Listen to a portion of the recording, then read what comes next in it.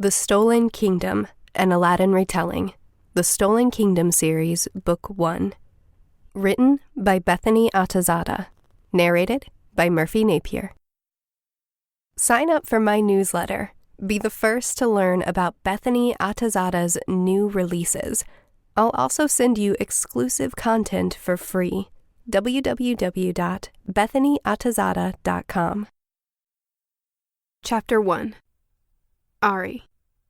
My hands sat clenched in my lap. I didn't play with the gold and pearl fabric of my dress, or tap my fingers on my throne, or even twitch an eyebrow.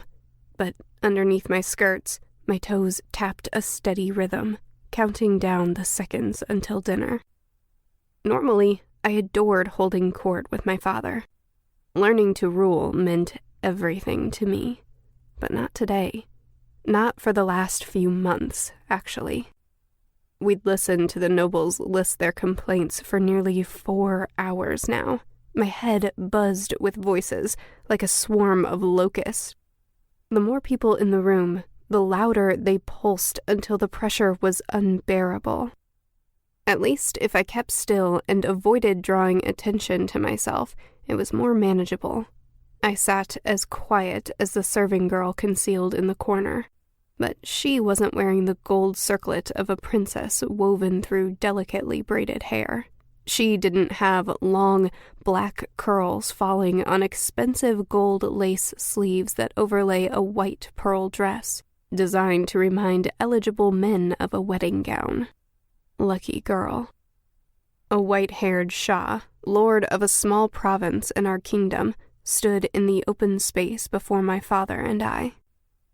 King Mahdi, Shervan Shah railed in the middle of an outburst. I didn't want to bring this to your attention if I didn't have to, but this dispute is over far more than my son and Marsban Shah's daughter. Spittle flew from his mouth as he paced the marble floor between us and his rapt audience, who waited their turn. It pains me to speak of such things, but I'm afraid I must. He dropped to his knees before my father's throne and bowed his head. I wanted to roll my eyes at the unnecessary spectacle.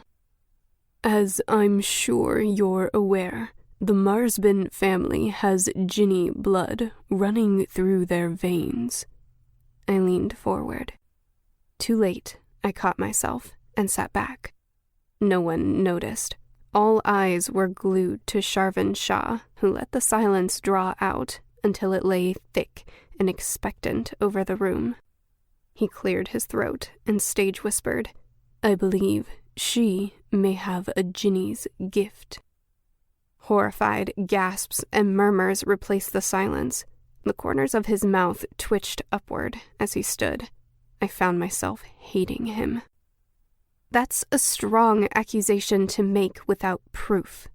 My voice rang out. I couldn't help myself. What if she's innocent? I clutched the arms of my throne, leaning forward.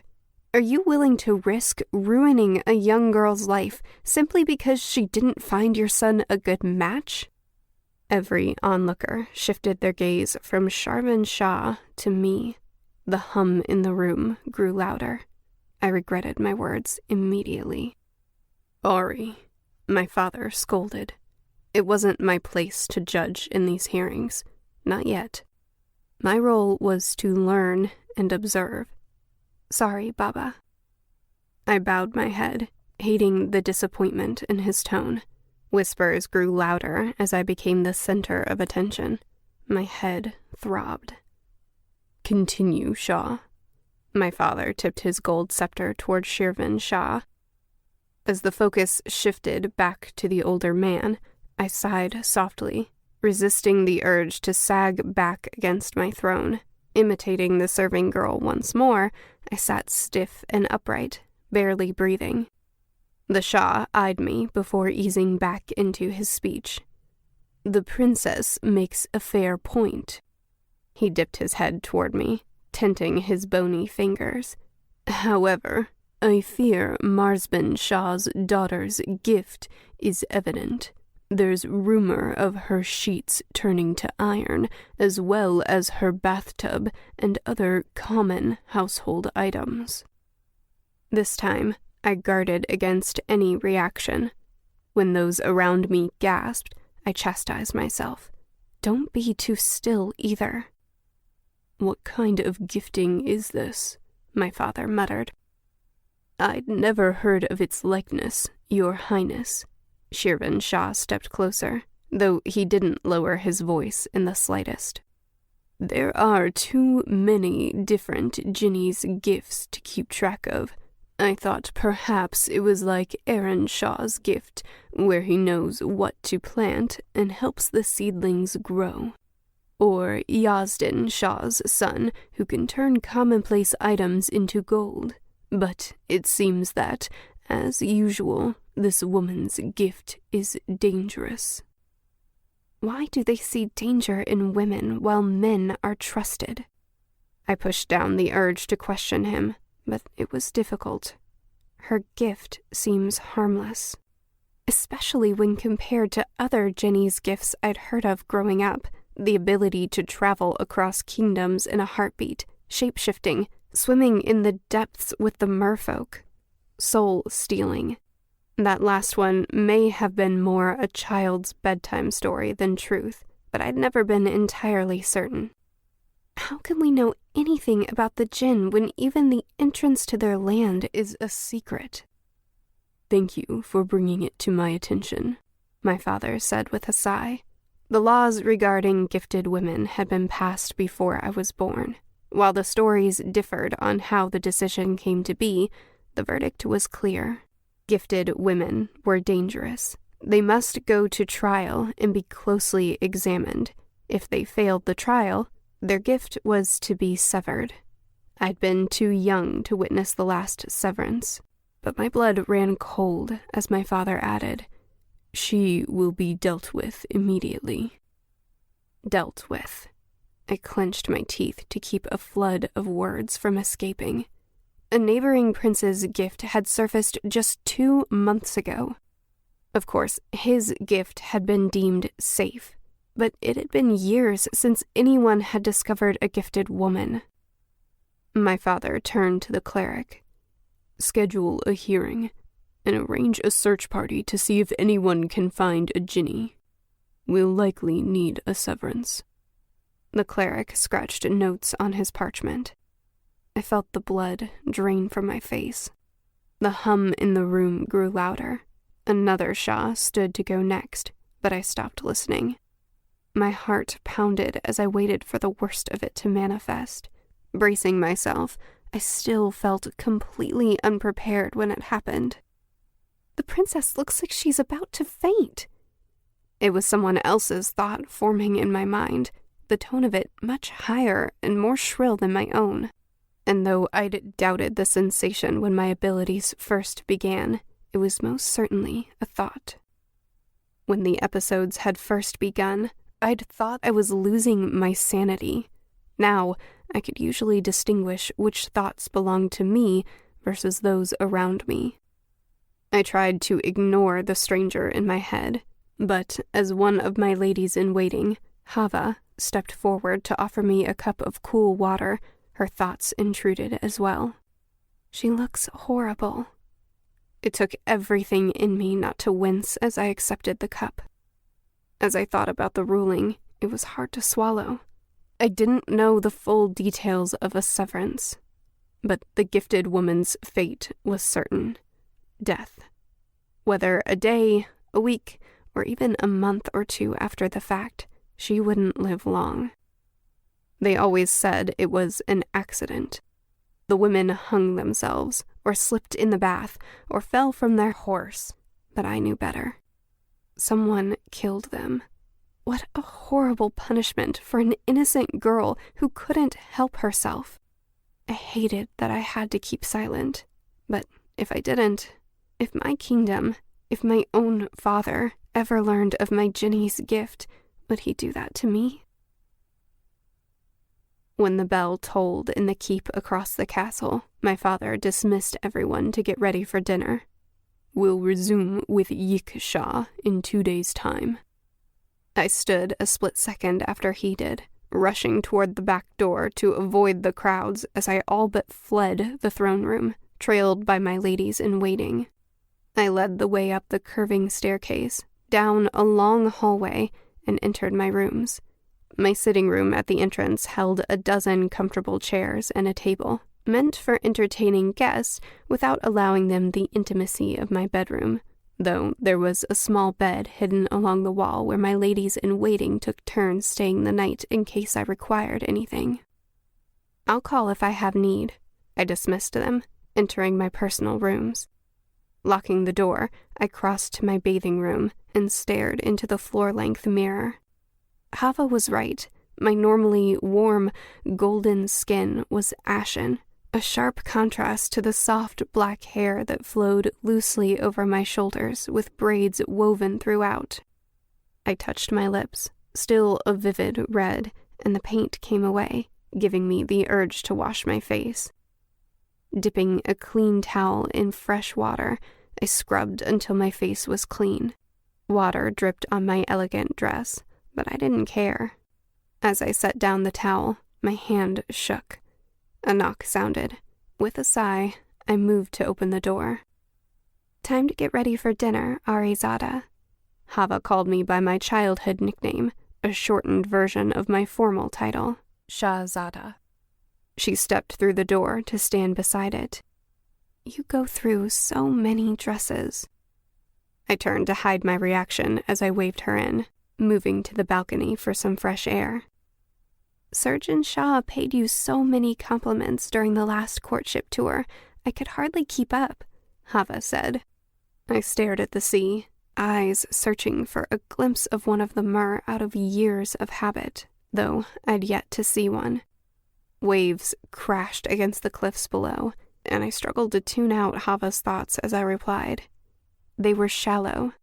I knew because his flattery was interlaced with thoughts of my treasure and how he could get his hands on it.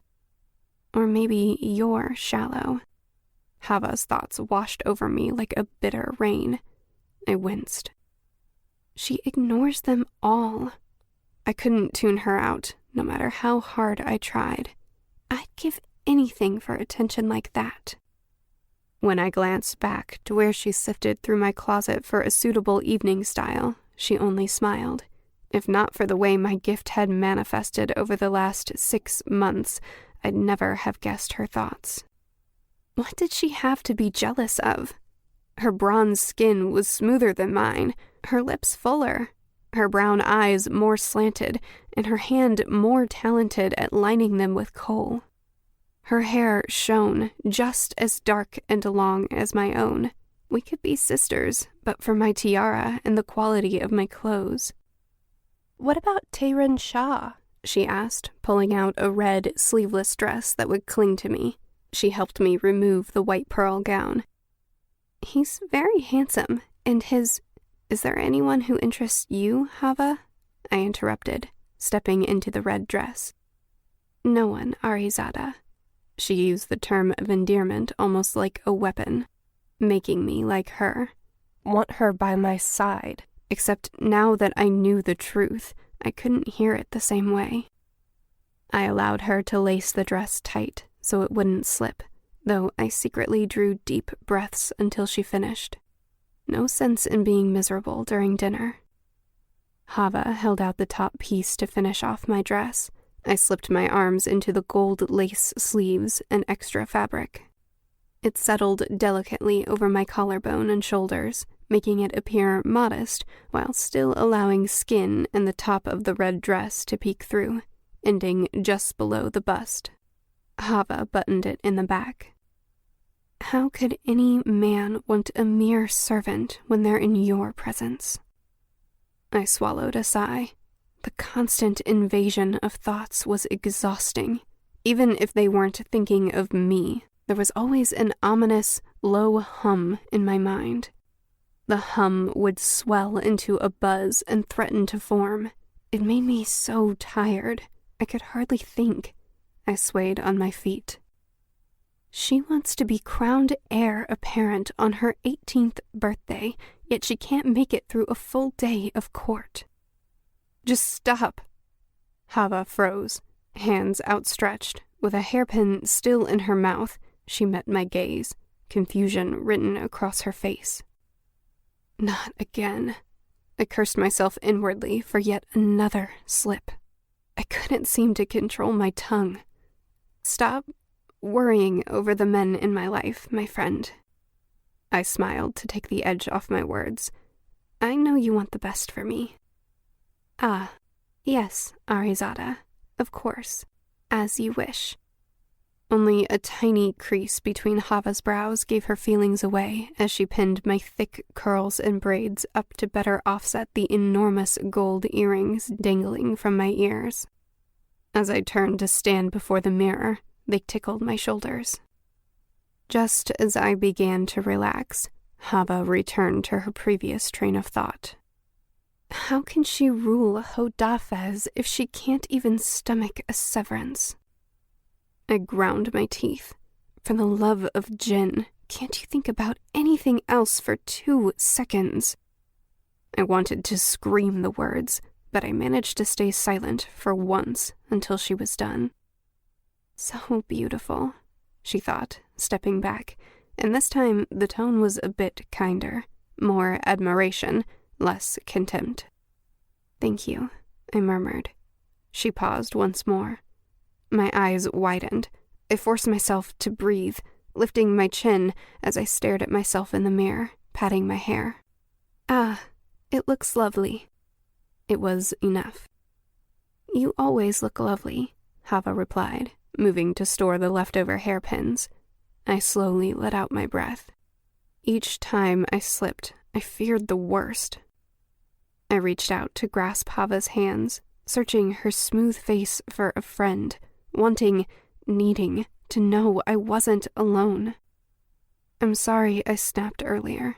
It's impossible to know if a suitor is truly interested in me. I stopped, unable to put into words the real problem. I knew exactly what they were interested in. My wealth, my throne, even my people occasionally, but never me. Hava's face softened. Her hands squeezed mine back. How can anyone not love you? You only need to let your guard down long enough for a nice young man to get to know you. Now, come, it's time for dinner. I let her lead me through the front room where my other ladies stood waiting, out into the carpeted hallway that softened our footsteps, and downstairs toward the dining hall. The hall that held an entire room filled with people eager to prove Hava false and bring my worst nightmares to life. She was wrong. No one could know me, or the truth. If they knew the truth, they wouldn't love me. They would want to kill me. Chapter 2. Arie. After dinner, I endured a few more hours in the Great Hall, pretending to listen to the storyteller and musicians before claiming a headache and retiring early. I paced across my bedroom, stopping at my balcony to gaze out at the black depths of the sea and the way the moonlight lit a path across the waves. It made me want to jump out onto the water, follow the path wherever it led, and never return. When it felt as if hours had passed, I picked up my candle and cracked open the door between my bedchamber and the outer room. Tonight, it was Fairytale who slept there, ready to come to my aid. Fortunately, she was a heavy sleeper. I tiptoed through the room into the dark, silent hallway on slippered feet. My candle flickered as I crept down the stairs and slipped inside the castle library. Passing dozens of bookshelves that stretched twice my height, I pushed through the velvet curtains that led to a little room at the back. It was pitch black without the moonlight coming through the windows. The smell of books and dust grew stronger, tickling my nose. But the room was empty besides the books and work tables, which was all that mattered. My reading material over the last few weeks had to be kept secret at all costs. Glass boxes guarded the ancient books. One thick volume rested against the back wall, old and worn, that no one was allowed to read, but was too full of information to burn. I set my candle on the table. It lit up the small pocket of space surrounding myself and the book. The enormous volume was turned to the title page, The Land of Jinn. Lifting the heavy glass lid, I set it aside before leafing through the pages, one at a time. I'd found the book only a few nights prior, after searching the library for a book from Jinn for months, with no success. Each night I could get away, I came here to read a bit more, always making sure to turn back to the title page and replace the glass before slipping out. The pages in the first section, laws and lists, were dense. This land had been merged with that land, and this law passed underneath a similar law, and so forth. I'd gleaned very little from it beyond the first sentence, which declared, each individual Jinni must honor the code of Jinn or risk banishment. I held back a sneeze as I flipped past that section. Next was Spells and Secrets, written in a language I didn't recognize. The last few nights I'd studied them anyway. The pictures on each page shimmered as if they might come to life at my signal, but what the signal might be, I could never guess. On one page, a clock. On the next, a sundial, a tea kettle, a candle, seemingly random objects. But tonight, I noticed a pattern in the spells that I hadn't seen before. Each object told time, whether obvious, like the pocket watch, or through items that didn't seem designed to mark time at all. A tea kettle, which would boil after a certain number of minutes passed. A candle that might last for hours, but would eventually burn out. Interesting, but meaningless, as far as I could tell. I didn't know how I could use the spells if I couldn't even read them. I made a note of it and moved on. After the last page of spells, I discovered a third section, History and Households. I snatched my candle, bringing it closer and leaning in to read. My eyes caught on the page where my fingers fell. There was handwriting in the margins. I bit my lip. It looked like... Could it be my mother's? I recognized her handwriting. The style was utterly unique, the way her letters curved and her script flowed, if indeed it was hers, reminded me of a never-ending ribbon. I squinted at the words. The humans believe the race of Jinn to be nearly extinct. I followed the swirled script to the next line and stopped. They fear us. Us? It couldn't be. I stepped back, glancing over my shoulder as if someone else might see the offensive words. I'd assumed after my gift formed that somewhere in my family's lineage there was Jinni blood, but not... Was my mother... Did she mean that she'd been gifted like me? Or what if... No, it's not possible, I repeated to myself, but it didn't feel very convincing. Had my mother been a full-blooded Jinni? I flipped through the book, barely remembering to be gentle with the worn parchment, searching for another note in the margins. The pages upon pages of history ended, and genealogies began. Households. They listed family trees in tiny print, starting with 2 names and expanding into hundreds, crammed onto the pages like ants swarming a crumb. I almost missed it. There, at the very bottom of one of the family trees, directly under 2 full-blooded Jinni's names, another descendant's name was scribbled in. My mother's. Chapter 3. Arie. When I strode into the grand hall the next morning, I was in no mood to greet anyone. I had my ladies-in-waiting surrounded me instead of hanging back, creating a natural buffer and giving me a reprieve from inane conversation. After last night's revelation, I'd flung the book back to the title page, dropped the heavy glass over top, and raced to my quarters in panic. My mother was from Jinn, a full-blooded Jinni, which made me only half human and half... I couldn't even finish the thought. What were the implications of this? My father had to have known. Or did he? He would have told me. Would have wanted to prepare me if he'd known himself, right? And what about the court? If they knew, if even one person knew, they'd almost certainly be watching me in secret, waiting for me to reveal a latent gift, if I hadn't accidentally already done so. I'd lain awake the entire night, trying not to think about it, and now I felt like walking death. I didn't notice the servant approaching until he spoke. "Your father requests your presence in the throne room," he said, bowing. I nodded, moving past him toward the high table for breakfast. "He said it was urgent," the young man added before I could sit.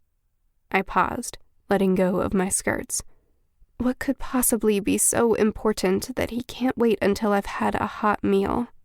I ignored his thoughts about my deep blue dress and the strip of skin it revealed at the smallest part of my waist.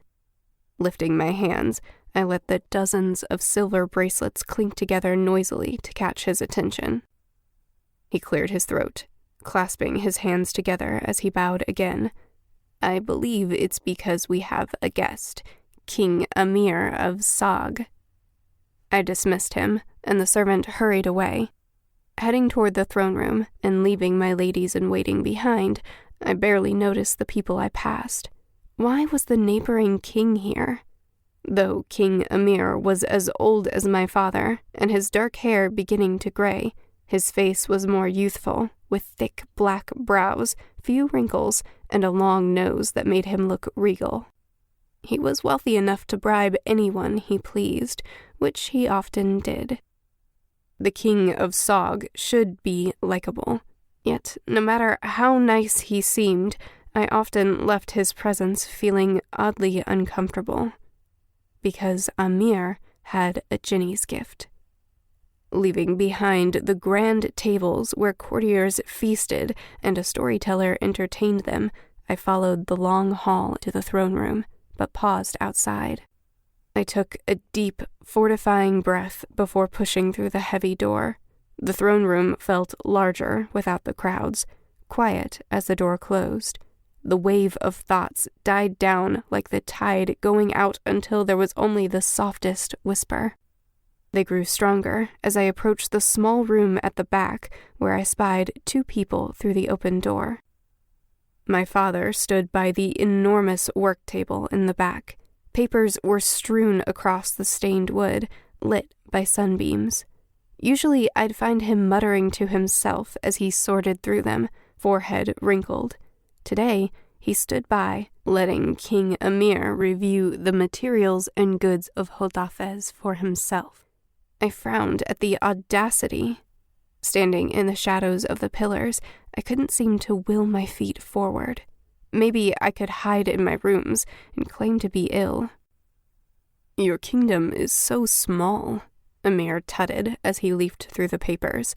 "And the castle, too. If my fortresses were this size, I'd be indefensible." My father didn't say a word. Odd.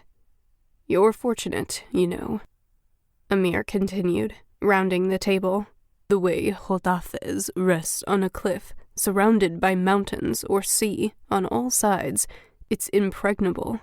Otherwise, I'd have taken it by force years ago. You'll forget I said that, of course." "Of course," my father finally spoke.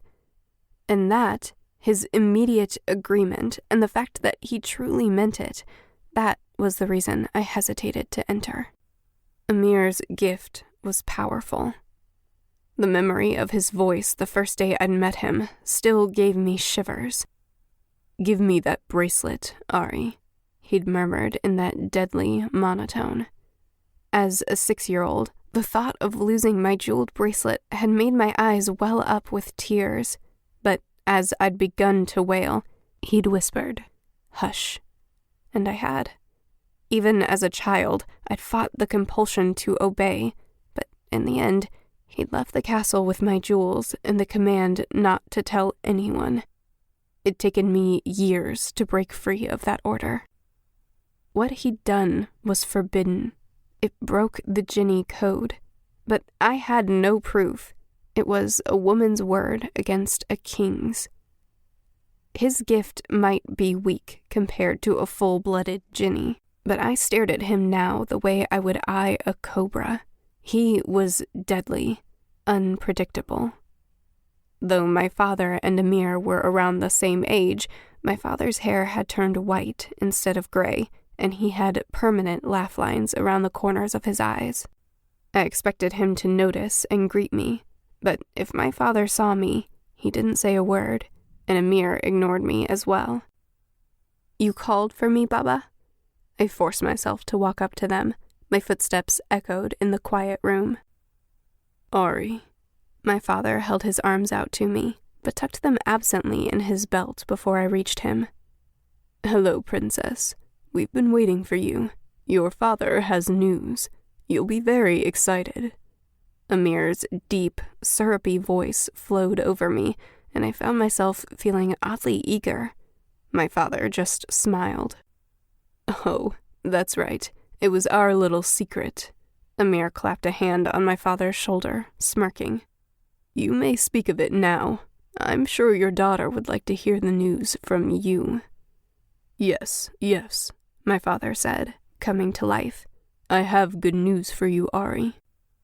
"That's what Amir tells me," I replied, wary. Amir scowled at the way I left off his title.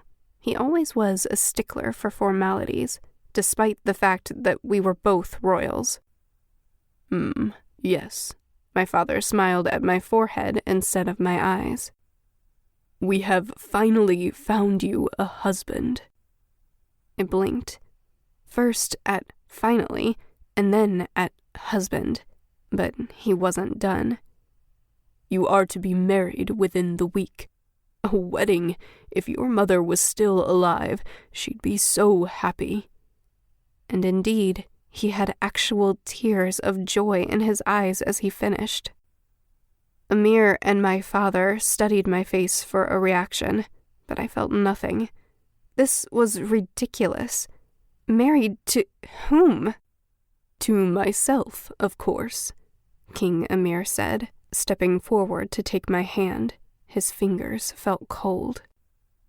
"When I knelt down on one knee, you were in shock, but you've come to admire me and look forward to our marriage.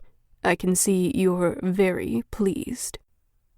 Though not one word was true, I responded to his influence, smiling back at him. I remember. A small voice in the back of my mind yelled that it had never happened, even though I saw the mental image of Amir on one knee, holding a ring. I glanced down at my bare finger, feeling confused and thrilled with my engagement all at once.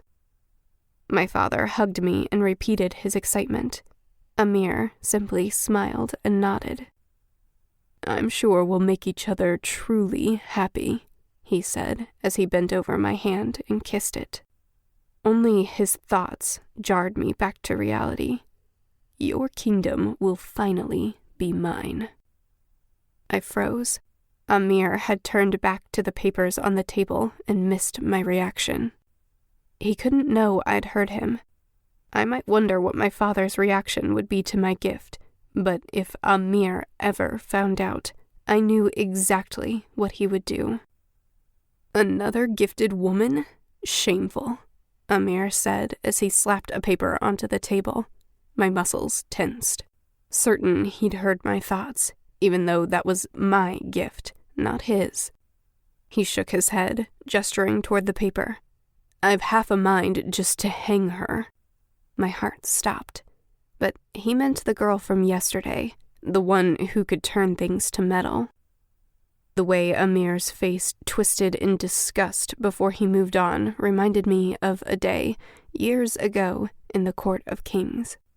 when the idea of a severance had shifted from a rarity so uncommon that a famine was more likely to a frequent custom that was widely accepted. Amir's hair had been dark then, his form more muscled, but he'd been just as convincing. He'd stood in the middle of court, among reigning kings seated around him, and a wider audience of royal families and nobility in the surrounding balconies. A gifted woman is dangerous. You've all seen the results. Back then, my mind hadn't enough strength to fight his influence, and I nodded along with everyone else. We'd just witnessed the aftermath of another gifted woman. A kingdom burned to a crisp. Or so I'd believed. Now, I wondered if it'd been set up to convince the kingdoms to remove women with gifts once and for all. A few of the kings had resisted Amir's sway. "She deserves a fair trial, just like a gifted man," one had said. But others aligned with Amir. "Women can't handle this kind of power. They're too emotional. I vote we sever all their gifts." "Agreed," said another. "The toll on them is too much. It would be better if they were allowed to live a normal life." Arguments rose and fell, but in the end, Amir had shrugged. "We will give women a sound and reasonable trial, but we all know how it will end." The woman had hung herself. I shivered at the memory, strategizing the best way to resist Amir without revealing my gift. But my silence stretched too long. Amir glanced over his shoulder. "You are happy, are you not?" Forcing myself to give in to the waves of influence washing over me, I beamed up at him. "I'm delighted to marry you. When will our wedding take place?" Clenching my fist within the folds of my skirts, I tried not to fidget. My father hadn't said a word. He stood, gazing at nothing, as Amir set down the paper and held out his hands. "Come." I swallowed and obeyed, keeping my smile pasted on. When he gripped my fingers, I focused all my energy on not pulling them away. "We'll be married in a fortnight on Summer's Eve," Amir said. "The feast and entertainment will make the perfect wedding celebration, don't you think? Best of all, the entire kingdom has already been invited, and everyone nearby will be encouraged to attend. Your father has already given it his blessing." I blinked at that. The Summer's Eve feast was less than 2 weeks away. Amir mistook my silence for the same blank reaction as my father. He cupped my cheek with his hand. "You will be a beautiful bride." I let my face light up the way he expected it to, and he turned away. "You're dismissed." How dare he dismiss me in my own home? My blood boiled as I glared at his back. I almost forgot to obey, but forced my feet to move toward the door, touching my father's arm as I passed. "Baba," my voice came out too bright. "Could we have a private moment to celebrate? Maybe we could have some champagne." "I'm not sure we should celebrate just yet, Arizada." My father patted my arm. His face was slack, and his words came out slow, as if he had to mull over each one individually. "It's still a secret." "Oh, it's not a secret anymore," Amir replied, not even glancing up as he picked up another paper. "That sounds delicious. Go pour 3 glasses. I'll join you in a moment." At the command underneath Amir's voice, my father turned to obey, and I followed, hurrying to shut the large oak doors behind us. My father pulled out the champagne and began to pour the drinks. "Baba." I took his hands and squeezed, searching for some sign that he was present, that the distance from Amir gave him his mind back. "You know I can't marry him." My whisper was urgent, desperate. "Please, tell me you'll stop this." I was only 17. That might be old enough to get married, but it was far too young to marry someone as old as Amir. My father had always agreed with me before. King Amir thought you might be uncertain, but he knows you'll come around. Baba patted my hand before he pulled free and turned back to pouring. This wasn't him. I stepped back with tears in my eyes. It's not his fault, I told myself as I hurried toward the side door. I needed to escape before Amir arrived. Walking down the hall, I kicked through a door when no one was looking, letting it crash into the wall behind me as I strode on, blinking back tears of frustration. I didn't know what to do. No one else saw past Amir's manipulation. I was alone. Chapter 4. Arie. When I reached my room, I dismissed Hava the moment she finished drawing my bath.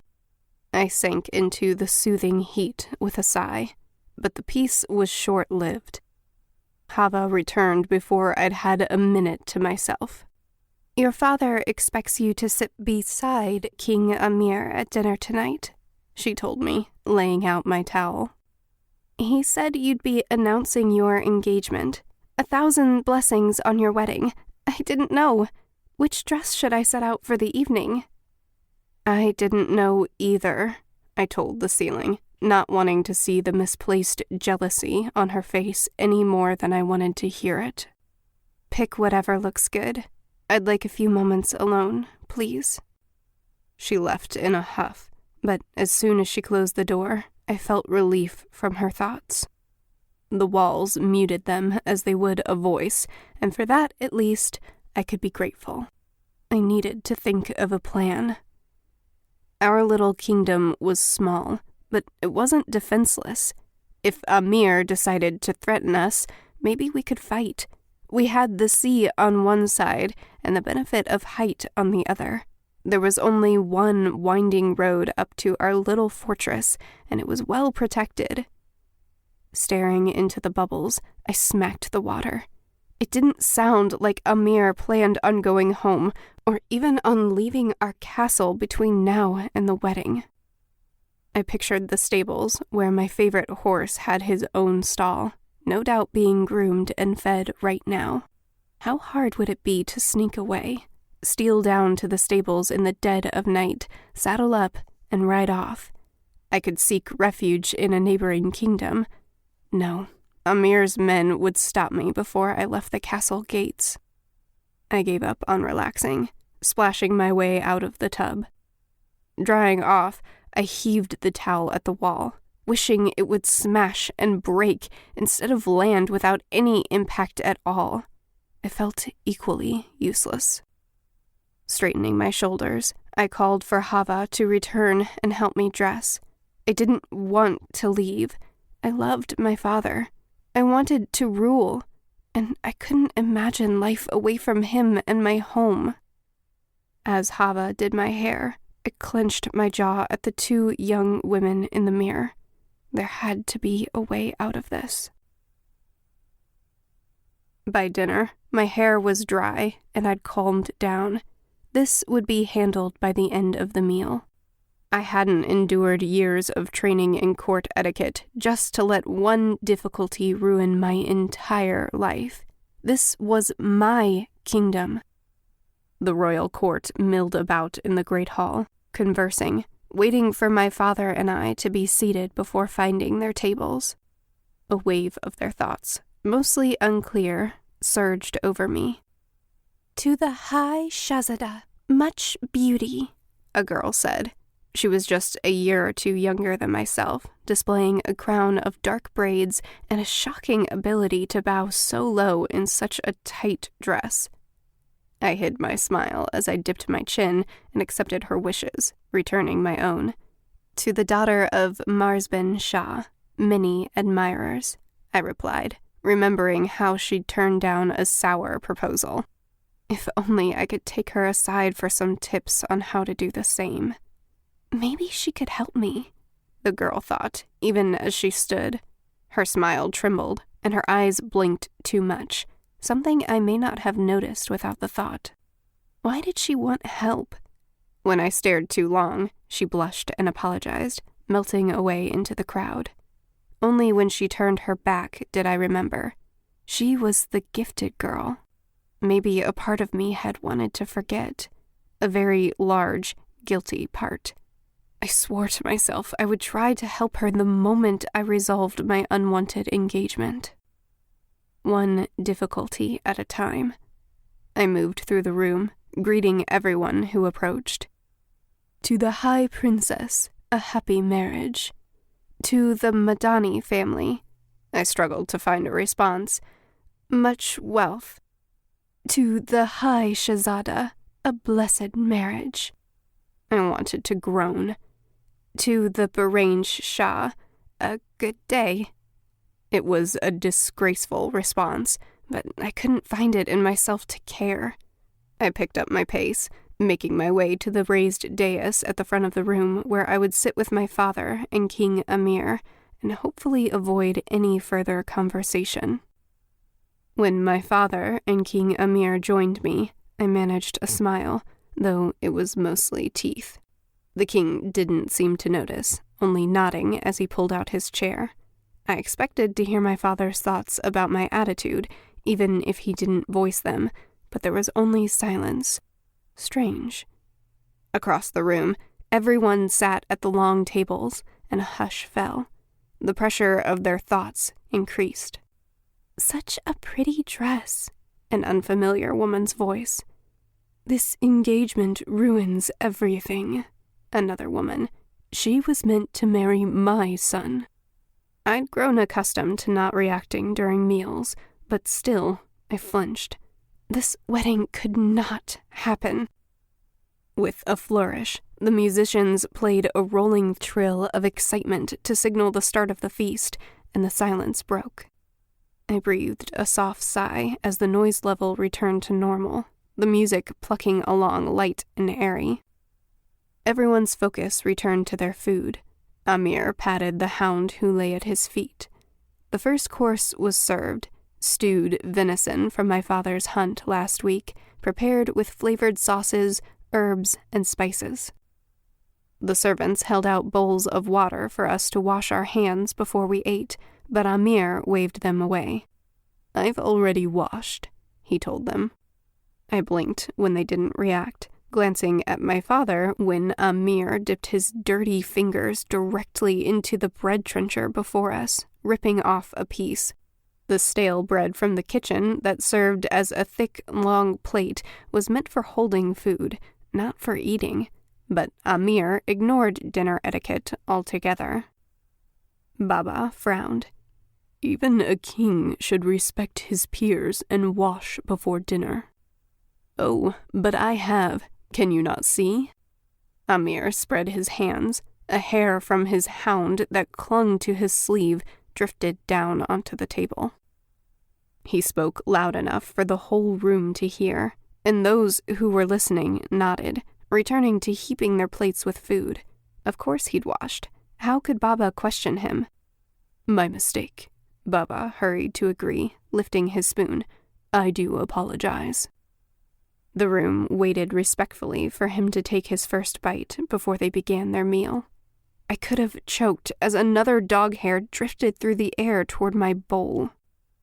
Why is she unconvinced? At Amir's thought, I stopped watching the hair and smoothed my frown into a peaceful smile, as if all I ever wanted was to sit there and eat. I pretended to bump my bowl, moving it to the left. The hair just missed it, and took a bite. Amir would call for a severance if he sensed even a whiff of my gift. Strange. The word came through crystal clear, which meant he was still thinking directly about me. I swallowed my bite, not daring to look up, and scooped another. She has a strong mind. He had no idea how strong. I'll have to keep an eye out for her. The thoughts faded. I focused on breathing. In, out. Don't draw attention. Bite after mindless bite. At least if he ever plans to murder me, I'll have forewarning." I tried to console myself, but it didn't help. To even think of going through with it. I shook my head, gripping my bowl with both hands to keep them from trembling. Soon, the notoriety of our guest diminished, and the noise tripled as conversations and drinks flowed. I stayed silent. My father wasn't one to chat during meals, and Amir was focused on the food as well. The meat tasted like dust in my mouth. The servants served fruit and nuts to cleanse our palates before the next meal. I picked up the grapes. The next course was more exotic, roast peacock. Our cook always took every opportunity to impress guests, and there was a generous helping of leeks, onions, and peas incorporated into the sauce that soaked into the bread platter. I nibbled at the bread, dipping it in the sauce to give it some taste. If Amir had paid me any attention at all, he would have noticed my anxiety, but instead, he devoured his meal, draining another cup of our finest wine. Only when he'd picked over the last course full of baked apples, candied pears, and a cheese platter did Amir settle back in his chair with a belch and turn to address me. "What are you doing tomorrow, my bride-to-be?" The term of endearment made my skin crawl. I swallowed, pushing a smile onto my face, though it didn't reach my eyes. I thought I'd go for a ride in the morning. I'd always loved to ride, even more as my gift took over. Anything to get out of the castle. "Oh, no, I don't think so," Amir said, dipping his dirty fingers in the water bowl finally, though it was too late to be helpful, then wiping them on the bread bowl so no one else could eat it. "Can't have the future queen of Sog out riding around the country like a vagrant, can we?" I couldn't tell if he was using his gift or if it was just my fear of disagreeing with him, but I fought to find the right words. "No, I suppose not."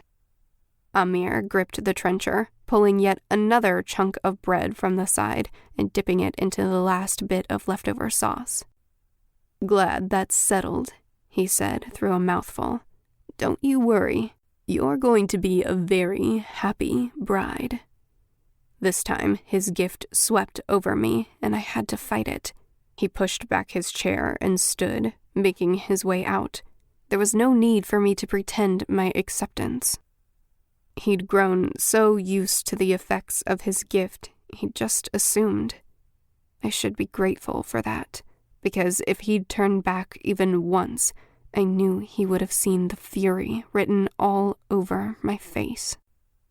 I crushed the bread in my hand until it was a solid lump. It was either that or cry in front of the entire court. I glanced at my father, who still sat beside me, stiff and silent. What had Amir done to him? Same wavy white hair and beard, same gold crown perched on his head, same warm brown eyes, except the warmth had vanished, leaving a blank expression I'd never seen before. "Baba," I whispered so no one would overhear. He started to turn to me. "How can you let this happen?" Hurt slipped into my tone, and I had to stop before my voice broke. At my words, his eyes stopped at a point on the table, transfixed. He continued chewing, as if he hadn't heard me.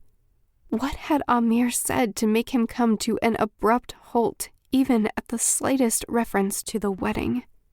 Staring down at the trencher, I tried to eat a few more bites so I wouldn't be hungry later. "Can you pass the cheese?" my father said out of nowhere. Speechless, I lifted the platter and handed it to him. "Do you want grapes too?" No, he replied right away. It felt almost normal. "I have my wine." "Of course, Baba," I whispered, watching him finish his meal and stand to leave. "Good night, Arizada," he said, patting my arm. He moved toward the closest door. "Baba, wait." I stood on impulse and followed him out of the hall before wrapping my arms around him and burying my face in his tunic, feeling his scratchy beard on my forehead. He tilted his head to peer at my face. "What's this? What's come over you?" His voice was gruff, but his thoughts were concerned. "Something's wrong." As he pulled back and unwrapped my arms, his eyes were alert and normal. Had Amir's spell worn off? "It's King Amir," I babbled. "He's trying to force me to marry him, and he's convinced you to—" My father pulled out of my embrace and turned to go. "Baba, wait!" He didn't. And worse, I couldn't hear a single thought from him, as if he couldn't absorb any conversation about the wedding. What had Amir commanded him? "Why don't you hear me?" I cried after him as he rounded the corner. He didn't respond. He couldn't. I swallowed back tears, holding on to that thought. It wasn't his choice. He didn't mean to leave me alone. It wasn't his fault. I ran to my rooms before anyone could see me cry. He couldn't help me. He couldn't even help himself. I went to bed that night, wide awake, ignoring the teardrops trailing down my cheeks and hitting my pillow as I racked my mind for a solution. A way out. I'd do anything, absolutely anything, besides marry the King of Lies. Chapter 5. Arie. When I heard Hava's slippered feet come in the next morning, I was ready. I didn't even roll over. "I'm not getting dressed today, Hava. You can go." She curtsied. "Yes, Princess Arie." Ever the obedient one, unlike me. "I'll get you some breakfast." "2 helpings, please," I called after her before she left the room. "Extra bread and fruit, and cheese." Her thoughts were judgmental, but she didn't say a word, only nodded and left, letting the door swing shut. It wasn't long before she came back with a full tray and another servant helping her carry the second. "King Amir requests you join him and your father in the library. Tell him I'm not feeling up to going out." If he wasn't in my presence, then I could feasibly disobey without him suspecting my gift, couldn't I? "It's my time of the month. I'll be staying in my room today." I ate as much as I could stand and wrapped up the leftovers, carefully hiding them in the back of my wardrobe. At first, I expected Hava to return, or Amir himself to show up, disregarding etiquette that forbade him from entering a lady's bedchamber, but he must have accepted my excuse, because no one came except Hava to bring the noon meal, and much later, dinner. Each time, I asked for extra servings of everything. Though they thought I was acting strange, they obeyed. As the day dragged on, I went over my options one last time, making certain this was the best choice. My father, King Mahdi of Hodafez, was vacant and disconnected from his own kingdom, his own daughter. He couldn't save me. Our armies weren't strong enough to fight Amir's, even if he hadn't had the advantage of his gift. They couldn't save me. My father was well loved, so others might fight with us, but how could they even begin negotiations with Amir in their midst? He'd seen our weaknesses and exploited it. No one could save me. There was only one thing he hadn't accounted for. I was not a weak woman. I could save myself. As darkness fell, I had Hava bring me food one last time. Who knew how long I'd need my supplies to last? Once finished, I dismissed her. "I'd like to be by myself tonight. You may go. I won't need you until morning." Though extremely offended, it was her turn to stay the night in my outer rooms in case I needed her. She went. That was what mattered now. As soon as she shut the door, I flew to my dressing room. Now that I was finally alone, I needed to hurry. My travel bag was stuffed to the brim with food and hidden on the back shelf. It was lightweight, but too conspicuous with the intricate designs, beading, and jewels. Ripping them off earlier in the day had felt almost physically painful. Next, I removed my nightgown and slipped into a shift, followed by a simple gray dress I'd picked out hours ago.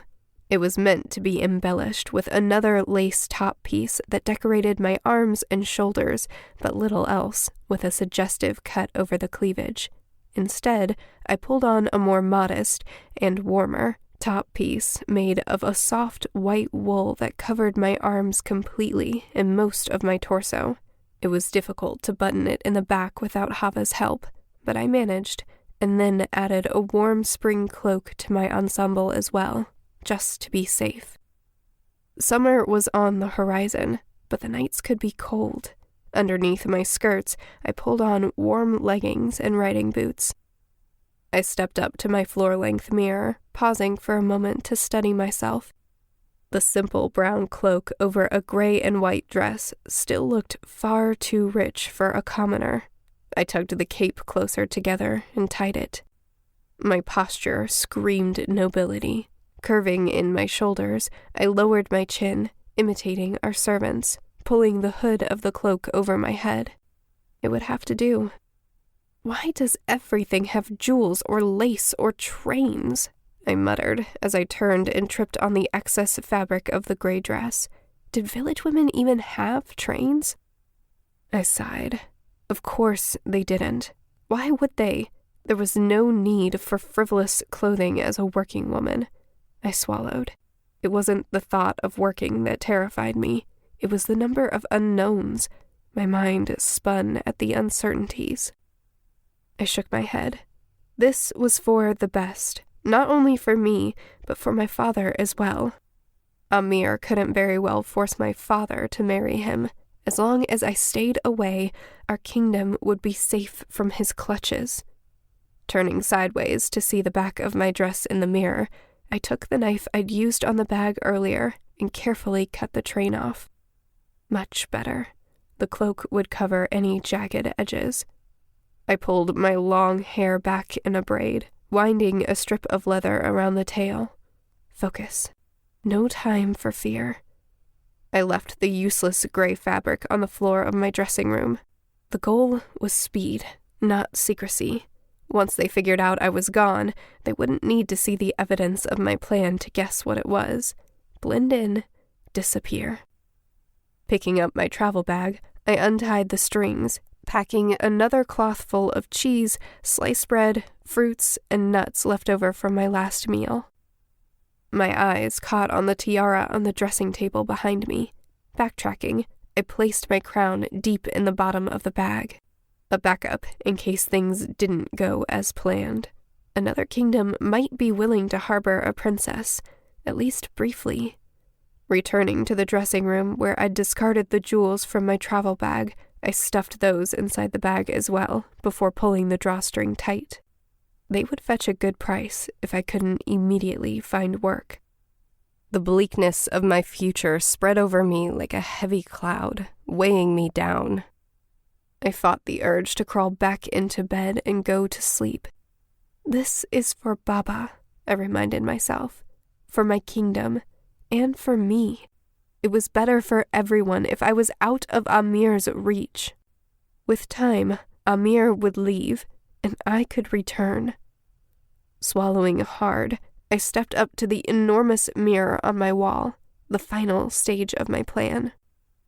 The silver-spun edges of the mirror twisted with designs, hiding the entrance to the secret tunnels behind it, which were never to be used except in dire circumstances, such as a revolt or a fire. My situation definitely qualified as a crisis. Behind this mirror, the tunnel led past my father's room, which wouldn't help, and also past my mother's old rooms, which had been sealed off since her death, exiting out of the castle through the stables on one side and out to the cliff walls on the other. Feeling along the edges of the mirror, I searched for a hidden pressure point. It had been years since I'd even thought of the tunnels, much less used them. My fingers slipped over along the edge, finally landing on a piece of metal that was discreetly detached from the rest of the ornamentation. There was a satisfying click. Picking up a candle, I swung the mirror open. The hinges squeaked in protest, and I winced. If I ever returned, no, when I returned, I would make a point to oil each of the doors. Where are you going? Hava's voice stopped me, one foot over the threshold and the other out. My grip on my bag tightened. I didn't know if I could hurt her, but if she was going to sound the alarm. With a candle in one hand and my bag in the other, I lifted my chin, holding myself tall, and answered simply, "Please don't tell anyone." Hava's cheeks were pale. Is this because of your wedding? I don't understand. Why wouldn't you talk to your father? He's always been reasonable before. I'm sure if he knew you were about to... He can't know, I interrupted, setting the candle holder down on the nearby table with a bang. His mind is not his own, and I'm not entirely sure yours is either. I advanced toward her, a step at a time. She faltered backward, holding her hands up in protest. Of course I'm... Are you suggesting he wouldn't? It's against the law. What good is a law if there's no one to make him keep it? I snapped, but I stopped moving. As far as I could tell from her thoughts, there was no deception in her. Hava, do you trust me? Her lower lip trembled, but she nodded. I do. Her thoughts echoed her words. She was telling the truth. For the first time since my gift had developed, I found myself grateful for it. Answer me this. Have you spoken with Amir, one-on-one, even for a moment, since he came to visit? She shook her head and whispered, No. Could she keep it hidden from me if she didn't think about it? That's not very convincing, I pushed. I swear to you. Hava dropped to her knees, surprising me. I won't tell a soul you're leaving. I'll pretend to fall violently ill for the next few days to avoid running into him. When I didn't immediately answer, she glanced up with a fervent light in her eyes. If you think that leaving Hodafez is necessary, I swear on all of Jinn that I will help you. I let a beat pass, listening. Her eyes squinted in confusion, but she waited with me. Only when I felt certain she was telling the truth did I answer. It is necessary. I repeated what I told myself earlier. Stepping forward, I reached down and pulled her to her feet until we were eye to eye and made my own vow. I won't let him have our kingdom. We can't let him have you either, Hava added. It occurred to me that he's at least twice your age. A smile touched my lips. That too. I grasped her arms and squeezed. Thank you. She squeezed back and bowed her head. I shouldn't have been so harsh on her. Everyone had jealous thoughts, but in this moment, she was loyal and true. I turned back to the mirror, but Hava caught my arm. You can't go that way, she said. King Amir's men are everywhere. How do you know where the tunnels lead? I asked, pulling out of her grip. Only the royal family is supposed to. You shouldn't know about them at all. Hava groveled under my scowl. My mother told me, and her mother before her. Brows raised, I heard her regretting this revelation, worrying that I might remove her from her position as a lady's maid or have her punished. I placed a hand on her arm. Let's at least see for ourselves, I said in a kinder tone. After all, I couldn't leave her behind. She could still change her mind about keeping my secret. Gesturing to my bedroom door, I added, Bar the door before we go. Something I kicked myself for not doing earlier. When she returned, we each took a candle and stepped inside the tunnel, pulling the mirror closed behind us. There were torches along the walls at steady intervals, but I ignored them. The candle was enough. There wasn't time to waste. Winding around the rooms, we descended first one staircase to the ground floor, then another to street level. We closed in on the stable's secret entrance. There was no peephole, no way to see the other side without cracking open the stone door. Nerves strung tight, I pressed the latch and caught the door before it swung wide. Loud, drunken voices sang out from one of the nearby stalls. They were either playing a game, drinking, or playing a drinking game. I pushed on the stone until the latch clicked shut, hoping no one heard. "You were right," I whispered to Hava. "Let's try the seaside exit." I'd wanted my horse for the fastest departure, but on foot would still work if we hurried. The night was waning. We retraced our steps to the ground floor of the castle, then the second, entering a third, smaller tunnel that narrowed until my shoulders nearly touched both walls. It exited at the uppermost part of the cliffs, only a stone's throw from the watchtowers above. Remembering the guards stationed there, I gave Hava my candle and motioned for her to back up. I felt my way up to the stone door. The latch took forever to find in the dark. Before I opened it, I pressed a finger to my lips to remind Hava of the guards. She nodded, staying put in the narrow passageway. It was unlikely that they'd hear us with the waves crashing against the cliffs. Far more likely they'd spot our silhouettes scurrying down the mountainside. Pulling the door inward, I leaned out, searching for the watchtower. When one of the guards turned to look down at the cliffs, I ducked back inside. Why did the moon have to shine so bright tonight? I couldn't risk this exit either. Hissing in frustration, I pushed the heavy stone door shut once more, returning to Hava. She didn't say a word until we'd traversed the long tunnels back to my bedchamber. My candle was nearly burnt out.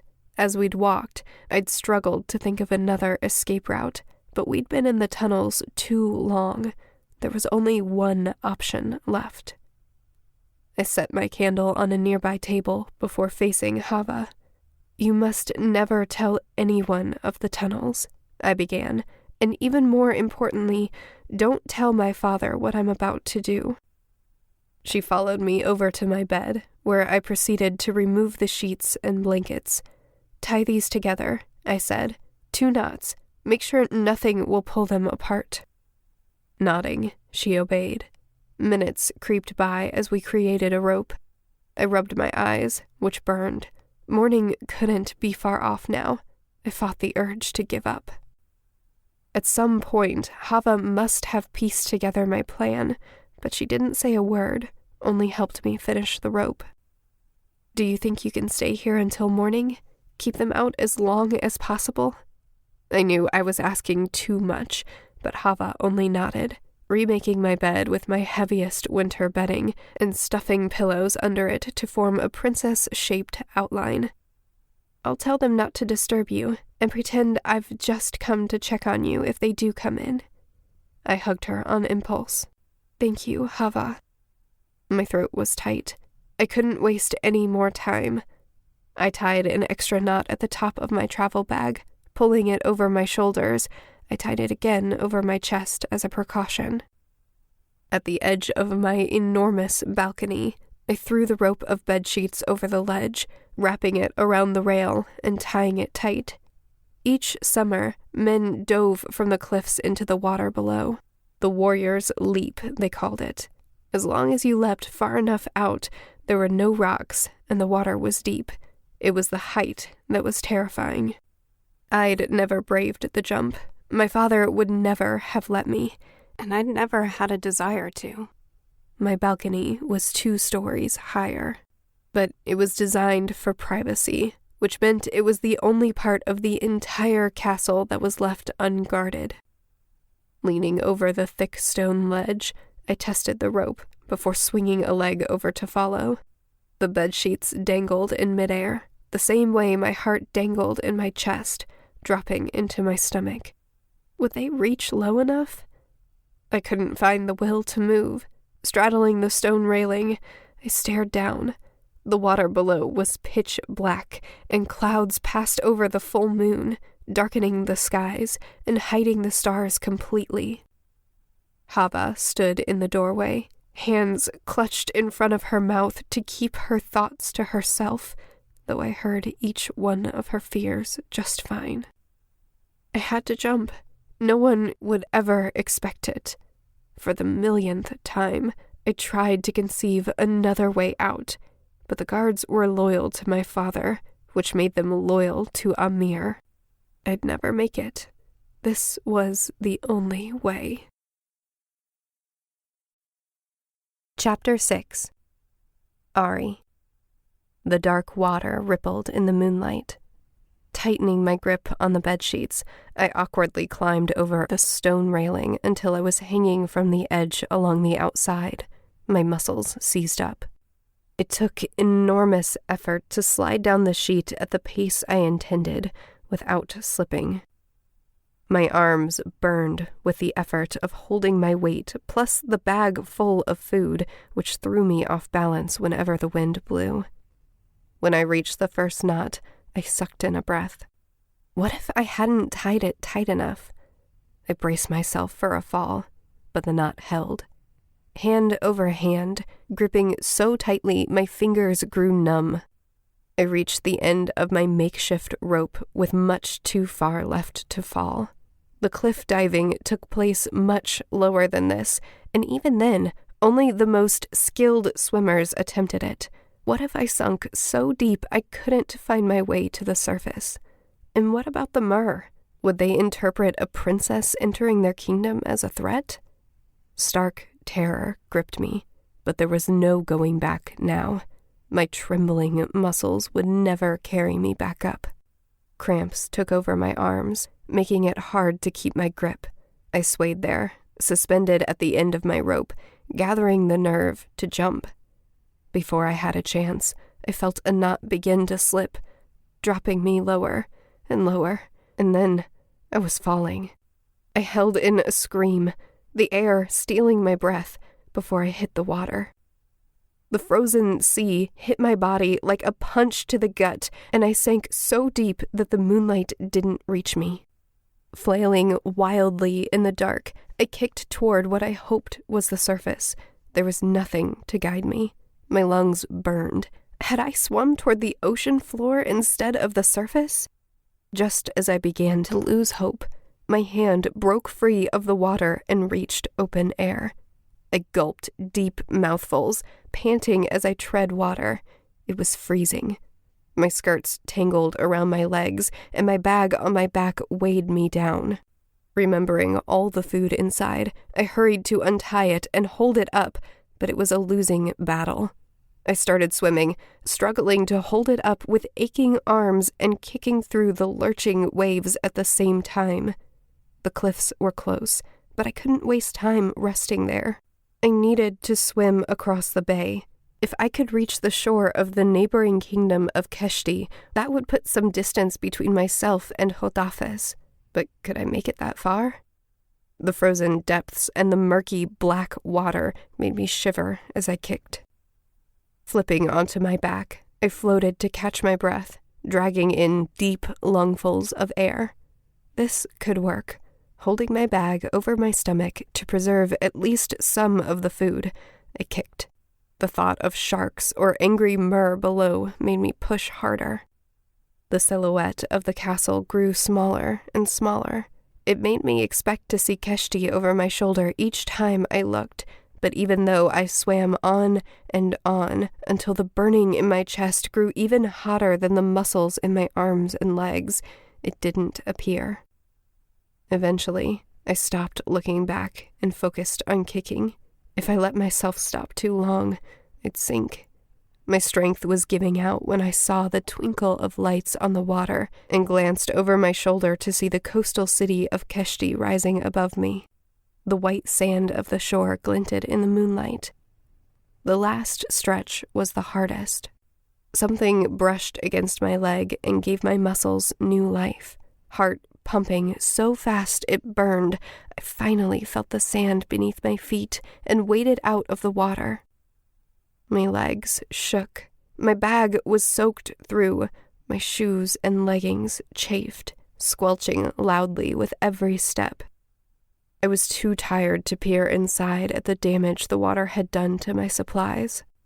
I took 2 more steps and sprawled out on the shore to rest, but the first hints of the rising sun touched my skin, and panic made me drag myself to my feet and set off through the trees. I could see the town through the branches on my right, but I stayed hidden, pushing through foliage and searching for the nearest path as I dusted off sand. A small dirt road curved up ahead. It was past dawn now. The sun warmed my skin, but I shivered at the thought that in just a few short minutes, my ladies-in-waiting might check on me and find Hava instead. Once they discovered I wasn't in my room, they'd alert my father, who would then tell Amir. In the daylight, the cliffs of Hodafez rose close behind me across the bay. Too close. There was almost no one on the road, besides a woman and her 2 children heading towards Hodafez. I slipped through the underbrush, heading in the opposite direction and staying out of sight, just in case. By the time my clothes were nearly dry, the steady plodding of horse hooves sounded on the dirt road. I stopped and hid behind a tree. My legs felt like soggy bread.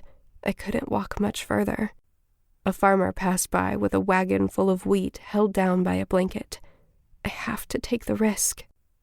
Slipping out of the woods, I crept up to the back of the wagon, lifting the edge of the blanket, and jumped inside. I nestled into the hay, pulling the blanket over me, and held my breath. The cart didn't stop. With a sigh of relief, I felt myself relax, for just a moment. It was cramped, but soft. The wheat tickled my arms and neck, but I ignored it. I'd stay here just until we reached the town of Piruz. I knew enough of the highborn families there to feel safe, and it would bring me far enough from Amir's clutches. The sun beat down on the blanket over me, lulling me to sleep. My whole body ached. A nap sounded divine. It felt like only a minute had passed since I dozed off when the wagon jerked to a stop. Blinking, I frowned at the blanket above me. The air had grown overly warm, and the prickly wheat made my sweaty skin itch. How long had I been asleep? I hadn't meant to still be in the wagon when it stopped. "Only 1 more mile to town," the farmer said.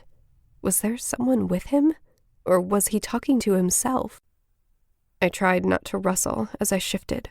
The sound of him patting his horse reached me, softened by the blanket. The horse stomped its hoof. "Calm down," I heard the farmer mumble.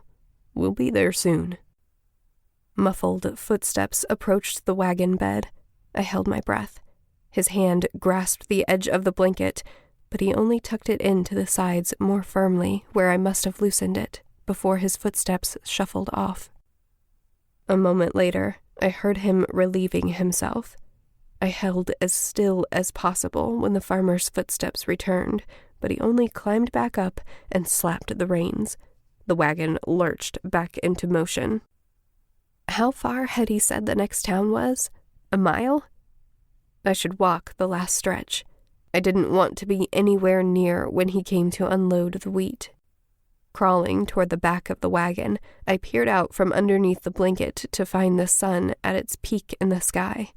My eyes watered as they adjusted. I'd slept much longer and gone much farther than I'd planned. With care, I took my bag and slid out onto the ground, landing as softly as I could, crouching in case he heard my fall. After making sure he hadn't noticed me, I ducked into the trees. A few stray pieces of wheat had spilled out onto the road, and others still clung to me. I brushed them off. Once within the trees, I opened my bag to view the damage the saltwater had done to my food. My nose wrinkled at the smell. Tossing the bread and cheese without looking too closely at the colors they'd taken on, I nibbled at the fruit and nuts that were left, wishing I'd packed more. The jewels were still at the bottom, along with my crown if I grew desperate. I tried to smile. It shouldn't take too long to walk the last mile to town. I would get a hot meal there. This is for the best, I reminded myself again, This was the only way my father could be free of Amir.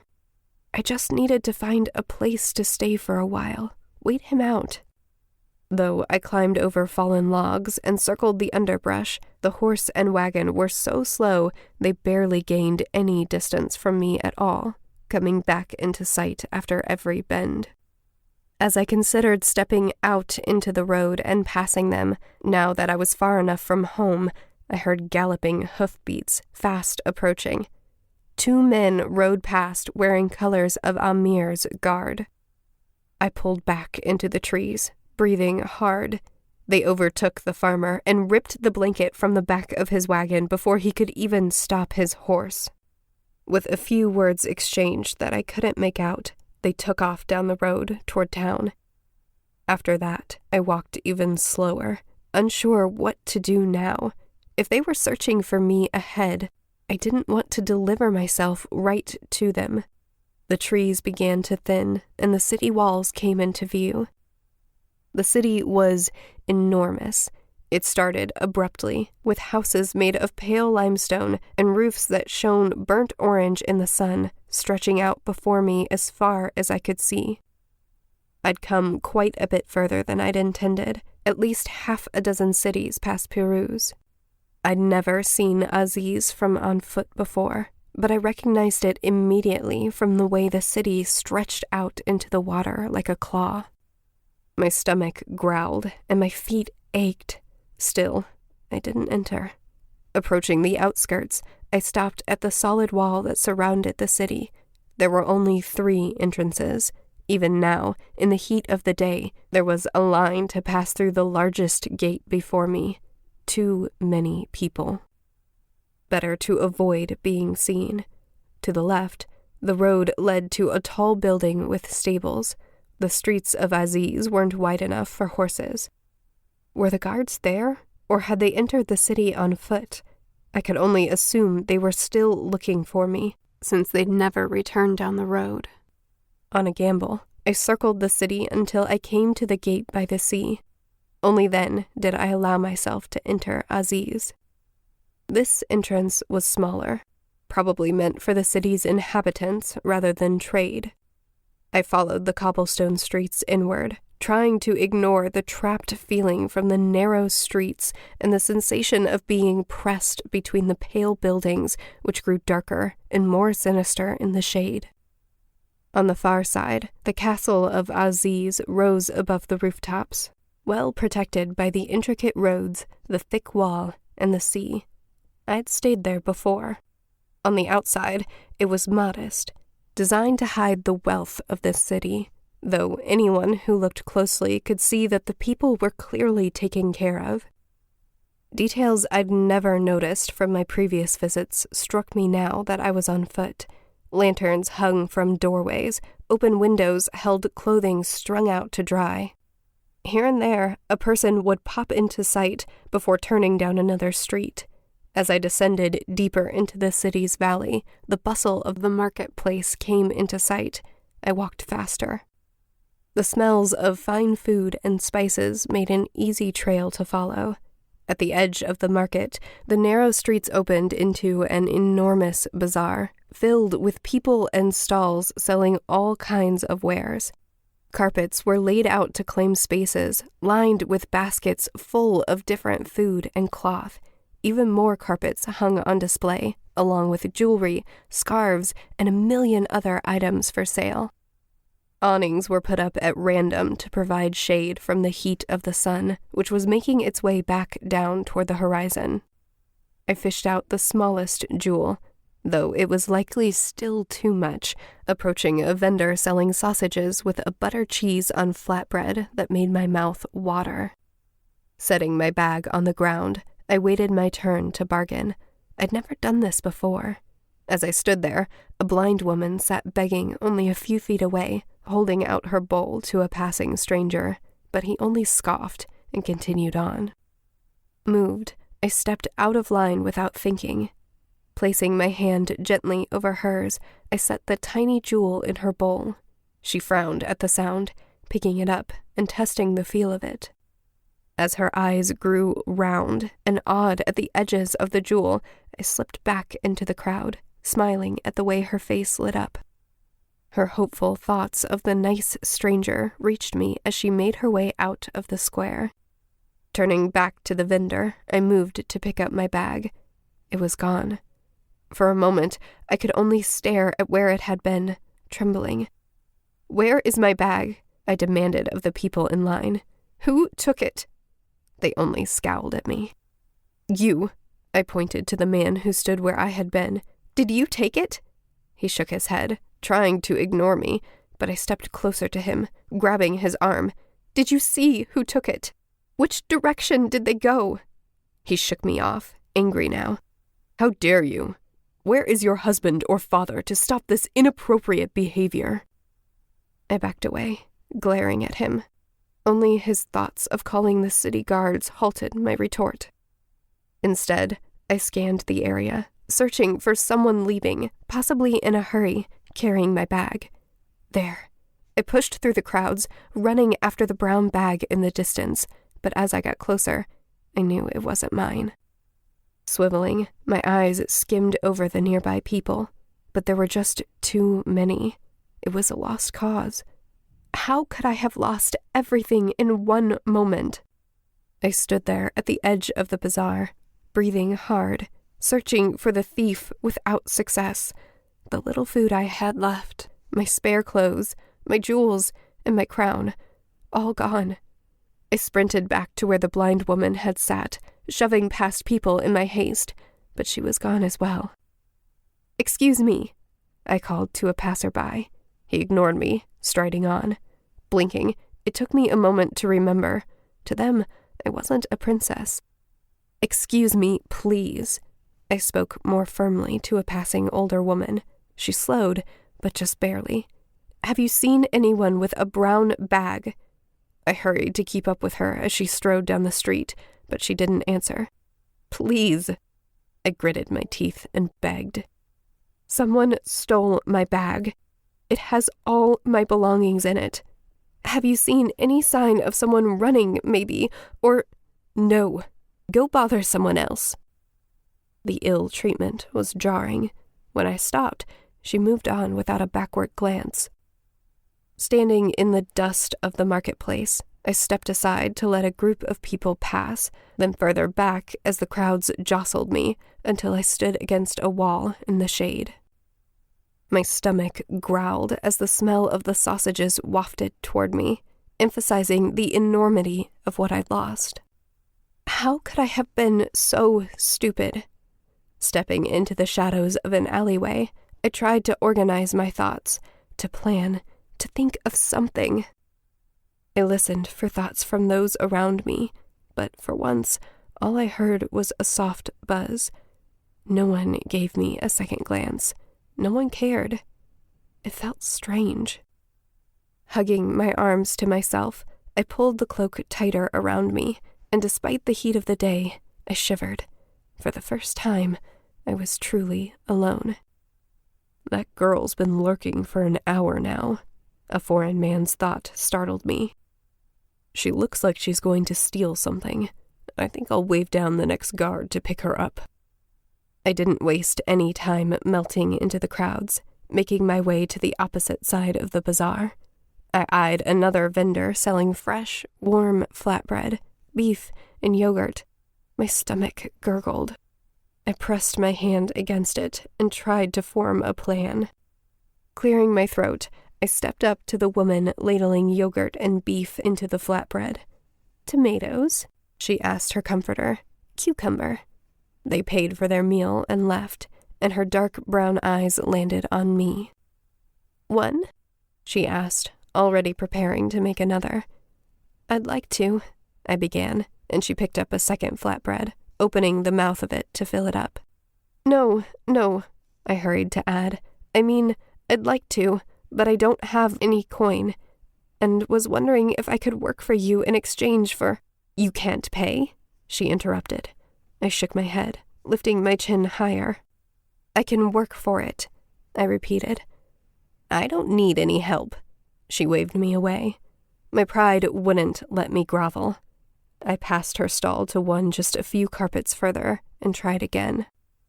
The man there was even less interested in speaking with me. "Paying customers only," he snapped. "Move along."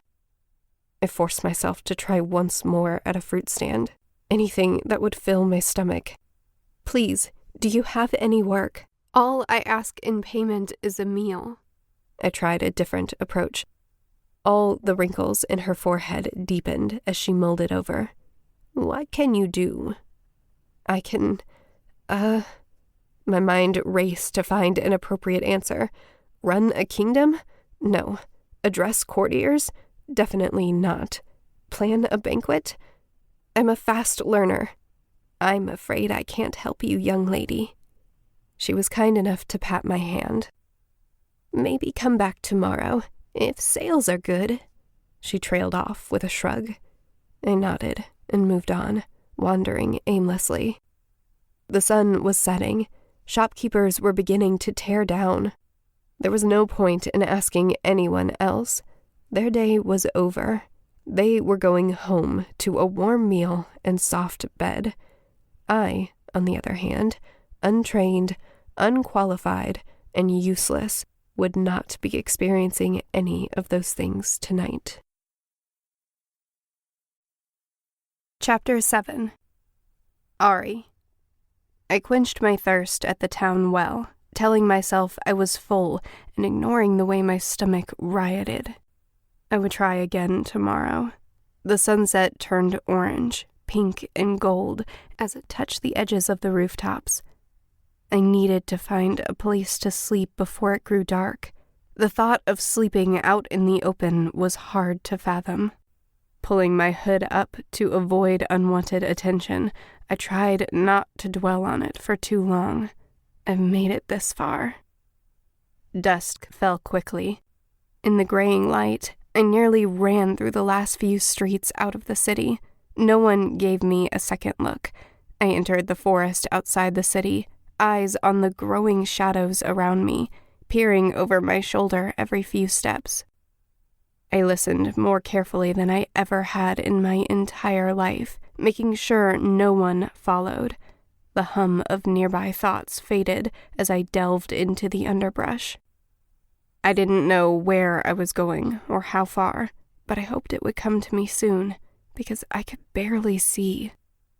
A nagging worry followed me.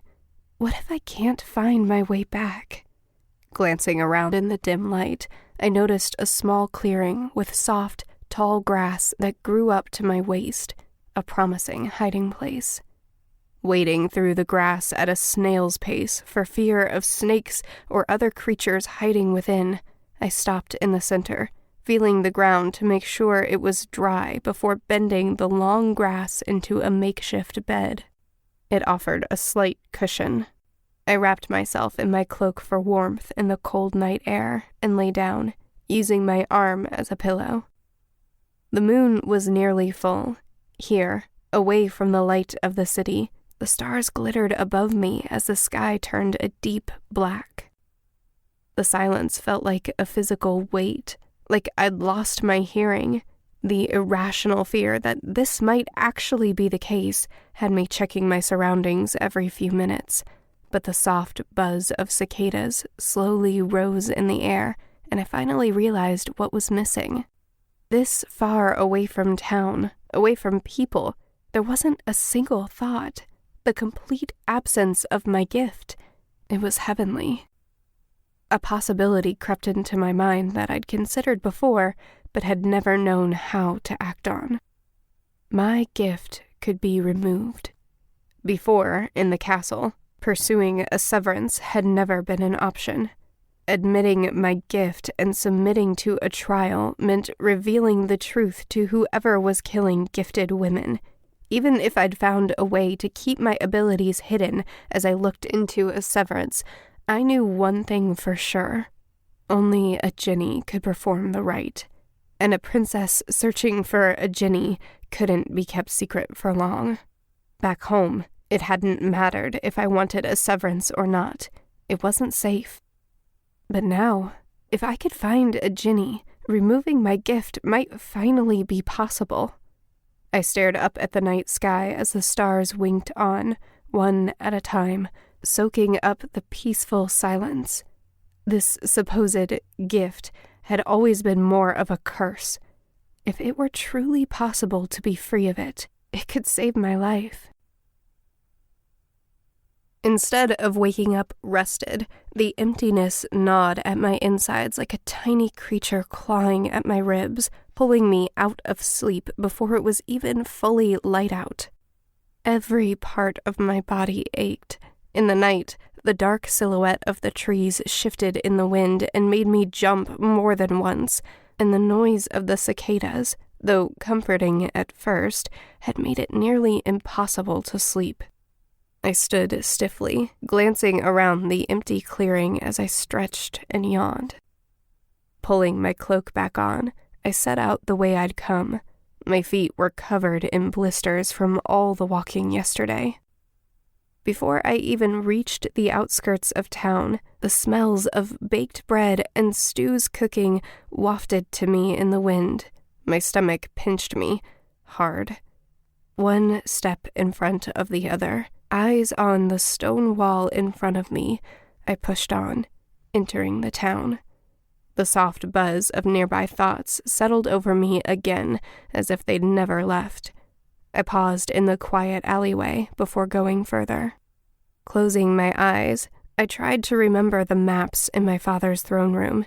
If I went to the castle, would they recognize me without my crown?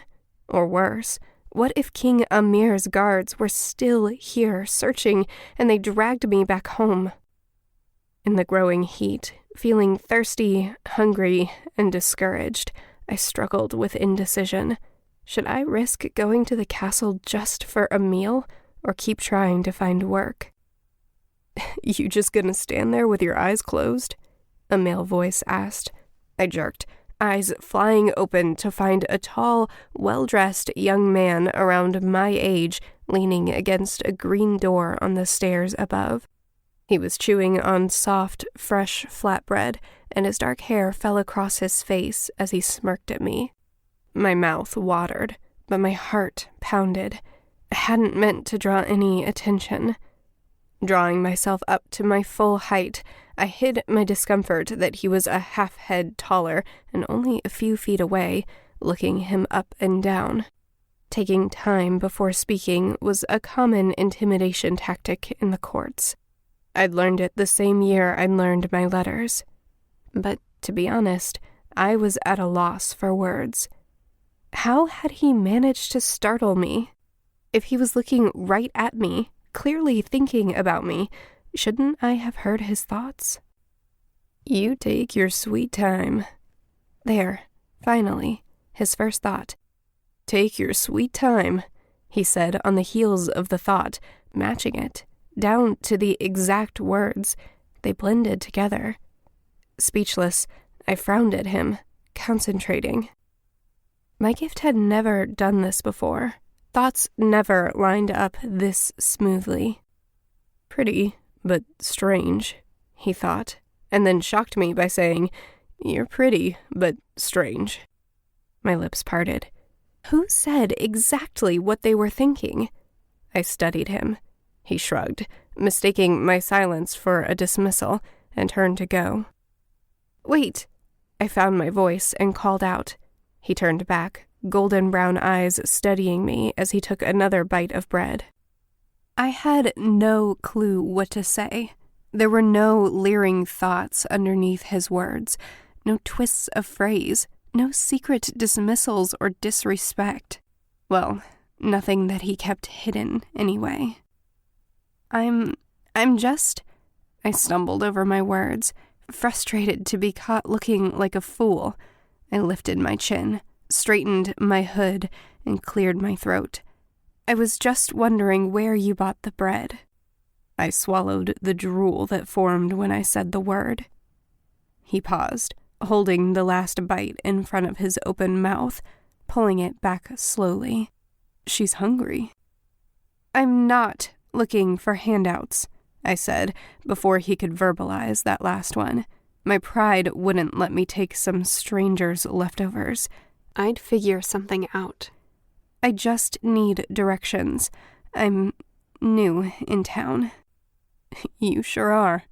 His thoughts and words overlapped, and that smirk returned.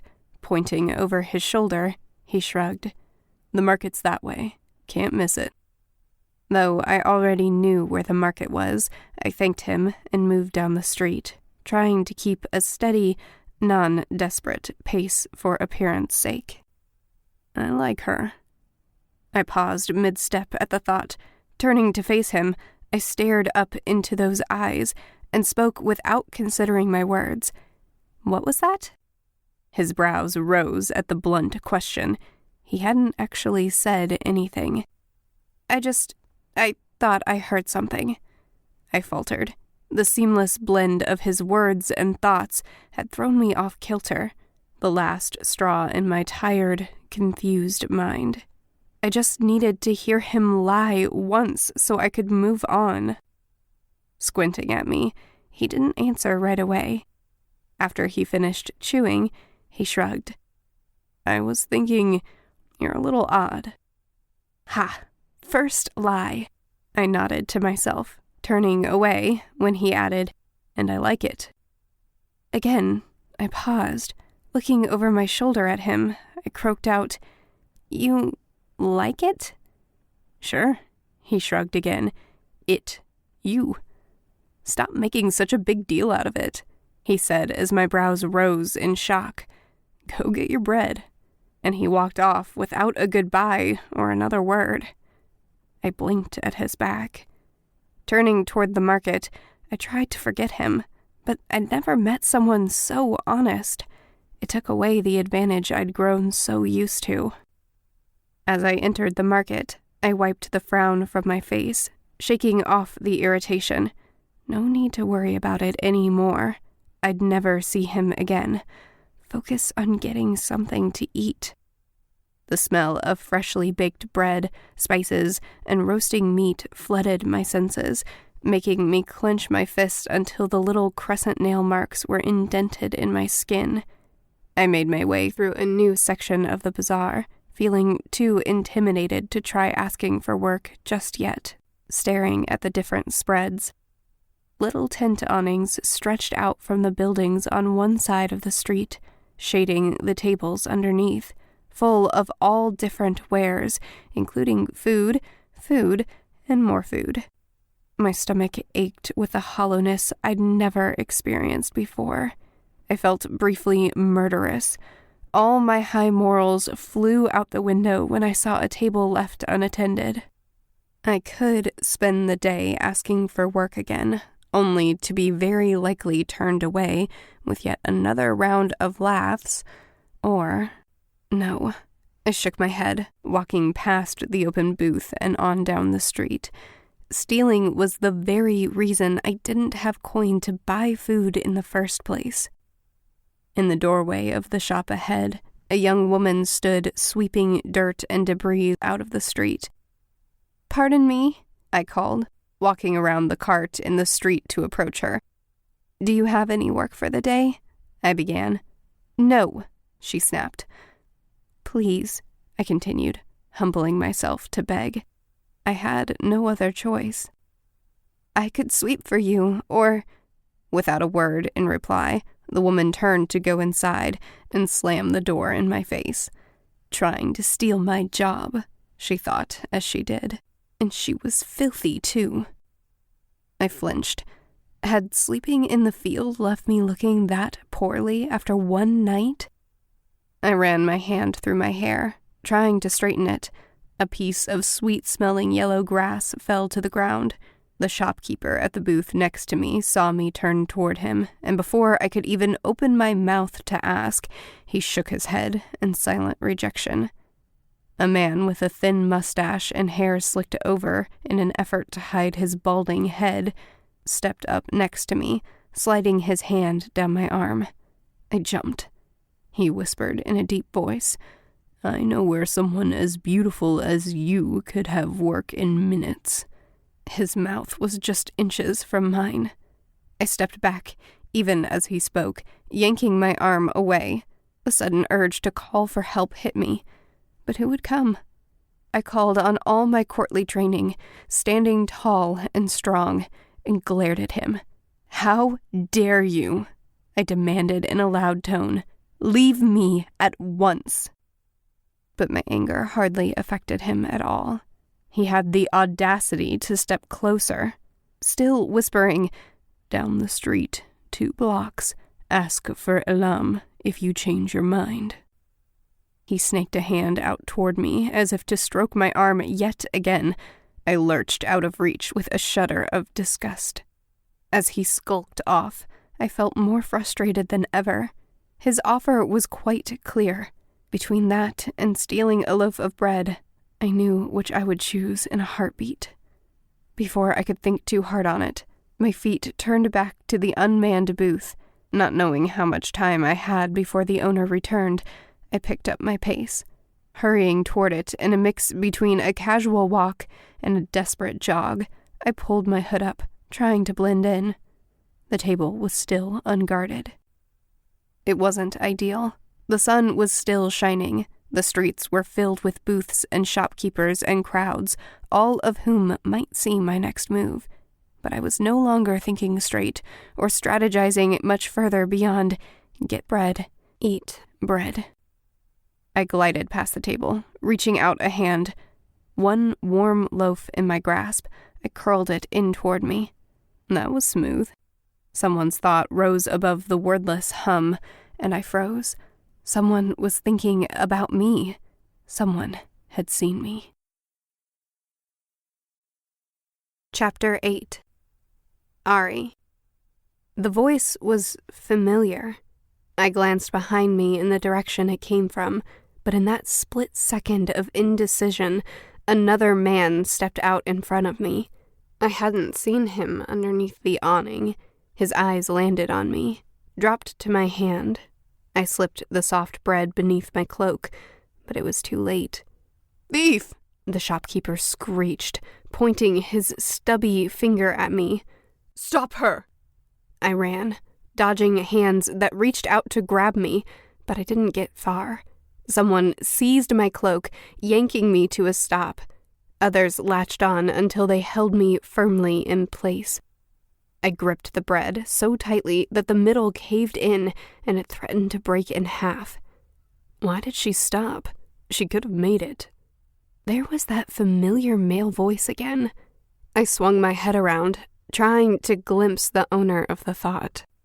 Over my shoulder, as the shopkeeper shoved through the crowd, yelling orders, I spotted him. Golden eyes. He leaned against the building, watching the scene unfold. A hand clamped down on my wrist, yanking the bread in my hand above my head for everyone to see. "This woman stole from me," the man screamed over the crowds, drawing attention. "I call for the maximum punishment for the crime. Do I have 3 to bear witness?" My mouth was dry. The maximum punishment in most kingdoms was either slavery or death, depending on the leniency of the crown. "Let me go." I struggled to yank my arm from his grip without success. The bread dropped to the ground. "It's just bread. It's not even worth anything." "Not worth anything?" The man's face reddened. "I'll witness," a woman snapped, crossing her arms as she glared at me. "That's the only way they truly learn their lesson." No mercy there. "So will I," a man intoned, shuffling supplies from one hand to the other. This was ridiculous. What kind of people reacted so harshly over a piece of bread? The shopkeeper twitched as he waited for a third. "Who else? Come, I don't have all day." A pause. Maybe not everyone in the city is insane. But no. Even as I thought this, 2 more voices sealed my fate. I tried to pull away again, startling him. But he was stronger and faster, and so were 2 strangers standing nearby. The crowd closed in. There was nowhere to go, even if I could break free. I stilled, feeling bruises form under their fingers. The shopkeeper untied the rope securing his tunic, wrapping it around my wrist. The sharp rope bit into my soft skin. I flinched as he tightened it. "She belongs to me now." He raised his voice so all the onlookers could hear, adding, "She'll fetch a high price at the auction tomorrow, if anyone is interested." He yanked on the rope, leading me back to his shop. How had this happened? Was this how people truly lived? As the crowd dispersed, a grin spread over his face, and he added to himself, "I won't have to work for weeks." I stumbled along behind him, unable to escape, listening to him ponder the price I might fetch tomorrow. I clenched my fists. We'd see about that. "Sit." He pointed to a narrow spot against the wall between the heavy baskets of breads and wares. I considered running, but he was already determining that he would beat me if I tried. I lowered myself to the ground with as much dignity as I could muster and sat. Tying the end of my rope to a large basket full of heavy cloth, he didn't say a word. "Try to escape through the market with that. See how far you get." "Maybe I will," I muttered. His eyes narrowed in on my face, and his hands stilled on the rope. "Say again?" My heartbeat roared in my ears, and I couldn't breathe. He could not find out about my gift. "Maybe I will sit." He shoved the basket back against the wall at my impudence, which dragged me with it, knocking me sideways. By the time I caught myself, he'd already turned back to the front of his booth. I stared at the knotted rope around my wrist and the dirty carpet underneath me. My empty stomach squeezed even tighter than the rope. When the shopkeeper's back turned, I immediately set to work on the knot, but I paused and fell back as soft leather shoes stepped onto the carpet in front of me. "Good morning, Heyman," a smooth male voice said. I lifted my gaze to find the boy with the golden eyes standing in front of us. He gave my captor a charming smile. "How fortunate. I'm looking for a slave, and now I overheard you say she's going to auction tomorrow. Why don't I save you the time and buy her from you now?" "I think not," the shopkeeper huffed. "No doubt she'll cause a bidding war. I'd be a fool to sell her now." No, the initial shock was wearing off as the full scope of my situation sank in. "I'm no one's slave," I snapped at both of them, standing halfway before the heavy basket stopped me. The shopkeeper's hand swung at my face before I had time to react, cracking across my cheek and knocking me sideways. I fell into the limestone wall behind me. Sharp pain spread across my face and side. Blinking back tears, I stayed standing, glaring at him. "Ah," Golden Eyes said, shaking his head. "I'm not sure I'm interested in damaged merchandise." The shopkeeper's hand stopped midair, where it was raised to slap me again. I couldn't tell if he was saving me or the merchandise, but I appreciated it. "Don't stop," Golden Eyes thought when I stilled, and it sounded like a groan. He wanted me to struggle? I hesitantly tugged at the ropes that held me there. The basket hardly budged an inch, but irritation spread across the shopkeeper's face. I dragged the basket a bit further, testing its weight. "That's it," Golden Eyes thought, even as he raised his hand, thoughtfully stroking the dark stubble along his jaw. "Come to think of it, obedience is key. I'm not sure she's worth buying after all." As Golden Eyes nodded farewell, turning to go, the shopkeeper's greedy gaze shifted to me. "She's going to cost me more than she's worth. I should sell her while I can." I risked another tug on the ropes to compound these feelings, even as I wondered why I was trusting Golden Eyes at all. I couldn't tell what the shopkeeper thought of him, but his white tunic and overcoat were embroidered with gold thread in delicate ornamental designs, and his pants were dyed a rich, expensive red, which all spoke of wealth. No doubt the shopkeeper could see a missed opportunity as easily as I could. He hurried to untie me, dragging me to the edge of the carpet. "I suppose I could sell her to you now," he called after the well-dressed stranger, a desperate tone in his voice. Even knowing GoldenEye's strategy, I couldn't help but be impressed at his indifference as he paused and turned around. "How much?" 400. Tomans? No, rice kernels. Of course, Tomans. GoldenEyes whistled. "You're trying to steal from me, even as you sell me a thief?" He laughed and turned to go once more. This time, the shopkeeper dragged me out into the crowds as he lowered his price even further, and I knew we'd met a master bargainer when GoldenEyes graciously accepted, paying the man and taking my ropes so smoothly the shopkeeper didn't have time to wonder if he'd been tricked until we were already walking away. Glancing over my shoulder, I noted the shopkeeper counting his coin as he returned to his carpet. I felt multiple eyes on me, no doubt the same ones who'd just witnessed against me before. I would wait to struggle until the crowds thinned. I listened intently for GoldenEye's plan for me, so I could anticipate if I should run or fight. But he didn't think about me at all. The hum of his thoughts focused on something else. He kept the rope loose between us, never pulling me along, slowing his pace to match mine instead. I picked a place up ahead, at the end of the market, where the streets narrowed again. I could use the walls to my advantage, knock him into one, a well-placed kick, but we veered off course unexpectedly. He stopped beside the stall with the elderly woman from the day before. She greeted him warmly, eyeing me as she accepted the coin he set down in exchange for some fresh fruit. Handing it to me, he only said, "Take it slow." Stomach growling, I barely heard him, following mindlessly as I bit into the soft fruit and ate until all that was left was the core. Nibbling at that, my stomach reacted, and I understood belatedly why he'd warned me. I hadn't even noticed we'd turned down a new street, so focused had I been on the fruit until he took my hands in his and gently slipped the rope off, tossing it to the side. "Do you still want some bread?" he asked before I could form my words. Was that a trick question?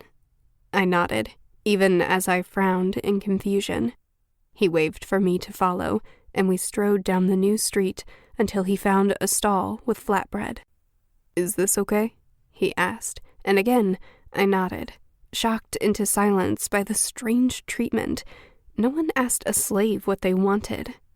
I took a step back at that thought. I was not, and never would be, his slave. Now that my hands were free, I should run. But I stood fixed in place by his offer for food. "She's scared," he thought as he purchased the bread, staring at me. Accepting 2 loaves, he stepped back up to me. "You're scared," he commented, just as I was debating if I should run now or wait until his back was turned. "No, I'm not," I retorted. I was terrified. "Yes, you are. Yes, you are." It set me off balance. He held one of the loaves of bread out to me silently. "You don't have to do that." I didn't take it. Accepting bread from him felt like accepting that he owned me, which I would never do. My father always said my pride would be my downfall. It just irked me that this boy was so cocky. Who was he, anyway? Was he one of the princes? He couldn't be. I would have met him in previous courtship tours if he was. "A simple thank you will do." He smiled as he took my hand, flipping it over so he could place the bread in my palm. My fingers curled over it as if they had a will of their own. He stepped back, crossing his arms and tapping a finger as if to emphasize that he'd wait. "Thank you," I ground out. It came with difficulty.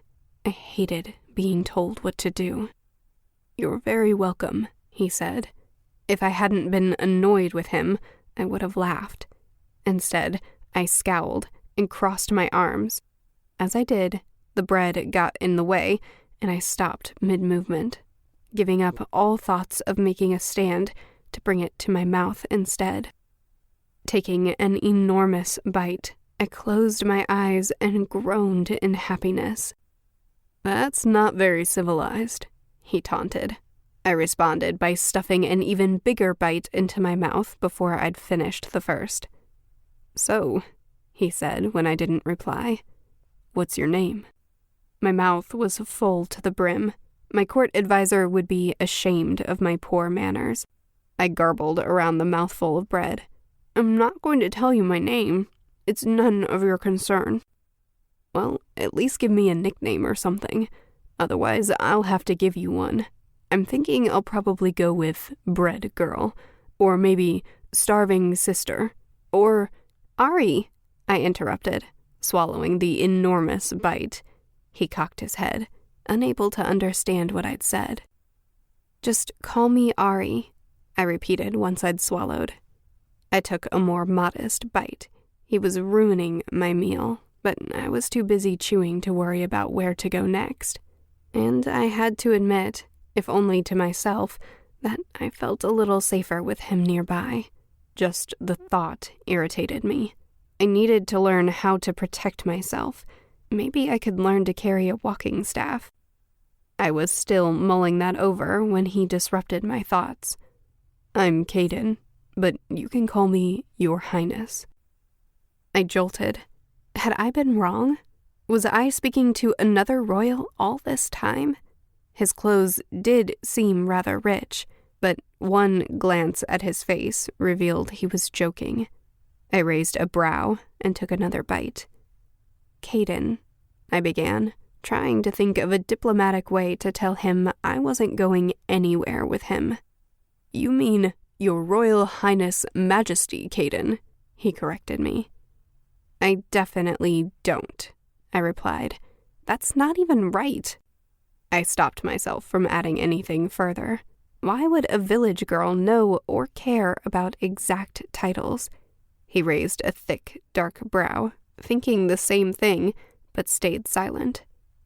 "Listen, that was a good grab."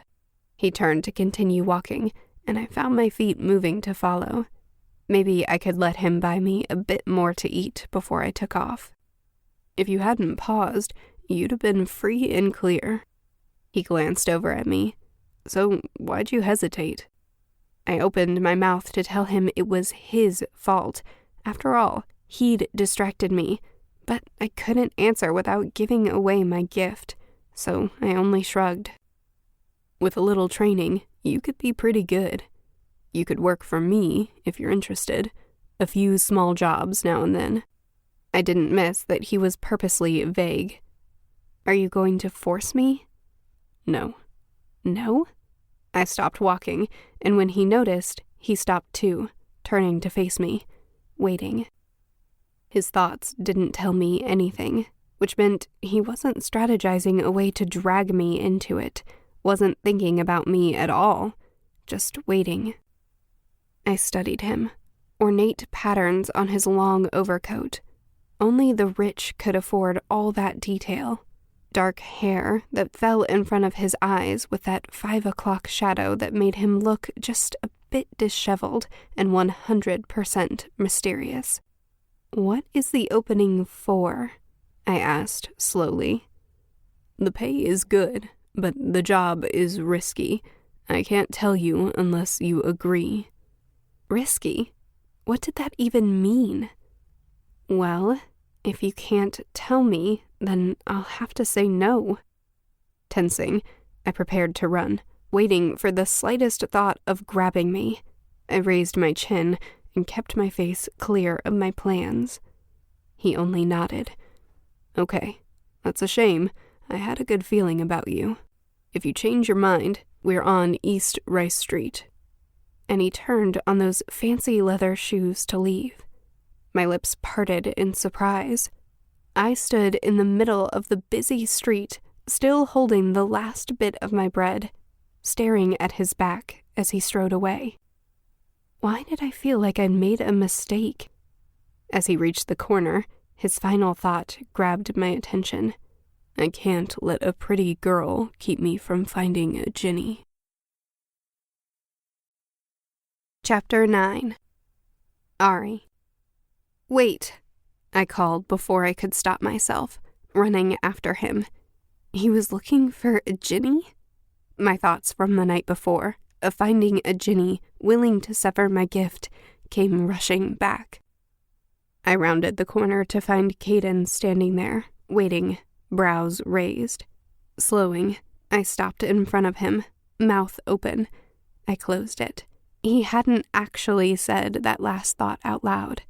I racked my brain for another way to bring it up. I'd have to take a risk. I'll do it. The way he studied me made my toes curl. I swallowed, but held his gaze, unwavering. Why do you change your mind? Again, so straightforward, saying exactly what he was thinking. It was growing on me. Of course, I couldn't do the same. I shrugged. I need a job. This isn't just any job, he cautioned me, and I felt déjà vu from his conversation with the shopkeeper just a few short minutes ago. He'd hooked me, and now he had me chasing him. You really are a master manipulator, aren't you? I said on a whim, trying this new angle of being unusually direct myself. It felt good. No beating around the bush. He chuckled. It was all the encouragement I needed to keep going. You said if I agreed, you'd tell me what the job is. So, what is it? I crossed my arms, aiming for a posture of confidence, but it felt defensive. He studied me. Should I tell her? It was the first time I'd seen him uncertain. So careful.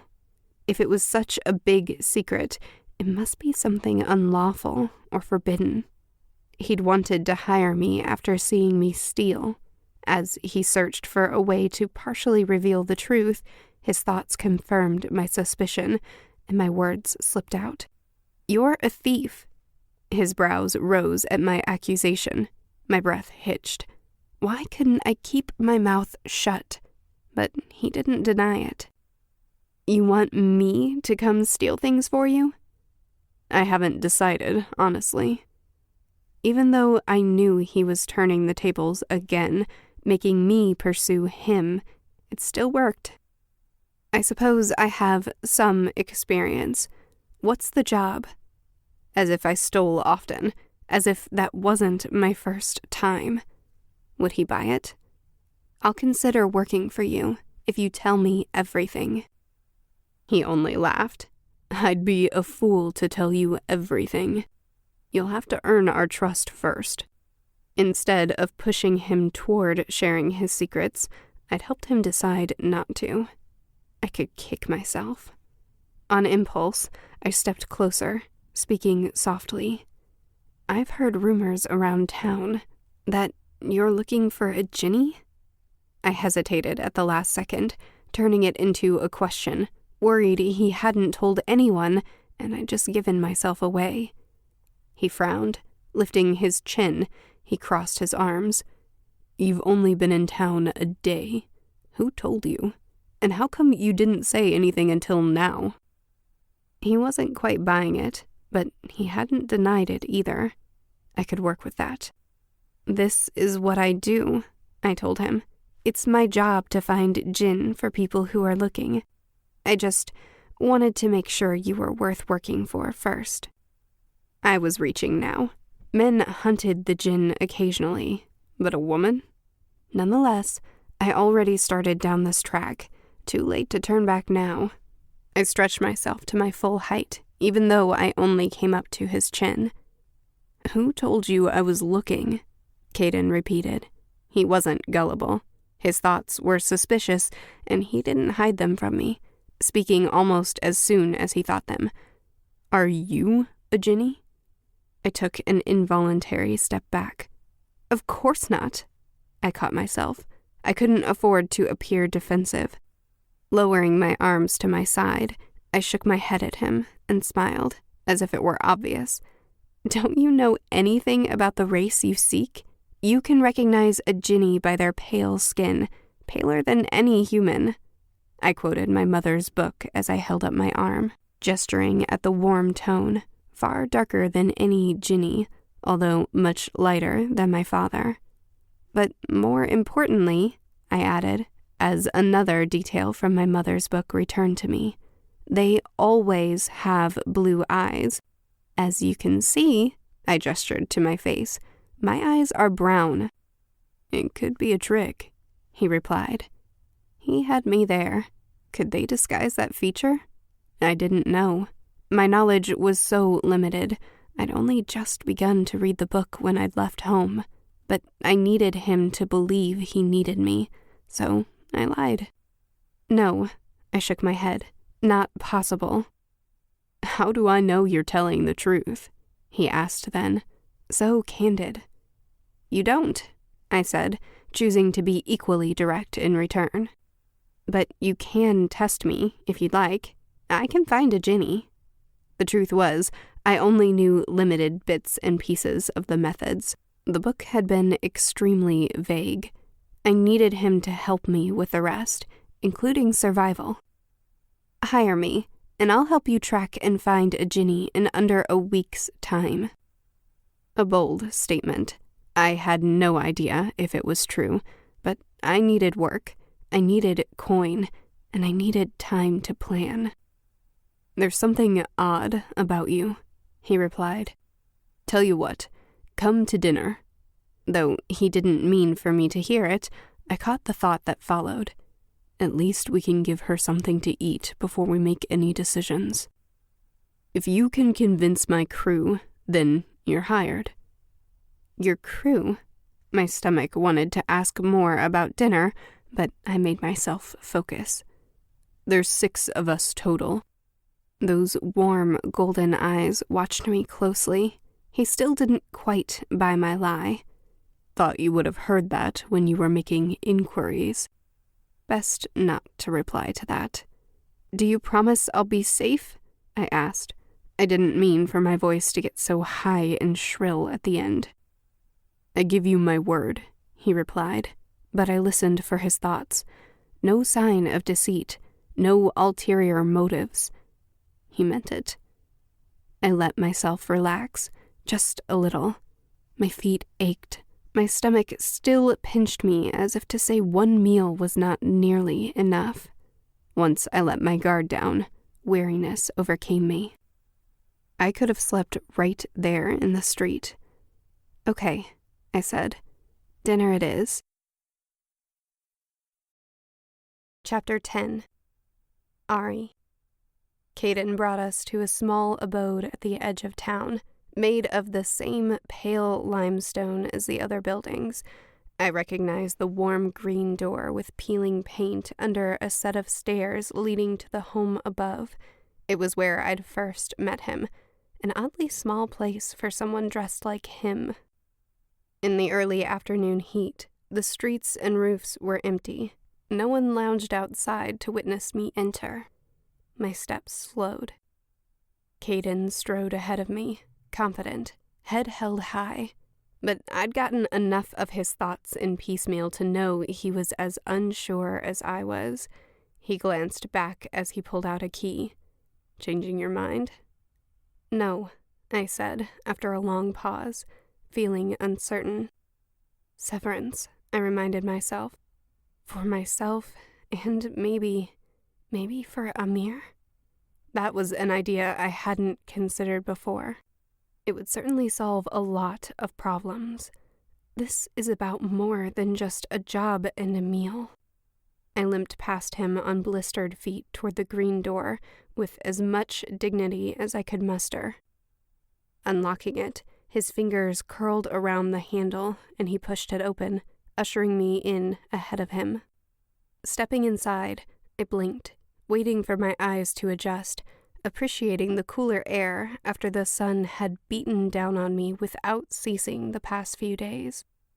A low sofa stretched the span of 3 walls in the small front room, all 3 sides covered in brightly colored pillows. The decorative window covering let light in through 100 different designs, making patterns across the walls and floor. It was a beautiful home, but there was nothing personal. No paintings or tapestries. An older man lounged at the table, which held the noon meal. My mouth watered. The man didn't look up, busy working with a knife and a piece of wood. He was nearly my father's age, and his skin was even darker than Baba's. His head was shaved smooth, but he'd allowed a carefully trimmed beard to grow. Caden cleared his throat. "We have company," he told the man, who glanced up at me. "This is Arie. Arie, this is Ilium." The older man nodded once and returned to his work. The complete lack of thoughts about me proved his disinterest was real. A younger man came through the kitchen door, holding a tray with steaming cups of tea. Caden repeated the introductions, adding, "This is Navid."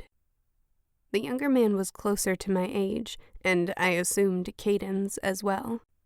He had light brown skin, closely cropped black hair, and warm brown eyes. He set the tea down and stepped forward to shake my hand. He didn't say a word, only smiled and squeezed my hand. "Hello," he thought, and let go, still not speaking. It should have made me feel ill at ease, but it didn't. I smiled back.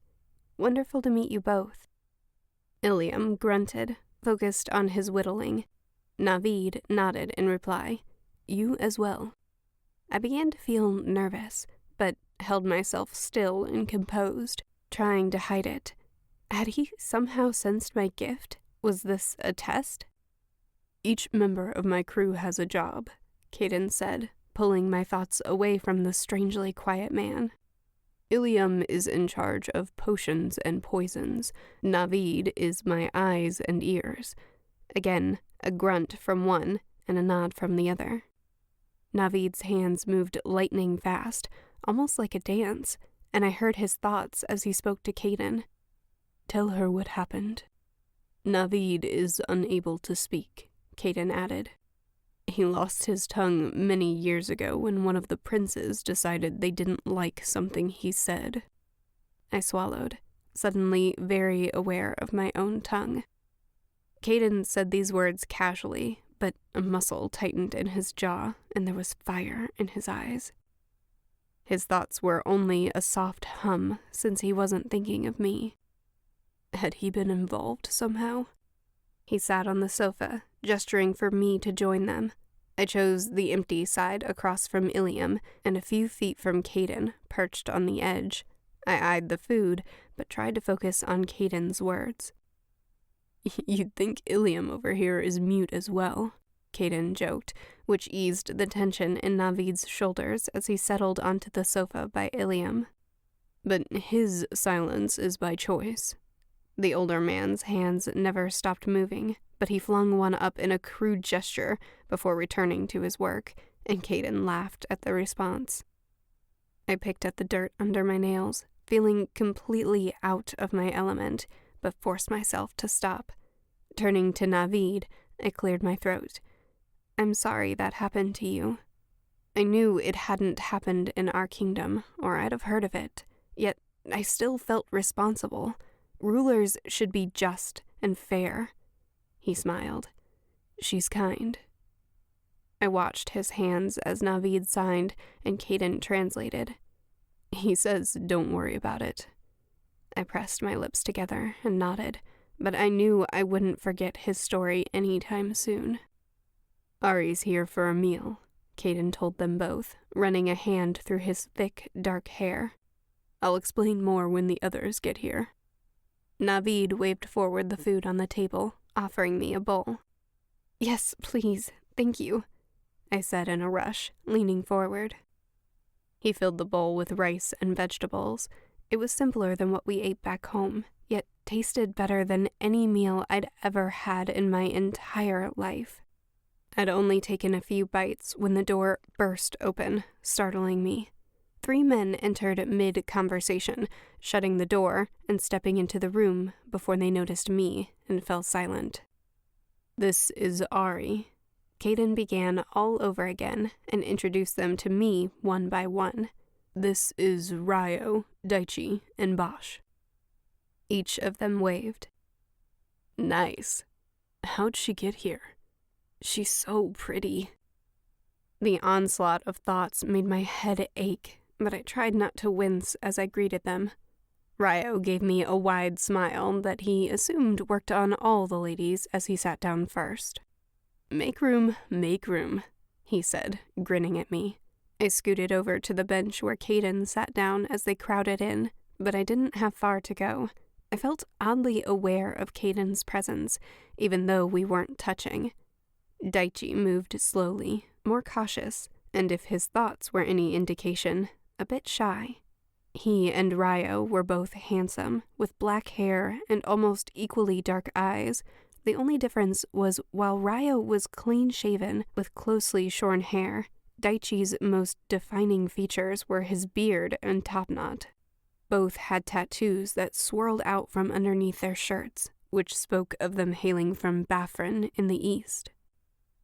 "You're taking all the food," Daichi grumbled as Ryo scooped more and more until he'd made a tiny mountain in his bowl.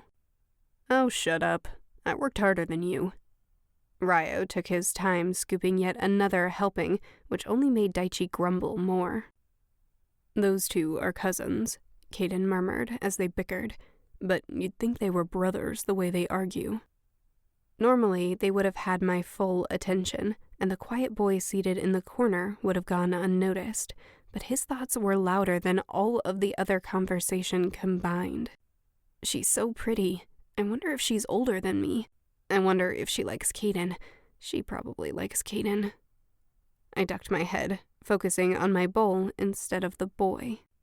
He looked younger than the others, tall and gaunt with gangly arms and legs, like he'd missed a lot of meals growing up and had just recently grown a foot.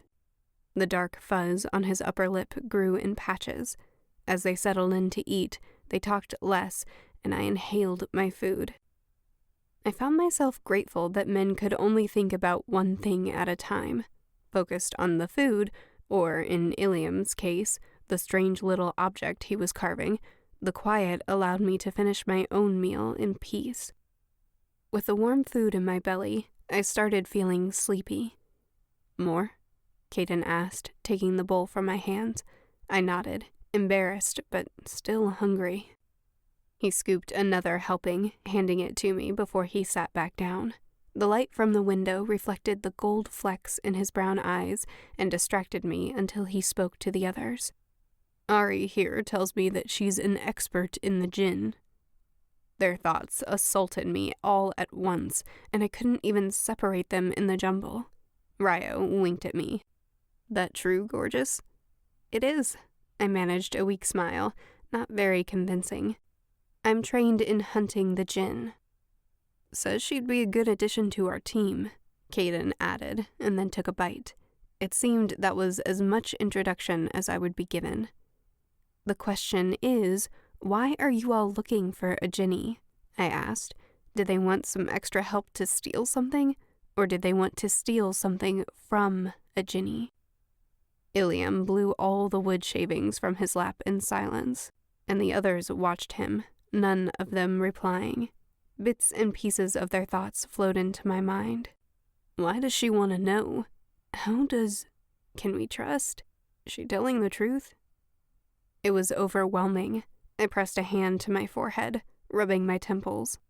I didn't know if I'd ever learn to pick a thought out of a group when they all coincided like this. Hopefully, if this went according to plan, I'd never have to. I cleared my throat and added, "You know what? It's none of my business. All I need to know is if you want my help." "We definitely want your help," Bosch said, licking his fingers as he spoke. "We haven't had any luck." He cut off as Caden lifted a few subtle fingers. Today, that is," he faltered, trying to recover, but Caden just sighed and shook his head. I bit the inside of my lip to keep from smiling. Navid set down his bowl to sign something. Caden didn't translate, but I overheard. "How did she know?" That's what I want to know too, Caden replied, still not bothering to interpret for me. He signed something further. She has secrets. Don't know what they are yet. You have such a soft spot for the unfortunate souls, Naveed signed back, shaking his head at Caden with a small smile. At first, I thought my gift was growing and expanding to all thoughts, until I realized Naveed meant me. I schooled my face not to react, scooping up the last kernels of rice until my bowl was clean. Caden wasn't convinced, as I'd hoped. He finally spoke. I figure we can hear her out, see what she knows. What do you all think? Ilium shrugged, turning over the wood to scrape away at a new place, speaking for the first time. Whatever it takes. His deep baritone voice surprised me. It was soothing and melodic, with the cadence of a natural speaker. Caden nodded. That's a yes from Ilium, he said to me as Naveed signed something. And from Naveed as well. Ryo spoke with his mouth full. I vote yes. Daichi lifted his spoon in agreement, which Caden noted with a nod. Definitely. Basha's voice came out a bit higher than he might have intended. We need a lady in the crew. A lady, huh? Ryo teased him. Trying to flirt, are we? Bash blushed and stuttered. I just meant for all the, for when we need to get into certain places that... We knew what you meant, Bash. Caden cut him off. Why did I get the feeling that Bash was about to say something Caden didn't want me to hear? Were they looking for a Jinni, or were they thieves, or both? Caden set down his bowl and gave me his undivided attention. So, Arie, how do you go about hunting a Jinni? Their gazes turned to me. Before I start, I said, clearing my throat to buy myself time, I should ask what you already know. Caden frowned. Is it a ploy? Maybe she's using us and doesn't know anything. I kept my face clear and open, not letting a single twitch reveal that I was doing exactly that. I suppose it wouldn't hurt to exchange information, Caden said slowly. I could tell the men trusted him. They waited for him to continue. We know the Jinn are drawn to certain objects, ancient relics and antiques, but we're not entirely certain which ones. Daichi, he waved to the bearded man, show her the artifact. I eyed the tattoos curling around Daichi's thick arms as he pulled a small, circular item out of his pocket. At first, I thought it was a metal ball. He held it toward me, and I accepted, feeling the cold weight of the object in my palm. It's a doorknob. Close, Bash spoke up. It's a door knocker. He grinned at my surprise. When I glanced back up at Daichi, a blush had risen above his beard. Was he embarrassed of the item? He held out his hand to take it back, and I returned the odd metal door knocker. Why? I trailed off, not knowing where to start. The Jinn are known to appear at auctions looking for particularly old items, Caden explained. Naveed took my bowl, and I pressed my hands together, unsure what to do with them. Everyone was finished, but we stayed seated, listening to Caden. His men clearly respected him. It made me wonder what he'd done to earn such loyalty. It's believed that certain antiques may be enchanted for different Jinni to enhance their gifts. Different objects for different abilities. Caden clasped his hands together, speaking quietly. His words reminded me of the book full of Jinni spells back home. At first, we searched for individual items. He gestured to the door knocker. But if you don't know what you're looking for, it's nearly impossible to know if you're chasing the right item. We were never able to find a Jinni that way. A while back, we decided to try auctions, with some success. Success? Ryo scoffed. We've been to dozens of auctions, in almost as many towns. We've seen one Jinni. Ilium looked up sharply at Ryo, furious with him for revealing so much information to a stranger. Without his reaction, I'd have missed it. They hadn't been here long. That explained why there was nothing special in the decor, nothing to speak of home. Caden only shrugged. We made the mistake of waiting for the last Jinni to win the bid before trying to meet him. He disappeared before we could approach. We even tried coming back the next day, Bosch added helpfully. You know, when the bidders pay for their winnings and pick them up. But he'd already came and went. Caden waved a hand. The important thing is, we know an auction is the best place to find a Jinni. And now we know the best way to gain an introduction will be to possess the item they're bidding for. Then they'll have to come to us. The puzzle pieces fell into place.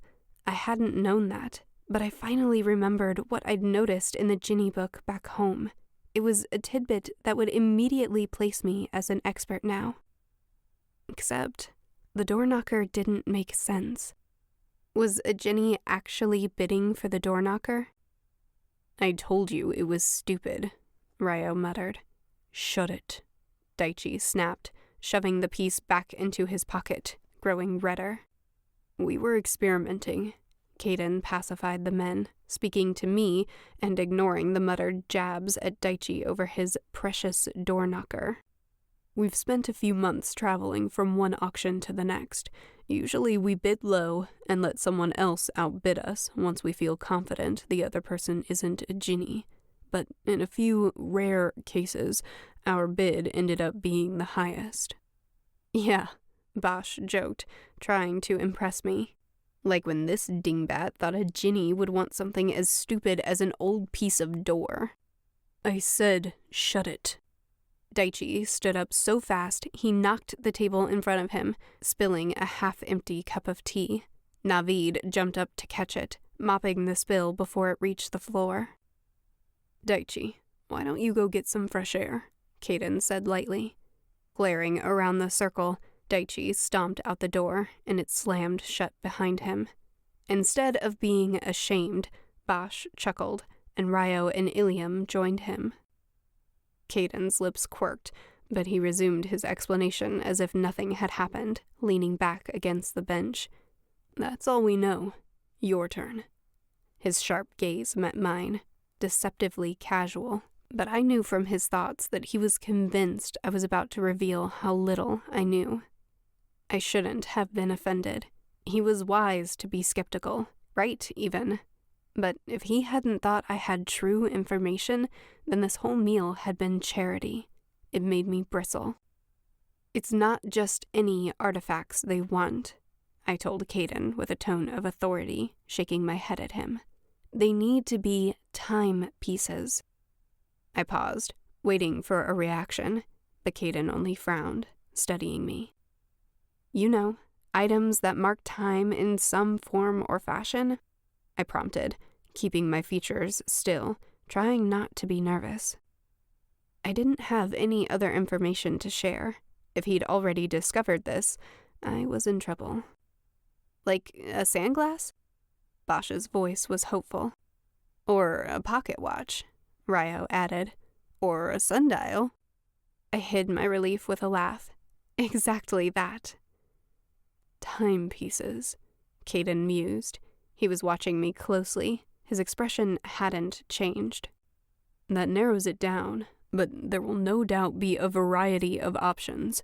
How would we know when a Jinni might bid? I'll know, I declared. In truth, I had no idea, but I needed them to take me with, or all of this would be for nothing. Up until now, you've been guessing, but if you take me with you, I guarantee I'll find you a Jinni. I met each of their gazes, letting confidence ooze out of me, and heard each of them begin to believe it. I only hoped I was right. Caden studied me. His men watched both of us. All right, he said, even as he thought it. You're in. I grinned. I couldn't help it. For a long second, Caden didn't look away. You're going to break my heart, aren't you? He stood to pour himself another cup of tea, not showing even a hint of the thought on his face, making me feel like I'd imagined it. Worried my face was turning red, I glanced around the room and said the first thing that came to my mind. "Let's find a Jinni." They cheered, raising glasses in agreement. Caden sat back down as they settled. I half expected him to address the thought he'd had, since he'd been so direct up till now, but he turned the conversation to planning so fast it felt like being twirled one too many times. "The next auction is tomorrow," he began, "which means we'll need to finalize the details tonight." He described what they knew of the next day's auction. Naveed caught me staring at the teapot and poured me another cup. I smiled my thanks, only half listening to Caden until he said, "We'll use Arie as bait." I almost choked. "Because she's so pretty?" Bosch asked. Normally, men kept those thoughts private, but he was utterly serious. "Because she's a so-called Jinni hunter," Caden smirked as he gave me the title. I guess, in a way, that's exactly what I was. "The real bait is the artifact, though, right?" I spoke up. "I suppose you're right," Caden smiled. Only when his thoughts proved in line with the words did I smile back. Their excitement was contagious. They plotted all through the afternoon and into the evening, with a few card games mixed in. When the heat of the day cooled, we moved up to the roof. Sitting in the night breeze, full of good food, I lounged in a chair and watched the sun set over the ocean, almost happy, except when I thought of my father. The men had stopped worrying about me unless I asked questions, so I'd grown quiet, content to listen. Mostly, they forgot to think of me altogether, except for Bosch. "I think I'm in love," the thought floated to me out of nowhere. I avoided his gaze, though I didn't think he knew he was staring. "I found the girl I want to marry. I wonder if she'd dance with me at Summer's Eve." "Bosch, focus." Caden chastised him when he caught the young man gawking. Bosch turned away, probably thinking about his embarrassment now. I sighed softly, and Caden frowned. He didn't miss a thing. I'd need to be careful about that. I leaned my head against the chair, letting my eyes slide shut, but they flew open seconds later as Caden thought, "She's tired. Come with me." He stood, leading me back inside and downstairs. "I'll show you to your room." I followed him down the hall, trailing a finger along the brightly colored walls, watching paint peel off under my touch. Their clothes spoke of wealth, but this dwelling was falling apart, and the furniture was sparse. "How long did you say you'd been here?" I asked Caden as we stepped into the bedroom at the far end. "I didn't," was all he said in response. Definitely not long, then. I was bursting with questions, but I decided to wait. I could pick up more by being invisible than by asking him anything. Caden busied himself picking up someone's pack, stuffing clothes and miscellaneous items lying around the room inside. "This will be your room while you're working for us." "Working with you," I corrected him. No reaction. He finished filling the pack as I moved toward the rickety bed, eyeing the blankets. This isn't the time to be picky. After 2 days of barely eating or sleeping, the warm food in my belly had me swaying on my feet. "Wait, is this your room?" "No," said Caden. "It's your room." Which I took to mean yes, it had been. He carried his pack toward the door. "Rest. There'll be time to plan tomorrow." I nodded, and he closed the door. Why did I trust him? His thoughts were comforting, but some men were just better at hiding their feelings and plans. I shrugged as I dropped into the shaky bed.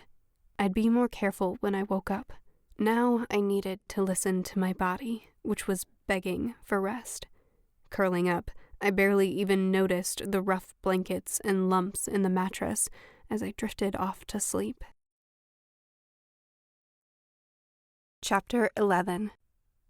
Arie. A handheld mirror, a set of silver spoons, a lavish settee. I stood in the middle of the town square in a crowd of people watching the auction. Each item the auctioneer's lackeys held up passed slower than a 7-course dinner, or at least that's what it felt like. He yelled over the crowd, speaking so fast I struggled to follow, pointing here and there at bids only he seemed to see. I sighed, fanning myself with a large leaf I'd found. It felt like I was being gradually cooked by the sun. A dozen men stood guarding the prizes of the day, and the crowd pressed in closer, making us a mess of sweaty bodies pressed together. Not a single timepiece so far, at least none that I was aware of. I'd accidentally bid on the first piece of the morning when I'd brushed my hair from my face, so now I kept my hands carefully below my neck to avoid the same mistake. The tension building in my muscles, mixed with the anxiety and overwhelming number of thoughts in such a confined space, was forming what promised to be a spectacularly awful headache. I glanced around the square again. Standing in the midst of a crowd of people, I searched for any sign of a Jinni, but of course, I wasn't entirely sure what I was looking for. Neither were any of the men in the crew, though they were spread out across the square nonetheless, eyes peeled for a sighting. Pale skin and blue eyes. Such small things would be so easy to miss in this mass of sweaty people. I watched the men circulate through the crowd. Caden kept a close eye on me. He was trusting me to bid for their little group today, so he needed to calm down and give me some space. Between him, his men, and the hum of so many in the crowd, I could hardly think straight, much less make out his thoughts, but from his expression, he clearly wasn't convinced I would come through today. I made a face at him. He only raised his brows at me and hid a smile in response. The heat of the sun made me so tired, I almost missed the next item when the auctioneer held it up. It was small, no more than the size of my palm, and rose slightly taller than it was wide. Beautiful gold metal designs framed the thin base and stem, billowing out into a round bulb the size of both my fists put together. Thick green glass with a perfectly shaped opening at the top. It would glow a mellow, warm green light when lit. An oil lamp. My instincts responded to the lamp. Oil lamps only stayed lit if they had oil. If you filled them to different markers, you would get different amounts of time before it burnt out, which meant that, in a way, it marked time. I bid on it impulsively, raising my palm leaf high. Caden frowned at me, looking like he might break his cover and come over to rebuke me in person, but I simply raised a brow at him, as if to say, "Think about it." His frown softened, turning puzzled. I continued to bid, even as the amount rose higher and higher. I may have been sheltered in our castle, but even I knew when the price grew steep. It made sense, considering the lamp's base was made of gold and the delicately blown glass looked detailed and ornate, making it very valuable indeed. Even though I couldn't see most of the group while I focused on our lamp, their combined thoughts, hoping I was making the right decision, felt oppressive. The auctioneer's words flew by as people kept bidding. "This beautiful item is going fast. If you don't bid now, you'll lose it. Bid now. Do I have a bid? You there, sir? Madam?" I bit my lip, confused. Had I lost it? I raised my leaf high again.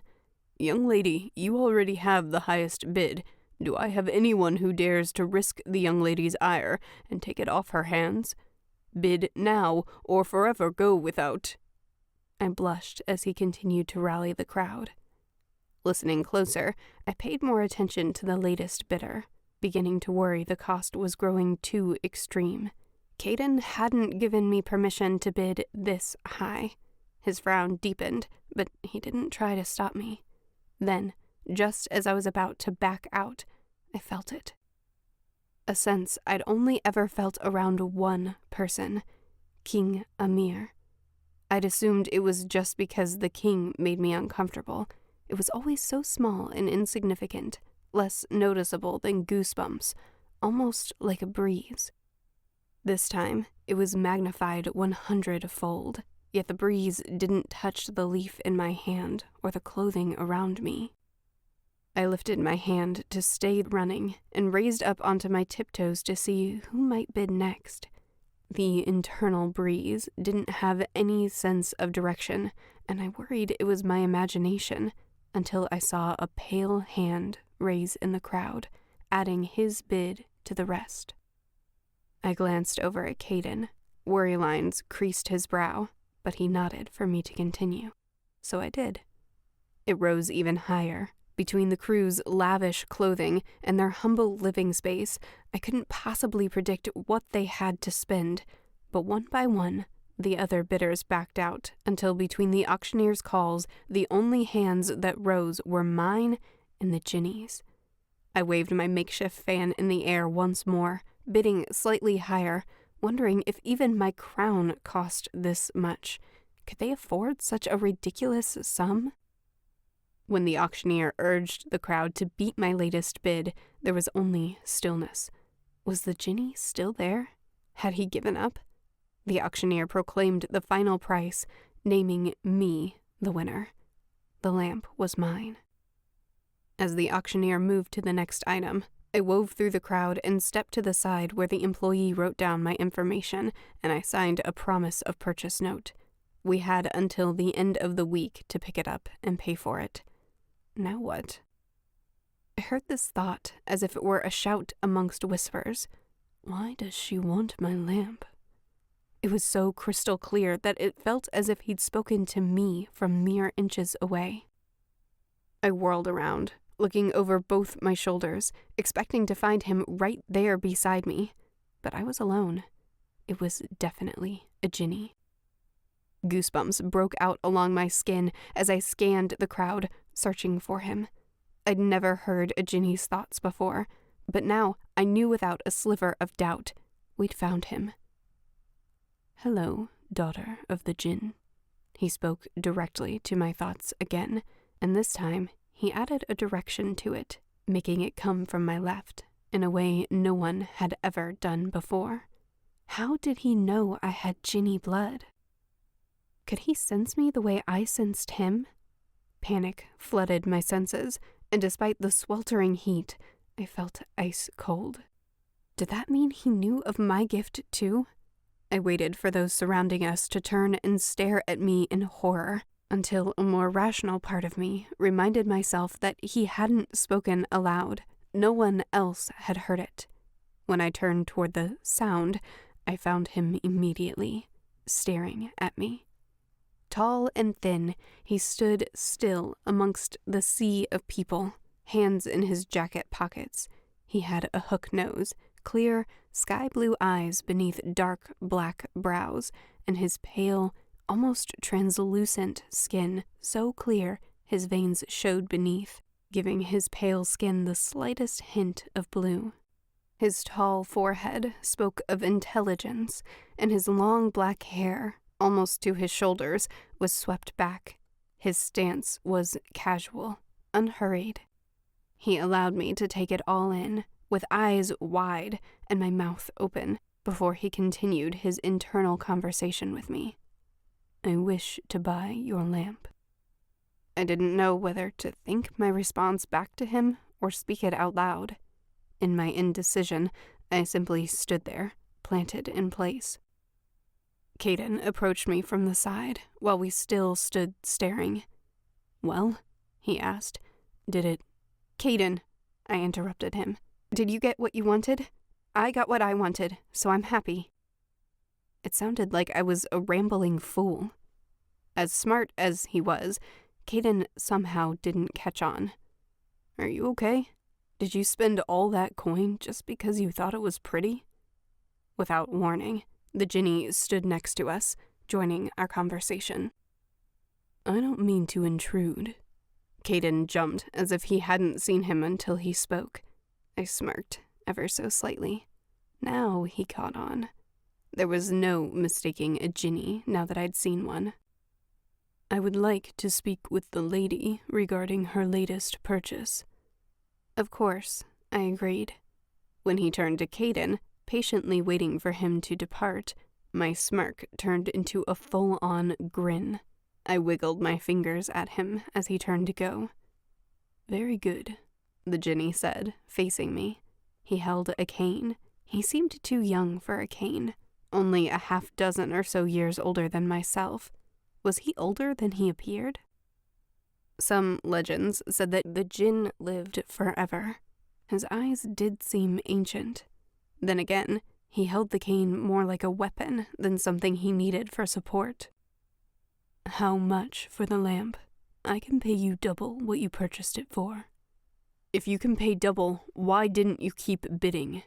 Caden called from a few feet away. His eyes narrowed as he scowled. I prefer not to draw unwanted attention to myself, he replied, turning to Caden with one raised brow, waiting. Caden's scowl deepened, but he took the hint and moved back until he was out of hearing distance. I don't believe I caught your name, I said, curtsying and giving him my most charming smile that usually gave me a thought or two. I'm Arie. The silence from his mind felt almost intentional. I had no way of knowing for sure, but my instincts had me wondering if he was capable of hiding his thoughts. Who knew what the Jinn were capable of? Maybe he could hear all my thoughts right now. He sighed. Gideon. It fit him. Nice to meet you, Gideon. He nodded at my effort to start with pleasantries, but only said, I'm waiting expectantly for your answer. I knew for sure Caden wanted a chance to speak with him, which was the next step in his plan. The next step in mine had been different. I wanted to ask him to describe this so-called severance. I'd wanted to know if he could sever my gift, and I'd wanted to ask him if he would also sever King Amir's. Then the king would never have the upper hand in Hodafez again. But on the spot like this, the enormity of my question hit me, and I couldn't bring myself to ask. I needed more time to think it through and form the right words, to get to know this Jinni a bit better first. After all, a severance was a lot to trust a stranger with, especially a Jinni. Maybe we could meet somewhere quieter and discuss it? Gideon sighed again, long and drawn out. Would he agree? The Jinni culture was full of rules that they strictly adhered to, a code of honor. A true Jinni would never steal, no matter how easy it might be for him. At least, that's what we'd been taught in stories growing up. Now was the moment of truth. So be it, Gideon finally replied. Rubbing the bridge of his nose, he asked, Where would you like to meet? Chapter 12. Caden. This is for you, little brother, I thought, watching Arie speak with the Jinni. My plan had worked, finally. After months of searching for a Jinni, this strange girl had shown up, and we'd found one at the very next auction. I'd never admit it, but I hadn't been sure it was possible. A small part of me had wondered if the Jinni were just a myth like everyone thought back home. But now, this tall, soft-spoken, formidable member of their race stood in front of me, in the flesh. And he'd just shooed me away. I ground my teeth, waiting from an appropriate distance, until Arie beckoned me to rejoin them. I hurried to do so. My men all watched anxiously from their concealed positions within the crowd. The lady wishes to speak somewhere private. The Jinni skipped small talk in a strange mixture of bluntness combined with impeccable manners. Lead on. Right this way. I made an effort to hide my reaction, but I felt elated. The hard part was over. The Jinn weren't nearly as terrifying in person as the stories made them out to be. He'd even called Arie, our girl in rags, a lady. His name is Gideon, Arie said in a hushed whisper as she brushed past me. My skin tingled where we'd touched, but I didn't reply. She was already 5 paces ahead on the road. I gestured for this Gideon to go ahead of me and waited until he turned his back before I signaled my men to follow. We stepped into a small clearing just 2 blocks down on the outskirts of town where no one would overhear our conversation. My men were careful to stay out of sight, peering out from buildings and trees. No telling if the Jinni might spook easily. I snapped off a piece of long grass from the side of the road, chewing it out of habit. Now, Gideon faced me, placing his hands atop his cane, his quiet voice carried in the little clearing. He stared at me with those sharp blue eyes, as if he saw more than I would like. About my lamp.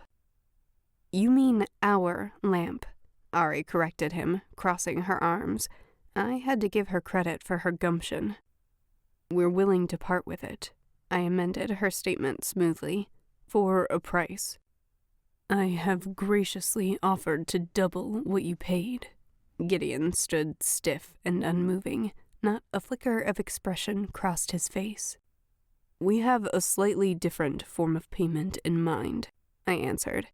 Now was the moment of truth. I'll give you the lamp for only half what we paid for it. We'd make the coin back. We always did. If you agree to come with us to the kingdom of Baradan, to bear witness to the Prince of Baradan breaking the Jinni code. Bear witness, he repeated. Arie frowned at the phrase. I'd picked it up in my inquiries. It was the Jinni's ancient term for observing an action and passing judgment. Legend had led me to believe it was a common practice in Jinn, but Gideon narrowed his eyes. So you lust for revenge? I hesitated. How did he know that? The princes are abusing their gifts, I answered after a pause. I didn't want to spill my story to a stranger. Across all the kingdoms, someone needs to hold them accountable. You lust for revenge, he repeated, and it was no longer a question. I wondered how he'd deciphered something I'd kept so carefully hidden. When I didn't answer, he asked, There is truly no other way I can convince you to part with it. No, I didn't want it in the first place. I wanted his help. Then I am truly sorry, Gideon said. He knelt, scooping up a handful of rocks and picking through them. He chose a simple gray stone, barely larger than his thumbnail, more a pebble than a rock, smooth and round. He dropped the other stones, placing the gray pebble in his palm and running his other hand over it in a smooth motion. Was he doing a Jinni spell? He held it out, but he offered it to Arie instead of me. I gritted my teeth yet again, keeping my face smooth, and peered over Arie's shoulder to see it. There was a strange design etched into the previously smooth rock, a swirl that almost resembled a snail shell, intricate and detailed enough that someone could mistake it for an actual shell and not notice the uniqueness of the pebble. If either of you change your mind about selling the lamp, give my talisman a rub, he told us, pointing to the pebble. Arie's fingers curled around the talisman as she placed it within the folds of her dress pockets, making me nervous. We're not changing our mind, I repeated, emphasizing we to make it clear that Arie didn't have a choice. I felt desperate, and I hated it. What can we do to change yours? Nothing, I'm afraid. Gideon tugged his vest down as if to make himself presentable, though he was perfectly neat. Tapping his cane on the ground, he sighed. I'm unable to spare time for your schemes, as I'm obligated to finish an urgent assignment of my own. Good day. The air bent around him, as if folding him into it like a blanket, and he vanished. 1 second he stood in front of us, and the next we stared at the tree behind him. Wait! I shouted into the thin air he'd left behind. But he was gone. Chapter 13. Caden. "Do you think the Jinni is gonna steal the lamp from the auctioneer?" Ryo asked without malice. "No," I shrugged, barely seeing the dirt road in front of me as we trudged back into town. Everything had fallen apart. The Jinn honor their code. They wouldn't stoop to stealing. The code of Jinn. What I'd hinged my entire plan on in the first place. What if I was wrong? According to the code, there were 3 unbreakable rules. 1. Never use a gift to deceive. 2. Never use a gift to steal. 3. Never use a gift to harm another. Every bone in my body had been convinced that all I needed to do was point a Jinni in the right direction, to Baradon, and my little brother would finally receive justice. I'd overestimated how important their code was to them. Something to keep in mind. Arie walked beside me, lost in thought. Could the little Jinni hunter find another Jinni as quickly as she had today? She glanced up at me as I thought this. She tended to do that a lot. I didn't think on it long, though, as another idea struck me. What if Gideon was bluffing? What if he might be willing to help us if we called his bluff? After all, he'd given us his talisman as a way to reach him. "Well, what are we gonna do, boss?" Bosch asked me, picking up his pace until he was by my side. "We're going to return to the auction block and claim our lamp before the end of the week." I smiled at him as my plan clicked into place. "We'll just need a little more coin." Bosch nodded, content to have another job on the horizon. We would see if Gideon still turned me down when I held the object he so clearly wanted in the palm of my hand. "What if the Jinni is still with us now?" Daichi whispered from the other side. The big man looked nervous. Not one to startle easily, he must have been truly terrified. The Jinni had appeared and disappeared into thin air. For the second time that day, I felt a prickly unease. I tried not to show it. "Then he should know we're serious." My voice rose higher than usual at the end. "His name is Gideon." Arie piped up from behind us, where she'd slowly fallen behind and now trailed after the group. I'd forgotten she was there. "And he was perfectly nice." I paused at the entrance of town, turning to face her. "Nice enough, but not very helpful." Well, maybe not everyone is interested in going on a little revenge assignment. I think I'd prefer not to go either, actually. She tossed some of that beautiful raven hair over her shoulder and skirted around me, continuing down the road into town. "It was very nice to meet everyone. Thank you for letting me stay with you for a while, and good luck on getting your payback, whatever that might be." "Not so fast," I called after her, picking up my pace until I walked beside her again. "I'll need that talisman before you go." I held out my hand. "I'd like to keep it." So casual, as if she wasn't withholding the most precious item in all our possessions combined. "I don't think so." She clutched it tighter. She wanted the Jinn's help as badly as we did. But why? Had she ever meant to help us? Or had she only joined our crew for herself? When she just smiled at me, I dropped my hand. "Please." The word fell flat. "I need it to call Gideon back once we officially purchase the lamp." "He gave it to me," she argued, not slowing down for a second. "How could you know it would even work for you?" I considered that, then considered stealing it from her. The idea of taking it by force made me uncomfortable.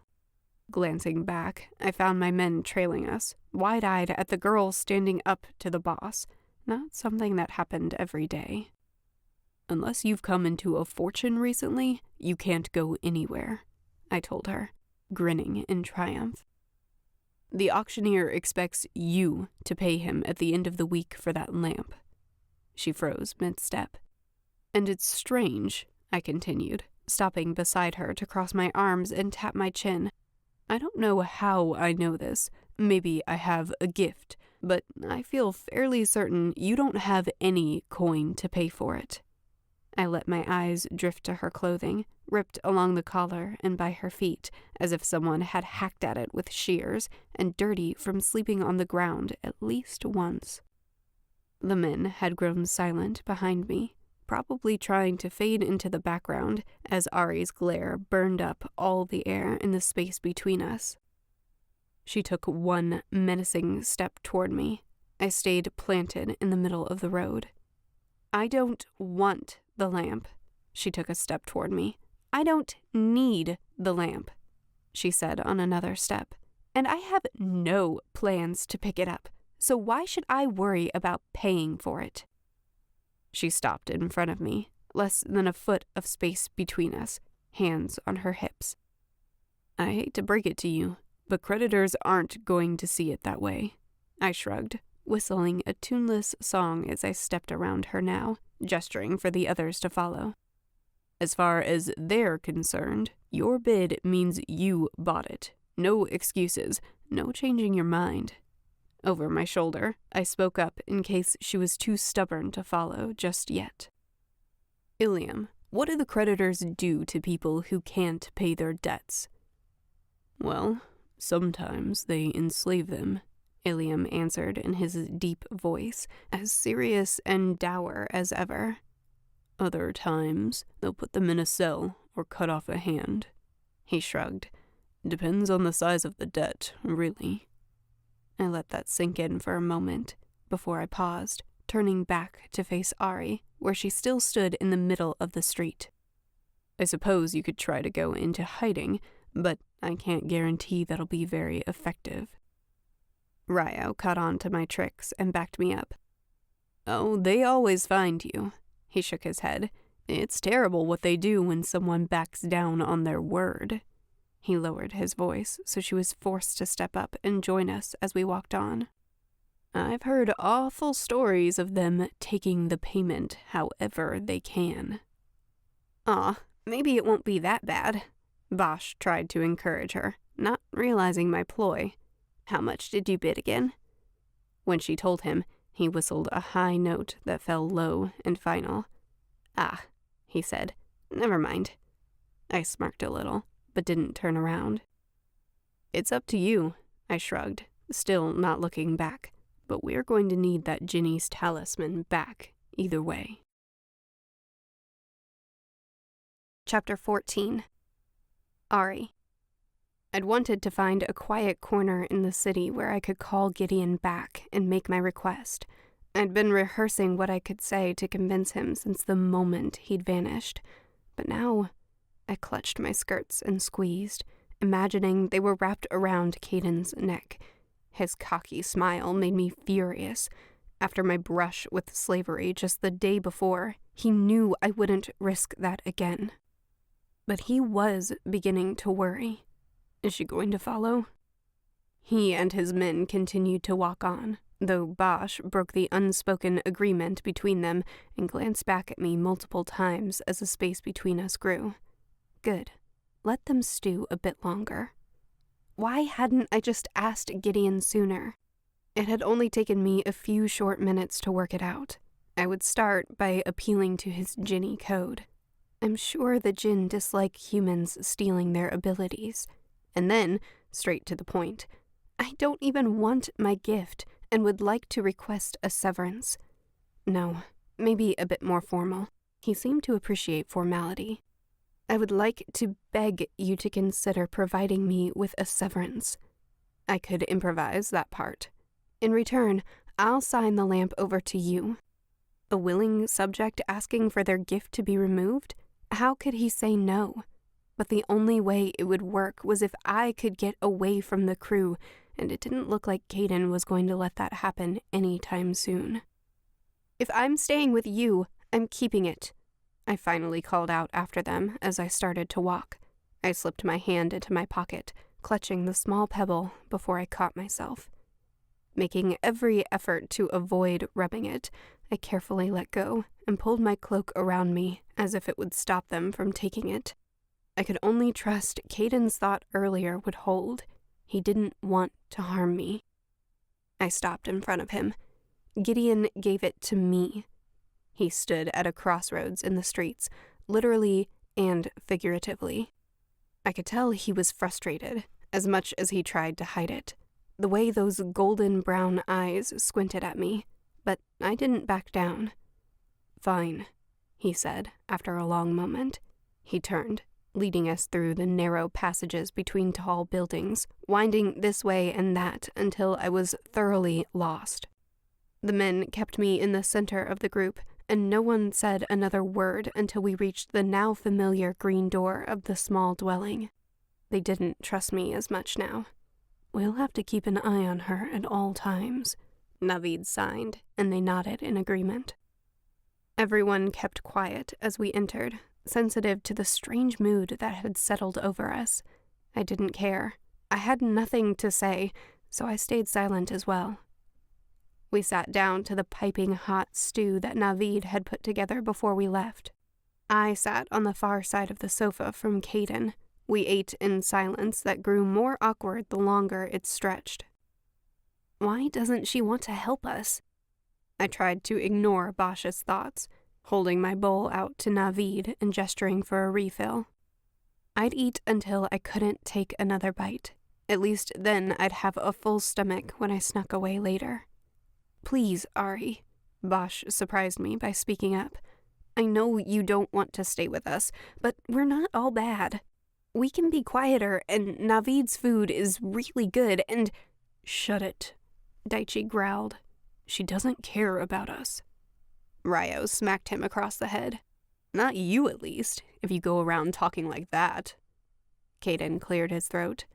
"What they're trying to say, poorly," he lifted one eyebrow at the men, and it disappeared under his long hair, "is that we really need a Jinni's help.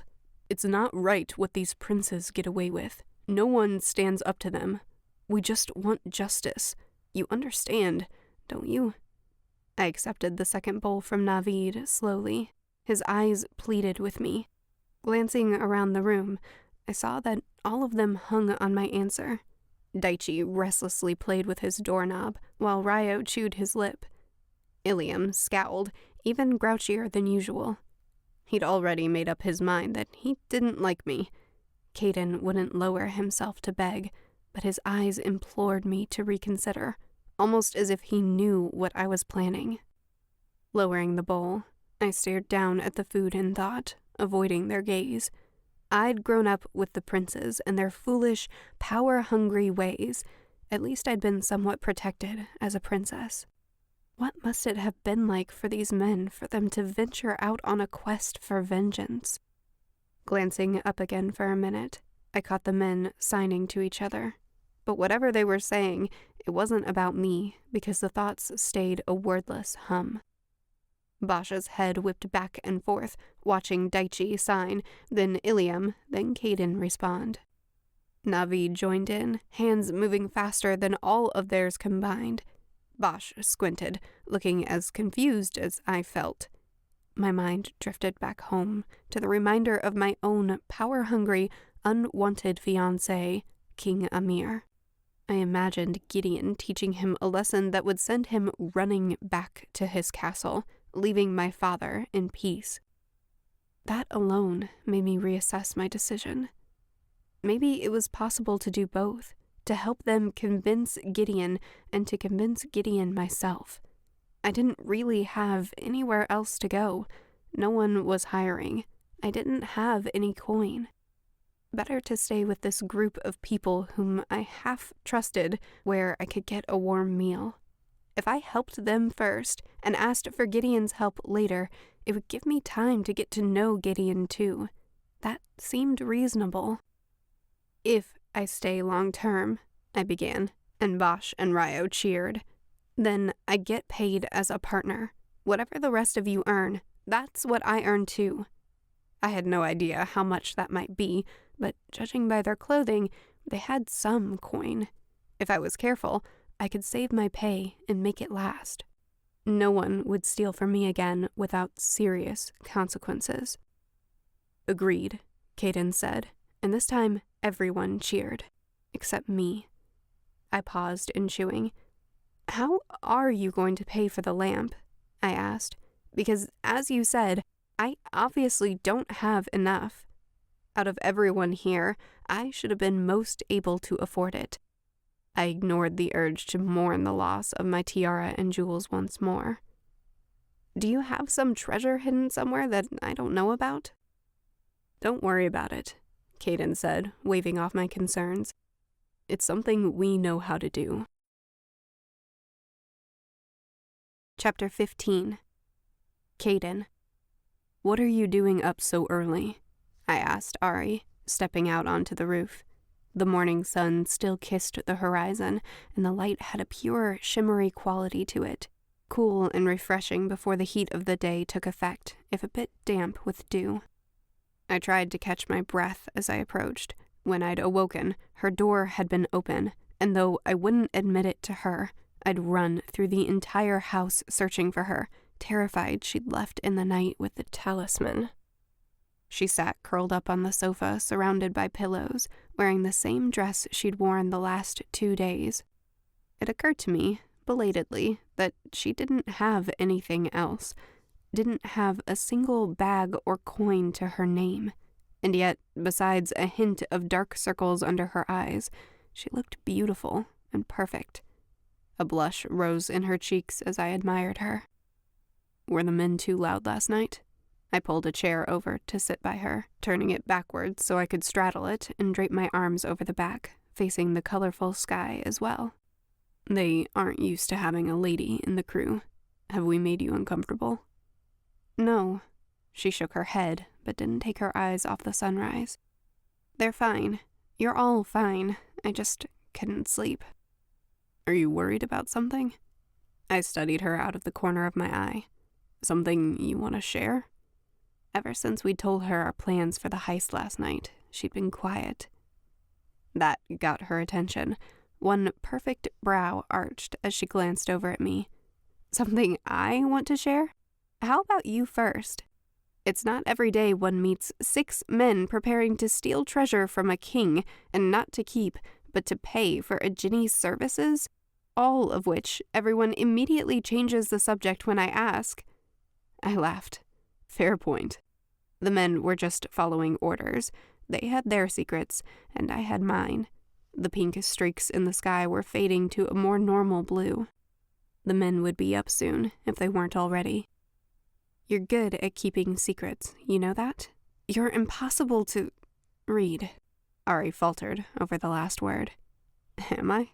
I smiled, liking the idea. When she frowned back at me, I chuckled. Oh, why not tell her a little? You want to know about us? About how we started to steal from castles? She nodded, swinging her legs off the sofa. She faced me fully, leaning forward. Where should I start? I teased, tapping my chin. Well, Ilium, Ryo, and Daichi aren't here for the Jinni. They only care about getting paid. I caught the cousins fleecing travelers along the road for a small coin almost 2 years ago. They're better at working together than they let on. Ilium we met more recently, about 9 months back. We'd heard rumors he was good with poisons, but he was selling sleeping tonics and other potions when we met. We went looking for him, since we needed someone with his talents for some jobs. He's a bit spooked by the Jinni, though. I'm not sure if he'll stay with us. The thought made me pause. The older man could be dangerous if he wanted to be. I'd have to handle him with care and a generous send-off. What about the others? Arie's voice pierced the quiet. And you? I held up a hand. Settle down, I'm getting to that. The rest of us are here to find a Jinni. The heist is just a necessary part of our work. Arie pressed her lips together, raising a brow. Navid and I grew up together. He's been with me since we started. We want to find a Jinni for the same reason. And no, I added when her mouth opened, I don't want to talk about it. But Gideon said it was revenge, she said anyway. How did he know that? Was he right? You're stubborn, you know that. I rested my chin on my hand as I half smiled at her. I didn't want to think about it. Does that normally work for you? It does, she allowed, with the tiniest smile in return. What about Bosch, then? Isn't he a bit young to be running heists? What if he were caught? His family would never forgive you. He doesn't have a family, I replied, shrugging. He says he wants to find a Jinni who can help him locate his father, who abandoned him in a village when he was a baby. But I think... I hesitated. Why was I sharing so much with someone who was still a stranger? She blinked, breaking my gaze. You don't have to tell me. I'm sorry. I shouldn't have asked. That's all right, I said. Something made me feel like I could trust her. I think that we've become his family in a lot of ways. He's been with us for 4 or 5 months now, but it feels like he's been a part of the group forever. He doesn't have anywhere else to go. Oh, she whispered. We were quiet for a long moment. I didn't feel the need to break it. The door to the roof burst open, and Bosch appeared through first, followed by the others. Navid held a tray of cups filled with tea, and he sat the tray down. Everyone took a cup. I was thinking, maybe now that we have Arie, we could do the dancing chicken, Ryo said, without preamble, as they all came to sit with us, pulling up chairs. Arie blinked at the strange name for the con, and I held back a laugh. We'd been planning the heist for weeks now. We already knew every second of how the job would go down tonight, but the men still liked getting a rise out of her. I vote we do Parade of Princes, Daichi chimed in, grinning, which made Ryo mutter about how he always disagreed with him. I leaned back and stayed quiet. Let them get this nervous energy out of their system. Which one's that again? Bosch spoke up. Is that where they line up, or the one where we stick to the original plan? Ilium interrupted him, his deep voice carrying over the racket. He looked to me for confirmation, and the others turned my way as well. I switched the warm tea to one hand so I could lean on the other. We keep the plan, I agreed. We've had Ryo in place for almost 2 weeks now. He knows most of the kitchen maids, among other things. Now that Arie's here, I have the perfect role for her. I'd come up with the idea last night, but hadn't told any of them yet. Me, she said, biting her lip, which only drew my attention there. What will I do? I mulled over how much I should tell her. Her eyes flashed to my face as if she could sense me holding back. I just popped a sugar cube in my mouth and smiled. We'll need you to be our driver. That's all she needed to know for now. Keep it simple for her first heist. It wasn't technically the job I had in mind, but somebody had to drive the wagon. The men glanced at me curiously, but didn't say anything. Do you know how to drive a wagon? Bosch asked her eagerly.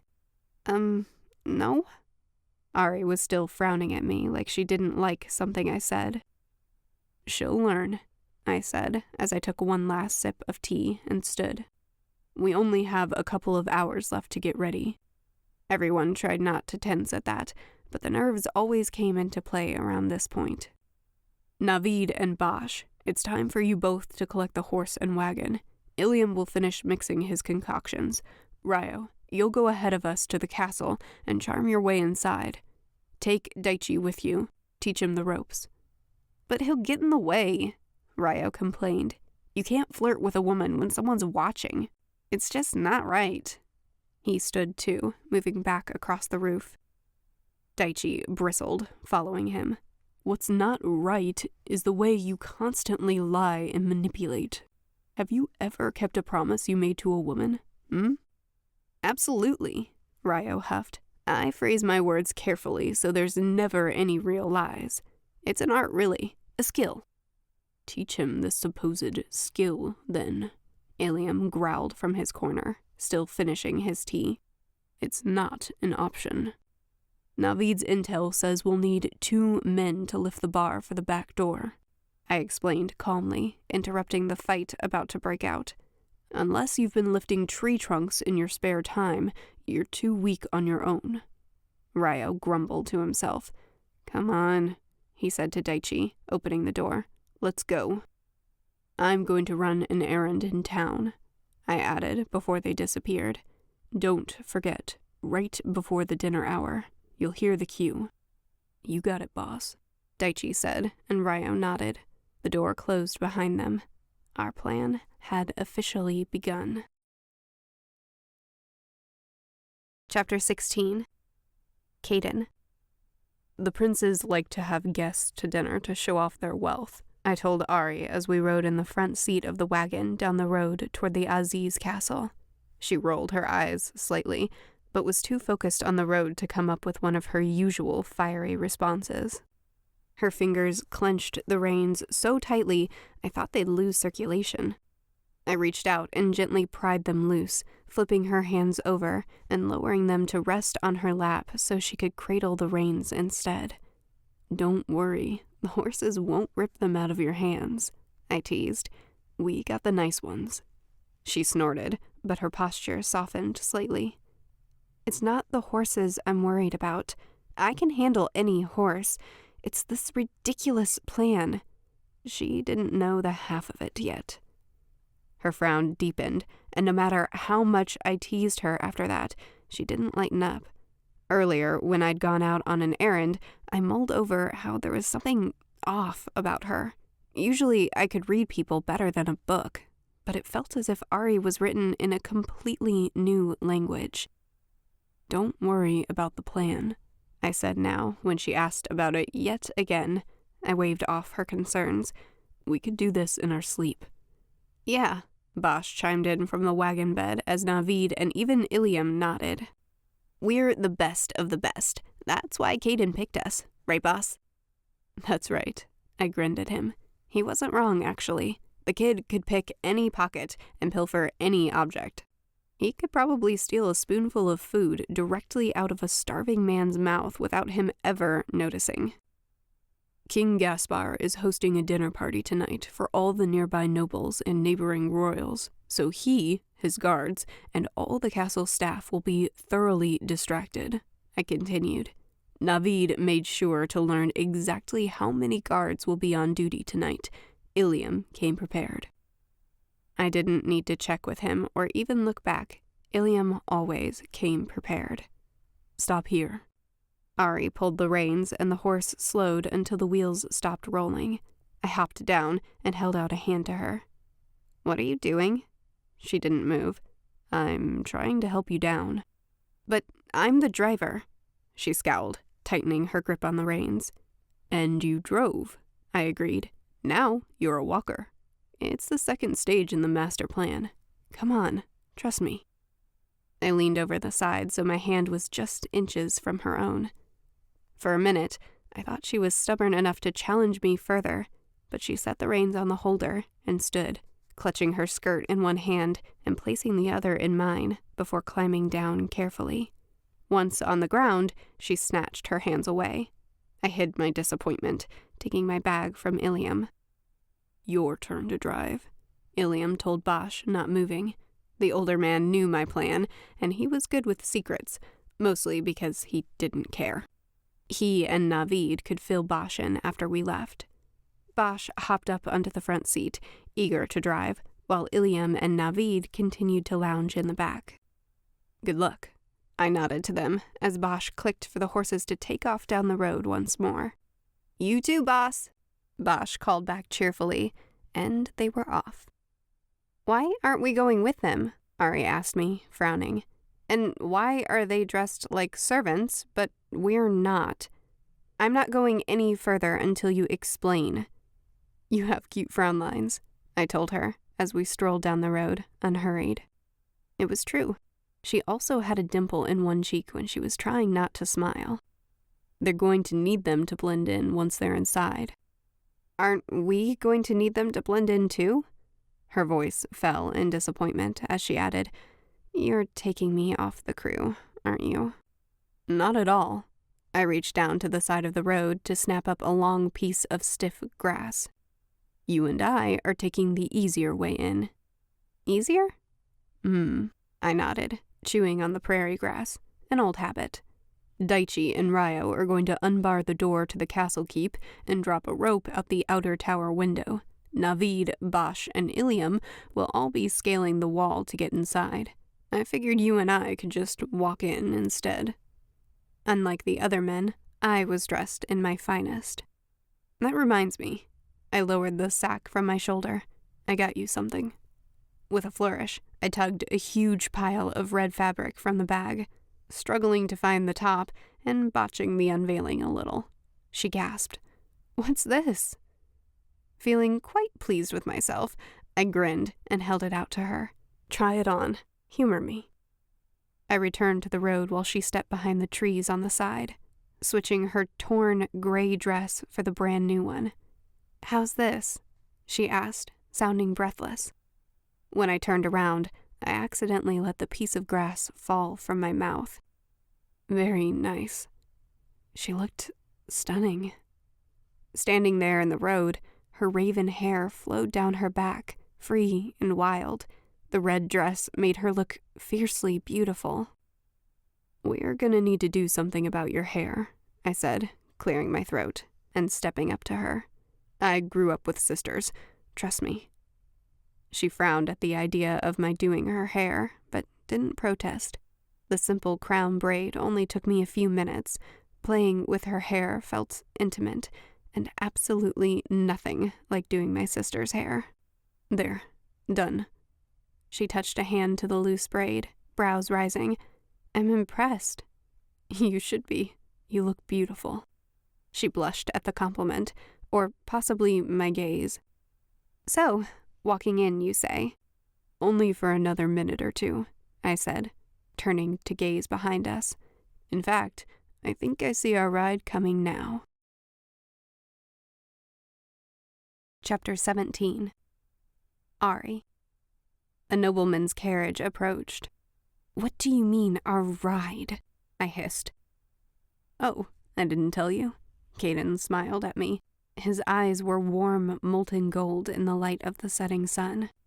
"We're going to attend the celebration." I scowled. "You know perfectly well you didn't tell me." How had he kept this from me? Was he so confident in his plans he hadn't even needed to think about it? At least he hadn't in my presence. "You only just met me," I reminded him. I could not be seen at this dinner. What if we ran into guests who recognized me? How do you know I won't betray you all? Surely that would change his mind. I have to sit this one out. He only shrugged. "I think you'll be fine." My mouth opened and closed as I struggled to find the right words. "What? How can you? Why would you trust me?" "I don't know," he said, scratching his chin where there was a shadow of a dark beard forming on his jaw. He pretended to consider me intently. "You have a very trustworthy face." I snorted. Besides, usually when someone is running from something, they don't like to draw attention to themselves. I froze in place on the road, heart pumping in terror. "How did you know?" "I didn't until just now." He stopped as well, grinning at the shock on my face as he raised a hand to wave down the carriage that drew closer. The driver pulled on the reins to stop as the nobles poked their heads out the window to see what the fuss was about. "Hello there," Caden called easily, smiling at them as he strode up to the carriage. I trailed after him. A local Shah, his wife, and their daughter peered out at us. I didn't recognize any of them and blew out a soft breath of relief. "I do apologize for the inconvenience," Caden was saying, "but our carriage broke down, and we've been forced to walk to the party. It's terribly undignified. I don't suppose you'd have room for 2 guests? We'd be happy to compensate you for your troubles." I raised my brow at Caden's sudden fine manners, so composed and believable. Despite never having heard of him, they immediately accepted his explanation, inviting us in, and within moments, the carriage was moving again. I sat next to the parents, while Caden sat across from me, perched on the edge of the seat beside the daughter with his hands on his knees, like the perfect gentleman. His clothing was as fine as theirs, but the way his hair fell in front of his eyes and that 5 o'clock shadow made him seem just the tiniest bit wild and out of place. He asked their names, which I promptly forgot, and acted as if we were all good friends who'd known each other for years. I was thankful he charmed them with a steady stream of small talk, because I couldn't say a word. I studied Caden as he chatted away amiably. Who was he really? He didn't fit the mold of any man I'd met before. Less than an hour ago, I'd volunteered to go to the horse gate to stay with the animals while the men gathered their things. The poor horses had stood in the heat along the side of the thoroughfare through the city that was large enough for a cart and 2 beasts, heads drooping, too tired to move. "They're working you too hard, aren't they, boy?" I murmured to the closest horse, rubbing the soft white spot on his muzzle. He closed his eyes at the attention, soaking it up, and I moved to scratch the soft fuzz on his shoulder and neck, missing my steed back home. The other gelding was a soft brown color with dust patches all over from neglect, while my stallion back home was a deep, inky black that shone from daily brushing. "You like that, don't you?"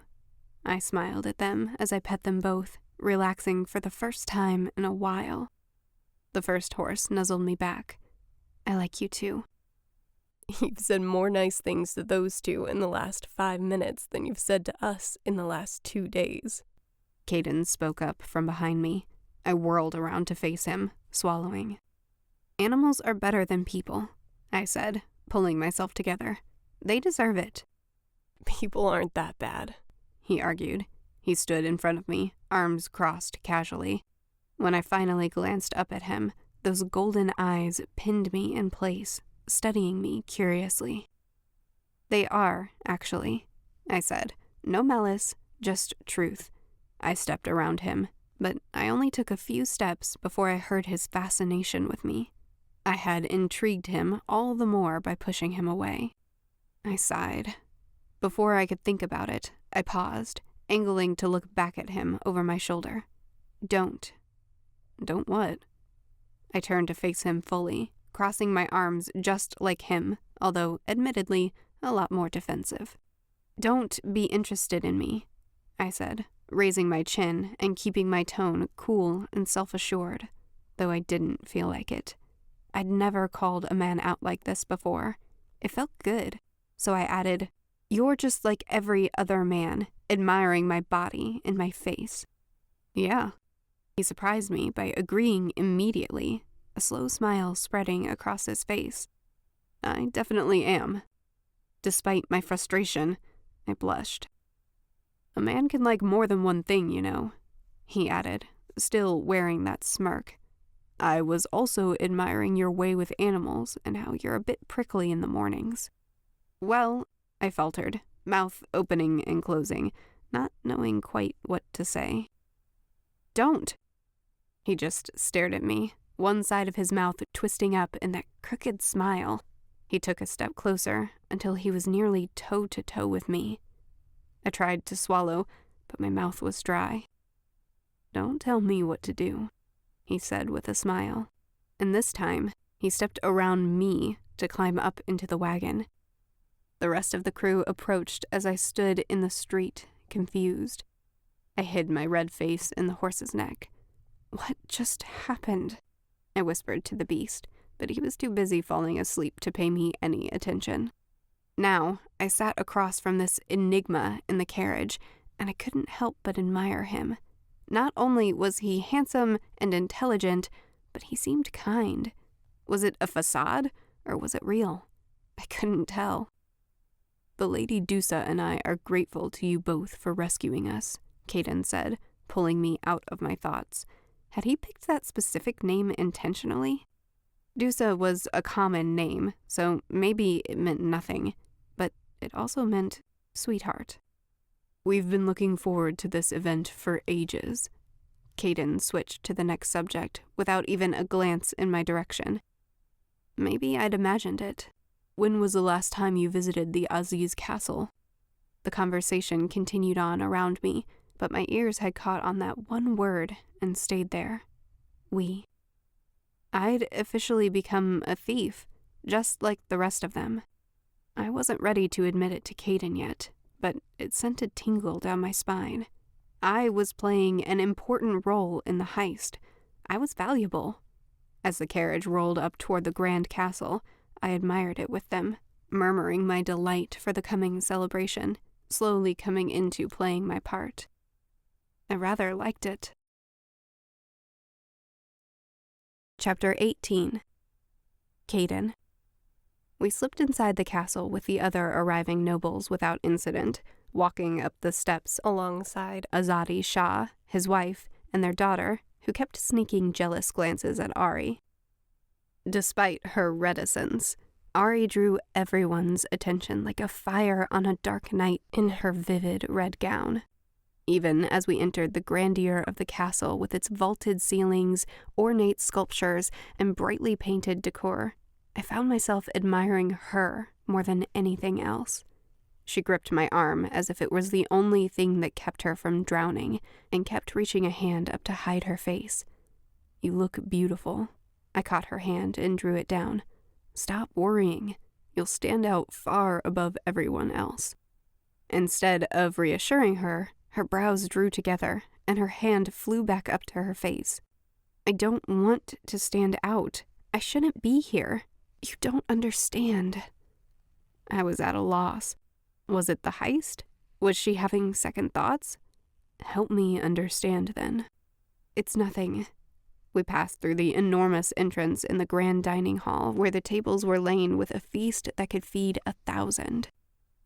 "It's obviously not nothing," I murmured under my breath as I smiled at those around us, searching the room for my mark.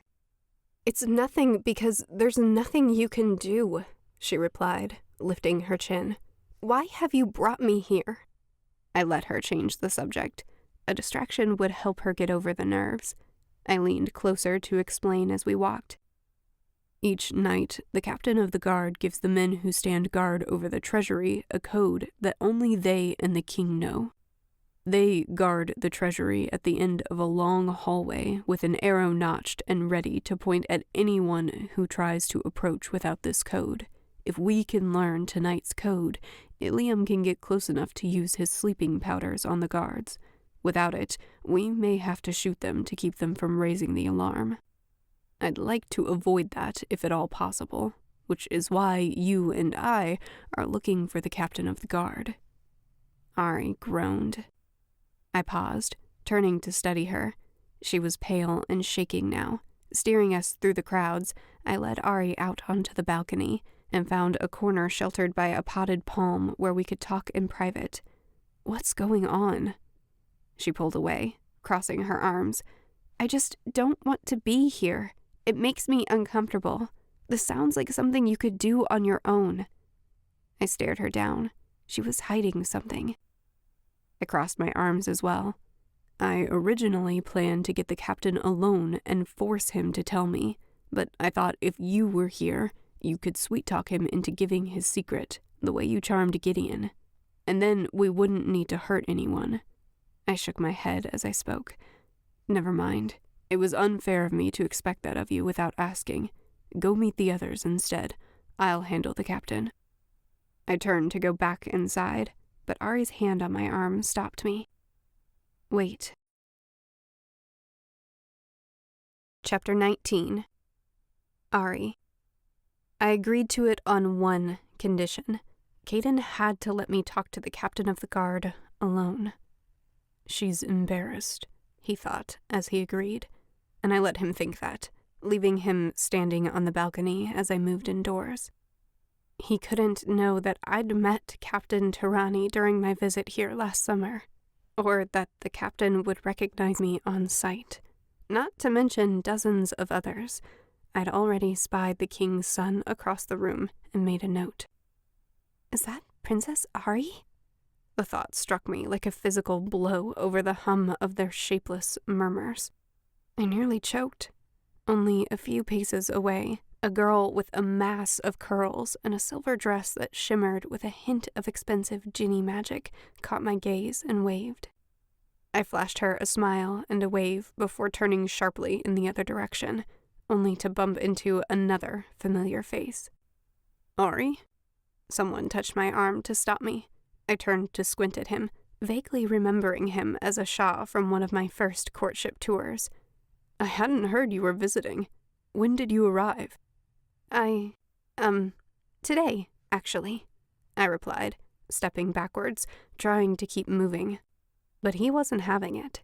He matched me step for step, as if we were crossing the room together. "I as well," he said. "I would have thought we'd have crossed paths. Is she avoiding me? Was she keeping her visit a secret? What does this mean for my—" The thought trailed off as he stopped thinking of me, though he smiled into my eyes as if infatuated. His obsession with his own importance irritated me. With the nobles, every word carried layers of meaning, always weighing what I said, what they said, what each of us really meant, like a dance. But now, confronted with his false smile, I decided to try Caden's direct approach. I stopped walking. "Have you seen Captain Tarani?" The Shah blinked at the blunt question, searching for hidden meaning, but at a complete loss. "I haven't, but I'd assume he's stationed by one of the main doors." "Thank you," I smiled, turning on my heel and leaving him to stew in confusion over my strange behavior and what it meant for him. I felt oddly elated. Striding across the room to the only other entrance, I couldn't help but grin as a new realization struck me. The people here might recognize me, but they didn't know I'd run away. Of course they didn't. It made sense. Amir would never make it public. It would raise too many questions, and if my father had any say in it, he wouldn't risk my life falling into the wrong hands. Even more reassuring, both my father and King Amir were a full day's journey from here. Although, there was still the matter of Amir's guards. My heart fluttered at the possibility they'd remained in Aziz. Would they have stayed at the castle? I couldn't be sure, which dampened my mood for a moment. But no, a couple of lowly guards would never be invited to a party like this. As long as the royal family didn't notice me, everyone else could just assume I was here visiting. By the time they learned otherwise, I'd be gone. I was safe. The room was bustling as everyone searched for someone of importance to talk to. Women tried to be seen. Men tried to see them. Finally, by a smaller side door, I spied Captain Tarani. Swallowing, I strode up to him. Using Caden's tactics yet again, I skipped all preamble and dove straight into what I wanted to know. "Captain Tarani," I whispered as I stepped up beside him and touched his arm to get his attention, leaning in and leaving it there. His thoughts immediately zoomed in on it and how close I stood.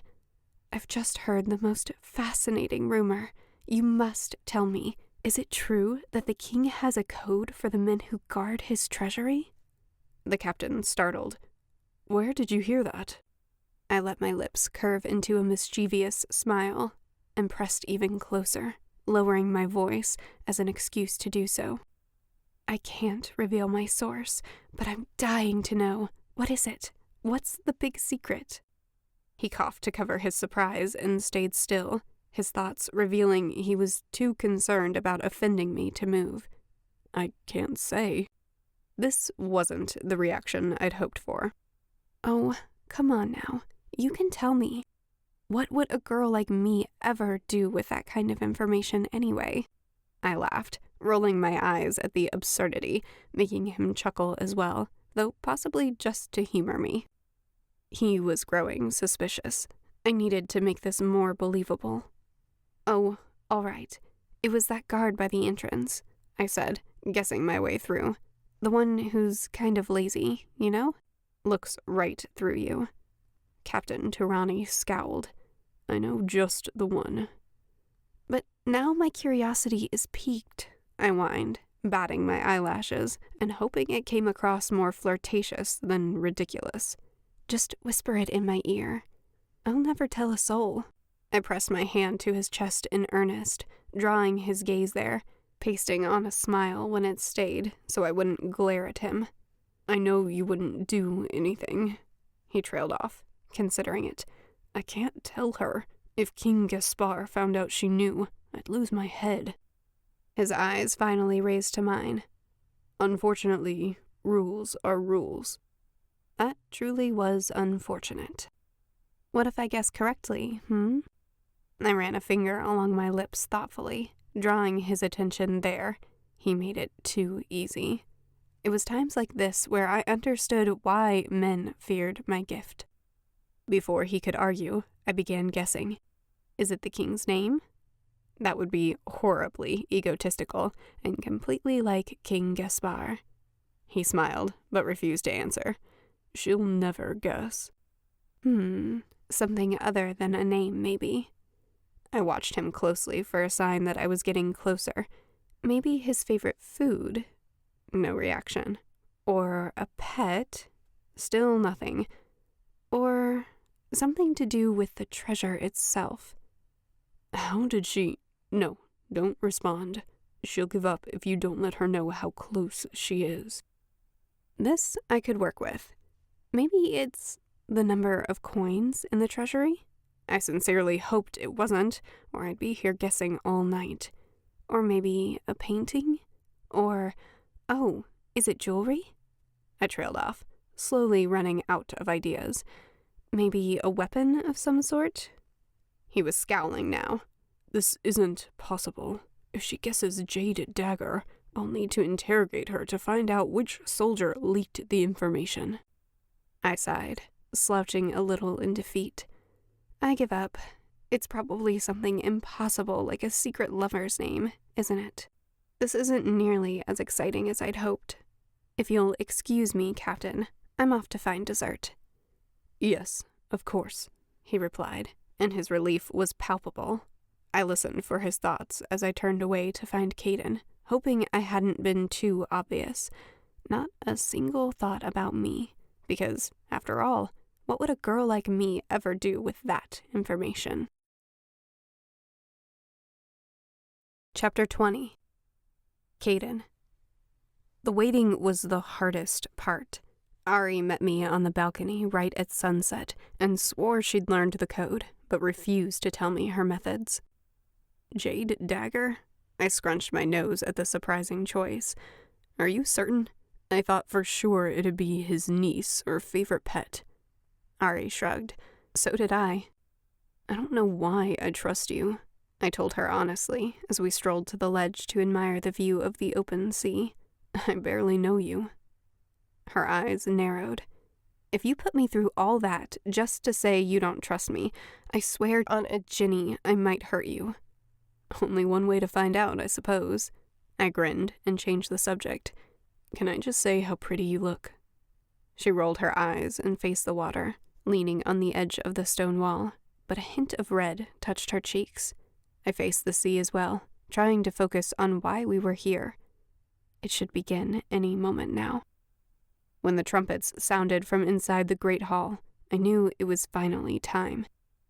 Everyone, please come to the balcony for a surprise, the king called out grandly. Everyone already on the enormous balcony began to murmur in excitement.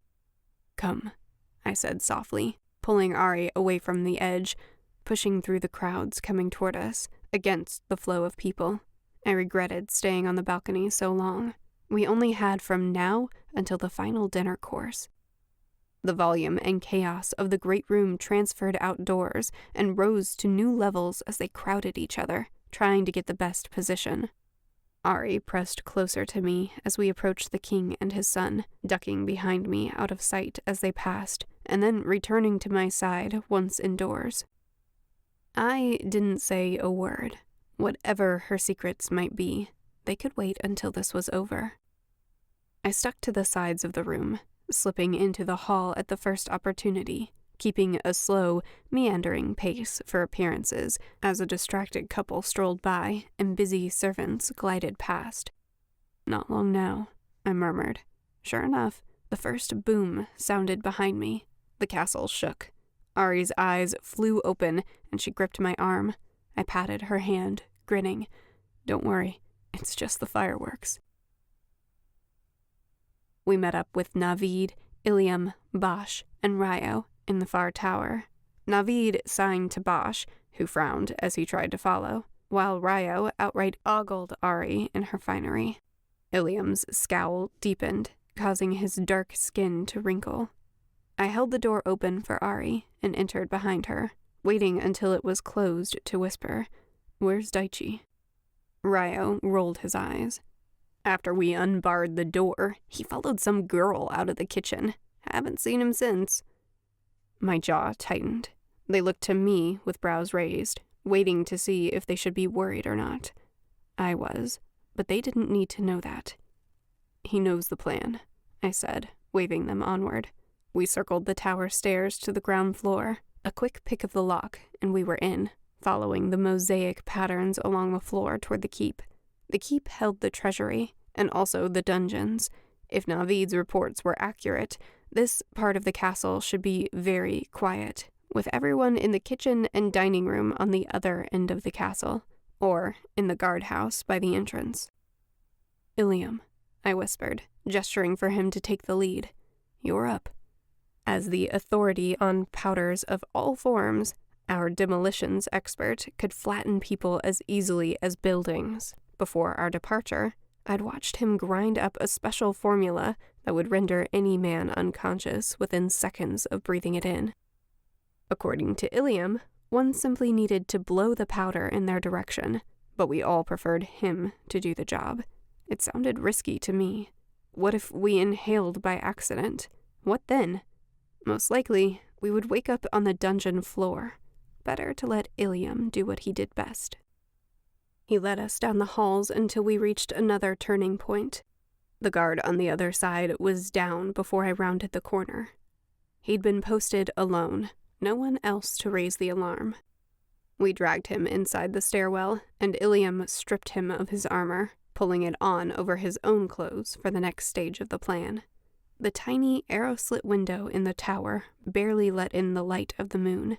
As the hallway door swung shut, Navid lit a match and held it to the wick of his small candle before lighting the rest of ours. We continued to follow Ilium in his armor down the hall, bunching together, no longer worried about appearances this deep within the castle. No average servant would be caught wandering here. Our shadows crept along the walls as we reached the keep. Another guard down. A set of stairs that led to the basement of the castle, dank and dark. Now our candles were our only light. Halfway down, the stairs split in two. The red carpet continued on down the staircase to the right, while the one on the left was bare and plain. Everyone paused to check with me. I nodded to the red-carpeted option. If our choices were treasury or dungeons, I doubted they'd put a fancy runner on the path to the dungeons. The stairs curved as we crept down. A light at the bottom made us slow. Ilium stepped into the hall and into their line of vision. "Halt!" we heard the guards call immediately. "What's the password?" "Jade Dagger," Ilium's deep voice rung out. A long pause. "Come forward," they called, less strident now. I waited, picturing Ilium calmly drawing out his powders and blowing them in the guards' faces. Moments later, a thud sounded, followed by another, as the guards dropped to the floor, unconscious. Though Ilium insisted the powders would only reach the intended victims, I still drew the collar of my shirt up over my mouth and nose as we stepped into the hall and past the two armored guards sprawled helplessly on the floor, out cold. This time, I nodded to Ryo, my escape artist. Able to get in and out of a tight squeeze, he could always see all the angles. He would stay outside and rearrange the soldiers to concoct a believable scene. With two, it could be trickier.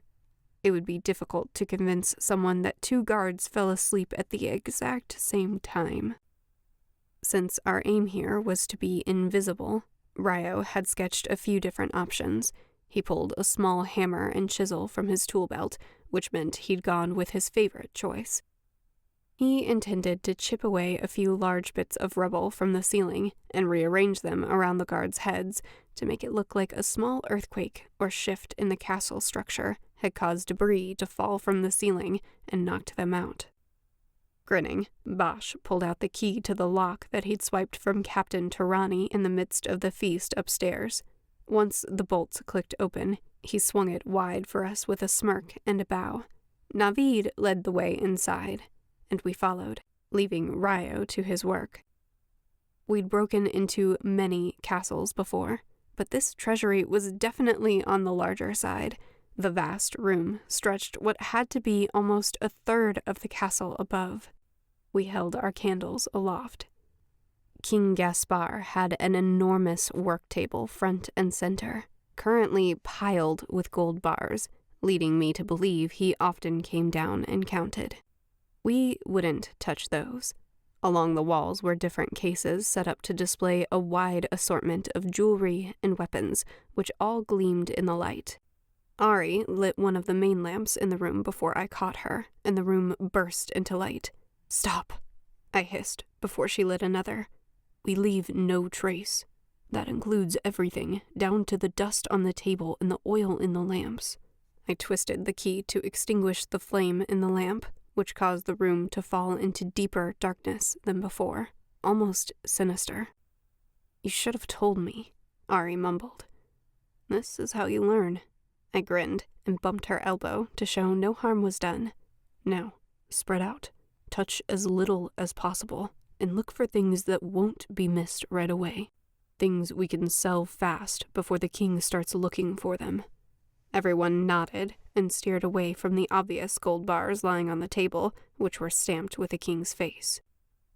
I moved along the wall, studying the delicate designs on the sword in the glass case nearest me, specifically the jewels lining the hilt. Carefully opening the case, I lifted the weapon, turning it over. There were just as many jewels on the other side, but not for long. With one of my smaller tools from my bag, I managed to dislodge the jewels along the backside with ease, dropping them into my bag, before replacing the sword on its stand inside the glass case. No one would be the wiser unless they also took the sword out, which I highly doubted would happen anytime soon. "Here, boss." Bosch handed me a bag full of coins. These were in a trunk. Navid stepped up behind him and gave me a string of pearls, a jeweled bracelet, and a small pin crusted with diamonds. I dropped all the items into the bag. They clinked together in the quiet room. "Keep going," I said softly. "There's enough here to pay for the lamp, plus a couple months in a new town." Bosch glanced over at me, pointing to a large gold statue with eyes of pure emerald and the belt covered in the same. I shook my head. Too noticeable. We continued to make our way through the room, searching for valuables that could be overlooked until we filled my bag and the other two we brought along to the point of bursting. Just as I was about to call it quits, I opened a drawer and found a silver dagger with a wicked curve and a small jade jewel inlaid in the handle. It wouldn't fetch a high price, but I took it on impulse. A little souvenir for our successful raid on yet another high and mighty king. "That's enough," I said to the men as I placed the dagger in my boot. "Let's go." Once everyone filed out, I held my candle up high, studying the room, making sure we'd left everything in sight the same as before we entered. With a nod, I closed the door, taking Bosch's candle so he could lock it up again behind us. "Ilium, lead the way," I said as I gave Bosch's candle back. We set off, circling the guard's body and the strategically placed rubble. Ryo dusted off his hands proudly and took up the rear. So far, so good. Back up the tower's circular staircase, we left the keep behind and passed the chapel without any problems, reaching the tower landing where we'd originally met. "All right." I handed my bag full of treasure to Bosch. Navid and Ilium carried the other two. "This is where we split up. You three," I nodded to my men with the treasure, "leave the way you came." They obeyed, slipping out the door one by one at Navid's cue, unseen, just like we'd planned. "Ryo, go find Daichi. He needs to help you bar the door behind them. If you have any problems, come find me. Understand?" "You got it, boss." Ryo slipped out of the room after the others, headed down a different hall back toward the kitchen, where I'd sincerely hoped he would find Daichi lazily lounging with one of the women, just like he suspected. I wished Navid were still here, so I could have someone to complain to. Of course, Navid would only shrug. Though the cousins had been with us for years now, this wasn't the first time one of them had gone on their own path. I shouldn't be surprised. I sighed. It was just me and Arie now. "You ready to go back to the party?" I asked, putting on a smile. "We'll ooh and ah over those fireworks with the rest of them, and then exit right out the front door." "But what about dinner? I'm starving," she whispered as we stepped out into the hall. I tucked her hand in my elbow once more. "And what about the carriage? The Atazadeh family won't be leaving for hours yet." "We'll borrow one," I winked, striding confidently back to the party. We slipped through the great hall, and each took a drink, clapping politely at the back of the audience just as the last few fireworks sounded. Another benefit of Arie's presence: no one would suspect anything of a young man and woman slipping away to be alone together. We cheered as loudly as everyone else and began slowly making our way toward the exit as everyone found their seats for dinner. "Halt!" King Gaspar shouted over the buzz of conversation. "No one leaves." One glance at his red face, which was quickly turning shades of purple from fury, and my instincts kicked in. Something had gone wrong. "Hurry," I whispered to Arie, ignoring the king's command. I pushed through the crowd toward the door. "I think we've been made." Chapter 21. Arie. It happened so fast. The guards stopped us at the door, merely holding up a hand for me to wait, but yanking Caden to the side to search him. They found a blade in his boot. "What's this?" The guard's voice rose. King Gaspar strode over to us, snatching the dagger. Though the king's gaze was glued to Caden, he was only a few short strides away from me. One glance in my direction, and everything would be ruined. I shrunk back, but the guards held me in place. I kept my gaze on the king and resisted the urge to react when I heard the first thought about me rise above the wordless hum of the crowd. "Princess Arie. It's the princess." Glancing out, I saw multiple fingers pointed my way. I was furious with myself for agreeing to this plan. I should have told Caden no. Soon enough, word would get back to Amir. "Where did you find my father's blade?" King Gaspar's formidable glare didn't seem to faze Caden. "I'm not certain where your father's blade is," he lied smoothly, "but that blade is mine." King Gaspar growled at Caden, holding the dagger as if he might put it to Caden's throat. "Is that so? Then why does it have an inscription on the handle with my name on it?" "Ah," Caden said, glancing at me as he shrugged. "I missed that." "Take him to the dungeon," the king said. "I'll interrogate him after the party." They began to drag Caden away. "Your Majesty," one of my guards spoke up. "They were together." One glance over his shoulder had the king spinning around to face me. "Princess Arie? It can't be." His voice rose. "What are you doing with a criminal? Does your father know you're here?" As he spoke, the voices in the room rose, and the thoughts about me doubled in intensity, making me wince. A light came into the king's eyes. "King Amir's guards were here searching for someone just a few days prior." "Detain her," he said aloud to his men.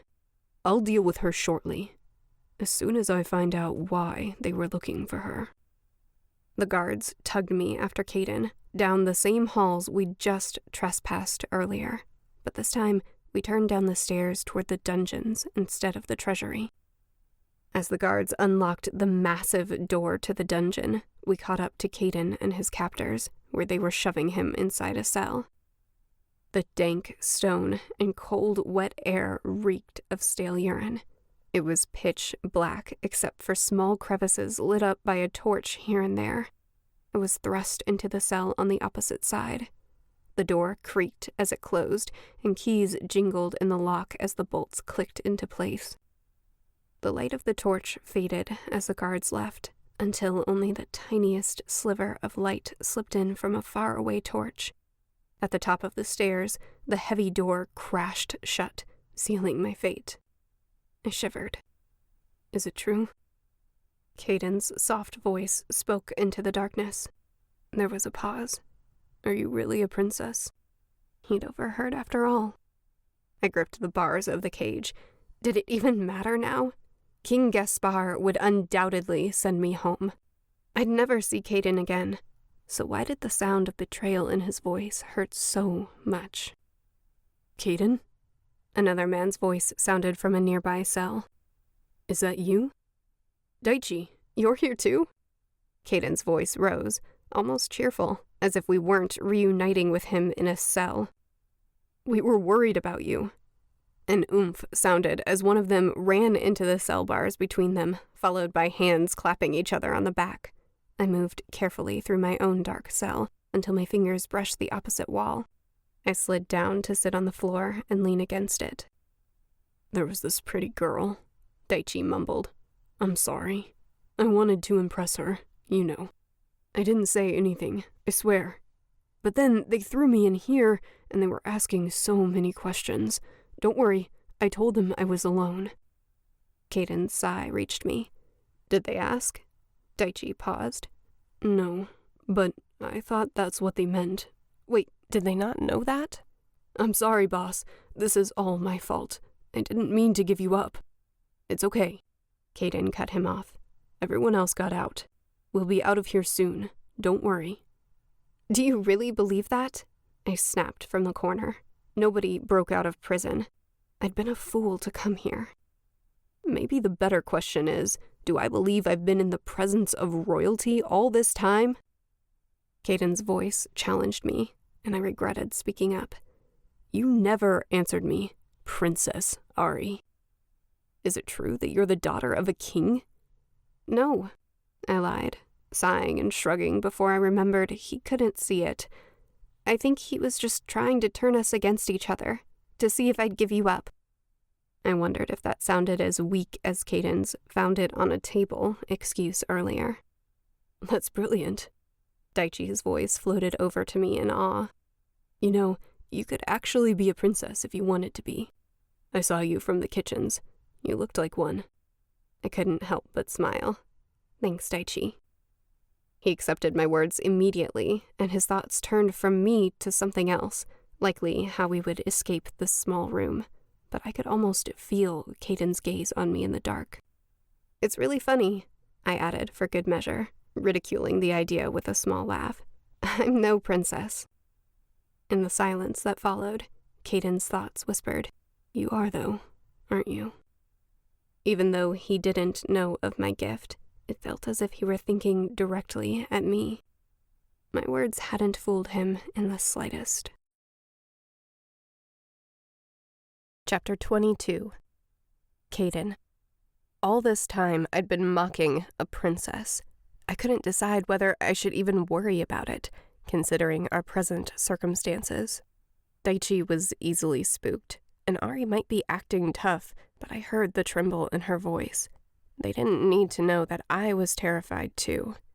I'd never been caught before. We'd gotten lazy. How long would it take Navid to realize something had gone wrong? Any amount of time was too long. Staring aimlessly at the blackness of my small cell, I scratched at the dirt underneath me with my fingernails, thinking. My eyes slowly adjusted to the deep darkness. There must be a torch lit somewhere down the hall out of sight, but everything in my cell was in shadows. One difficult situation at a time, I told myself, letting go of the dirt and dusting off my hands. Arie and I could have a very specific conversation once we escaped. Preferably before the king found my men waiting in the wagon just outside of the city walls with 3 bags full of treasure. If I'd packed some of Ilium's powder, I could have knocked those guards out when I was discovered, Daichi was saying. Don't worry about it, I reassured him. We'll do better next time. Standing, I checked the cell door again, though I'd already checked it twice. Still locked. I wish I'd taken my tools, I muttered. Of course, that was foolish. Even if I had, the guards would have removed them from my person as fast as they'd taken the dagger and my own small blade. As I paced the room, I tried to get comfortable with the space. 2 steps, turn. 2 steps, turn. They fell silent, listening. I paused by Daichi's shadow in the cell next to mine. Any chance anything in your pockets might help? I could just barely make out his head as he shook it, posture slumping, even more dejected now. They confiscated everything. I sighed, returning to pacing. Maybe we could adapt 3 tickets to the theater to somehow trick the guards into letting one of us out? Not likely. Even in the streets, that one only worked half the time. Then again, we had nothing to lose. What if we did pigeon down? Daichi said. He scrambled up onto his feet to come closer to me and whispered, We might not be able to get the girl out, but it could work for you and me. We're not leaving her behind. I hoped she hadn't heard. And pigeon down would only help one of us anyway. Oh, even if we each played dead one at a time. I think they'd catch on. I rubbed my temples, trying not to snap. Daichi dropped back to the floor. We were quiet for a long time. I racked my brain for another con, something that had a better outcome, but nothing. Daichi lay down to sleep, but I couldn't. A few hours later, Arie's dress rustled in the quiet as she stood. I have an idea. An outline of her form appeared at the door of the cell, and I could just make out her arm as she stretched it through the bars, holding something out toward us. In the palm of her hand was a small dot. As I squinted, the dot turned into a rock and triggered my memory even as she spoke. Gideon's talisman. Chapter 23. Caden. All 3 of us stared at the Jinni's stone. That small gray pebble held our future in the balance. Would Gideon even come to a prison cell? And who was to say he would help us if he did? What have we got to lose? Arie asked as we all just stood there, ogling the rock in silence. Before we could argue, she rubbed it. At first, gently, between her fingers, the way one would feel a coin to test its purity, barely visible in the gloom. Then, more aggressively, holding it in her palm while scrubbing at it with her other hand, first the thumb, then the butt of her palm. A little patience, please, a voice said from the opposite corner of her small cell. I got your message when you first began. Why in the name of Jinn is it so dark in here? A light appeared behind Arie, and she turned her face to the owner of the voice. Gideon stood tall and pale as ever, eyeing her cell warily with those sharp blue eyes. He held a ball of white light in the palm of his hand. It flickered and cast shadows on the now brightly lit walls. This is quite unusual, he commented with a frown. Greetings, Gideon. She sank into a deep curtsy. With respect, we're in a bit of a situation, and we're hoping to ask for your help. Her ability to shift into formal speech and the ridiculous curtsying made sense now, knowing where she came from. Name it, he said, but not in a generous way, so much as just impatient. I would like to once more request the same bargain as Caden offered you, Arie began. I would like to see you bear witness to a gifted prince for a day, and then we will give you the lamp for half of what we paid for it. Gideon eyed us. You don't appear to have the lamp in your possession, he said finally. We were on our way to claim it. I took over, a half-formed plan in my mind.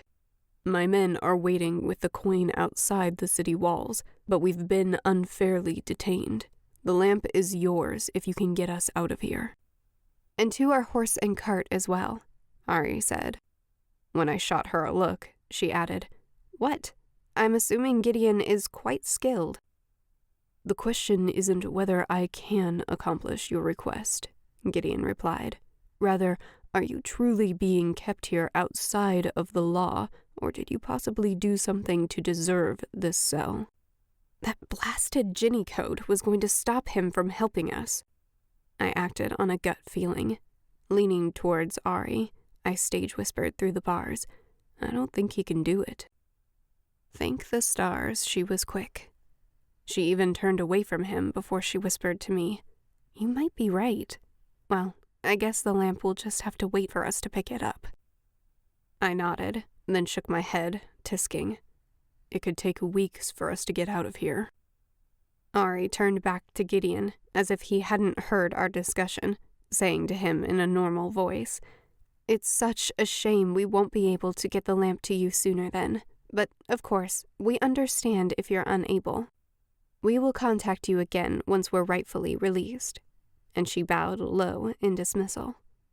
I'm perfectly capable of getting 100 men and horses outside of the castle, Gideon snapped. He cleared his throat, straightening his jacket. Since you would eventually be released, I see no harm in making it sooner rather than later. With one snap of his fingers, the cell shifted, turning into the forest outside of the castle, outside of the city entirely. The lights twinkled in the distance. Even though I knew rationally that I had moved, it felt as if everything had materialized around me. It threw me off balance, making my head spin and my stomach react. Your wagon and men are waiting alongside the road, just a few short paces from here, Gideon told us in a bored tone. The light of the moon was strong, and I could make out his face clearly. Many thanks, I told him, and Daichi echoed my words. Arie stepped forward, stopping to press her hands together as if she'd been about to hug him. Truly, Gideon, thank you. We couldn't have done it without you. Gideon nodded in response, but even in the dim light, I could see his cheeks darken. Was he blushing? Maybe the Jinn were more human than I'd thought. I'll take the lamp now, Gideon said to me, clearing his throat and straightening his vest and jacket once more. Shall we drive to the auction block to collect it, or shall I meet you there? As soon as you honor the bargain with Arie, we'll give it to you, I replied, nodding. Daichi began to back away from us, paling at the mention of the deal changing. Did you say they're, the men, the others are, around the corner? He pointed behind him, disappearing around the bend behind the trees. Coward. I do believe you changed the agreement, Gideon argued, ignoring Daichi's retreat and growing quite still.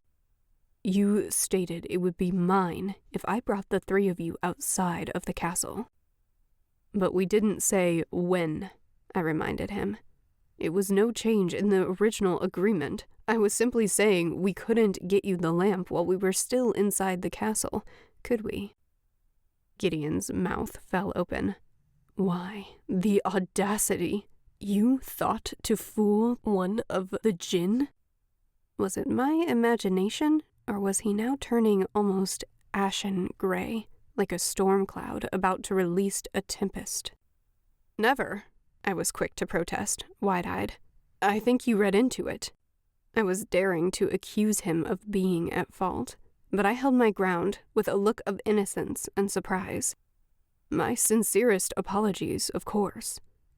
Of course, he muttered, seeming unconvinced, but his normal color began to return as he calmed himself. He squinted at me, straightening his vest with a sharp tug. Do not think to pull something like this so easily in the future. When the lamp is in your possession, contact me again. And before any of us could answer, he vanished. Chapter 24. Arie. I grinned at Caden. In his excitement, he picked me up and whirled me around. We did it! I laughed, forgetting my annoyance for a moment. We. He'd included me in that word. Again. It was an odd sensation to belong after feeling so alone these last few months. It bloomed in my chest, hopeful and proud, quite addicting. When my feet touched the ground, I plummeted back to reality. He let go and stepped back, shifting into a more somber difference I recognized. "It's not every day I rob a castle with a princess," he said, raising a thick brow. His dark hair fell across his eyes, making me want to brush it back. "I don't even know where you're from." "Haldafes," I whispered, throat tightening. That one word alone could give away everything if he asked the right questions of the right people. Before he could ask anything further, I turned and ran around the bend to where Gideon had said the men would be. Sure enough, they were lounging around the wagon and horses, waiting anxiously. Daichi must have filled them in. Ryo and Bosch whooped softly at the sight of me and Caden, who clasped Navid's hand, then patted Bosch's back as he jumped up and down. "I looked everywhere for you." Ryo punched Daichi in the gut out of nowhere, making him double over in pain. I gasped, but the men only chuckled as Daichi wheezed, and Navid held him up so he didn't completely buckle over. When he finally got his breath back, he only shook his head as he straightened. "I deserved that."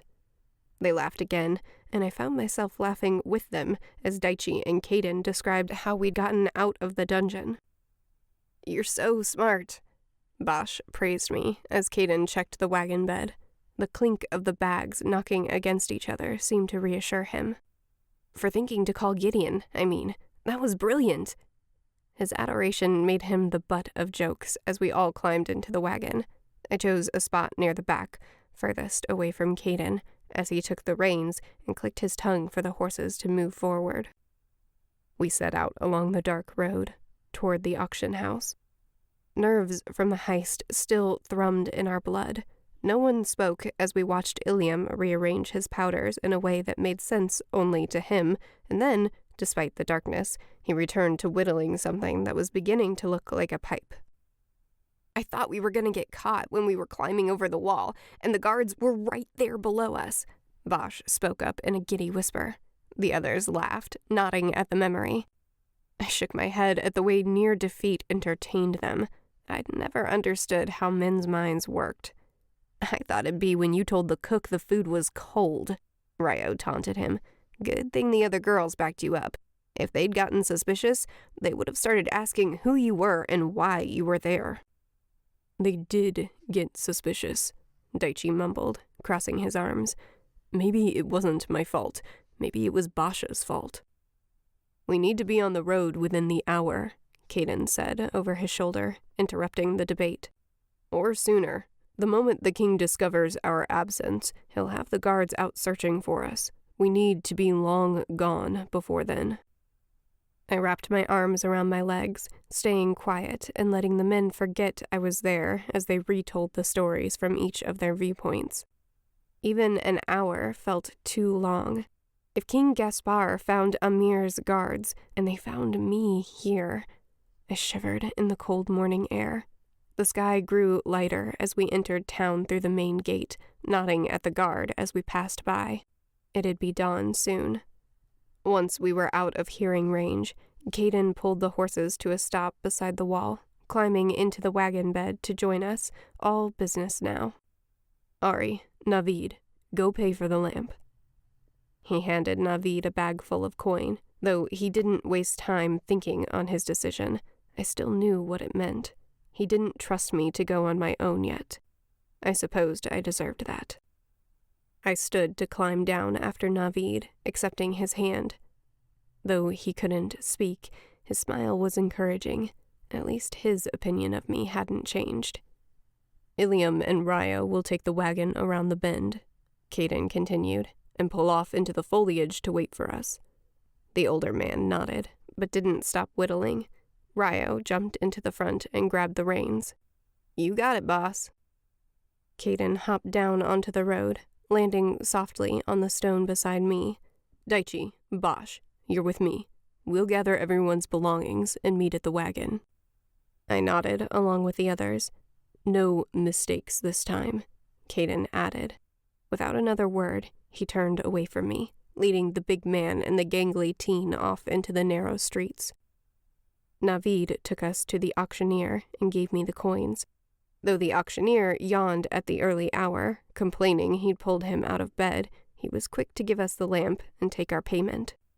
My fingers wrapped around the simple green glass lamp, expecting to feel a sense of its magic or power of some kind, but it felt like any other oil lamp with cool glass that warmed to my touch.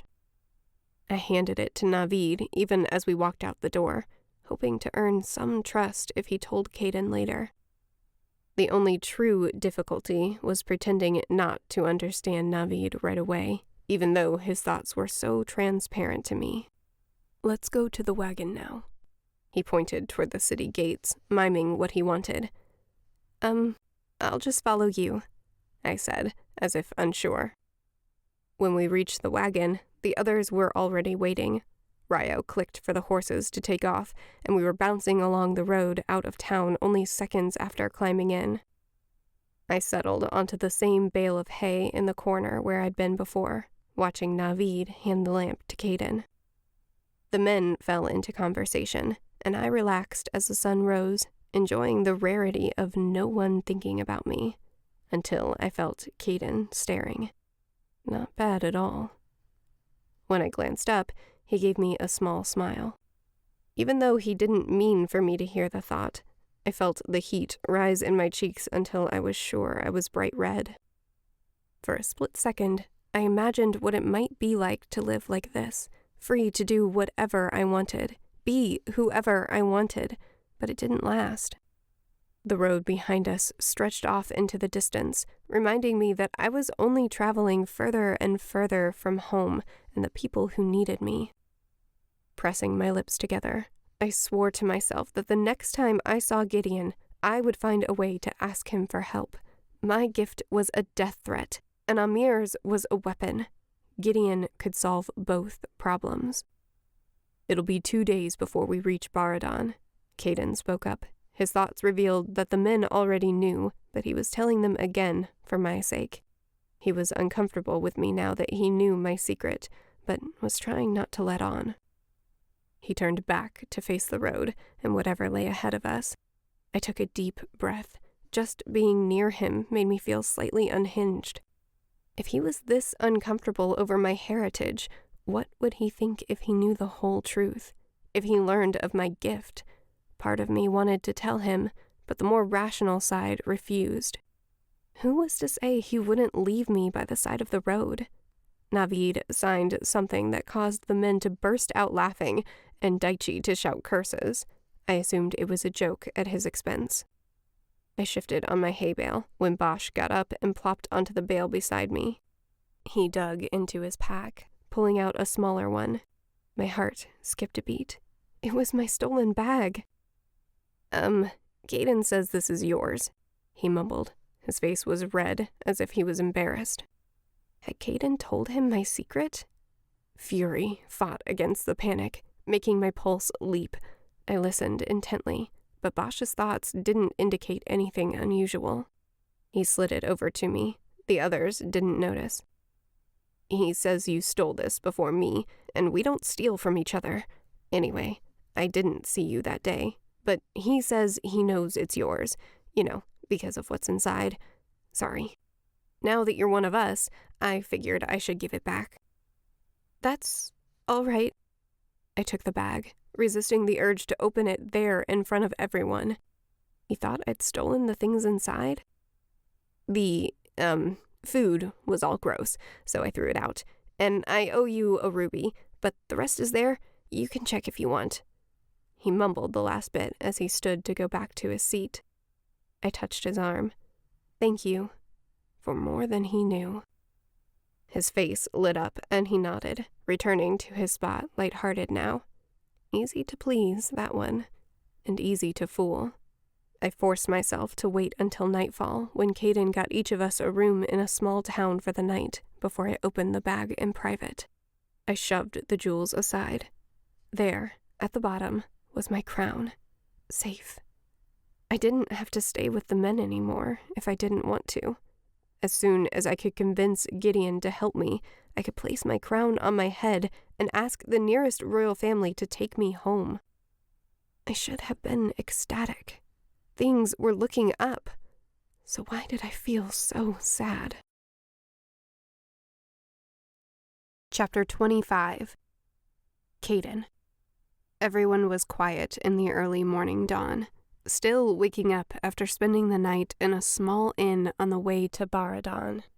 I drove the wagon while everyone else lounged in the back. It didn't take much focus. The animals plodded along, following the road, and the reins weren't even necessary except for at the occasional crossroad. I slipped the small lamp from my bag and held it in the palm of my hand. A green glass was smooth and thick, surprisingly sturdy, and not nearly as fragile as it had seemed from a distance. I couldn't help but wonder what this Jinni wanted with it. Carefully, I rewrapped it in the cloth and placed it back in my bag for safekeeping. We might never know. All that mattered now was that we'd finally found a Jinni to bear witness. Prince Dev was about to receive the justice he deserved. All these years, he'd gone about his father's kingdom doing whatever he wanted and getting away with it. I couldn't wait to see that smirk wiped from his face. No doubt Navid felt the same. When I pulled my gaze from the road again and glanced back at my friends in the bed of the wagon, my eyes snagged on Princess Arie instead. I hadn't found a way to bring up her secret again. Though I'd made Bosch return her crown the moment I'd pieced together that his latest haul belonged to her, I'd pretended not to notice the way she'd clutched the bag to her ever since. The whole situation frustrated me more than I wanted to let on, because I should have guessed. Of course, she talked like a queen. She was destined to become one. But at the same time, it didn't fit the Arie I'd come to know. She was so normal. Not at all like the ruling class I'd known my whole life, who flaunted their gifts and authority. She was just Arie. I wasn't familiar with her kingdom of Hodafez. All I knew was what I could glean from a map. It was almost 3 days east of Baradan, where I'd grown up, where we were headed now. I'd visited many kingdoms in my travels with Navid. He'd been my closest friend since we were children, running around naked in the streets. When we first left Baradan, it was just the two of us. We'd added to our crew along the way until we grew to the size we were today. But I'd never been to Hodafez, and I hadn't been home either, not since I'd left 4 years ago. Basha's voice pulled me out of my thoughts. Should we call on the Jinni soon, or wait until we arrive? Navid signed to me and the others. Do we even know how he travels? Does he need time to reach us? I translated for Arie and Bosch, who was still new to us and learning to sign. Does our little Jinni hunter know? I asked Arie, though I suspected even more now that this title was a ruse. She pulled out the Jinni's talisman, and we all stared at the little gray pebble like it might come to life. She shook her head. I'm not sure. We've already traveled a full day, and then some, Ryo spoke up. What if they can only do that little zip from one place to the other if they're close by? We'd better call him now so he has time to catch up. Ilium chimed in. What if it's nothing to him? You want to risk pissing off a Jinni? Be my guest, but let me off first. Yeah, Daichi agreed, standing even though the wagon hadn't stopped. Let me off too. Don't worry, Bosch said from the opposite corner. We will. No one wants to see you wet your pants when he shows up. Daichi lunged for him, and both Navid and Ilium held him back while Ryo laughed with Bosch. Arie shifted to another hay bale to avoid getting run over. Only one way to find out, I said, and they quieted, turning to face me. I gestured for Arie to go ahead. If it takes him a while to arrive, then we'll know. And if it doesn't, Ilium said, but Arie had already wiped her thumb across it, ever so gently. The horse carried on down the road, but we all stayed frozen in a semicircle, staring down at the pebble in silence. When nothing happened, I opened my mouth to suggest she try rubbing it a little harder. I hadn't even begun when Gideon appeared. He sat at the back of the wagon on one of the hay bales, plucking a stray piece of hay off his trousers. You certainly choose unique places to meet. Daichi yelped and jumped a whole hay bale over before catching himself and growing still. Iliam's skin had gone ashen. As the oldest member of the group, he had grown up with stories of the Jinn terrorizing humans. Despite nothing really happening over the last few decades, he hadn't forgotten and had made sure we didn't either. But I leaned forward, more curious than afraid. Thank you for coming, I began, straddling the wooden divider between the driver's bench and the bed of the wagon to face him, still holding the reins. It was uncomfortable, but I tried not to let it show on my face. Of course. Gideon gave up removing the straw and placed his hands casually on the elegant cane he carried, but didn't seem to need. It is a strange place to bear witness, but I'm ready to begin whenever you are. Of course. I imitated his polite manners, swallowing. His piercing eyes and my complete lack of knowledge about his abilities brought Iliam's stories back to me. We'll arrive in Baradon around dinner time tonight. Since Arie, has your word you'll bear witness for a full day, I was thinking we could officially start tomorrow morning. Why, pray tell, did you summon me now then? Gideon said, tapping his cane on the wagon bed, drawing my attention to the elegant walking stick. Did he have a limp? I hadn't noticed one, and if he did, why didn't he cure it? Couldn't the Jinni cure anything? Questions plagued me, but I didn't dare ask and risk offense. Our sincerest apologies, Arie answered before I could. We thought you'd appreciate knowing the plan. Such a diplomatic response. I tried not to smile. Gideon softened a bit, though his features remained solemn. I do appreciate that. Thank you. Would you like to stay and have dinner with us? Bosch chimed in fearlessly. If you're traveling alone, it might be nice to have some company. I glanced at the others, especially Daichi and Iliam, both of whom sat stiff and anxious, watching Gideon like he might explode at any moment. Only if you want to, Ryo interjected. Navid nodded vigorously. I held my breath and waited as Gideon considered us. Bosch would get an earful from me later. He hadn't been around for some of Iliam's more chilling stories. Though I didn't necessarily believe everything I'd learned about the Jinn, I knew there was some truth to the rumors. Most of us had grown up on the legends of the Jinn before they had withdrawn to their lands. They were enough to terrify a teenager, much less a young child who just wanted a bedtime story. I'd spent more than one night lying awake in fear that a Jinni might come snatch me from my bed. Bosch blinked in confusion at the men's glares. As an orphan, he must have missed those bedtime stories. The worst of it was, I didn't know how to separate fact from what parents told children in order to scare them into obedience. When a Jinni appeared, were they really coming from a place outside of our realm? That seemed a bit far-fetched. But then again, so was the whole appearing and disappearing, and that turned out to be true. What about the other myths? Could the Jinn really steal your soul? Gideon's eyes snapped to me at the thought. Had he? No, it couldn't be. Had he heard me? Quickly, I sorted through the stories, feeling a distant memory of a Jinni who could read minds. Did Gideon have this gift? Immediately, I threw up mental shields, imagining walls twice as high as a castle and 10 times as thick, in the feeble hopes I might be able to protect myself. Gideon tilted his head slightly and blinked at me, before returning his gaze to Arie, who was speaking to him. I'm guessing a traveler so far from home must be lonely, she said. I'm new to this group myself, but they're mostly good company. Besides Caden, of course. She teased. Gideon didn't react. Anyway, you're very welcome to join us, right, Caden?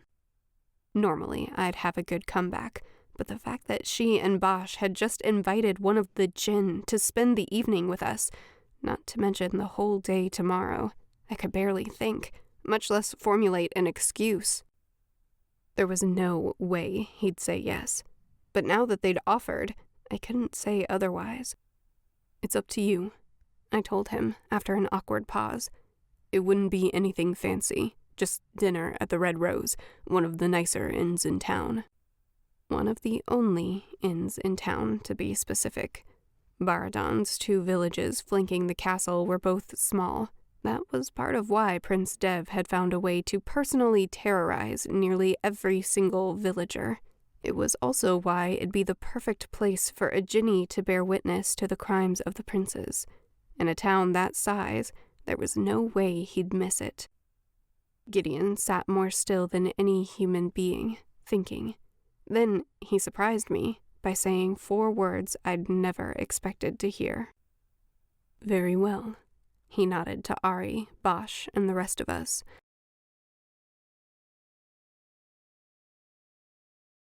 26. Caden. I felt like I'd held my breath the entire afternoon.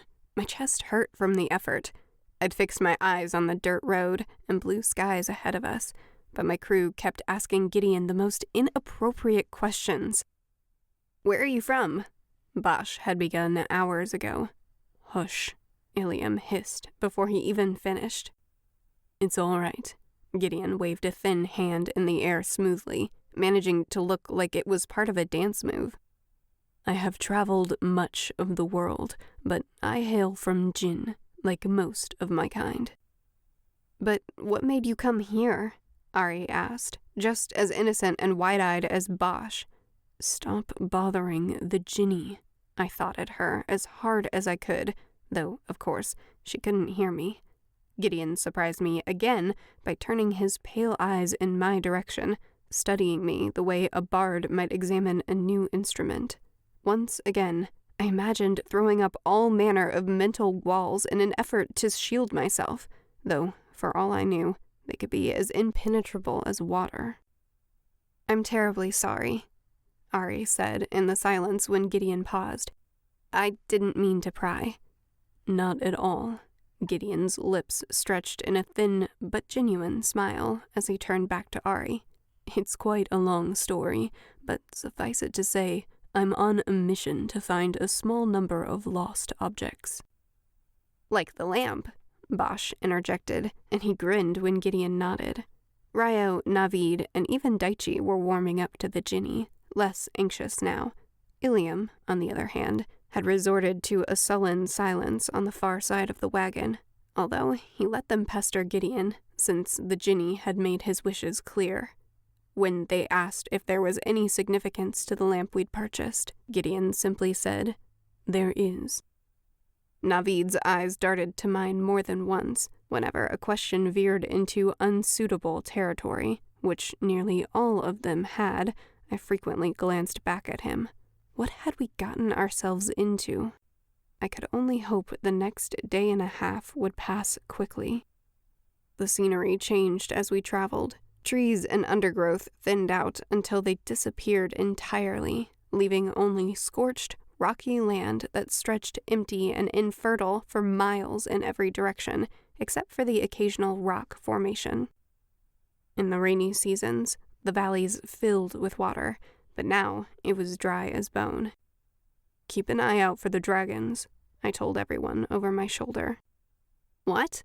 Bosch squeaked. "You didn't say anything about dragons." "They're rare in Baradon," I assured him. "Very unlikely." "Is that so?" Ilium growled, pulling out his pipe. "Seen a few in my life," Navid signed. "They almost never come this far south." I nodded, glancing at Gideon, who simply observed. "Do they have dragons in Jinn?" He didn't seem concerned. "It's just good to be prepared." "Prepared how?" Bosch asked, ready to jump. "What do we do if we see one?" "Not much you can do, except spread out," Ryo said with a smirk. Daichi nodded gravely, and Bosch paled. After that, we had no shortage of eyes on the sky, no matter how much I reassured them. Normally, the open spaces relaxed me. Cities were so claustrophobic compared to the desert. This was my home. But the comfort was ruined by the tickle of a Jinni's eyes on the back of my neck. We passed another towering ridge of rocks, bleached almost white from the sun. They blended into the sand, creating the sense of wandering through a strange maze that was missing half of the lines. The city was visible long before we'd reached it, built directly into the stone of the mountain. The homes and even the castle were all the same desert sand and rock color that made them nearly invisible if you didn't know where to look. The others had never been here, only Navid and I, and not since we'd left 4 years ago, since we'd lost everything. When our wagon drew closer to the mountains, the homes carved into the face of the cliffs began to take shape. The city stretched all across the base of the mountain, with a castle on the far side, higher up and more protected. We approached the Red Rose at the edge of town. It was close to the road, and the simple cave-like entrance made it appear deceptively small, though I knew from experience it tunneled back deeper and above into a second story as well. I jumped out in front of the sandy stone building before the wagon even came to a stop, landing hard on the packed dirt, desperate to get away and work through my concerns with the men without the fear of Gideon overhearing my thoughts. "We'll meet up for dinner in 1 hour," I told them, mainly for Gideon's sake. "I'll get us all rooms for the night. Ryo can take care of the horses." I paused. Now it was my turn to ask an awkward question, and I found myself wishing it had already come up. "Gideon, can I, get you a room as well?" "Yes, thank you," he replied, as the wagon stopped fully and everyone stood to dismount after me, following me inside. The tension in my shoulders made my headache 10 times worse. I'd finally found a Jinni to bear witness to a gift being misused, I reminded myself. After tomorrow, everything would be different. That's what mattered. I booked a room for everyone, plus paid for the horse and cart as Ryo came in from the stables. It depleted a small chunk of our new funds. We were burning through them faster than I liked, but it would be all worth it. Once we received our rooms, Gideon left us for some time alone. The others waited until he climbed the stairs and disappeared around the corner. Before they each followed suit, I caught Arie's hand. "Can we talk?" "Sure," she replied, brows drawing together, wary. "Not here," I said. "Let's find some place quieter." The Red Rose had a tavern on the main level. Only a couple patrons occupied the large room, day drinking. The sun shone through a simple, wide-open window carved into the rock, which wafted delicious smells during meals, drawing in crowds. Ignoring them and the space, I led Arie out the front door instead. I needed to put space between us and the others, especially Gideon. Everything was built with the sand-colored rock, which made it easy for newcomers to get lost. Even so, nothing had changed. I found my way easily down one narrow street and the next, turning here, then there, and reached the other side of town in no time. "This way," I said, the first words either of us had spoken since we left. I pointed to a small crevice in the rock formations that the city had been built up against. I used to come out here as a boy. I led her inside the narrow cave, ducking to avoid hitting my head. I entered the darkness without hesitation. Arie didn't follow. I poked my head back out. "Just trust me, would you?" I laughed. "I promise you'll like it." Her brows rose in disbelief, and she hesitated. I tried to see it from her perspective. We were still nearly strangers, after all. Without thinking much about it, I reached out my hand, palm up. "I promise you'll be safe." She slowly accepted, curling her fingers around mine.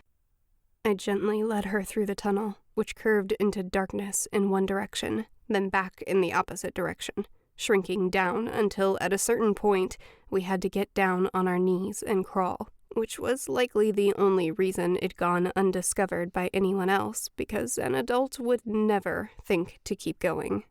As children, Navid and I had discovered this place, but we'd never shown it to anyone before. For some reason, I found myself wanting to show it to Arie. In the dark of the tunnel, she clutched my hand, but didn't complain. As we stood on the other side of the pinch point, light trickled in, and I led her toward it. A small oasis opened up before us, walled in on all sides by steep rock walls that, from the outside, were too sheer to scale. But inside, the small space was a small, quiet pool. Soft sand and sun shone down cheerfully on us.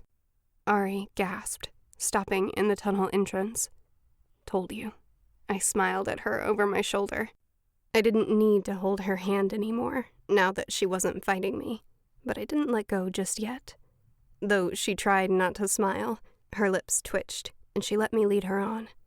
"Right here," I said, letting go of her hand and stepping to the side to let her go ahead of me. We followed the beaten path Navid and I had created as children, rounding the deep pool to where a boulder made a natural seat on the other side. Up close, the pool was too deep to see the bottom, kept constantly full by some internal spring even in the heat of summers, except for one side where a shallow ledge was visible and the deep blue water turned nearly clear, showing the bleached rock underneath. Instead of joining me on the boulder to sit formally, Arie dropped to the ground by the shallow side of the pool, pulled off her boots, lifted her skirts up to her knees, and stepped into the cool water with a happy sigh. I blinked. This felt so much more intimate than I had planned, but the water did look refreshing. I hesitated before joining her, removing my shoes as well and rolling up my pant legs.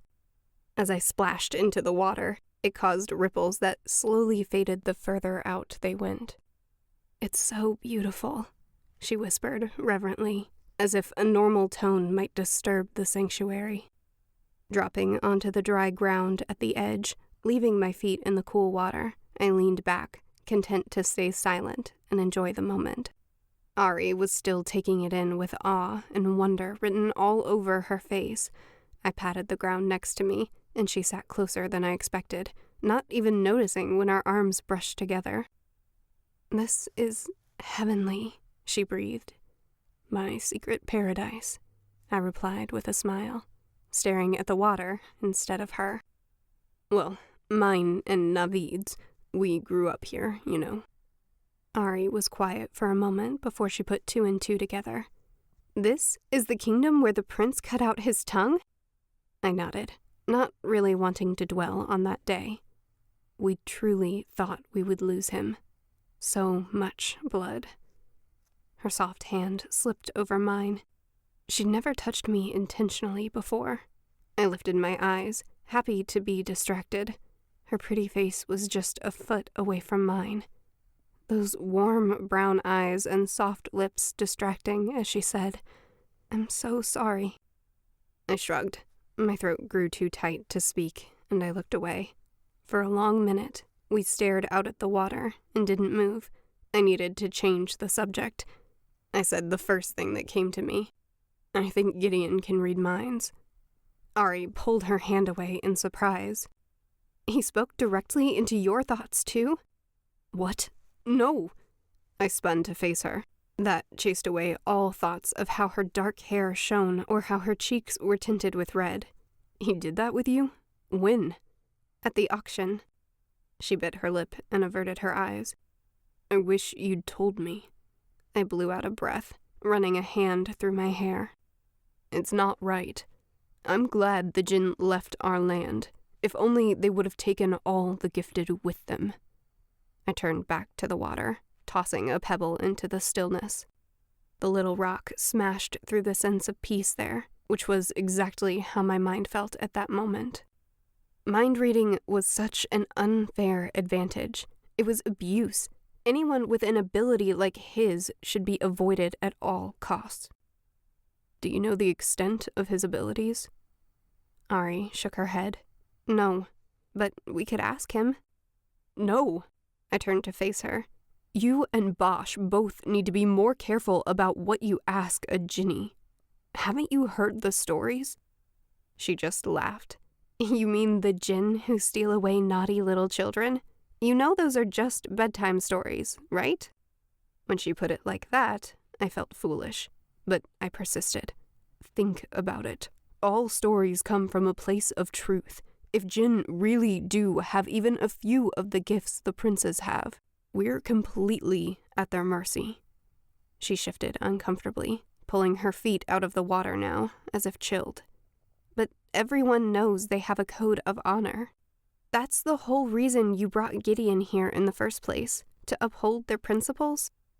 Her statement turned to a question at the end. I sure hope so. I pulled my feet out to dry as well, and we sat in silence, staring at the ripples still disturbing the pool's calm surface. It was time to bring it up. Past time, really. So, you're a princess, I elbowed her lightly to take the edge off my words. When was that going to come up? I was thinking right after never, she joked, grinning back at me. But then she grew more serious. No one can know. Please. I promise to keep your secret, I said, if you tell me why. It was underhanded. A good man would swear a solemn oath and never ask again. But I wanted to know. I can't, she protested, clutching her dress so tightly I thought it might rip. If they ever find out where I am, they'd make me come back, and I just can't. She swung around to face me. Please, Caden. I liked the way she said my name. Those dark brown eyes were wide and pleading, drawing me closer. Please, just promise me you won't tell anyone. She sounded so desperate, I felt guilty. Don't worry, I wasn't going to. Promise me. I swear on a Jinni's gift, I agreed. She relaxed somewhat, but the mood was ruined. Life as a princess must not be so great after all. I tucked it away to think about later, when I was alone with my thoughts. But that just made me think of Gideon. Would I ever be alone with my thoughts again? Chapter 27. Caden. By the time the first light touched the room, I gave up on sleep. Between thoughts of Arie and the day to come, I had too much to worry about. Rolling out of bed, I threw on my boots and headed downstairs. Breakfast and a strong cup of coffee would wake me. In the doorway, I stopped. There was only one person at the breakfast bar, Gideon. The staff at the Red Rose clearly recognized a Jinni when they saw one, the way they tiptoed around him, wide-eyed. I nearly turned around to go back to my room when he turned to face me. Good morning, he said, as polite as ever.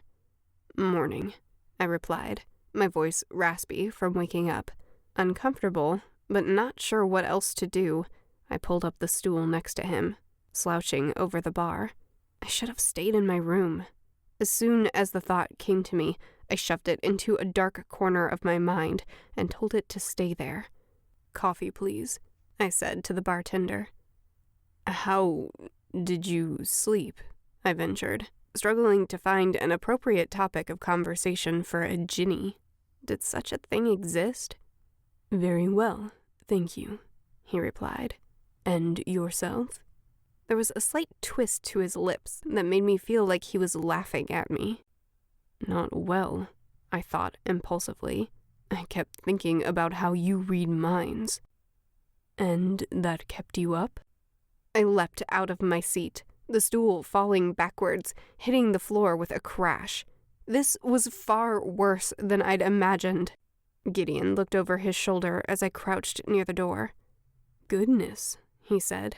I didn't think you'd be so easily spooked. I cleared my throat, just blinking at him for a moment. I wouldn't call this easily spooked at all, I answered, after clearing my throat again. This definitely falls into justifiably spooked. He wasn't using any other abilities that I could tell, but it would be wise to be cautious. How do I know you won't use any gifts on me? It's against the Jinni code, he said simply, shrugging.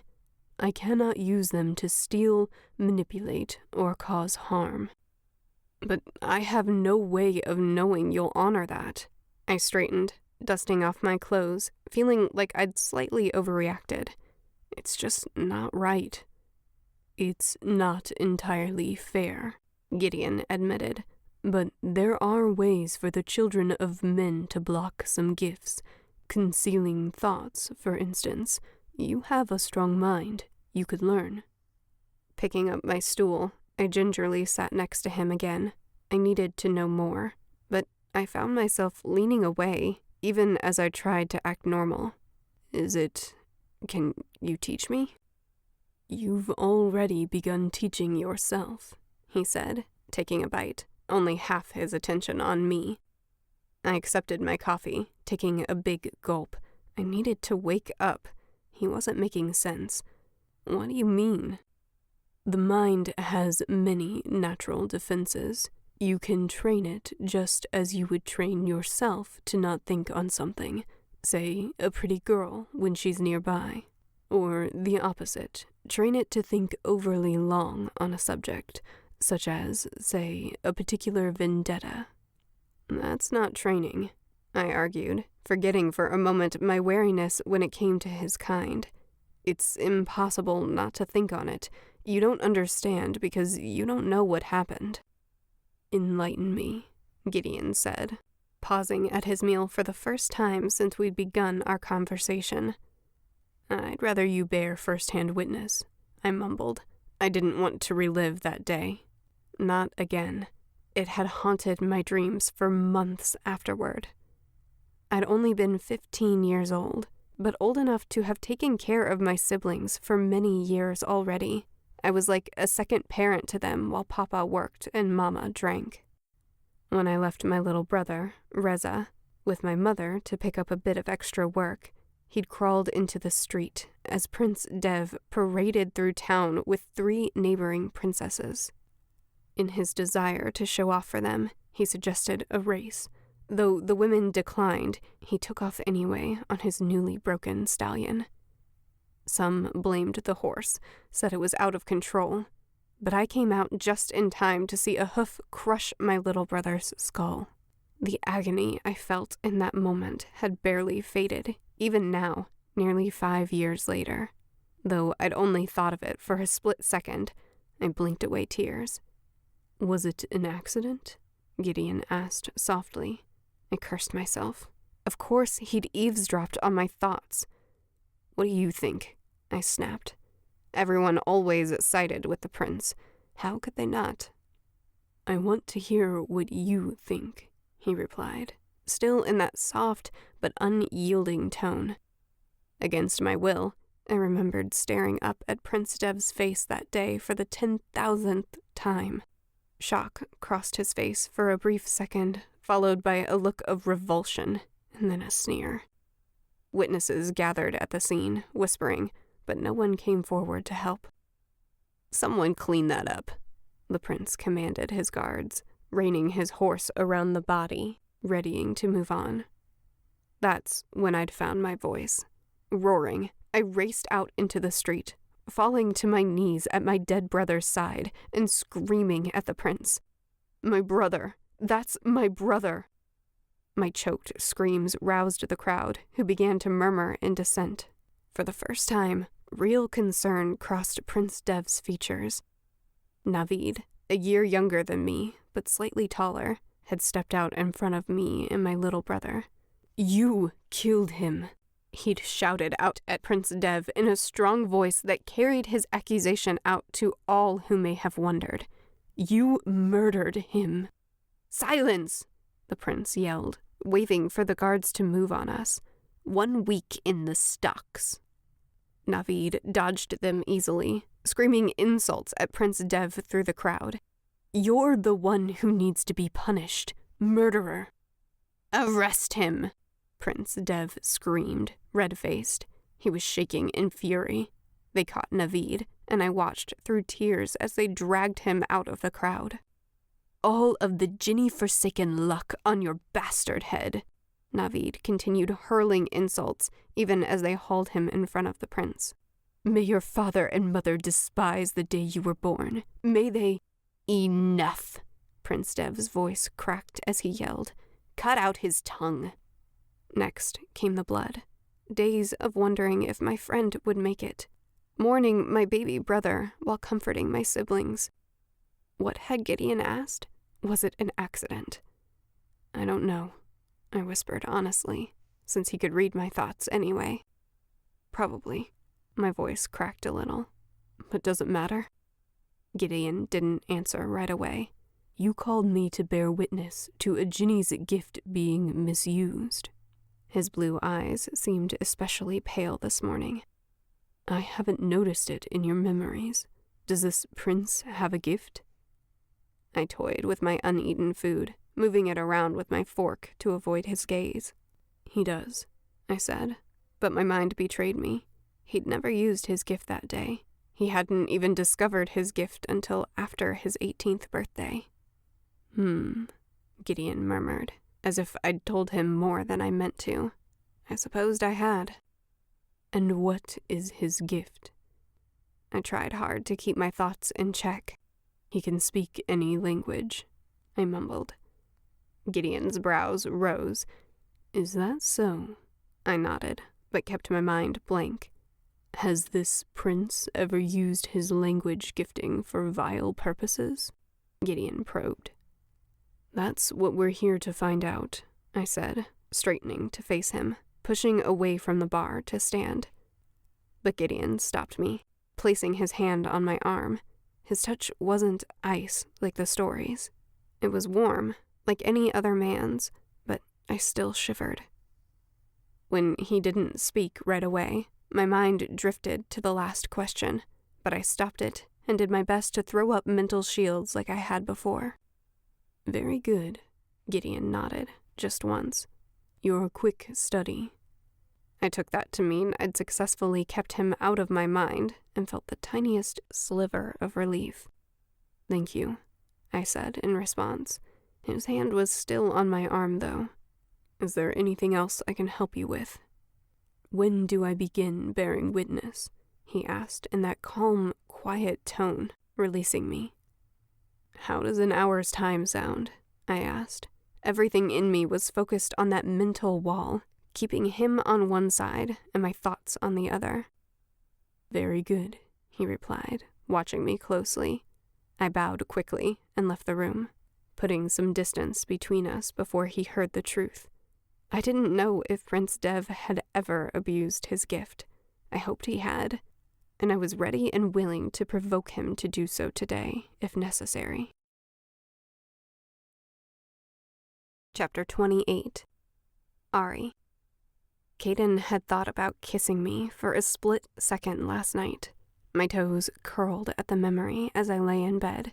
It hadn't been a thought so much as an emotion, but I'd felt it. I turned the feeling over, examining it. It was different with him, because for the first time, I wanted it too. I sighed at the sun streaming in through the window. All I wanted to do was stay under the covers and go over each moment from the night before, one at a time, savoring them. We talked until sunset, long past dinner, making our way back as dusk settled over the land. Shadows crossed Caden's cheekbones and hooded his eyes, but whenever he looked over at me, he smiled. How could someone who's been through so much be so lighthearted? He'd had 4 siblings, and he was the eldest. The way he described growing up, watching the younger children, always looking out for them, feeding them, tucking them into bed at night. And then, how his whole family had died 4 years ago. It made my heart ache for him. Though I'd been too afraid to tell him my story, it was impossible not to think what might be happening back home. I told myself for the 1000th time that my father was okay. Amir had no power over him or Hodafez if I wasn't there. Sooner or later, the king would have to go home. This was for the best. I rolled over and shut my eyes. Better not to think about it. But my conscience wouldn't let me close the door so easily this time. A little whisper asked, what if I'm wrong? Each day that worry grew louder, more persistent. As tempting as it was to stay with these men and never look back, I couldn't do that to Baba. I was all he had. My chest tightened. I couldn't go home, and I couldn't stay. Neither one would do. I sighed, climbing out of bed and putting on the red dress Caden had given me, pulling the brown cloak over it. Heading downstairs, I focused on the question that plagued me above the rest. How would I convince Gideon to help me? Under the cloak, I clutched my small bag. I carried it everywhere I went, now that I had it back. Perhaps between my share in the heist, the jewels, and my crown, I could convince Gideon to travel to Holdafez for just one day. I bit my lip. He was so impatient already. Would it be enough? Would he even consider my offer once he had his precious lamp? I felt a headache forming even before I entered the common room. Dozens of strangers' thoughts slipped into my mind, uninvited and unwelcome. I loathed this ability. Pinching the bridge of my nose, I struggled to focus as I wove between the tables to find a seat. Gideon sat at the breakfast bar on one side of the room, while at least a dozen other guests occupied the tables on the opposite side. Though Gideon sipped his tea with his usual unwavering composure, I couldn't help but wonder if he was lonely. Traveling so long and often must be isolating. He couldn't be more than a few years older than myself, or was age deceptive for the Jinn? This was my chance. I tried to rehearse what I would say along the way, but the pressure of thoughts following me across the room shoved all rational thought from my mind. "You just missed Master Caden," he told me when I greeted him. Caden's name put a few extra butterflies in my stomach. I sat and accepted a breakfast plate from the server, piled with food, before turning to Gideon. "Tell me," I began as I took a bite, "how long have you been away from home?" The food here was flavorless, but my stomach growled, and I continued. When he frowned, I paused, feeling guilty. I apologize if that was insensitive. Had I already offended him? Why did I have to be so stupid? "Not at all," he said, so formal. He touched the napkin to his lips before folding it in his lap. "I suppose I'm not used to conversation. Most people fear my kind." "I've noticed." I took another bite. "I don't get it. You seem perfectly nice." A small smile tugged at the corners of his mouth as Gideon turned back to his food as well, and there was a comfortable silence. "To answer your question," he began, "I've unfortunately lost my ability to return home. I'd prefer not to discuss the circumstances." I nodded. He sipped his coffee before continuing. "It's my only hope that the lamp you possess might help me return. I've lived among the human kingdoms for the better part of a year now." I slowed my chewing. He couldn't go home? We had more in common than I'd realized. Gideon tipped his head once, almost as if a nod. Had he overheard? I cleared my throat, feeling vulnerable, and said the first thing that came to mind. "Can I ask what brought you to our lands?" As soon as the words were out of my mouth, I knew I was prying. Would he take offense? But Gideon's expression didn't change.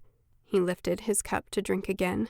Only after finishing the glass and setting it down did he answer. "I've been tasked with finding ancient artifacts." "I see. They must be important?" I wanted this conversation to be over. It had been a mistake to think I could make my request while in a public place. I couldn't hear my own thoughts above the noise, much less form an appropriate question. I set down my spoon. "Very," he nodded, carefully folding his napkin and placing it on his plate. "Artifacts all enhance or add to a Jinni's gifting." "Enhance?" I had to ask. "You mean it makes gifts stronger? Or better?" "Both." He turned to face me. "In some cases, they provide a new gift altogether." "Do the artifacts work on humans too?" Gideon didn't confirm or deny it, only staring at me with those unblinking eyes. Understanding bloomed at the secret I'd just uncovered. I whispered, "They do, don't they? That's why it's not common knowledge. They must be terribly powerful. Could an artifact give a half-Jinni like me some sense of control? Like, help me muffle my thoughts in a crowd so I don't feel like I'm losing my mind?" Gideon turned away without a word, still not denying it, pulled out coins from his pocket to pay for his meal. Even if humans did find the artifacts, I spoke my thoughts aloud since he could hear them anyway, they wouldn't know they had something of such value. And if they did, they wouldn't know how to work it. I mean, with the lamp, I'm sure it's not as simple as merely lighting it. I trailed off, watching him. He paused in the middle of setting some coins on the table before he stood. Or, I suppose it could be that easy. He still didn't answer. "Gideon," I pushed, standing as well. "What does the lamp do?" He only shook his head, picking up his cane and moving toward the door without using it once. "I'm not going to light it," I teased. "But you wouldn't want to risk my using it by accident, would you?" I followed him out the room. The pressure of thoughts lifted as we entered the hall. I flashed him one of my most charming smiles. No prince alive had ever resisted. Gideon, as otherworldly as he was no different. He smiled back at me slightly. "It isn't a violent gift," he admitted, now that we were out of earshot from the others in the common area. "I suppose there's no harm." I smiled, ducking my eyes for a brief moment before staring up at him in rapt attention, going for irresistible. "No harm at all," I encouraged. Gideon tucked his cane under his arm, leaning forward to speak. "The lamp is for traveling. We were conspirators, he and I could tell he wanted someone to confide in. For a Jinni who can already travel, such as myself, it increases our distance considerably. On my own, I'm not powerful enough to get home, but with the lamp, I could reach the gate to Jinn." My mouth fell open. "That's incredible," I whispered. I could see why he would want it so badly. What would it do for a human? His eyes narrowed, and he straightened, shrugging. "I don't honestly know." We were no longer accomplices. I had made him suspicious. "It's never been tested, to my knowledge." Before I could find the words to appease him, Caden's thoughts intruded, and he spoke up from the staircase behind me. "Ready to go?" I faced him, clenching my teeth at the interruption. His men followed behind him, joining us at the base of the stairs. Was it my imagination, or had Caden's face lit up at the sight of me? When he grinned, I couldn't help but smile back. Gideon and I nodded at the same time, and, as a group, we left the inn. At least one of us might get what they desired today. It was finally time for Gideon to bear witness. Chapter 29. Caden. I'd thought through every angle of my plans. Except this day. I'd avoided this day like a fool, because I couldn't allow myself to think about what might happen if we failed. Though I loved to visualize Prince Dev suffering, the path from this morning until the hour he faced justice was unclear. I'd let myself hope that any misstep on Prince Dev's part, related to his gift or otherwise, would be enough, but it seemed I'd been wrong. We strode down the narrow streets in pairs, winding along the side of the mountain, climbing toward the castle ahead of us. Built into the rock, it wasn't designed for beauty, but to be impenetrable, blending seamlessly into the sandstone around it. The windows were long, narrow slits that rose high above our heads, too high to scale and too thin for anyone but a child to enter. The enormous arch of the entrance stretched wide and dark, ready to swallow us. The men joked and taunted each other behind me, relaxed enough to include Arie and Gideon. None of them knew how unlikely this plan was to work, except Naveed. My childhood friend walked beside me. I didn't speak, and he didn't sign. We didn't need to. Not a day had gone by since we left this place 4 years ago that we hadn't thought of it. Neither of us had gone home to visit. Naveed's only family had been mine, and mine were gone. After my brother's death, Prince Dev had tried to silence all protest. It was only because Naveed and I had been in hiding, planning our revenge, that I was still alive. Glancing over at my friend, he nodded tersely. Even if he still had his voice, he'd never tell them how Prince Dev might not misuse his gift at all today. After speaking with Gideon at breakfast, I'd found Naveed and pulled him aside. If Prince Dev doesn't explicitly use his gift, I don't know if Gideon will lift a finger. Even if he breaks other laws? Naveed signed. The Jinni were supposed to be such sticklers for the law. Lips thinning, I shook my head. Even then, it has to be related to his gift. So, think on ways to make it happen. There was no way we'd let him go free of consequences for even one more day. Grimly, Naveed had nodded, and now here we were, stepping out in confidence, putting a show on for Gideon and the others. First and foremost, we needed to gain entrance to the castle. Prince Dev's father held hearings for his people in the mornings, while the prince held parties that lasted all day. That's where we would start. The homes surrounding the castle were small, tucked away into rocks, built in layers along the sides of the cliffs, but the castle itself stood on its own, separate and above, strong and spacious. It was a good hike, enough to make you out of breath on arrival. Naveed stuck close as we ascended the path to the castle. "Any ideas?" I whispered to him. He shook his head. "Do you think it would count if the prince told a lie?" I hissed. "Or maybe if he spoke Jinn? Is that a crime?" Though Naveed's brows rose hopefully, a single thought from Gideon came through. "No." I sighed, shaking my head. "I guess not." Naveed frowned at me, but I didn't explain. Instead, I built up those walls in my mind, making them 10 times thicker so I could think of a better plan in peace. Yet, by the time we reached the castle, where it rose tall and imposing, with a guard on each side of the open drawbridge, I had yet to think of anything. Standing in line to speak to the king, we watched for Prince Dev. He didn't show. Likely, the man was still in bed with a hangover. Though we left early that morning, we still had to wait an hour in line, making our way slowly around the courtyard as each person had an audience with the king. Finally, we reached the castle entrance, through the enormous double doors, entering the throne room.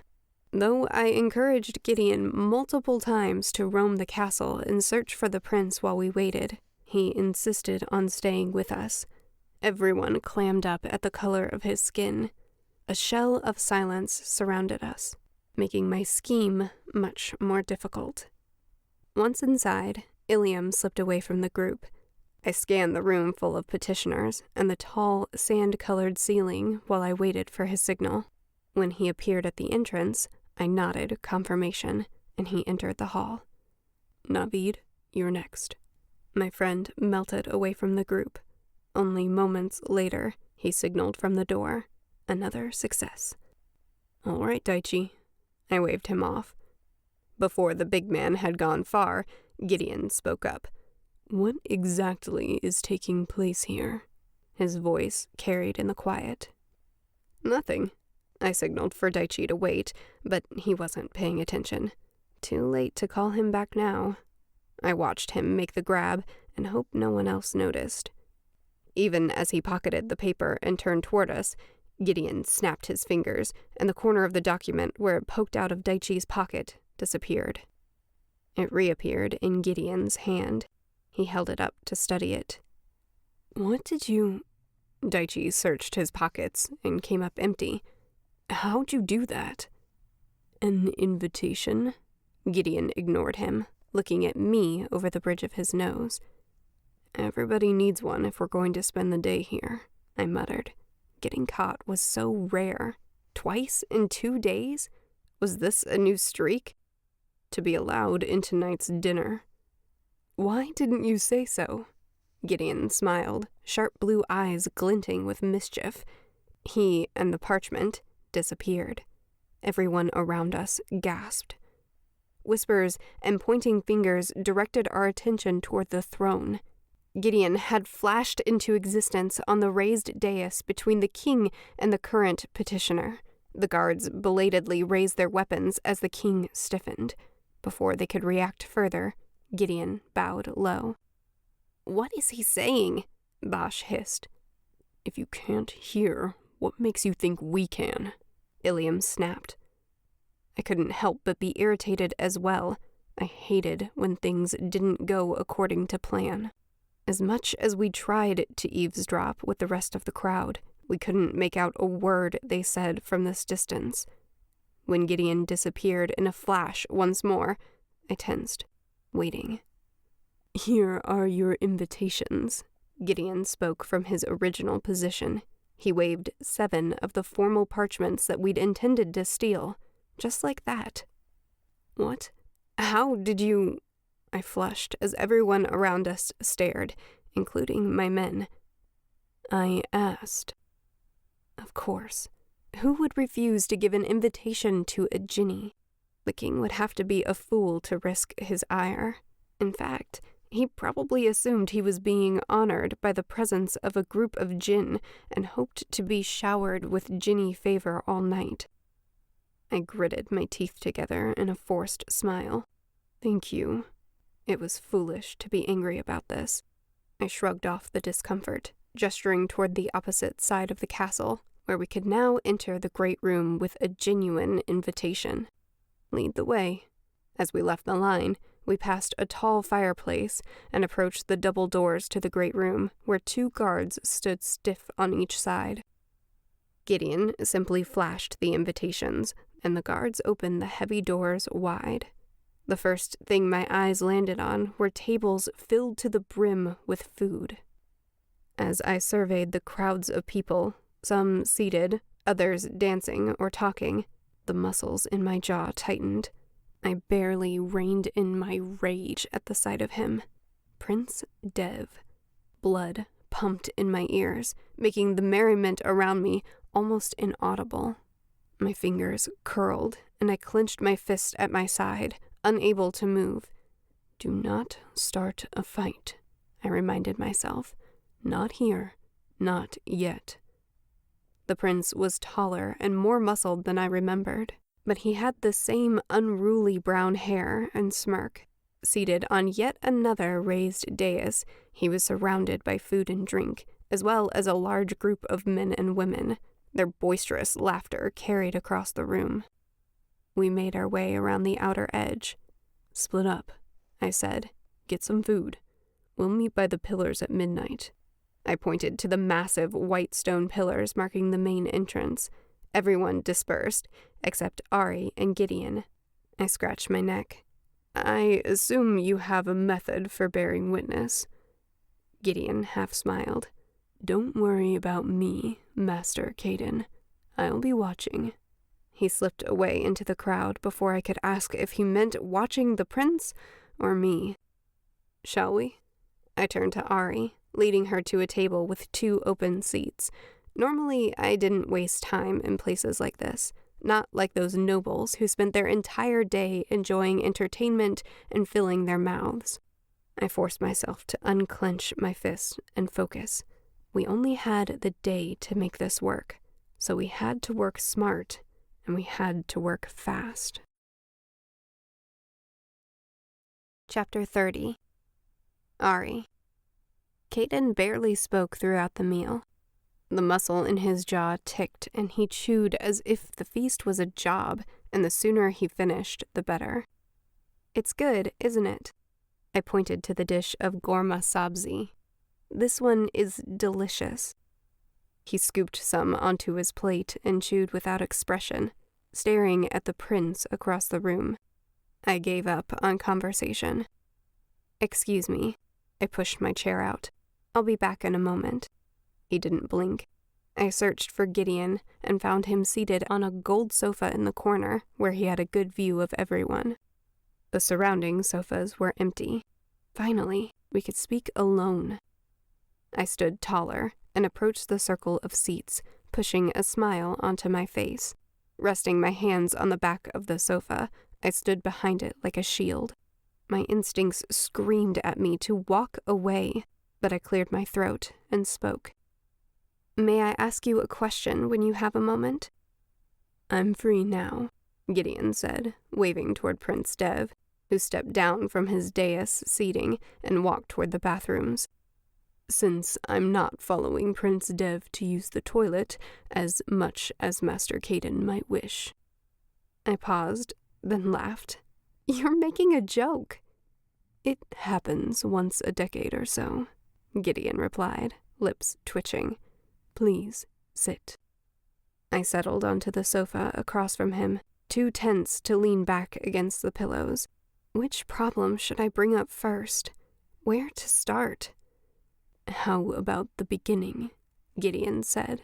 His voice was gentle, patient. His calm reminded me of Caden, even though he was light-skinned where Caden was dark, his raven hair slicked back instead of falling across his face, and crystal-clear blue eyes instead of Caden's warm amber gaze, like molten sunlight. Why was I thinking about Caden right now? I cleared my throat. "I have 2 requests, actually." He waited for me to continue.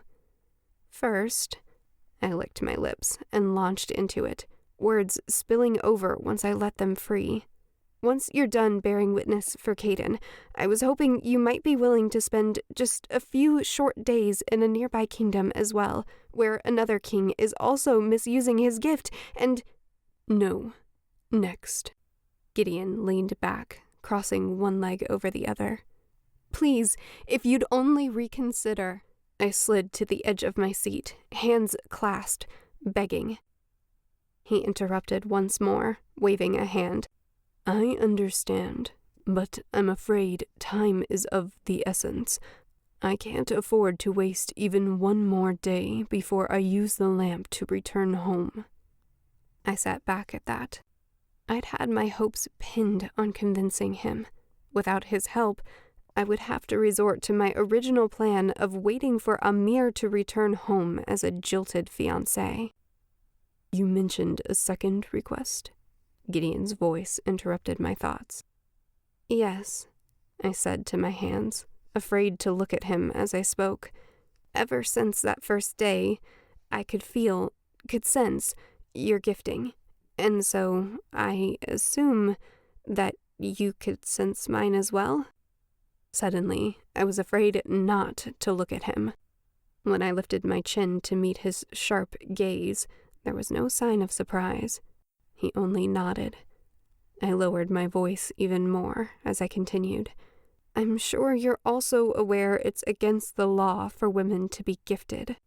Throughout the kingdoms, a gifted woman is required to be put on trial before being judged as a danger to themselves and to others." "It is my understanding that those trials are a bit of a farce." I lifted my chin. "If you mean the results are always the same, then yes, it's supposed to be a fair trial." I waved a hand. "But the women are always sentenced to have their gifts severed, and they usually die within a month. I think—" I leaned forward, lowering my voice even more. "I think someone kills them." Gideon shifted in his seat, no longer lounging casually, but leaning forward, tense. "Why did you bring this up to me?" Another deep breath. I had considered this moment for ages, but once I spoke the words, I wouldn't be able to take them back. "If they ever discover my gift, they'll put me on trial. And if they put me on trial, it's a death sentence. I don't want to die, but I can't keep this gift hidden forever. Either way, it's killing me. I want you to remove my gift."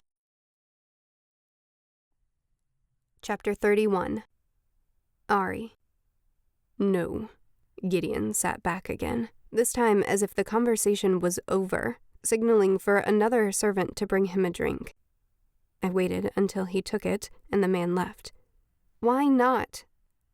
Tell me, Gideon said, swirling the drink before taking a sip. Has any gifted woman survived a severance to your knowledge? No, but as I've said, I think it has to do with the trials. I pursed my lips, trying to find the right words. The deaths always take place within a month of the severance. They try to make it seem random, but I know they're killing them. That's why I've come to you instead. He shook his head. Scooting to the edge of my seat, I clutched my hands together. Please, Gideon, I begged. I can't live with this gift anymore. You don't understand what it's doing to me. I can't control it. I can't go home. I'm not safe anywhere. I'm an abomination. You are not. Gideon's soft voice crept into my thoughts. I'd forgotten he might be listening. I am, I whispered back, tears filling my eyes so that he was only a blurry image when I looked up.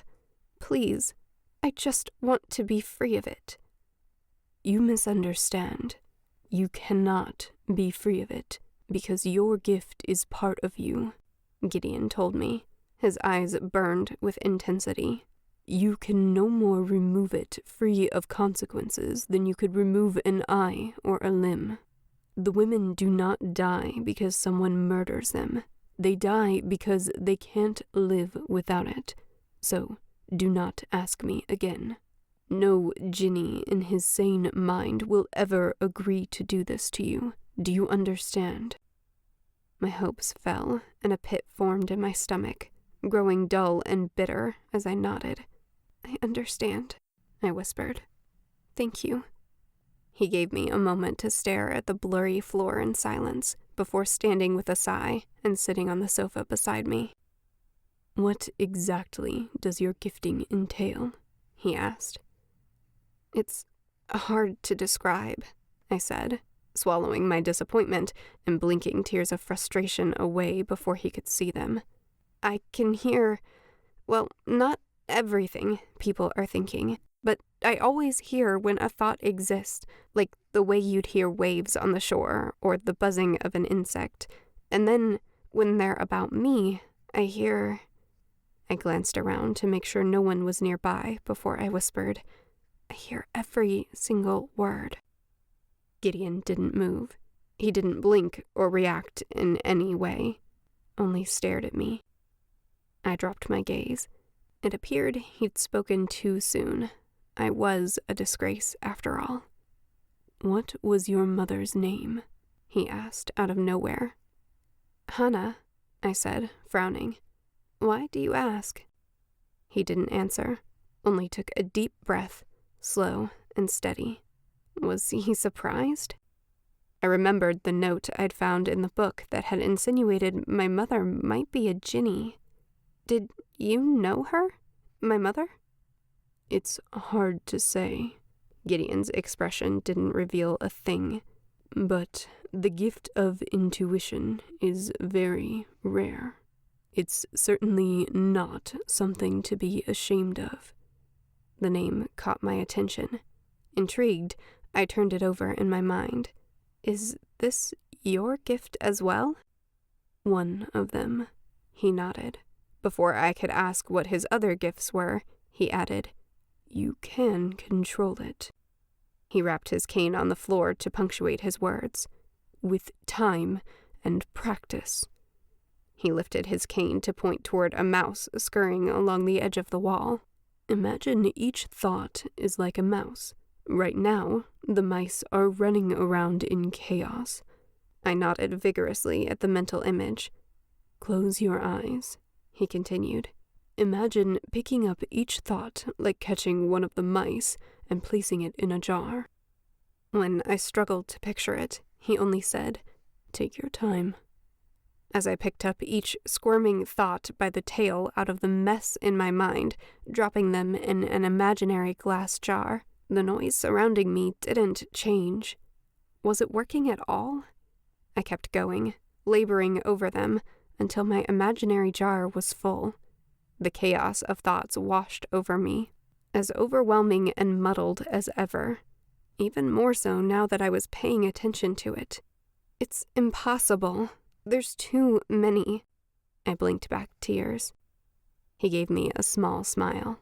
It will just take some time and practice. Now, put a lid on the jar and screw it shut. Closing my eyes again, I tried to picture a thick lid for the glass jar, twisting it hard, locking them in. The din instantly softened. My eyes flew open in surprise. I did it! Well done, Gideon said, and it felt like high praise. Once you've mastered this, you can begin to open the jar, taking out one thought at a time whenever you choose. A lump rose in my throat. Thank you, truly. I didn't know this was possible. I didn't even know my gift of hearing thoughts was called intuition. He nodded in response, turning to look out into the room where I assumed Prince Dev had returned. I took that as my cue to leave and stood, enjoying the regular, everyday noise of conversation with only a soft hum of thoughts. One in particular stood out.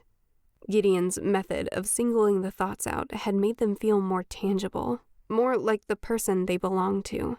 This one felt close by, familiar. I turned, and my eyes met Caden's, just 2 steps away, staring at me. All the thoughts I'd so carefully placed in the jar exploded out into the air as I lost control, but I didn't need to pick his out of the crowd. From the disbelief written all over his face, I had no doubt that he'd heard everything. Chapter 32. Caden. I stared at them both. Gideon, the Jinni I was using to fight those born of the Jinn, and Arie, the girl I'd been falling for, who was one of them.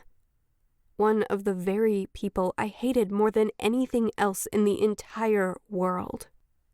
Arie reeled back as if I'd slapped her. Gift of intuition, she'd said. Hearing thoughts. I took a step back. How dare she read my mind? I threw all my willpower into envisioning walls thicker than a dungeon around me, imagining pouring the cement myself, thickening it with every inch of my resolve. Caden, let me explain, she began, pressing her hands together, pleading with her eyes for me to listen. Was that a trick too? If she was one of the gifted, I couldn't be sure. I spun on my heels and pushed through the crowd, aiming for distance. How far can she reach?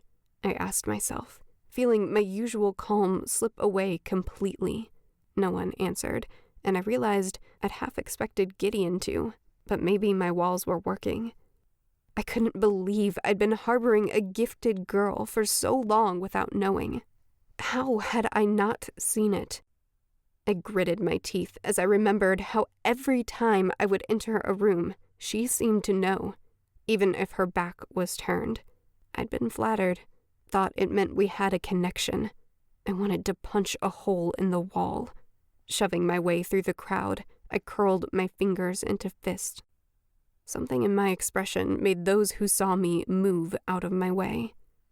Caden, wait, Arie yelled, and people turned to look. She was drawing too much attention. I pushed through a closed door, not caring where it led. She followed me through. Please, Caden. Oh, for the love of Jinn. She sounded like she was going to cry. Was that real?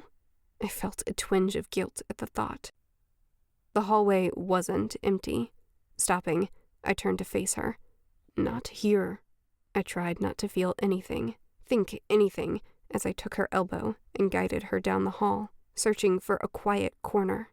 A small alcove ahead, just large enough to hold a short sofa and a few plants. It would do.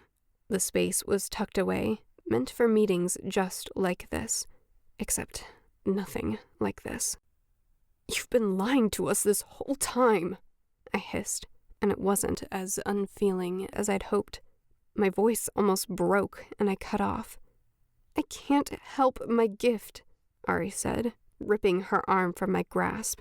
I was eager to let go, stepping back. She pulled back as well until we stood on opposite sides of the small room. "Do you think I want to be this way?" Tears welled in her eyes, but she refused to let them fall. I crossed my arms and stared at the marble walls as she continued. "Do you think I have a choice? I couldn't tell you." She gestured to me. "You would have reacted just like this." I stiffened. Reacted to an unfair advantage where I have no control? Absolutely. Not everyone is like Prince Dev. I don't know what he did to you to make you hate him so much, but it wasn't me. Her voice rose, and I held up a hand, reminding her to keep quiet. Of course it wasn't her. She never would have done that to my little brother. Part of me understood why she'd kept it secret. But I'd trusted her, and she'd betrayed that trust. You're all alike. I refused to think, to let her overhear anything further, but my voice was unsteady. You use people. No. Arie shook her head. She took a half step toward me, but stopped when I recoiled. A tear escaped, although she dashed it away before it could reach her cheek. You used me. Quiet opened up like a canyon between us. I cleared my face of expression, pretending a calm I didn't feel. You were only with us to find a Jinni. You're just like all the other gifted. That's not true. There's no space for you in my crew, I interrupted. Take your things and go. I don't want to see you when this day is over. I stormed out of the alcove, but I couldn't outrun the soft sound of her weeping. Chapter 33. Caden. It was nearing midnight, our deadline. I'd spent the entire day avoiding Arie. Bosh, can you keep her busy? I need to focus. He'd been more than happy, and I knew she wouldn't bring up her gift around him. But then, I'd spent the night feeling rotten for placing him in that position. He didn't deserve to have his thoughts overheard any more than I did. They watched a snake charmer on the side of the room. I kept to the opposite side of the vast hall, listening to the man beside me tell a dull story about farming. In any other situation, I would have left, but I forced myself to watch the prince. Watch him laugh, watch him pick his teeth, watch him drift off during the storyteller's fable. Watch as nothing happened, and all my efforts over the last 4 years were wasted.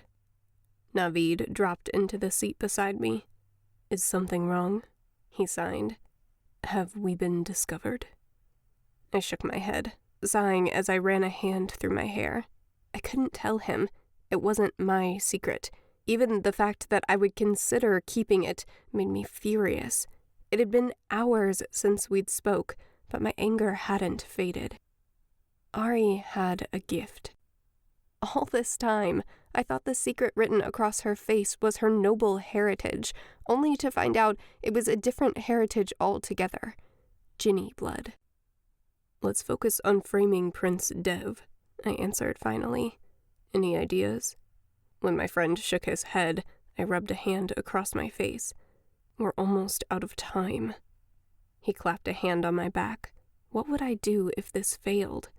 I'd lived every waking hour of those last few years focused on finding justice. Everything hinged on the plan succeeding, but there was less than an hour left before Gideon's time with us ended.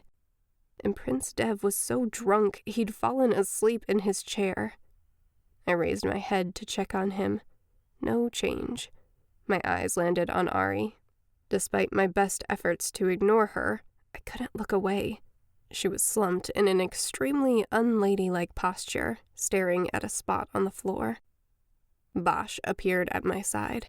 Boss, I'm about to take Arie back to the inn, okay? She says she's not feeling good, but she doesn't know the way back. Shame washed over me. I'd been so angry, I hadn't even considered that she was stranded here because of me. I nodded, and Bosch scurried back to her. When she stood to leave, I tried to catch her eye, but she didn't look back. The gifted can't be trusted, I reminded myself. Standing in a huff, I strode to the corner where Gideon still lounged on the gold sofas. Prince Dev might be sleeping, sitting up, but he was still all the way across the room. I should have expected a Jinni to side with his own kind. You look like you've definitely found something, I goaded him, dropping on the sofa beside him. I'm beginning to think this is a waste of time, Gideon replied. The princeling does not display any signs of misusing his gift. Those blue eyes flickered as he added in a dangerously soft tone. Have you ever considered that perhaps the gift isn't the problem, but rather the person who wields it? How dare he judge me? Whatever the outcome, it's the agreed-upon payment, I snapped. Taking a deep breath, I added in a calmer tone, we still have until the end of the day, which, of course, ended in a handful of minutes. The prince roused enough to call for another drink, leaning into the women around him, whispering in their ears. They giggled and batted their eyes at him. A serving woman pushed through the crowds, causing a wave of annoyance as she strode toward the dais and the royals. Her thick, roped hair reached her knees and marked her as a foreigner from Chimiji. When she spoke, the torrent of foreign words confirmed it. She wailed and carried on in a language that meant nothing to me, tears streaming down her face, and she pointed at the prince. I believe this woman is requesting you to translate, the king said to his son in a bored tone. But Prince Dev had shoved the other woman off his arms, and while he pretended casual attention, the blush of wine in his cheeks seemed to have faded. Was he nervous? Of course, he said with a grand smile that he cast out to everyone except the woman in distress. When he faced her, his tone turned sharp. We waited, glancing back and forth between them, listening to the babble. The king's foot tapped impatiently after a few moments. What does she want? He cut in when the prince didn't seem inclined to share. Well. Prince Dev paused their discussion, turning from the woman to his father. I watched his Adam's apple bob, and my suspicions grew. What if this was the moment I needed, finally, but none of us knew it? I clenched my teeth. Glancing over at Gideon, I hoped against hope that he might speak this foreign tongue, but he remained as expressionless as the rest of us, waiting for the translation. She does indeed want me to translate for her, the prince began slowly. Apparently, some scoundrel has taken advantage of her. Now she's pregnant. Gasps surrounded the room as all eyes turned to the woman, lowering to her stomach. She placed her hands over her belly, as only a mother does, all the while glaring murderous daggers at the prince. She lifted a finger, no longer weeping, but pointing directly at him and declaring something no one understood. Prince Dev cleared his throat and raised his voice to speak to the whole room. She has asked me to help find the father, he replied to her in her native tongue. His tone sounded dismissive, and the pregnant woman sneered. But when she spoke again, he didn't bother to translate, calling instead for one of the castle's serving women. Help this poor woman to a spare room so she can rest. We will begin to search in earnest in the morning. He waved them away. The serving woman obeyed, tugging the arm of the young mother, who called out another string of words, eyes circling the room, begging one of us to understand her, only to meet blank stares. Finally, she followed the other woman out of the room, with shoulders hunched in defeat. I glanced at Gideon again. He stood, still impassive, staring at the departing prince. The day was over. Gideon had borne witness, but found nothing. If this last situation wasn't enough to sway him, nothing would be. I felt my own shoulders curve inward in disappointment. All those years of searching for nothing. Justice would never come. Prince Dev would never be forced to face his crimes. I opened my mouth to call the others, but Gideon clamped a hand over my shoulder. His sharp blue eyes met mine, and a cold fury burned within them that I hadn't noticed. "I have borne witness," he said, in an icy tone I'd never heard before, "and I have seen enough." Chapter 34. Caden. The world flashed around me in a dizzying fashion, and my stomach revolted. I focused on not throwing up on the scuffed wooden floor. Wood? The castle's floors were marble. The room spun as I looked up, and my confusion only added to my nausea. We stood in a small, cramped room with one tiny window. The sandstone color of the carved-out walls and ceiling reminded me of the red rose. Was this? I glanced around to find the bed on one side, a table and chairs on the other. Yes, this was Gideon's room. Groans came from my men where we all hunched over the floor, except Gideon. He must have caught Bosch and Arie before they left the castle. They both crouched in front of me. Bosch held his stomach with one hand and his mouth with the other, while Arie leaned against the wall. Traveling was much worse when you weren't expecting it. My thoughts must have given me away. She glanced up, and our eyes met. Staring at me, she pursed her lips, not saying anything. I ripped my gaze away. That's when I saw Prince Dev. Gideon stood unmoving in front of the prince, who was bent over on his hands and knees, eyes squeezed shut, groaning. The others registered our surroundings with wide eyes, gazing at Gideon with a new reverence. It only grew when Gideon began to speak to Prince Dev in the same harsh language that he and the pregnant woman had spoken. I licked my lips, leaning forward on my toes. Across the room, Naveed met my gaze. His eyes glowed with the same fervor as mine. But Prince Dev ignored Gideon, standing with a groan as he frowned at us in the strange room. He fell onto the bed. "I have a wicked headache," he mumbled. He leaned back as if to go to sleep, mumbling to himself. "This is a wild dream. I must have had too much to drink." Though Gideon kept a calm front, those cold eyes narrowed. His tone was so soft, it was nearly a whisper. "Tie him to a chair." Every single one of us leapt to obey. Ignoring Prince Dev's protest, we dragged him off the bed and threw him onto the small wooden chair. Daichi produced ropes from our bags. We wrapped and knotted them around the prince's arms and legs. "Remember me?" I whispered in the prince's ear, yanking the ropes tighter, pulling back so he would see my face. "Remember what you did to my family?" Prince Dev paled. "What are you doing?" he howled, fighting the restraints. "Release me at once!" I stepped back to join the men and Gideon.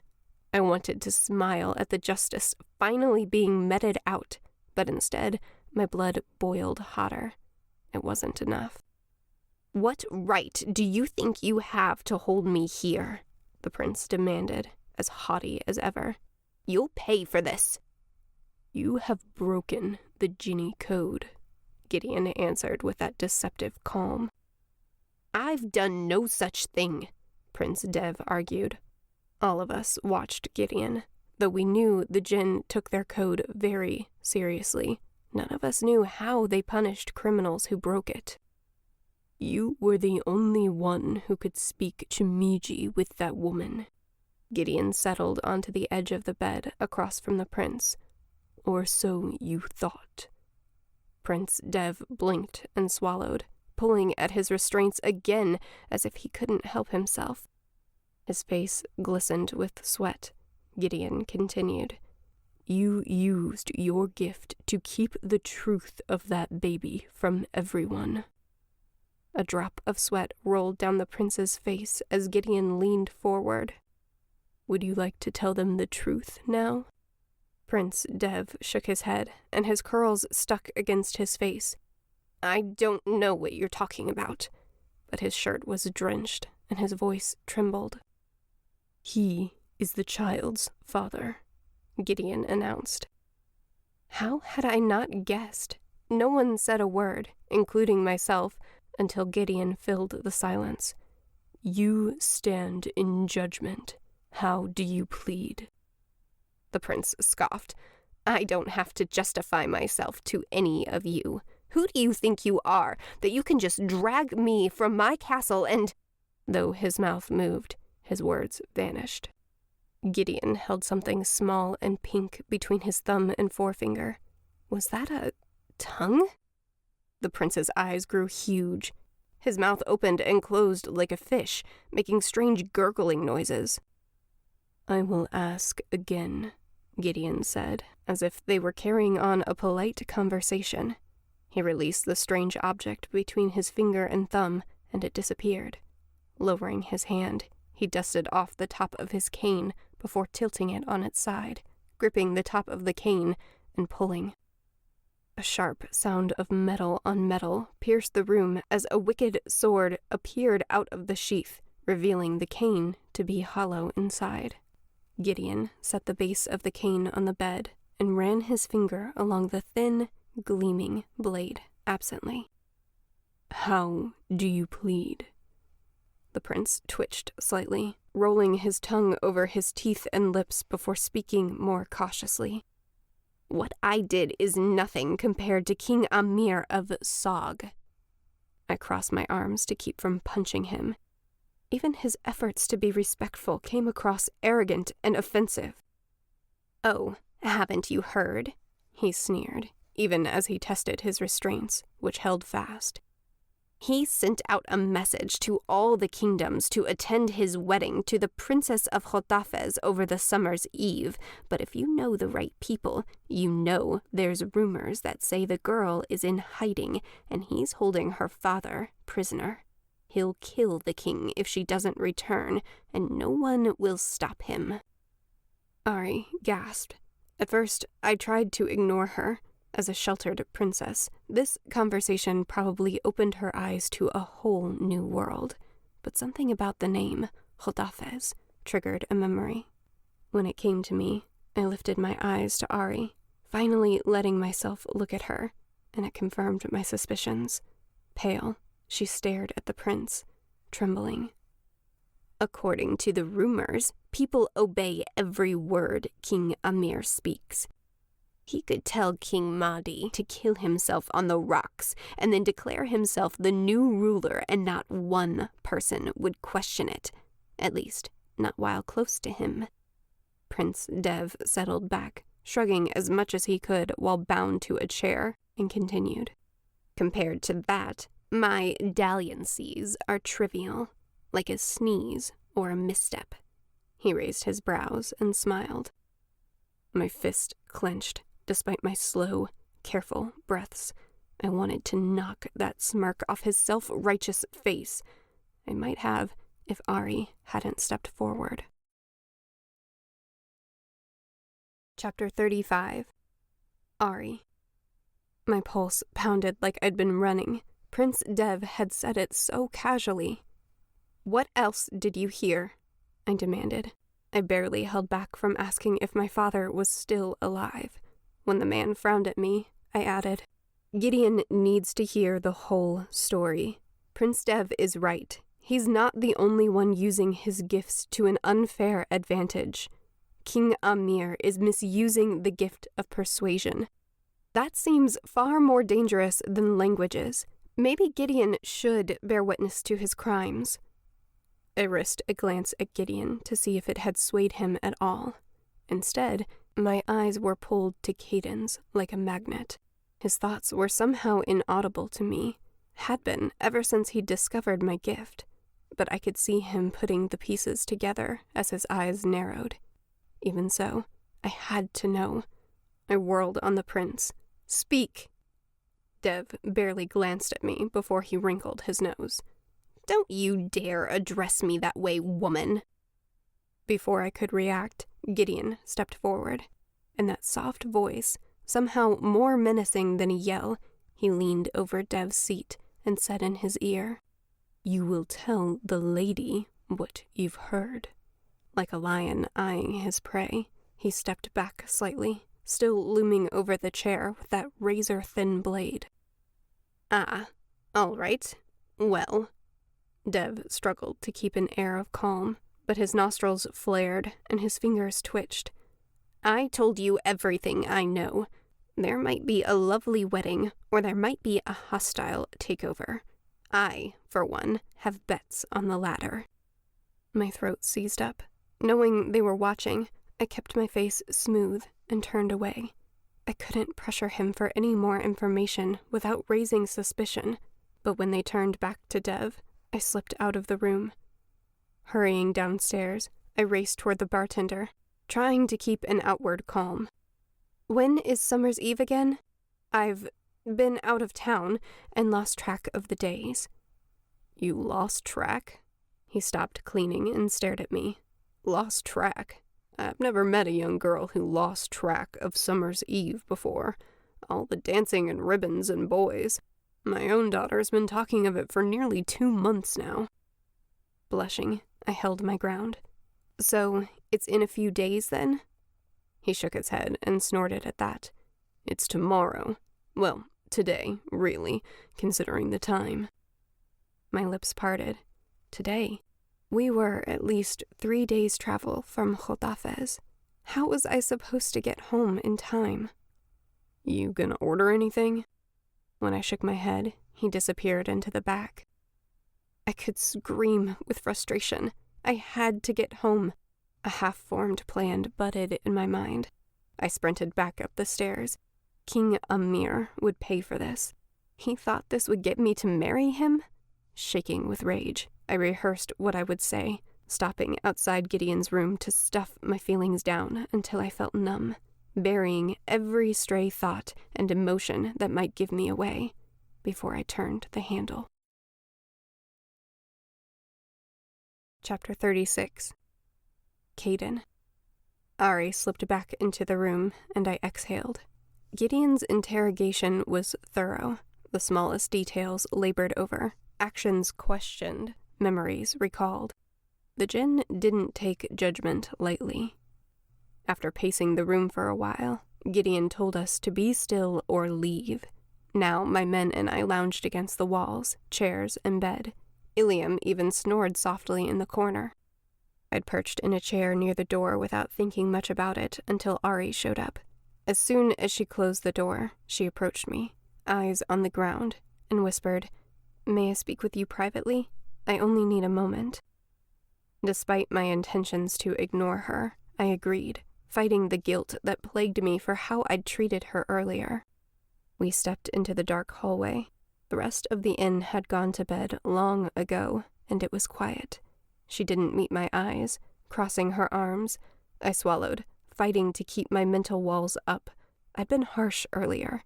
Maybe I should apologize and tell her she could stay with us a few more days if she needed. I could handle a few more days, right? "I'm so tired," she said, before I could form the right words. Yawning, she rubbed her eyes. When she finally lifted her gaze, it radiated sadness that tugged at my emotions. "My room is right next door, and that awful prince is so loud." She pulled out her room key, fiddling with it. "Would it be okay if we trade rooms for the night so I could get some sleep?" I blinked. I'd been expecting her to bring up her gift. Maybe she was as nervous to mention it as I was. I reached into my pocket without thinking, exchanging my key for hers. Of course. Just because I didn't fully trust her, it didn't mean I wanted her to suffer. Swallowing again, I tried to figure out how to tear down the walls in my mind so she could see my confusion, but she turned to go. "Thank you, Caden. Good night." Her tone was solemn. "Good night," I called after her. We could talk in the morning. My mind shifted back to Prince Dev, where Gideon was listing every torturous thing the prince had been up to since Naveed and I left town. Hours passed in the tiny room before Gideon finally spoke the words I'd been waiting to hear for years. "It's time to pronounce judgment." My men sat up. Navid bumped Iliam's arm to wake him, and we all turned to Gideon. "Prince Dev of Baradan, I pronounce you guilty of misusing your gift," Gideon began. "That's not true." Gideon snapped his fingers, and once again held a wet, pink tongue while the prince roared wordlessly, struggling against his restraints. This time, Gideon ignored him, moving toward the window where the first hint of dawn crept in, filling the room with a soft light. "It seems fitting that a punishment for misusing the gift of tongues would be the removal of the offensive organ," Gideon continued, and we all gaped at the tiny piece of the prince in Gideon's palm as he stretched his arm out the window and waited patiently. An enormous bird with a wingspan as large as my horse swept down and snatched the tongue from Gideon's hands in its cruel talons, swooping up and away as suddenly as it had appeared. Prince Dev cried out. Can he still feel his tongue? The bird rose into the skies to devour it, unseen. As I turned to look at the prince, he fainted. I glanced at Gideon and pictured my mental shields lowering. "Thank you." He nodded once. Navid stared at the prince as well, tears in his eyes. This was our justice. The prince who had stolen his tongue would finally know how it felt. A fitting punishment in more ways than one.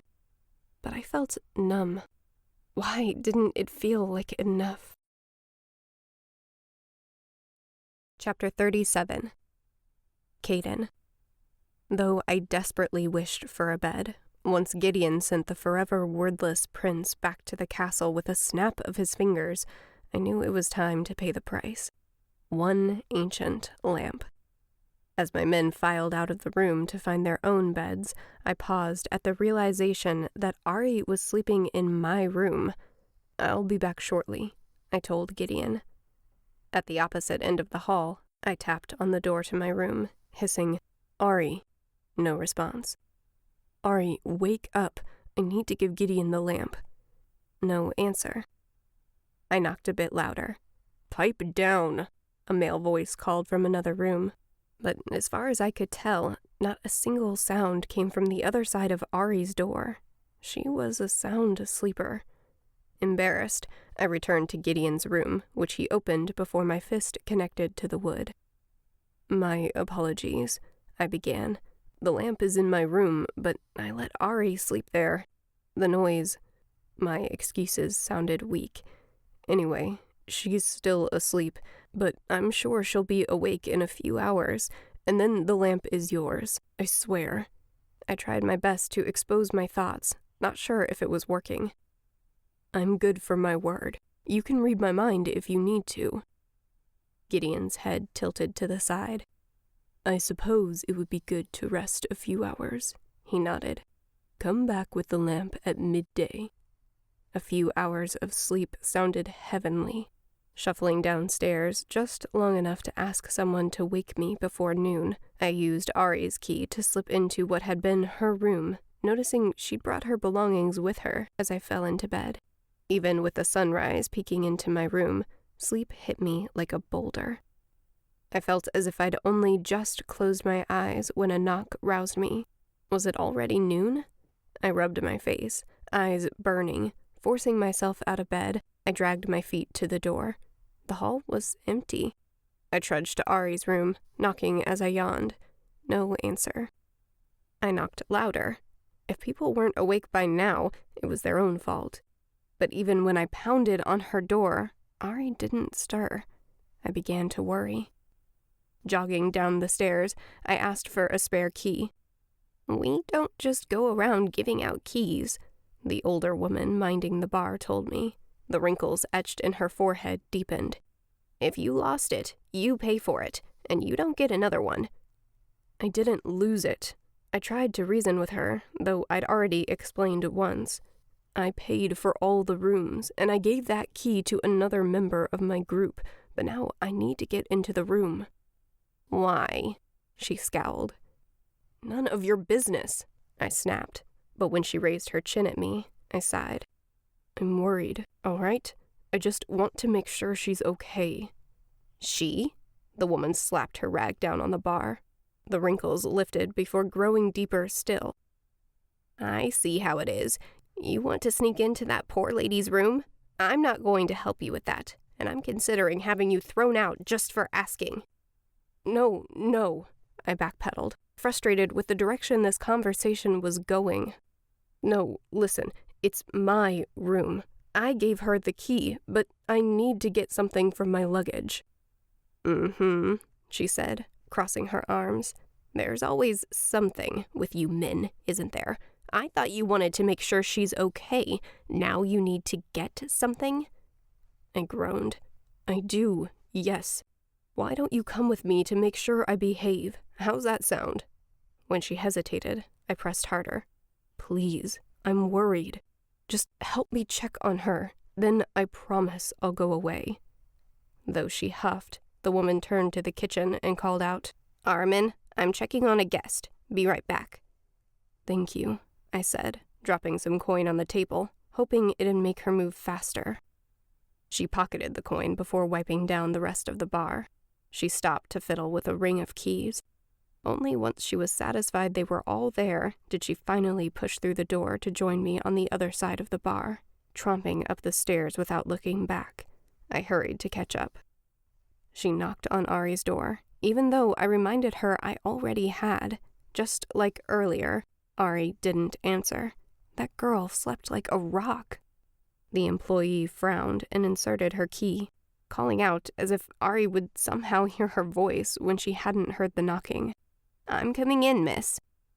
With a twist, the door swung open and we stepped inside. The bed was empty and made, like no one had slept in it. I didn't see Arie anywhere. Had she risen early?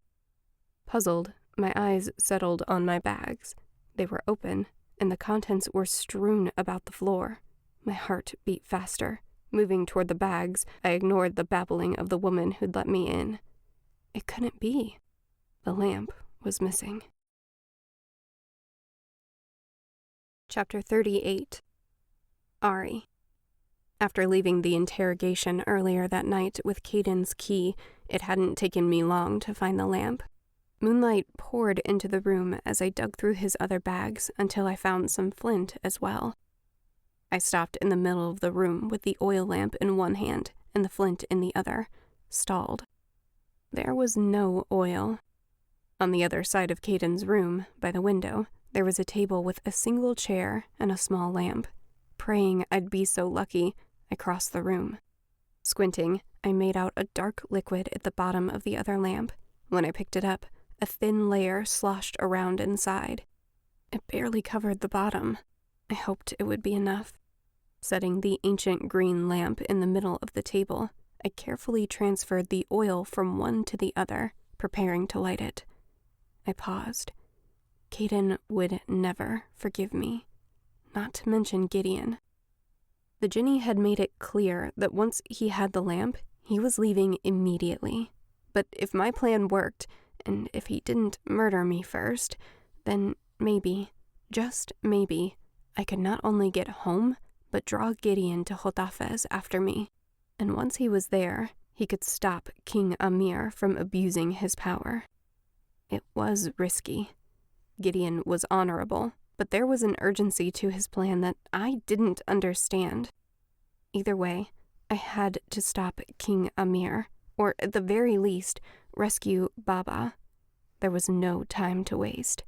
Summer's Eve festivities began in just a few hours. Still, I paused, Caden's face etched in my memory. To betray him twice in one day, there was no way he'd forgive me after this. Should I leave a note? Did he even read? This was silly. I didn't know him well enough to know if he could read, so why should I leave him a note?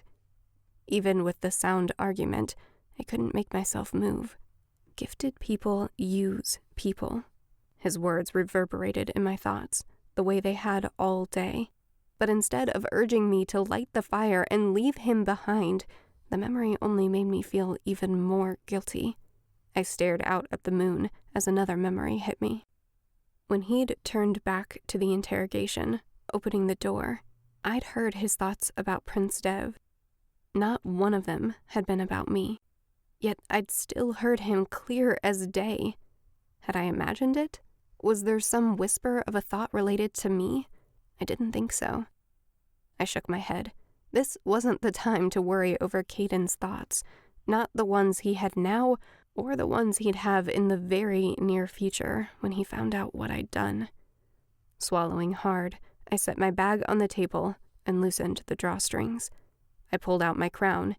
Even in the moonlight, the diamonds glittered. It might cost more than the lamp, but I knew it still wasn't enough. I chewed on my lip. Was there any way Gideon might follow me? And if he did, would he let me ask for help before he punished me?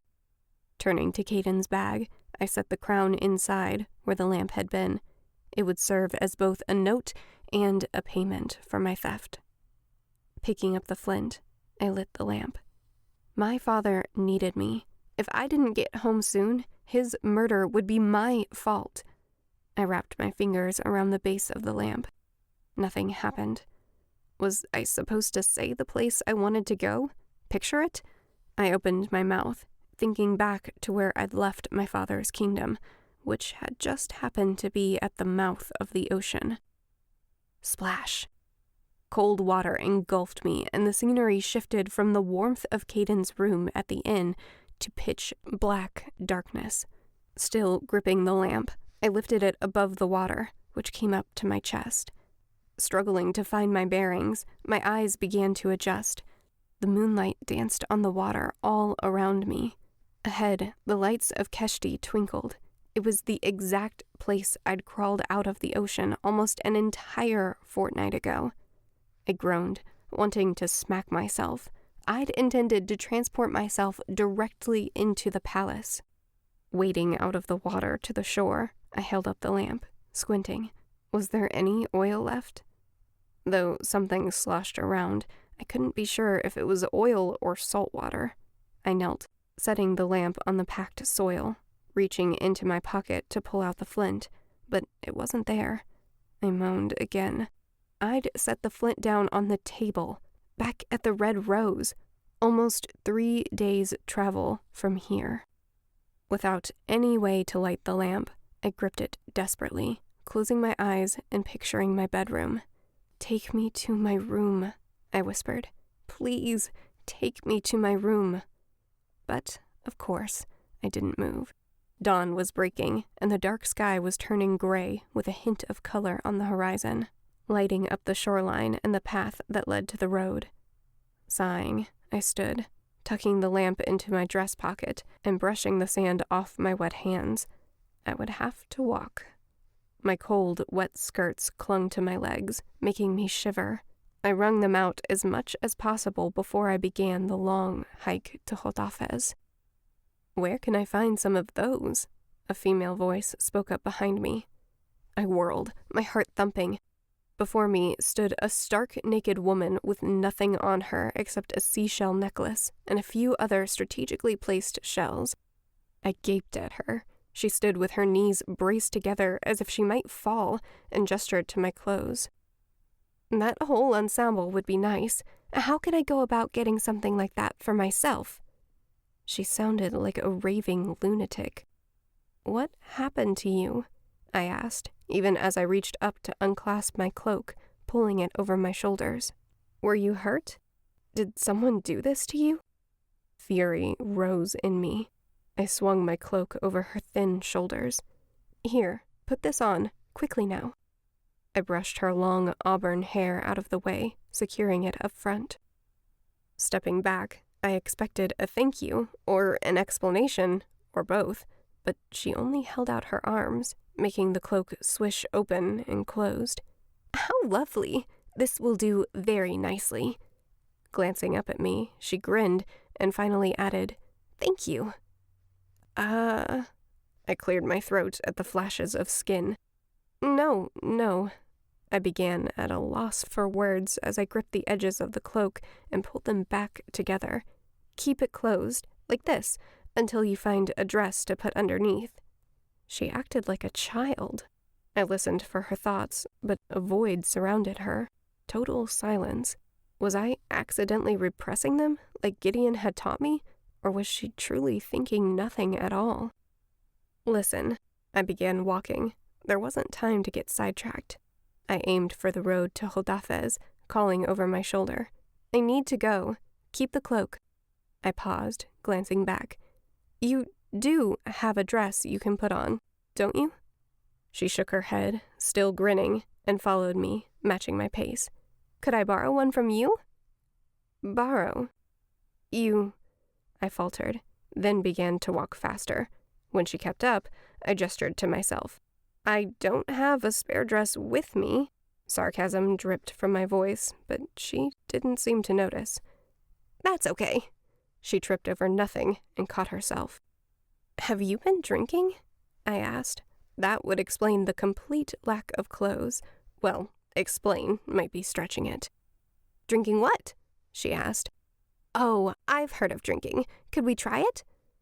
I slowed my pace, eyeing her. What's your name? Where are you from? Another glance as we walked, and this time I was the one who tripped as my eyes widened. Are those gills on your neck? Yes, she said simply, tripping as well, but smiling as if it were some accomplishment. And my name is Grand Zaretska Marina Yuryevna Nedzich. Her tone inferred this title should mean something to me. Are you a Jinni? I asked in hushed tones, stopping in the middle of the road. She whirled to face me, cloak flying open. How rude! I'm sorry? I resumed walking. It had been a foolish question. She was nothing like Gideon, besides her fair skin. Instead of blue eyes, hers were a greenish color with flecks of blue. And even, did I catch a hint of purple? It was impossible to tell while walking, with her facing the road. But while Gideon's hair was as dark as a moonless night, her red hair grew more fiery every second as the sun rose. Where Gideon stood tall and strong, this girl was diminutive, waif-like enough that a heavy wind could likely carry her away. I'm from Rusalka, she said as she struggled to keep up with me. She made walking look like a difficult task. Rusalka was in the depths of the ocean, a place humans had never and would never see. You're a mermaid? I trailed off, staring openly now. I've never, I stumbled over my words, searching for a respectful way to ask what in the name of Jinn had made her leave her watery kingdom. It's not every day I meet a mermaid. In fact, I don't believe I've ever had the pleasure. That's because the mer can't stand humans, she shrugged, smiling. And don't get me started on the Jinn. She made a strange trill of disgust that sounded distinctly dolphin-like. Even as she spoke, all I sensed around her was dead air. Not a single thought.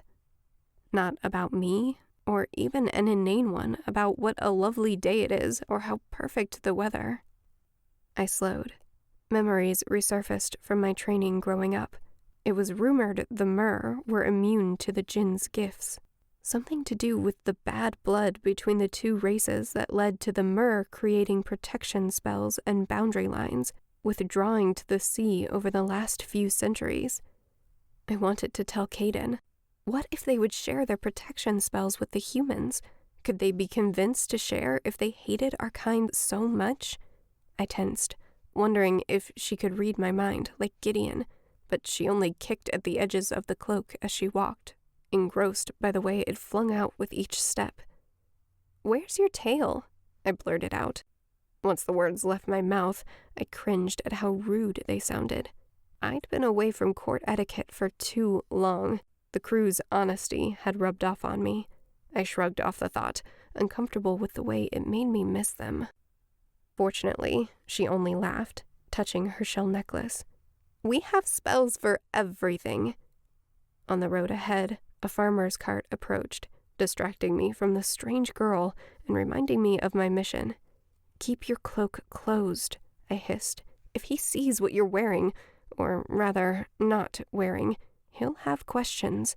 I don't have time for that." "We don't?" "I don't," I repeated, emphasizing the singular. She was not coming with me. "If you want someone to see you in your birthday dress, be my guest, but I'm in a hurry."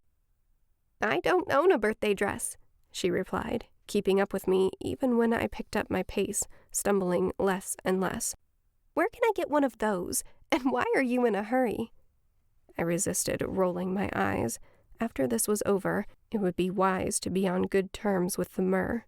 I needed to tread carefully. "I have to get home. My father's in trouble." "Where's home?" she asked, obediently pulling her cloak together as the farmer drove by on his cart. Did he notice her bare feet? Whether he did or not, he didn't stop. I let out a breath, pointing to where the Hotafez castle nestled on one of the mountains in the distance. "That's it right there." "That's far.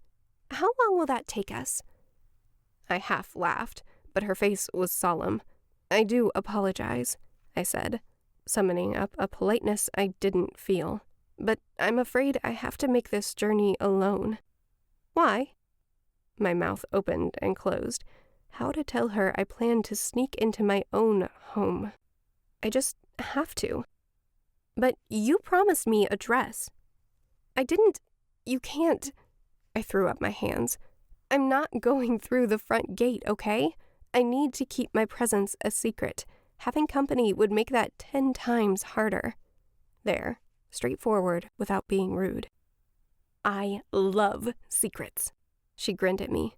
"Don't worry, I'm very good at keeping them." The Mer didn't seem to understand subtleties.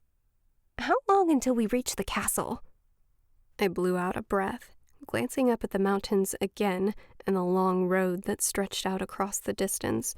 I murmured, "It will take all morning just to reach the town, maybe longer." I stopped in the road to face her. "Listen, if we reach the castle without incident, and if I manage to find my way inside, and if we actually reach my rooms without anyone discovering us, I will give you a dress if you swear not to tell a single soul." "I suppose I can spare a morning," she said, as if she were doing me a favor. "Very well, I agree." Chapter 39. Caden. I'd sat holding the crown for hours, just staring at the diamonds encrusted all across the delicate circlet. The men had given up trying to reach me. Navid had brought me the noon meal, but I hadn't touched it. Somewhere around mid-afternoon, Iliam had said his goodbyes. "Was here for the treasure, not the Jinni," he said, standing in the open door of my room, fiddling with his bags that held his potions and his take from the last heist. "Gonna go back to working alone. Prefer it that way."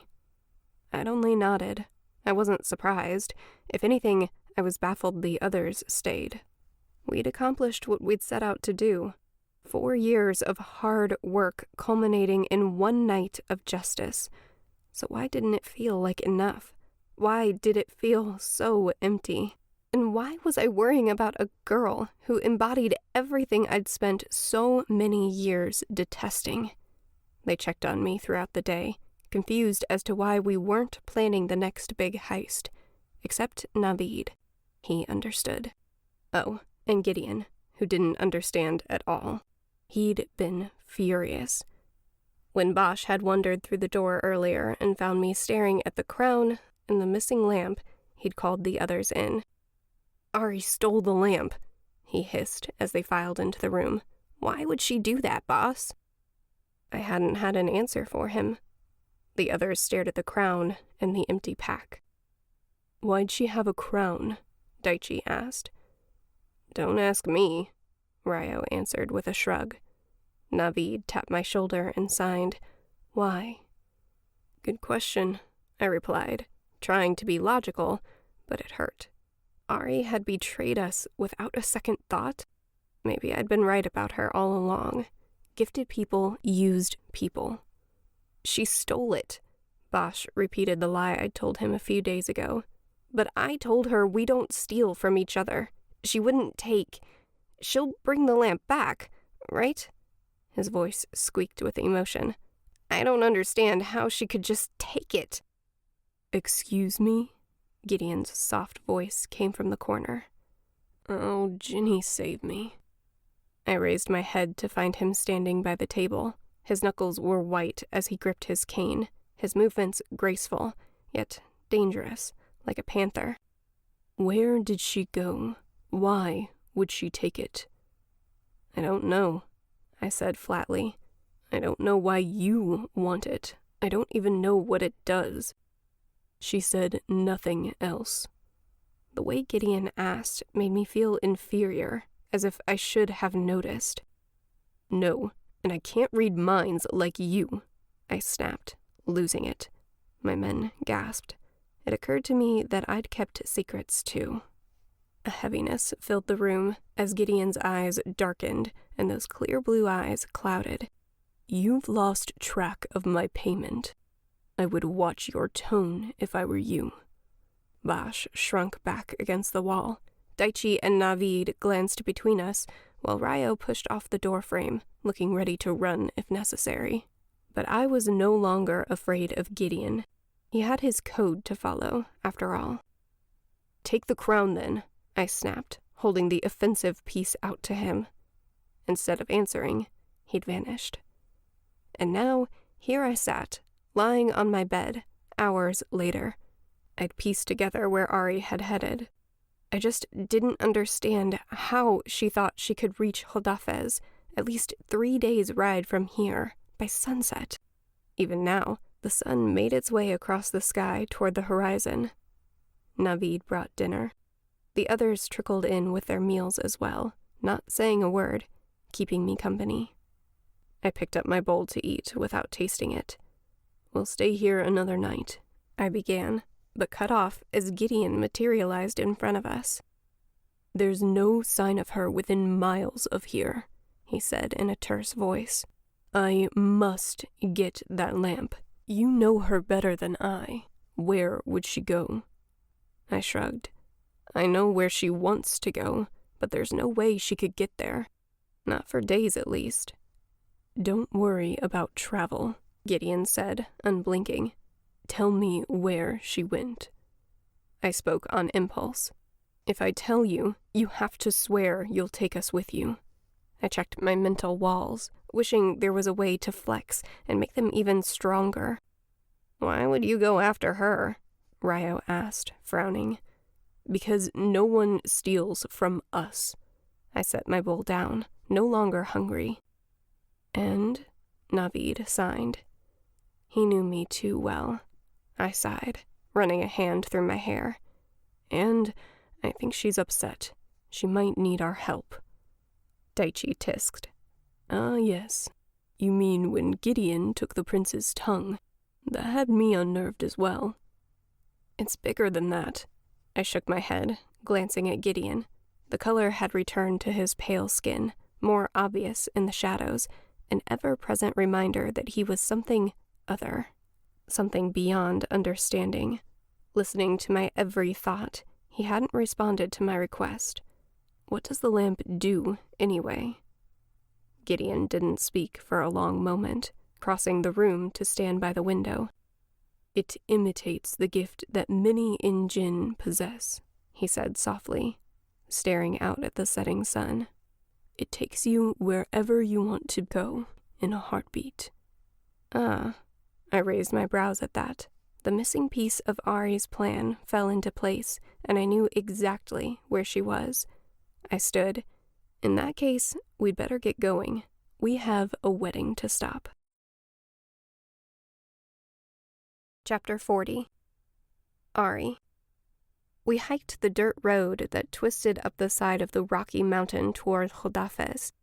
The Mer-girl admired the castle where it loomed ahead of us, a glaring white in the sun.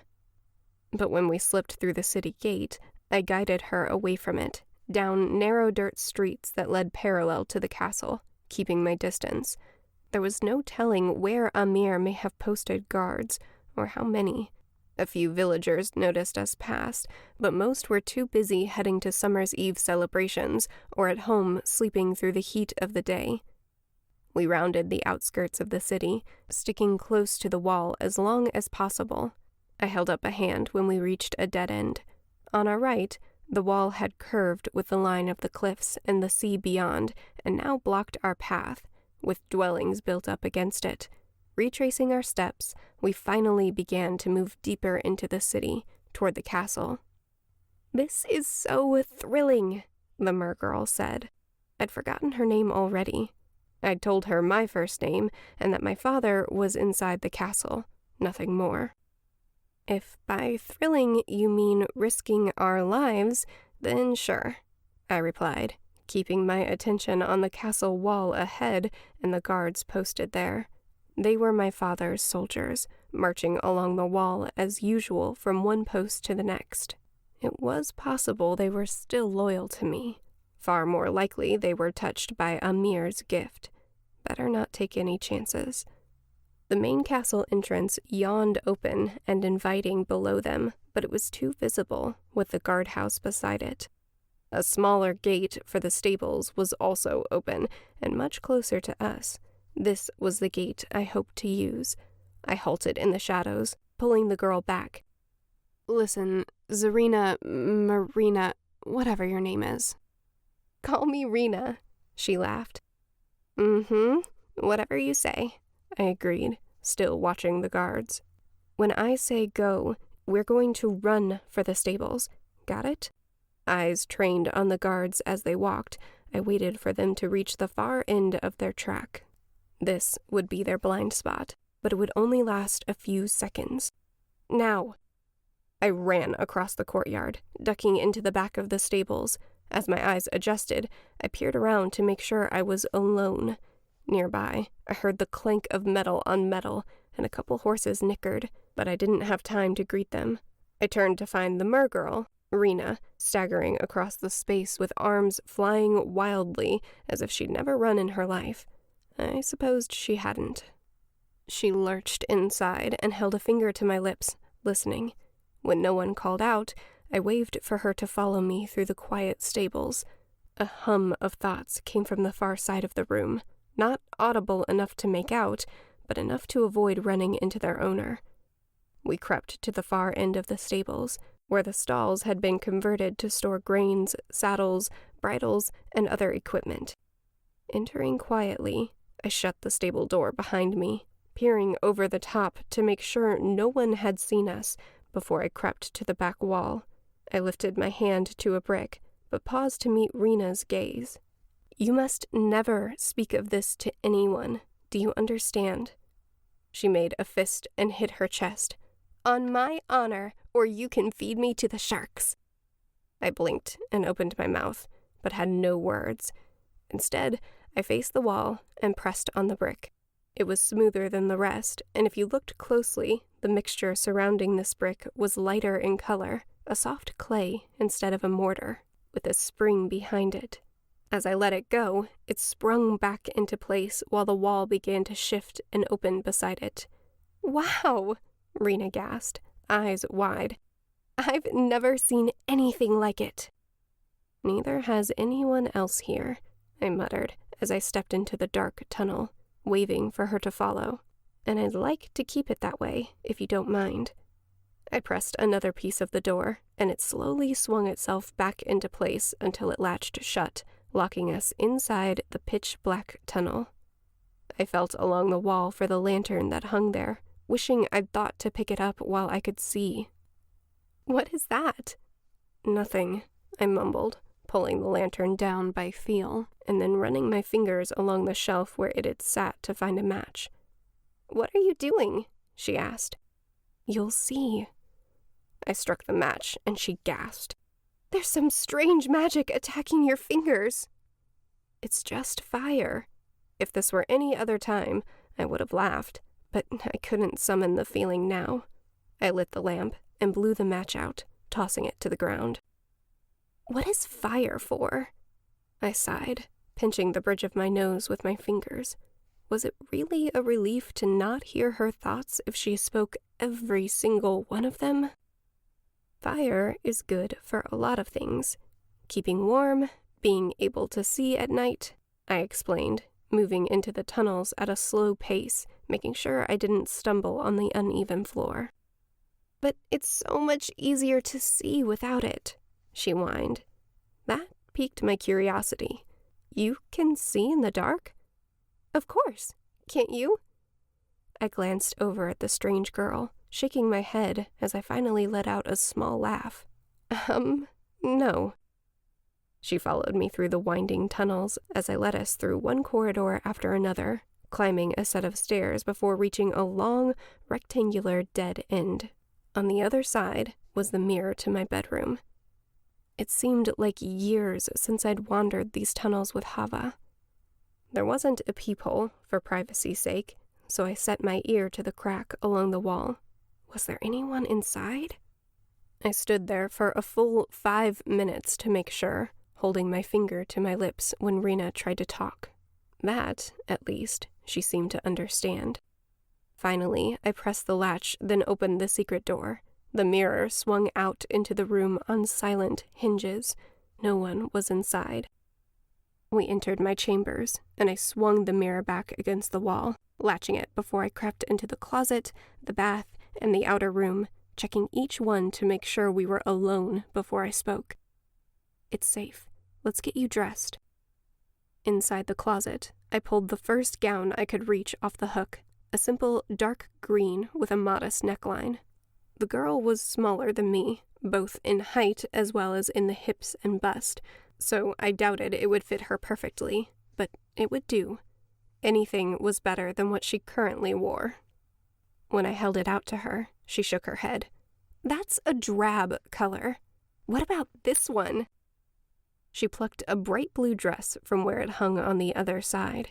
This looks like the ocean when you swim near the surface, and the jewels are like when the sun shines down and makes it sparkle. I shrugged. I guess it kind of is. She tossed the cloak I'd given her to the floor and began to struggle with the dress. Here, let me. I carefully untied the strings at the back and helped her step into it before lacing it up. Oh, stop it this instant, she squealed as I tugged the laces. I can't breathe.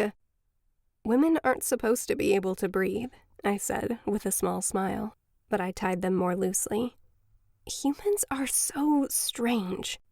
She held up her long sleeve to admire the way the extra fabric draped, nearly touching the floor when she lowered her wrist. I suppose we are. I stepped back to admire my work.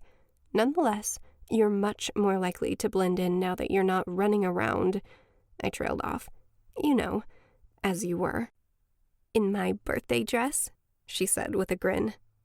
Ah, so you got that after all. I half smiled before turning toward my bedroom.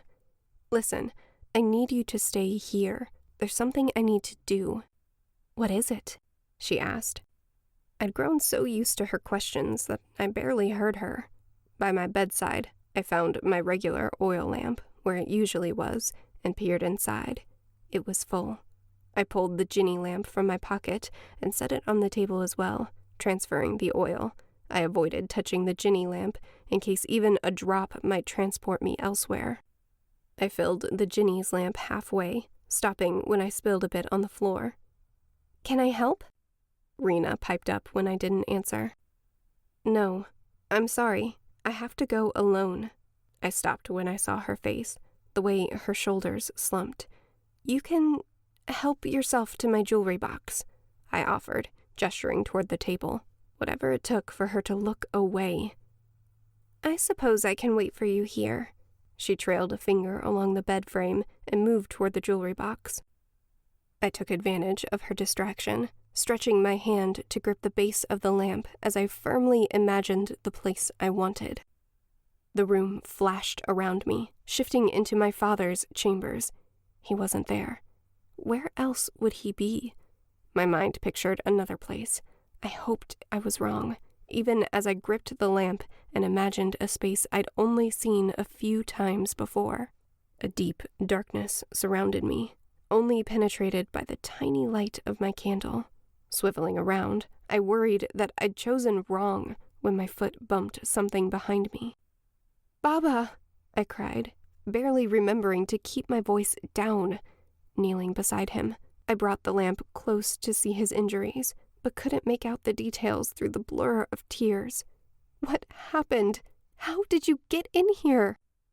He groaned and mumbled something I couldn't make out.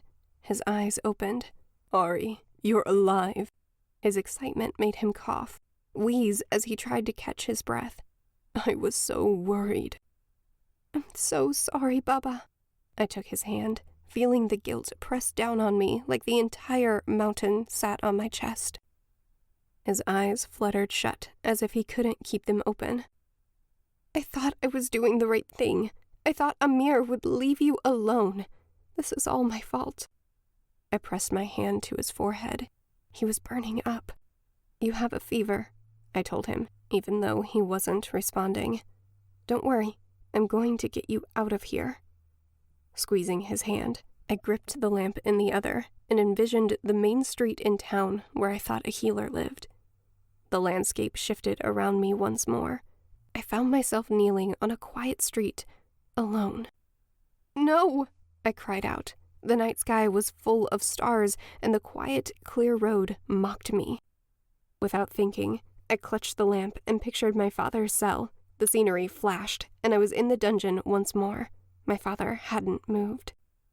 I set the lamp down on the damp stone floor, not wanting to travel again without meaning to.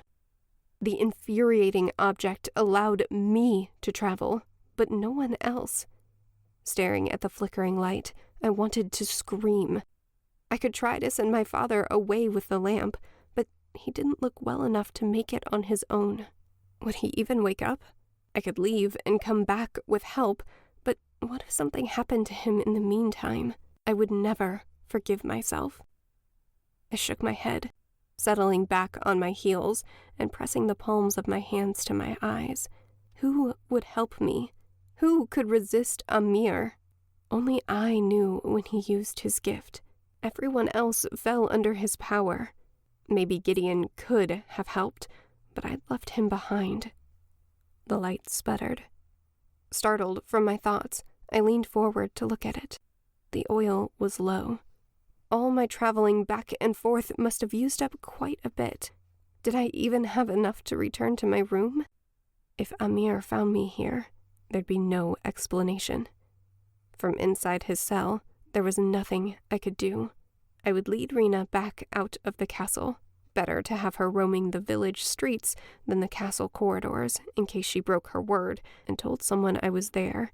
And then I'd find the keys to the prison and come back for Baba. Shaping the image of my bedchambers in my mind, tears dripping into my father's prone form as I let go of his hands. I gripped the candle and let it whisk me back to my room. Rena wasn't there. Instinct made me hide the lamp in the secret tunnels before I moved through my bedroom into the outer room that led to the hall. I paused at the door. Why was I going after the girl? She wasn't important right now. I needed to save my father. I slipped into the hall, determined to steal a key to my father's cell and get him out of there. "Just where do you think you're going?" A man's voice rang out. I knew that voice. I walked faster. "Guards, detain her!" The familiar sense of a gifting washed over me.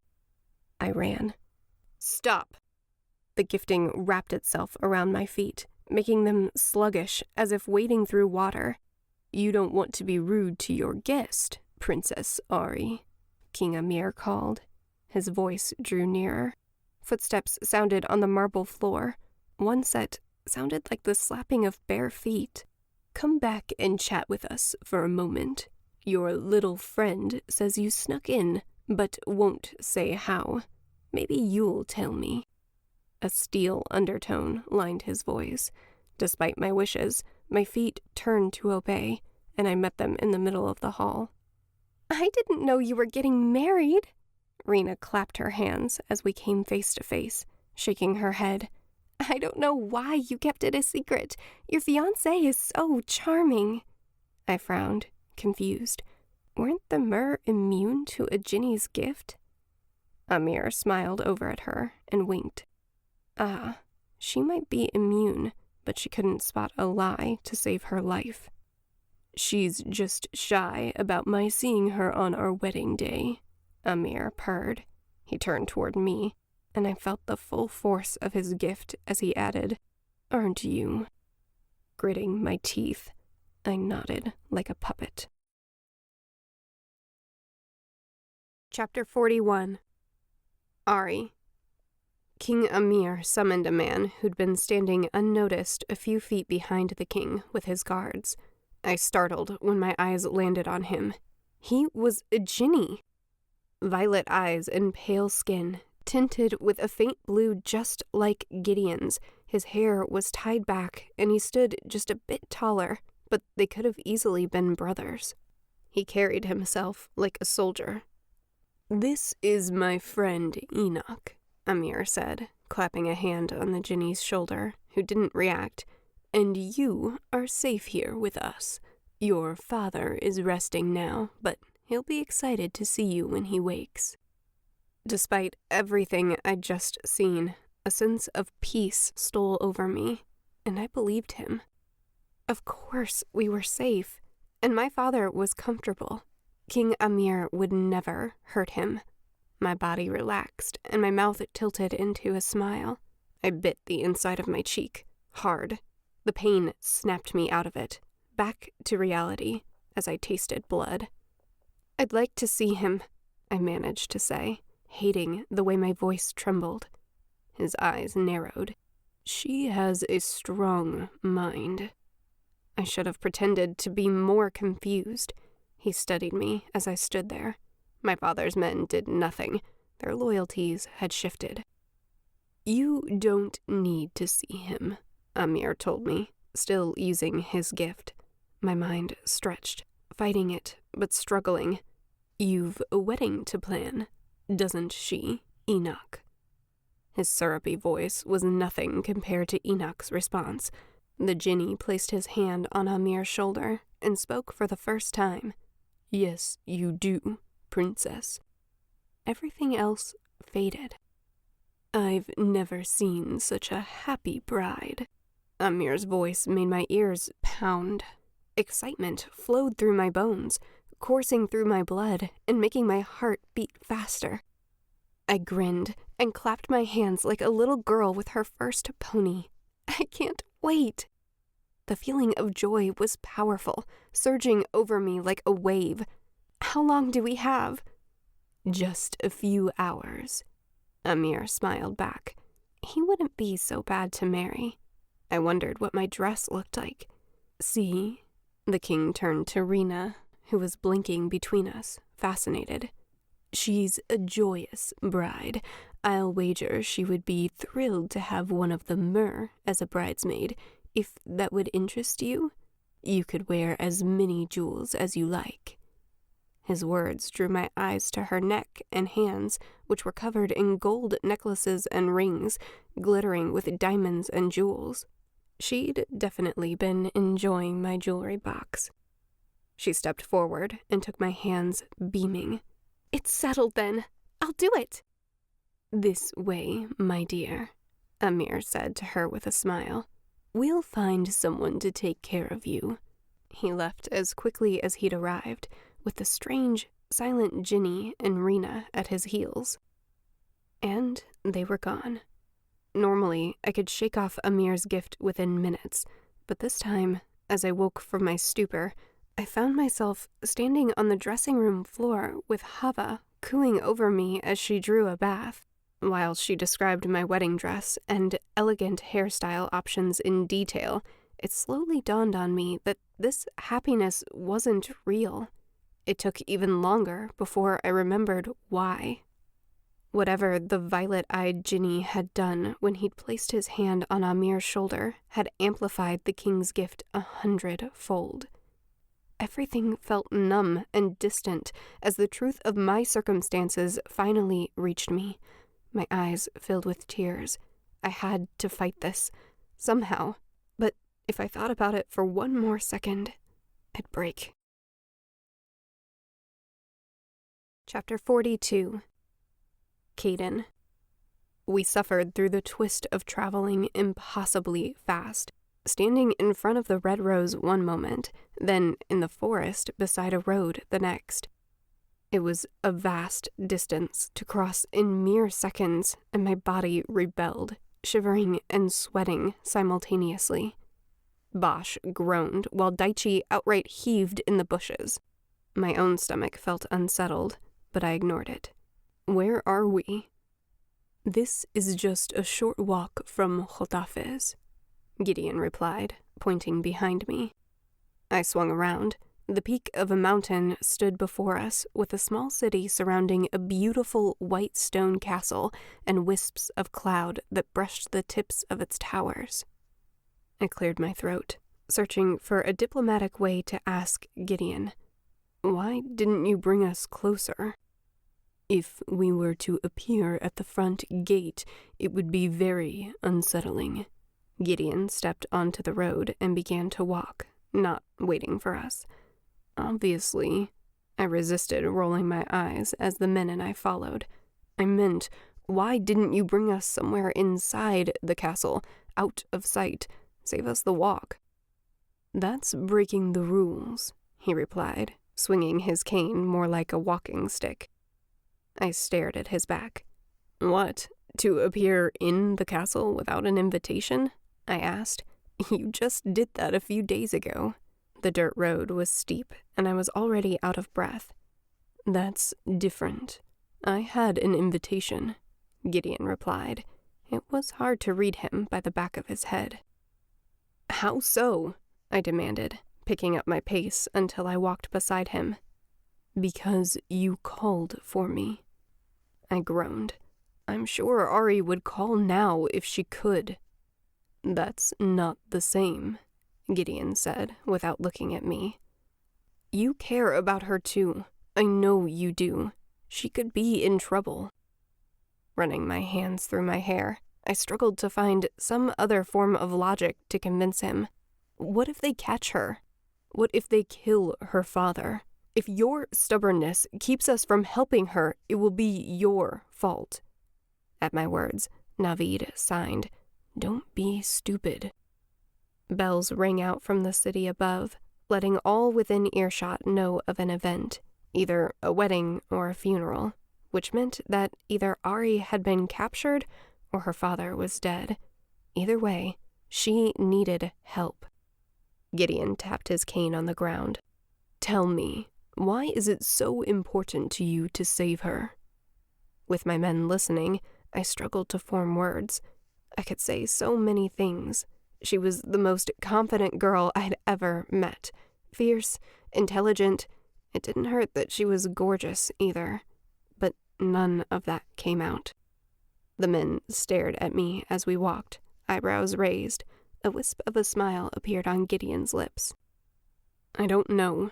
It just is," I answered lamely. "But you need the lamp.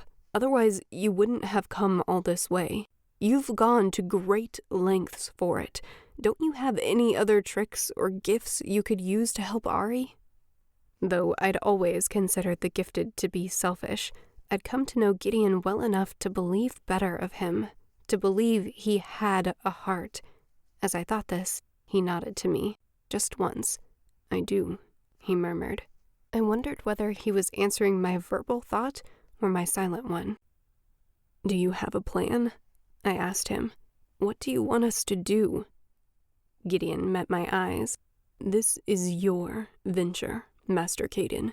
The plan is up to you." People were staring at us. At Gideon, really. A Jinni in plain sight. Whispers began to float along the air. "I see them," Gideon replied before I could point out that he was drawing attention. He bent to pick up a stick, running his hand across it before handing the now engraved piece of wood to me. "Call me back when you're ready," he murmured, and disappeared before I could respond. Chapter 43. Arie. The white silk wedding dress flowed over my curves, hugging them until it hit my knees and flowed out in abundance of fabric. The enormous tiara on my head belonged to my mother. I'd never worn it before today. You look just like her, Farida breathed. Hava wiped a tear from her eye. You'll make a beautiful queen. As if this was what mattered most. Like everyone else, they were convinced this was the wedding day of my dreams. Nothing I said could sway them. I knew, because I tried. If one more person told me it was just pre-wedding nerves, I didn't know what I'd do. So I clenched my teeth and stayed silent. Without meaning to, I saw myself through Hava's eyes. Honey-toned skin, dark brown eyes flecked with amber, face framed with waves of black hair that touched my lower back, dripping with diamonds around my neck, hanging from my ears, and, of course, a thick coating of them on my crown. A vision, Hava thought as she sniffed, turning away to compose herself. I suppose I was, but I found no joy in it. My wedding would take place at sunset in the midst of the summer's eve feasting and dancing. It seemed as if Amir had never bothered to cancel it. The whole castle buzzed with delight and anticipation. Even though the young woman staring back at me in the mirror wasn't smiling, when I glimpsed myself through Hava's eyes once more, I was a vision of pure joy. How was that possible?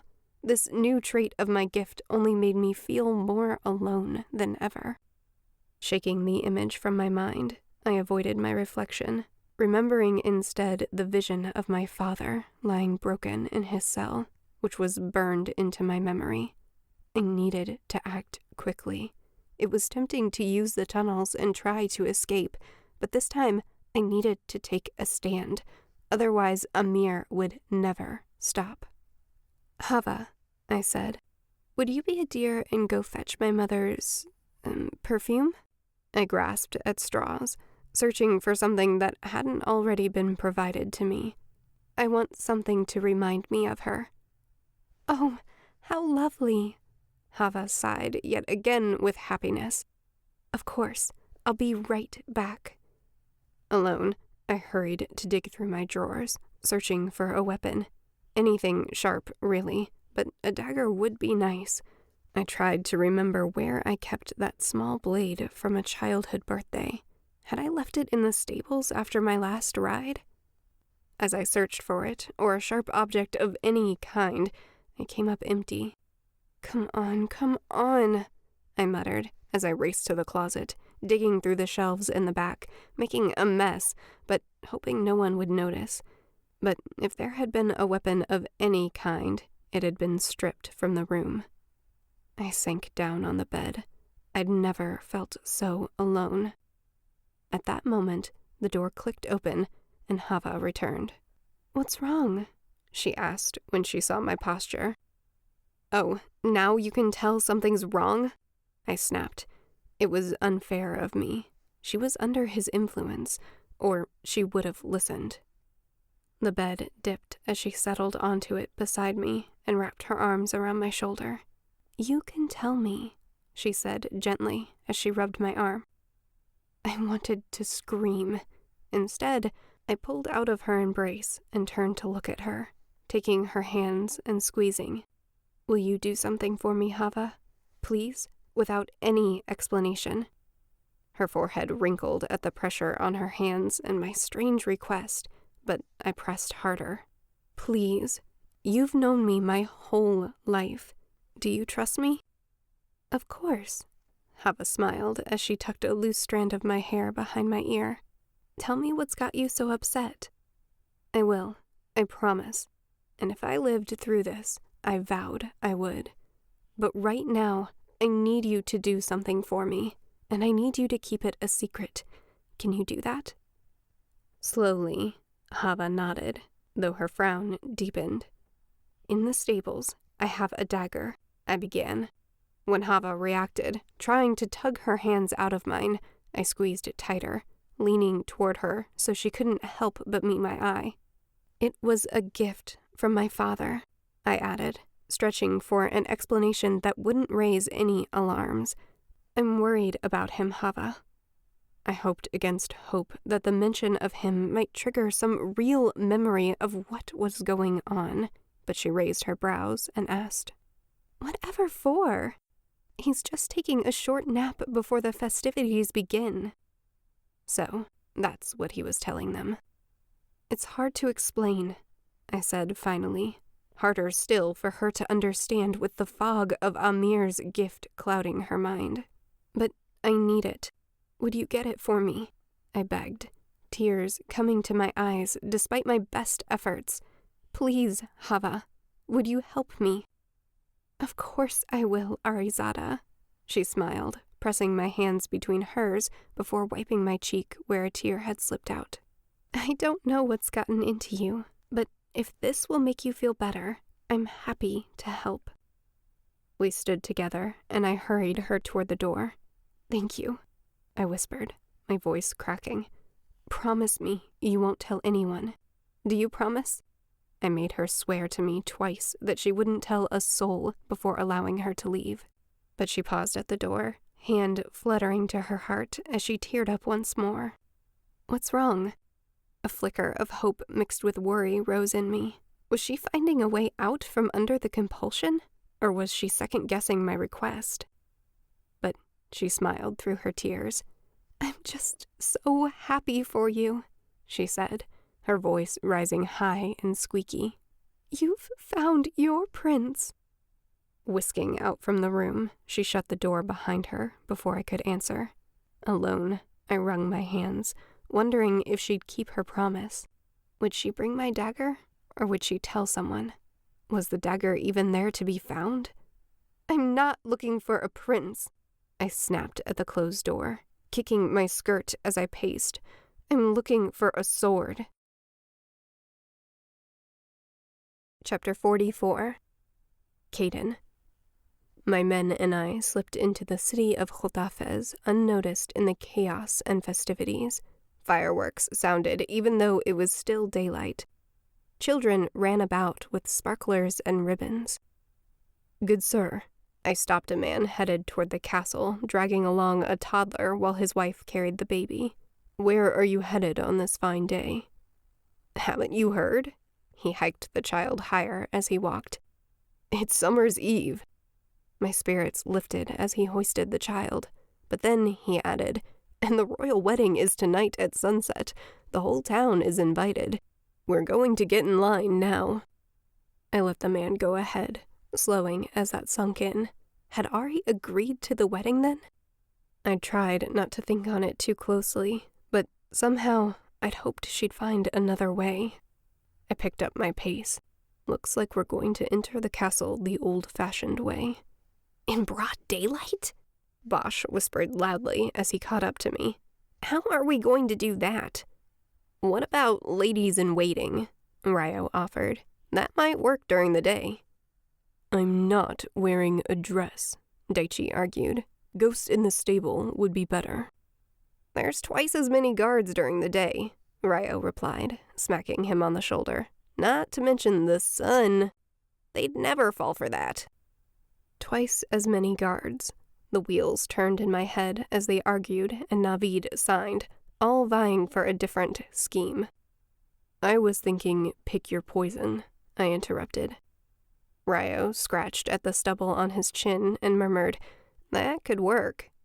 Navid nodded, and no one argued, which was enough for me. Let's go to work.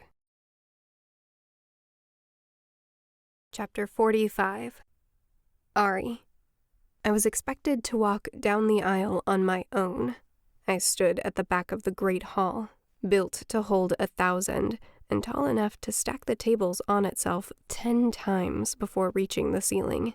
King Amir smirked at the opposite end of the long white runner on the dais, next to the holy man in his ceremonial robes. The mergirl, Rena, stood next to the holy man, wearing an enormous amount of jewelry, grinning like an idiot.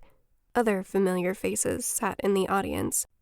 Lady Aina from the northern kingdom of Adaman, King Zubin of Keshti, Taran Shah and Surjan Shah from my last courtship tour, and other royals from neighboring kingdoms were all seated toward the front of the room, while the villagers of Khotafez were seated further back. I hid my clenched fist in my skirt and struggled to keep my lips from pursing in disgust. I doubted I looked anything like a happy bride. Yet when the guests faced me, every single one of them glowed with happiness. "Look how happy she is," King Amir said. "Look how happy she is," Enoch intoned. They beamed. Only Rena seemed to sense that something was off, frowning from her place by the altar. Digging in my heels, I refused to move.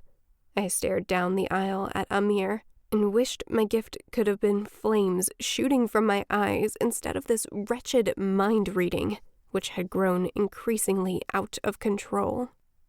At this point, bits and pieces of every thought, along with all kinds of images, echoed in my mind, no matter if they were related to me or not, and no matter how important or unimportant. The number of times I'd listened to someone wish for a restroom since the Summer's Eve celebration had begun was ridiculous.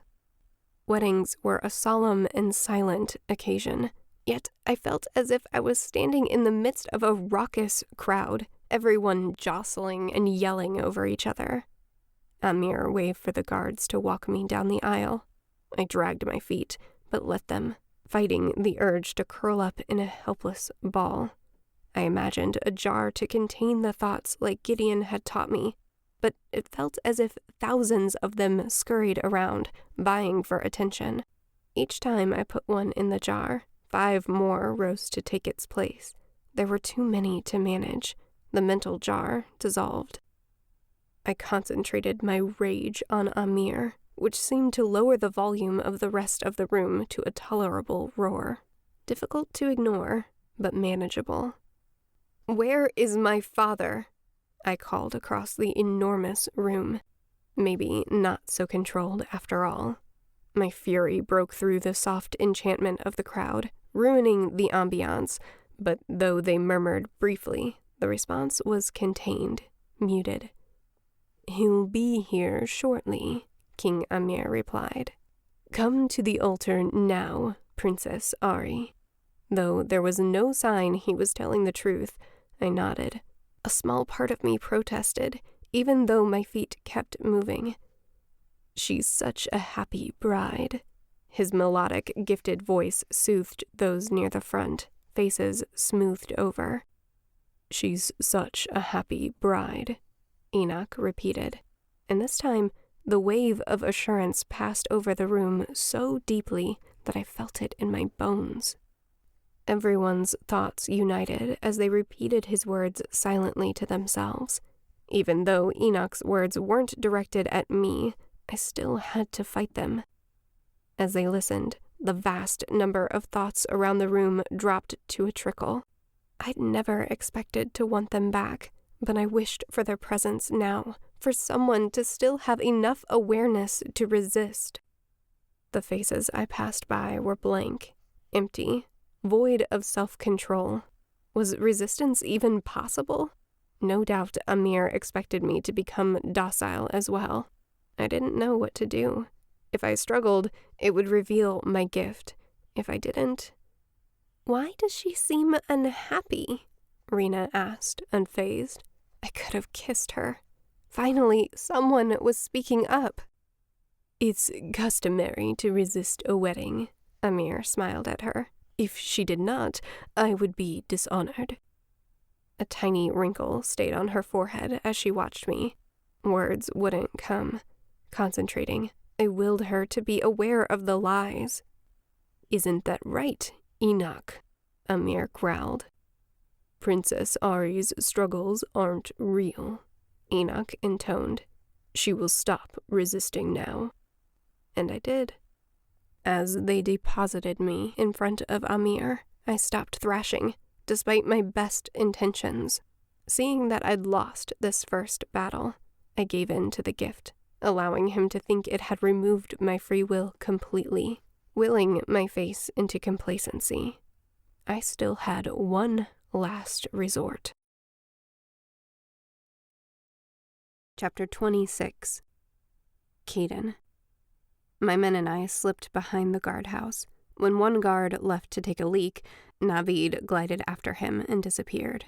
A pair of guards stepped out next, off to take a shift somewhere.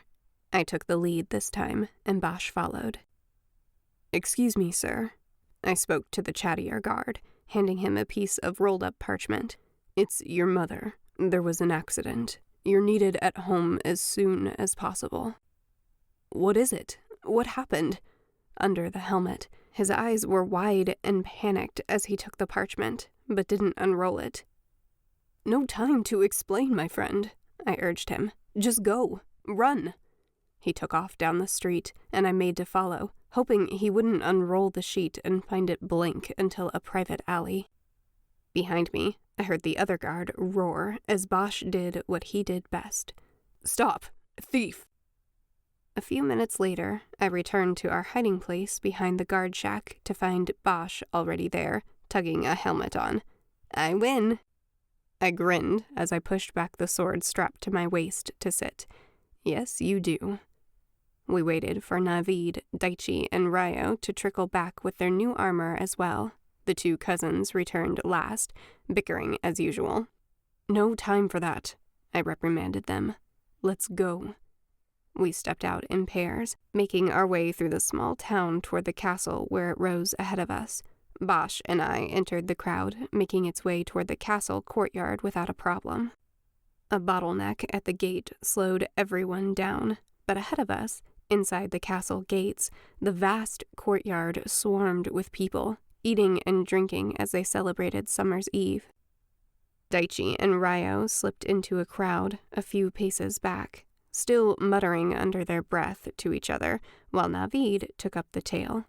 Ryo dropped back to walk with him in a huff. They were slowing to a stop when I heard a guard call, "Where are you headed?" I tensed, glancing behind me. Of all the people he'd chosen to ask, he'd spoken to Navid. My friend pointed to the castle, but it wasn't enough. "I asked you a question, boy." When the guard's hand clamped down on Navid's arm, I slowed, gritting my teeth. Navid subtly signed, "Keep going." Behind me, Ryo tried to explain. "The lad lost his voice when the last illness was going around. Don't pay him any mind." "I'm going to need you to come with me," the guard's strident voice carried. He wasn't buying it. I didn't need to look back to know when they ran. The courtyard erupted in chaos as the guard yelled and took chase, calling others to follow. Bosch and I ducked through the archway, entering the courtyard. Daichi appeared a second later, out of breath. "Member of the guard coming through," I called out, pushing forward, and the protest turned to glares. We moved together through the mass of people. "Should one of us go back to help them?" Bosch asked. "They'll be all right." I kept an eye out for the other guards. "They're fast, and they'll shed the armor as soon as they're out of sight." I'd worry until we met up with them again, but the others didn't need to know that. We should hurry. Down to 3 now, we set a brisk pace. The guards would be wary of any soldiers they didn't recognize. "Let's split up. Find the ceremony. Shouldn't be too hard." "Then what?" Bosch glanced back to make sure none of the guards had spotted us. I shrugged. "Stop the wedding." I licked my lips, wishing I had a piece of grass or something to chew on. "Whatever it takes." We took off, separating until there were a good dozen paces between each of us. The crowds made our job easier. No one looked at a guard twice. They were too busy celebrating. I took the lead, weaving past cheerful dancers and drunks, and didn't look back. As soon as I stepped through the enormous castle doors, which were propped open, I found the foyer filled with people from the city. They milled about, chattering in hushed tones, waiting for the feast. I cleared my throat and commanded the nearest man, "Direct me to the wedding ceremony." He blinked, startled, pointing across the room to tall wooden doors. "In the Great Hall." I shoved through the crowd, hoping my men wouldn't lose sight of me. On the other side, 4 guards stood at the Great Hall entrance. My uniform now had the opposite effect that I'd originally intended. They spied me coming long before I reached them. Stepping up to the 2 on the left side of the door, I placed my back to the wall, imitating their stiff stance, and didn't say a word. Though I received a sidelong glance, their focus was on Bosch, who followed close behind me. I tilted my head toward the opposite side of the door. The kid took the hint, stepping into position beside the other 2 guards.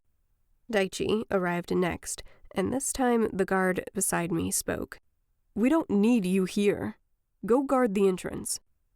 Daichi turned to go, but I clapped a hand on his shoulder and shrugged. "We were told to come here." "Well, I'm telling you to go," the guard snapped, stepping out of line.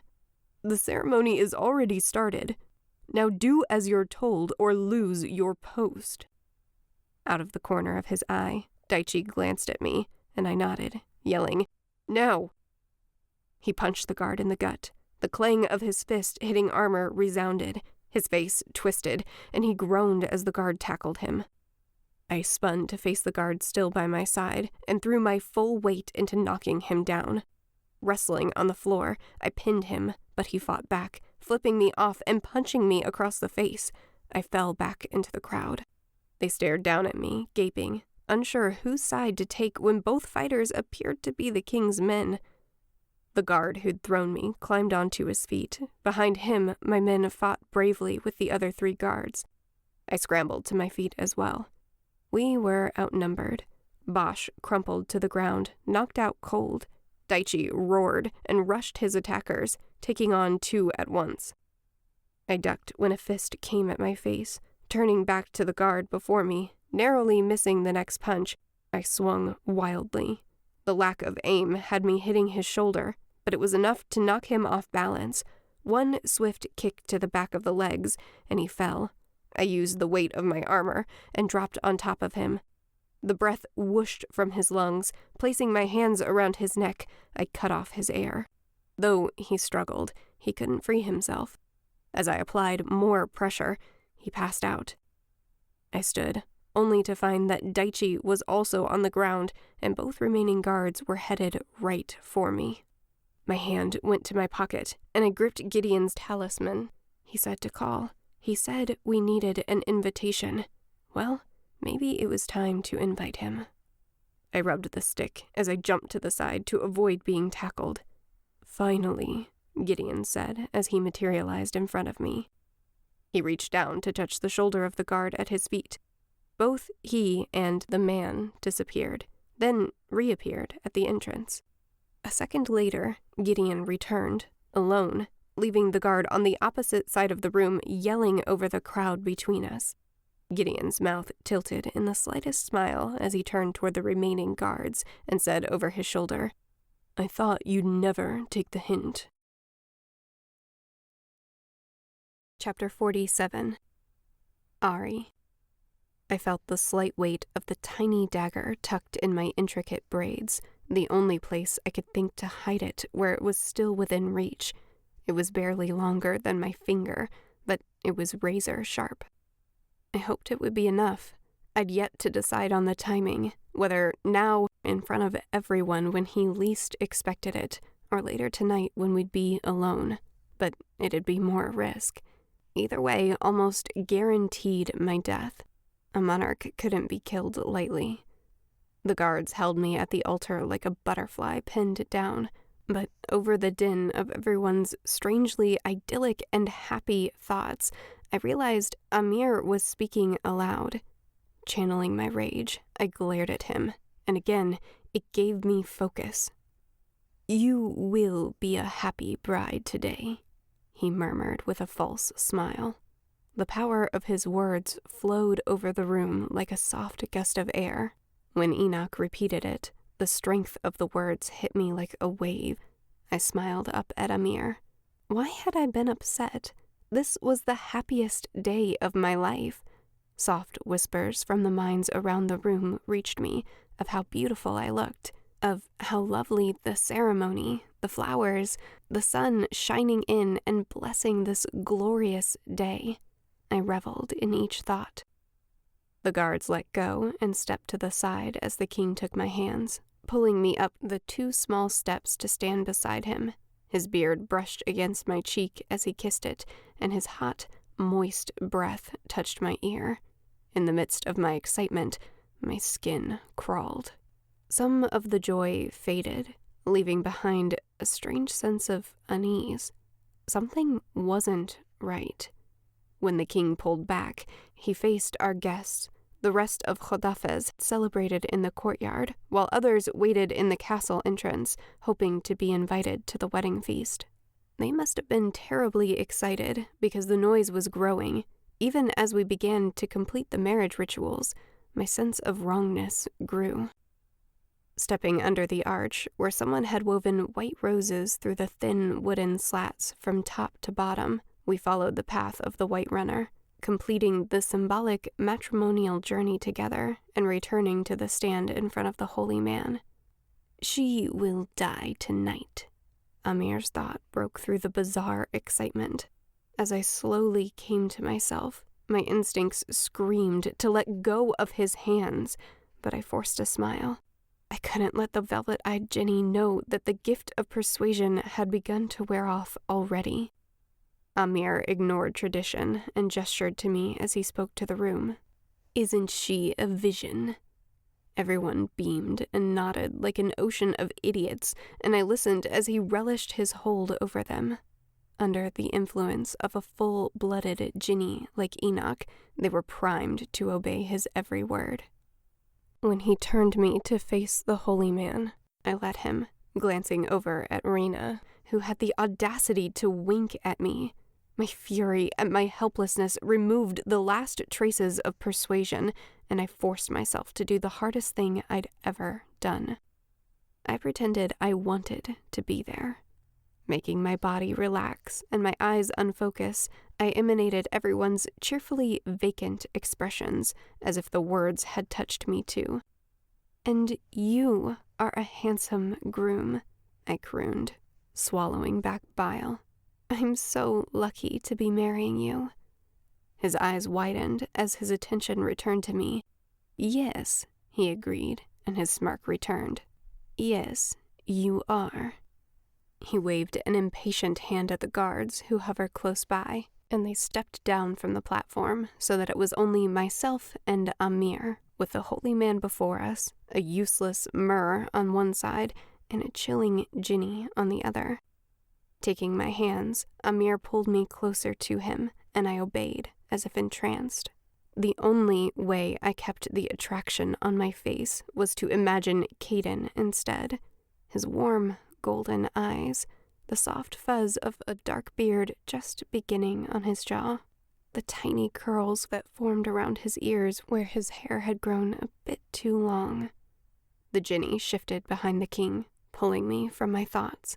His violet eyes had a touch of boredom.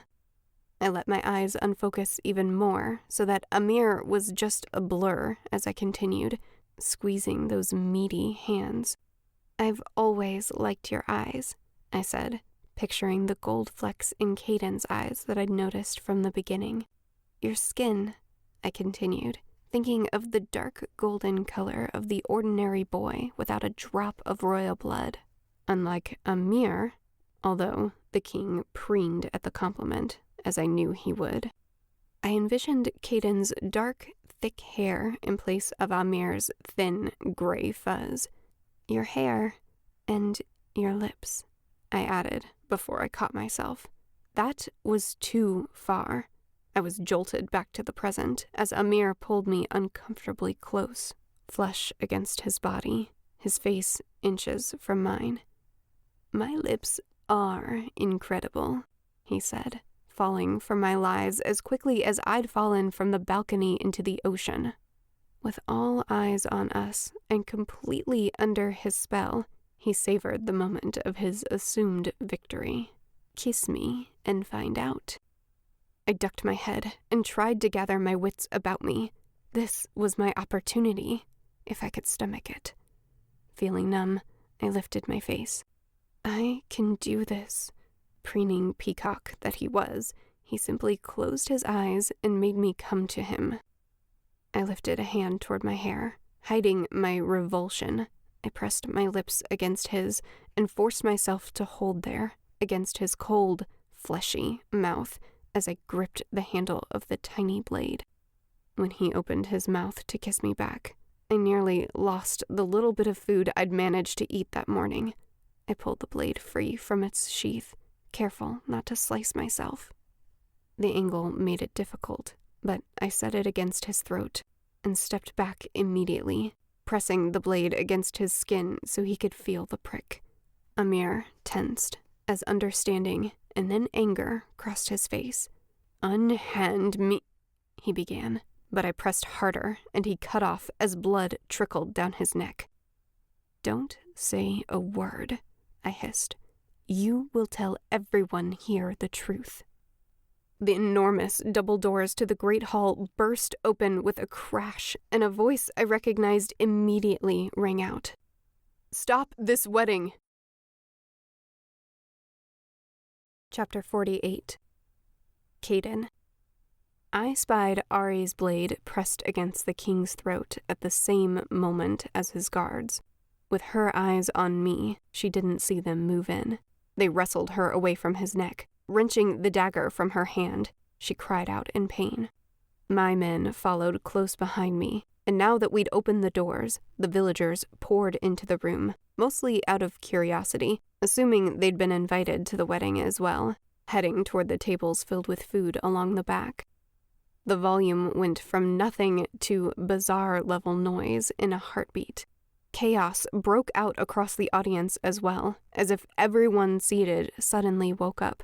Some of them stood, and I lost sight of Arie briefly. I swore as I sprinted out of reach of the guards. Bosch limped in the other direction, while Daichi disappeared in the crowd. I knocked one guard into a man behind me and ran while he was distracted. She'd had the king right where she'd wanted him, and I'd ruined it. I swore again. "Gideon," I shouted, pulling off my helmet. "We need you here." Another guard took chase at my yell. Pulling a chair over to block him as I ran, I turned back as Gideon stepped into the room. I didn't know what I expected to see. Lightning bolts flying from the Jinni's fingertips, or King Amir floating in the air at his command, or even Gideon marching toward the king. I would have accepted any of those things as helpful. Instead, our calm, dependable comrade had grown as still as the marble statues behind him. While Bosch wove and danced to evade the guards, and Daichi dug in to fight, swinging wildly this way and that, knocking men across tables and chairs, Gideon didn't even seem to register the two guards taking hold of his arms. He just stared at Arie and King Amir. "Gideon!" I yelled, but his gaze didn't flicker. What in all the lands was he staring at? I risked his ire, snatching fruit off one of the tables, tossing it at him with all my might, glancing back. His fingers twitched, just slightly. Otherwise, he didn't move. It was almost as if he couldn't move. I ducked behind a pillar, waiting for the guard still chasing me to come around the corner. I tripped him with an outstretched foot, grabbing his hair and smashing his head into the stone pillar. He fell, out cold. I peered around another side of the pillar, only a dozen or so feet from the front of the room now, scrutinizing the scene. What was Gideon staring at so intently? King Amir shouted commands I couldn't hear over the din, but it caused villagers near him to quiet down, turning to face the room and spreading their arms wide, blocking others from reaching him. Arie screamed and kicked as the guards held her back. And then I saw him. Another Jinni. His eyes were a strange violet color, and they were fastened on Gideon with the same intent, immovable focus as my friend, as if locked in an immense inner battle. I hadn't realized until this moment that I thought of Gideon as a friend, but I did. So, without thinking, I charged. Chapter 49. Arie. King Amir lost his hold on the room seconds after Caden's men burst in. More specifically, the moment the violet-eyed Jinni faced the doors and froze. Thoughts shifted from calm to chaos, relaxed to riotous, open to outraged. And as all the villagers spilled into the room, my mind stretched and bucked against the vast number of thoughts filling it. I fell to the ground, head pounding. Instead of imagining a glass jar and managing each individual thought, I envisioned a glass bowl settling around me like a shield, sheltering me from them. The relief was instant. As the pressure eased, I opened my eyes. Amir struggled to maintain order, and the violet-eyed Jinni ignored his demands for help. "Guards!" I shouted at my father's soldiers, testing the change in the air. "Seize King Amir!" They moved toward him. "Be still," he snapped, and their arms fell loosely to their sides like puppets. "Don't let her go." They grasped my arms again. "We have a wedding to finish." "There is no way in this Jinni-forsaken land I'll ever marry you," I screamed, losing control. "Tell your men to bring my father out of the dungeons right now." Voices rose with my cries. Some of the guests stood, as if ready to support me. "Everyone, be calm," Amir shrieked. Some sat back down, while others stayed standing, confusion trickling into their faces through frowns and open mouths, waiting for words that had gotten lost. His hold was tenuous at best. He continued ordering peace between yelling at the violet-eyed Jinni behind him. "Enoch, stop staring at nothing and help me." Enoch ignored him. In the back of the room, Caden's form raced past and caught my eye. I yelled for help, but he couldn't hear me over the noise. I blinked when he hurled a fruit at Gideon's face. My mouth fell open when Gideon didn't respond. His eyes were locked with Enoch's in some mysterious, silent confrontation. I lost sight of Caden in the chaos. "Listen!" I shouted over the noise, focusing on those further away who seemed less influenced by the persuasion. "This wedding is a sham. King Amir is trying to steal my father's kingdom." "False!" he called on the heels of my words. "These are false accusations. Pay her no mind." I met the eyes of the villagers as they flowed into the room from the back, more curious than helpful. My gaze drifted to the nobles and royals who had traveled to be here today. "If he succeeds, nothing will stop him from trying to steal your kingdoms as well. He's controlling your minds. You have to fight back." "Silence her," King Amir shouted over my words to the guards. Even as I screamed, a filthy hand covered my mouth, and I couldn't move. Amir continued his cries for peace, and without my voice to stir them up, the crowd grew more and more docile. I thrashed harder, refusing to back down. A blur of movement smashed into Enoch before I recognized his attacker, Caden. Through brute force and surprise, he'd knocked the other Jinni to the floor, upsetting the strange duel between him and Gideon. Between one blink and the next, Enoch was beneath Caden, grunting in surprise as he took a punch in the gut, and then he was gone, and Caden's fist punched the marble floor instead, making him wince. He leapt to his feet, searching the room. The strange Jinni had vanished.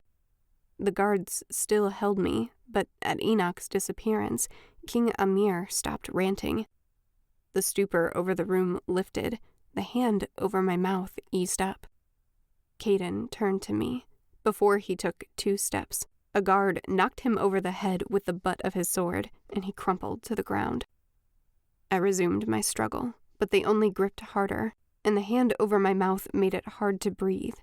Daichi yelled and thrashed against 3 guards who held him with effort, while Bosch struggled against 1. What had happened to the rest of Caden's men? At the back of the room, Gideon still stood in the large doorway between 2 guards, as if too taken aback to remove them. A tiny fragment of hope rose in me. Had they come to help me? Or was he just here to retrieve his lamp? Now that I'd placed the glass shield between myself and everyone's thoughts, I couldn't seem to lift it. The silence in my mind as I tried to mentally scream for his help was infuriating. I stomped on one of the guard's toes, taking advantage of his surprise and ripping myself out of the grip long enough to yell, "Gideon, help!" His gaze met mine across the distance.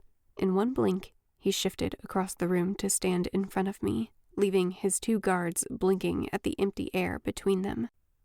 The hands on my arms trembled at the sight of Gideon appearing out of thin air with his pale skin and sharp eyes.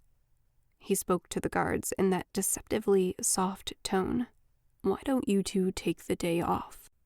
Even without the use of persuasion, they released my arms. I didn't bother to watch them leave. "Thank you," I began, gathering up the nerve to explain myself.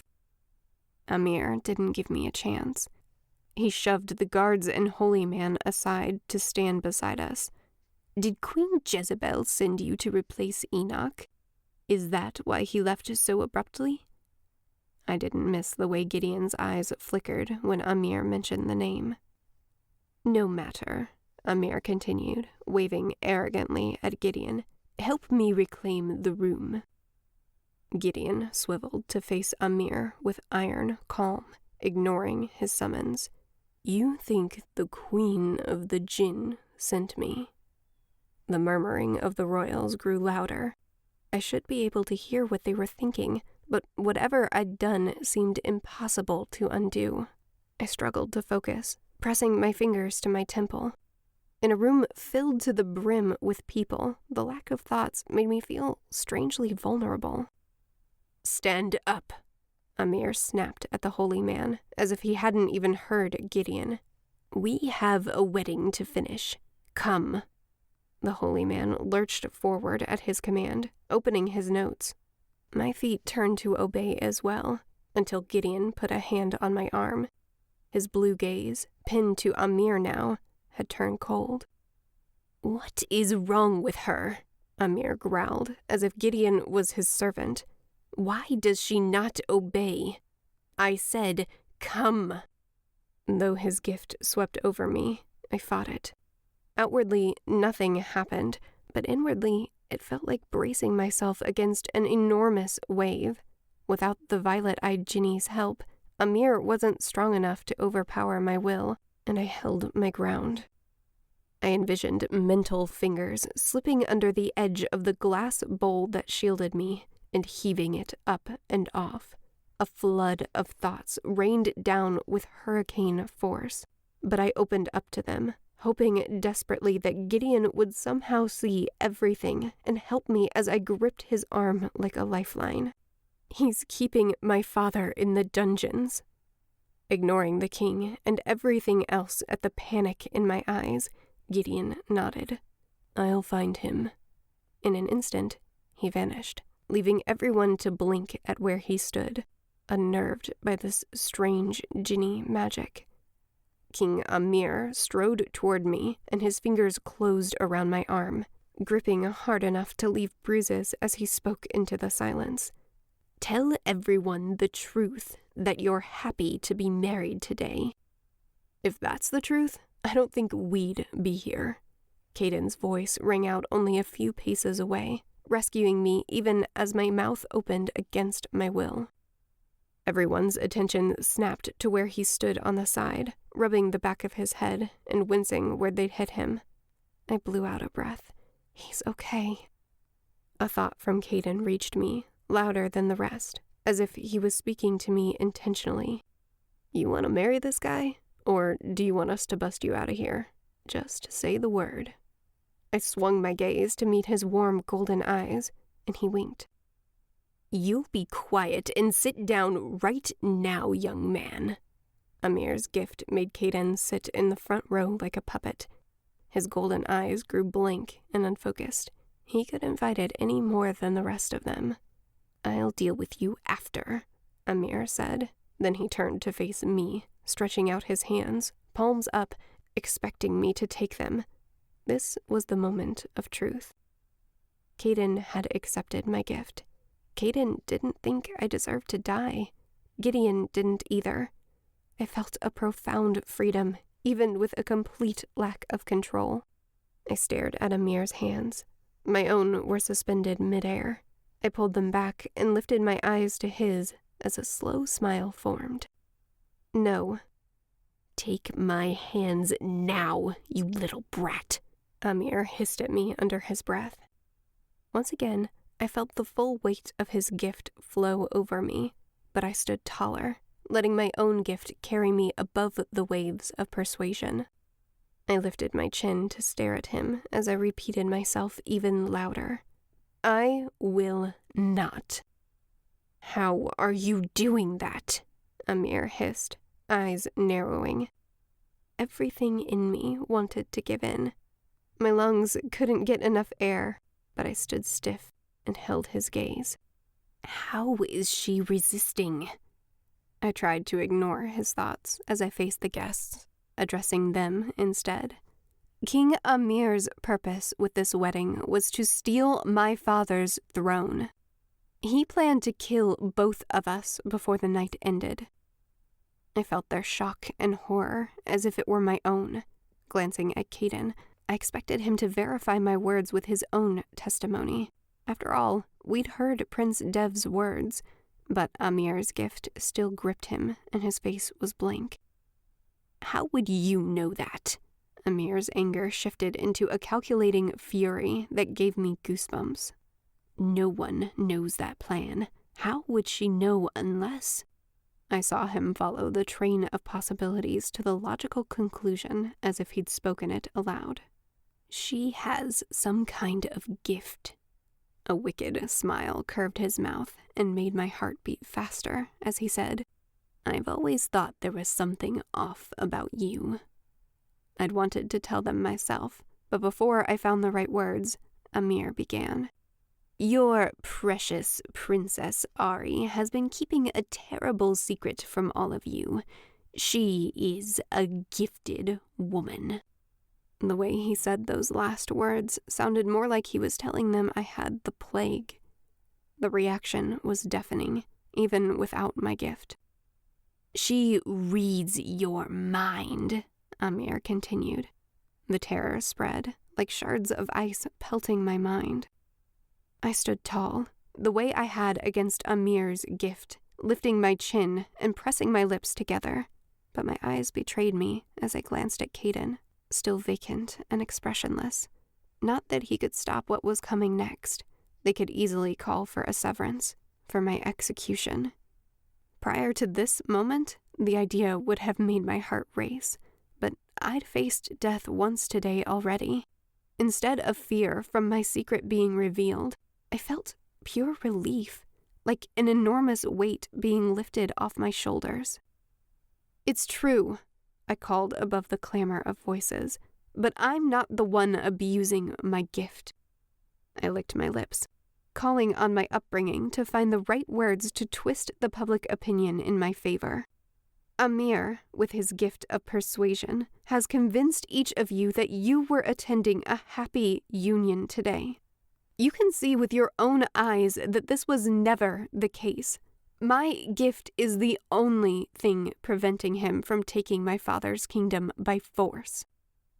Your gift, Amir replied with a sneer, and once again I felt tendrils of persuasion stretch out across the room, trying to touch each mind, despite how weak his influence must be when spread across such a vast number of people.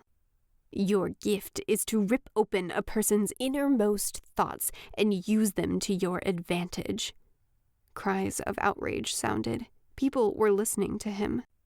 Someone with power like that can't be trusted, he continued, pounding the nails in my coffin. Especially not a gifted woman. You should be put on trial immediately. I swallowed, fighting the urge to run. You're misusing your gift right now, I shouted back, aware I was losing. Close your minds to him. Don't let him influence you. Be silent, the king said over me. You will obey me now." Pain built up behind my eyes, the result of my growing gift clashing with Amir's. It felt like a losing battle, but I pushed further.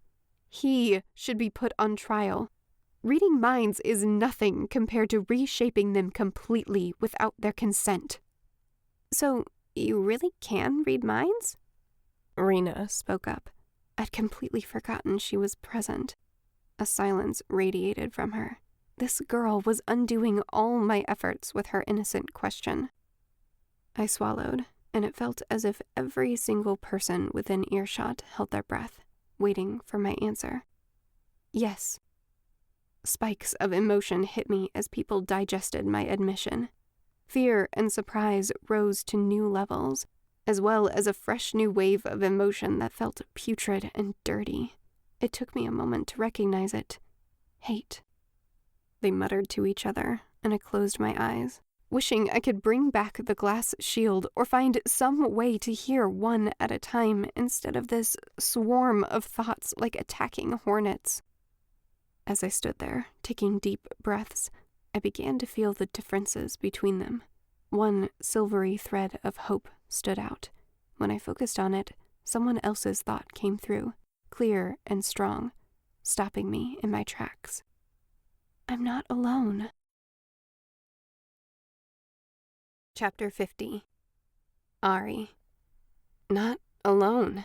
My gaze shot toward the woman, Lady Aina, tall, blonde, and formidable. She studied me solemnly. Before I could acknowledge her somehow, another optimistic thought surfaced across the room. Another gifted woman. If they accept her, maybe they'll accept me too. As more and more of these gifted women revealed themselves, intentionally or not, I blinked at the overwhelming strength and numbers. Before I could search them out, Amir yelled over the murmurs. "She's a criminal, stealing our thoughts. She should be put to death." I backed away from his fierce screams, unable to stop the trickle of fear as a wave of agreement crossed the room. "If you kill her for her gifts," a strong female voice rose above the confusion, "then you'll have to kill me too." It was Lady Aina. She stepped out of her row and made her way toward us, stopping beside me to face the onlookers. Was she truly declaring herself in front of all these people? Didn't she realize she couldn't take it back? I felt torn between thanking her and telling her to sit back down. They could easily take her up on her offer. But a slow smirk curved over her lips as she added, "If you do choose that route, I guarantee you it will not be easy." My eyes widened. What was her gift? King Amir glared, but didn't move as he wondered the same thing. The threat had silenced him. The pause after her declaration stretched on for what felt like an eternity before a small, dark-haired woman from the village stepped forward, trembling. "I have a gift as well," she whispered. Her shaking increased, but she clenched her fist, determined. A gifted commoner? The Jinni blood was said to only run in royal veins, but this proved all those assumptions false. Similar thoughts floated around me. 3 of us. Enough to make people pause and King Amir reconsider his plans. But when the 4th woman stood, I could actually feel the shift in the room. Her long, white braid hung over her hunched back, but she tottered down the aisle toward us without help. Recognition spread. The village healer. Children had grown up learning from her. At least half the room had known her their entire lives. Someone like her, someone that everyone knew and loved, was far more difficult to hate. She stopped beside me. I stepped forward, standing between the elderly woman and Lady Aina, blocking Amir from their view. "We are not to be feared," I declared, with confidence I didn't fully feel. "Not any more than gifted men. The same rules that apply to the men will apply to us." I spread my hands, gesturing across the great hall. Their thoughts had revealed at least 3 other gifted women who'd yet to reveal themselves, maybe more. Clearly, we've existed among you for years. I believe it's time to recognize that anyone can be gifted. Thoughts shifted, almost painfully, as they mulled over my words. Guards, seize Amir and keep his mouth shut. He will be held accountable for his actions today.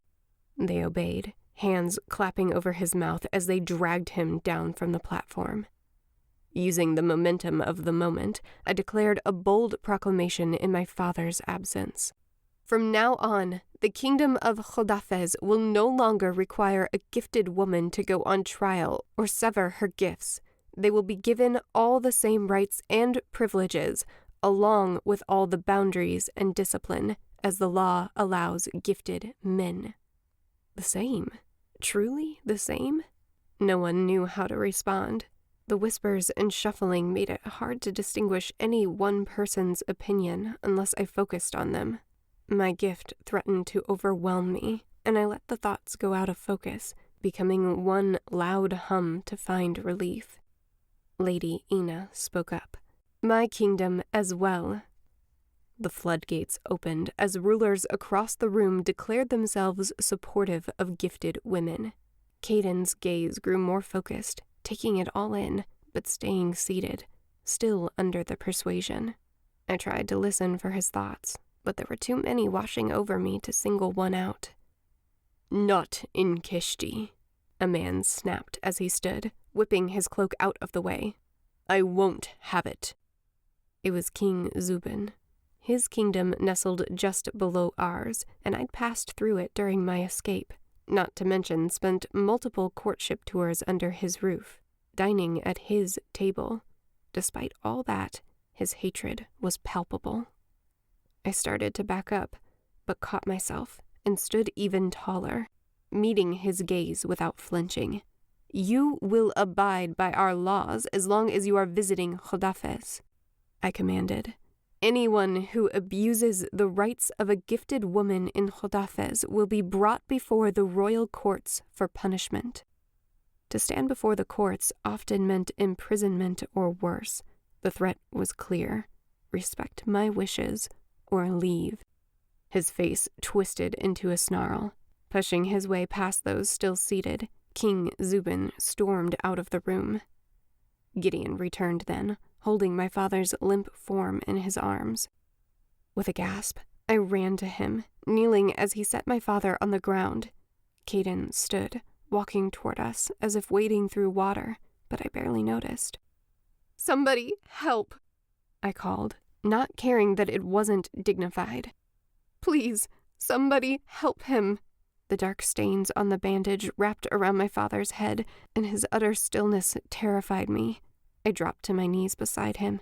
Those close by moved in closer, surrounding my father as they tried to get a better look. Caden moved around them to stand by me in silent support. The gifted healer pushed through the crowd forming around us, and people let her through out of respect. Let me, she said, leaning heavily on a shoulder as she lowered herself beside my father. Someone get me warm water and fresh bandages. People obeyed. As she unwrapped the dirty cloth from Baba's head, I whirled to face Gideon. Can't you see how King Amir is abusing his gift? I cried. Will you not bear witness to his crimes?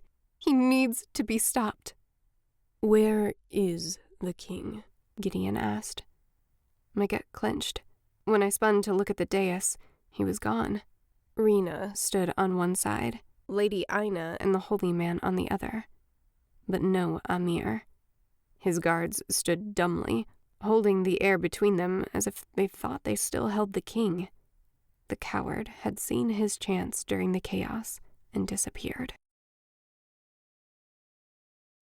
Chapter 51. Arie. Can you sense him? I clutched Gideon's sleeve in panic. Is he nearby? If Amir escaped, there was no telling what he might do. What if he turned the people against me? What if he came back with a mob? I'm not a magical bloodhound, Gideon replied, but he held up a finger at the genuine horror on my face. Hold on, one moment. He flashed out of sight, and I choked back my anxiety under everyone's stares. Caden pressed closer, though he never touched me, letting me know he was there. We waited. Out of respect, the guests stayed seated, whispering among themselves. I paced. I gather it's not actually tradition to struggle at a human wedding, Rena guessed after I passed her a third time. I would have laughed if my eyes weren't trained on my father's still form. No, I answered Rena softly. No, it's not. The elderly woman finished cleansing his wound and placed her hands on his forehead, closing her eyes. The cuts and scrapes along his forehead knit together, healing before our very eyes.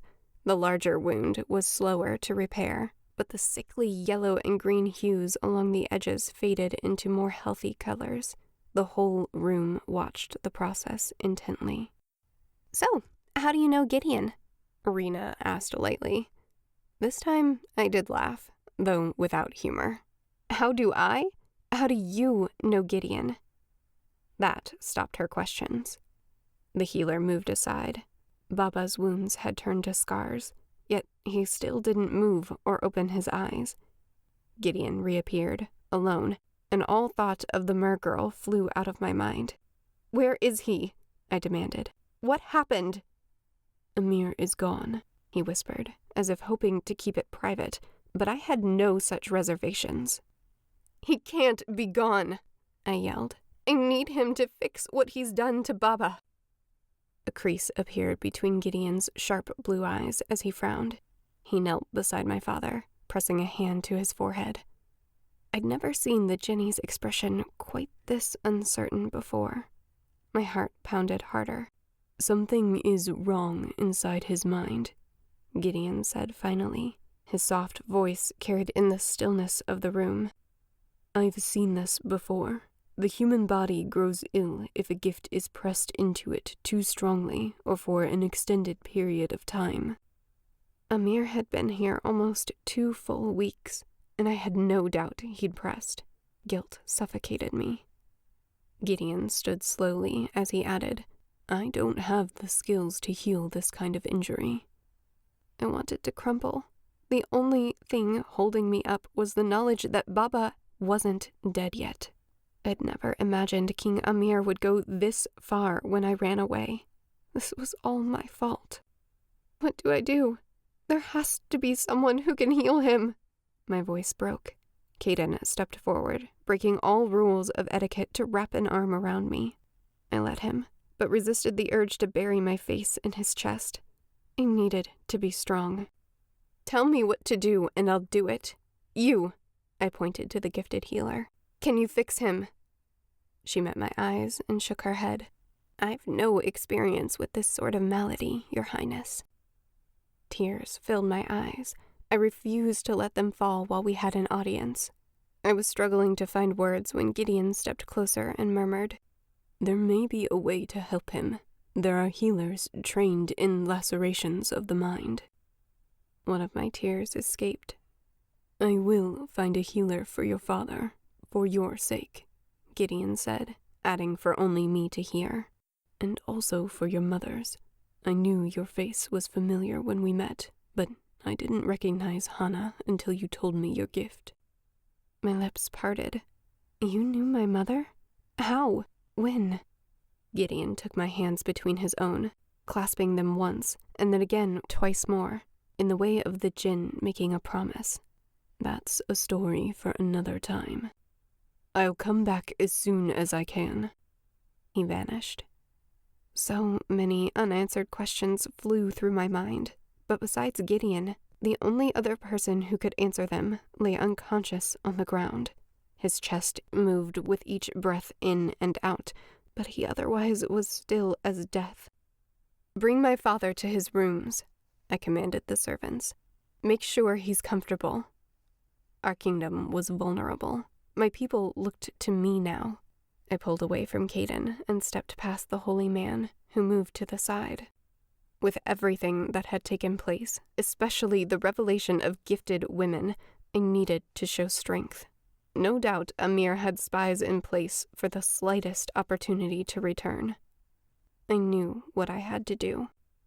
reaching for the heavy gold crown on the dais, meant to replace the one on my head during the wedding ceremony, making me a queen by marriage. I lifted it gently for all to see. "Please be seated," I said, though many already were. As the few remaining lowered themselves into chairs, I waited. Caden raised a brow, but he sat as well. Rena didn't take the hint until I waved for her to join him. That left only myself and the holy man at the front of the room. I let the silence stretch until even the shuffling in the crowd ceased. Carefully, I handed the crown to the holy man, maintaining ceremony as best as I could, considering I was breaking it. Understanding my decision, he moved up the stairs to stand at the top of the dais. Before I followed, I lifted my mother's silver crown off my head. The diamonds sparkled in the sunlight, and only served to remind me of Gideon's history with my mother. Setting it on the cushion where the other crown had rested, I faced my guest. "My father is temporarily indisposed." I emphasized the fleeting aspect. "In these difficult circumstances, I will rule in his place." I forced an edge to my tone so it wouldn't crack. "With everyone gathered here for a ceremony, you will bear witness to my coronation." They didn't miss my choice of words. Bearing witness was usually reserved for the Jinn and meant to be taken with utmost gravity. I knelt on the steps before the holy man. Signaling for him to begin, I listened to the thoughts and outright whispers across the room that it wasn't right, that a woman couldn't rule, especially not a gifted one. I ignored them. My wedding was now my coronation. With everything that had happened over the last hour, everyone was too shaken to protest. They sat shell-shocked as the ceremony unfolded. When the holy man spoke the final rites, he raised the crown above my head, jewels glittering in the last bits of light as the sun set. He lowered the crown onto my temples, and I felt its weight, cold and solid, heavier than I'd ever imagined. No longer the princess of Hotafez. I was the reigning queen. Chapter 52. Arie. I heard his thoughts before he spoke. "You're free now," Caden said softly. We stood on my balcony overlooking the ocean.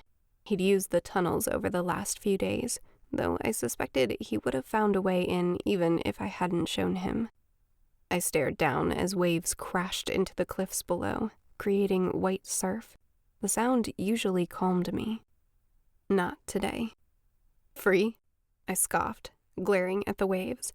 I've never been less free. My father was still in a comatose state. Only in Rena's presence, under her enchantments, did he occasionally wake. Over 3 days had passed this way. If he didn't get better soon, I worried he'd never recover. When I'd imagined becoming queen, it had never felt like a burden. And there was no one to share it. Most of the Shahs were avoiding the castle. It had become a silent tomb with servants tiptoeing through it. "You mean Amir?" Caden hopped onto the marble ledge to sit facing me, trying to catch my gaze. He misunderstood, but he was right about that too. The king of Sa was still a threat. Why does he want Hotafez so badly anyway? He needs it to reach the other kingdoms. I finally met his gaze, but I couldn't hold it. The ocean didn't stir up my feelings the way he did. And yes, I'm worried he'll try again, but it's more than that. It's also the people. My new rule was so fragile. The other gifted women depended on me, yet if even one of them made a mistake, it would demolish the delicate peace I'd created. And I couldn't comfort them. The entire kingdom feared me more than anyone else. Caden waited. And I'm worried about my father. That was an understatement.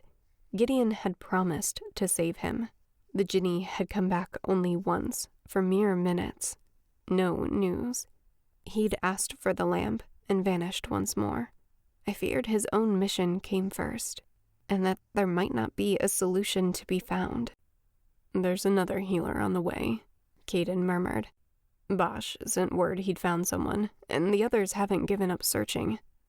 I nodded, turning to pull myself onto the ledge as well, swiping the tears away while my back was turned and keeping my voice steady. How are they doing? Good. You've given us more than enough. He waved a hand, and I stared at it where it landed on the balcony next to mine. I'd pardoned Navid and Daichi, who'd landed in the dungeons, and given each of the men a handsome reward for their aid. They just want to help. I just want to help, he added. I already knew that. It was impossible not to hear his thoughts when he let his walls down. Even now, he pictured wrapping his arms around me. It was more a warm sensation than a full thought, but I could sense it all the same. I put a palm on the stone between us, and he covered it with his own, leaning toward me. Instead of moving away, I held my breath, hoping the kiss would be as good as he was imagining.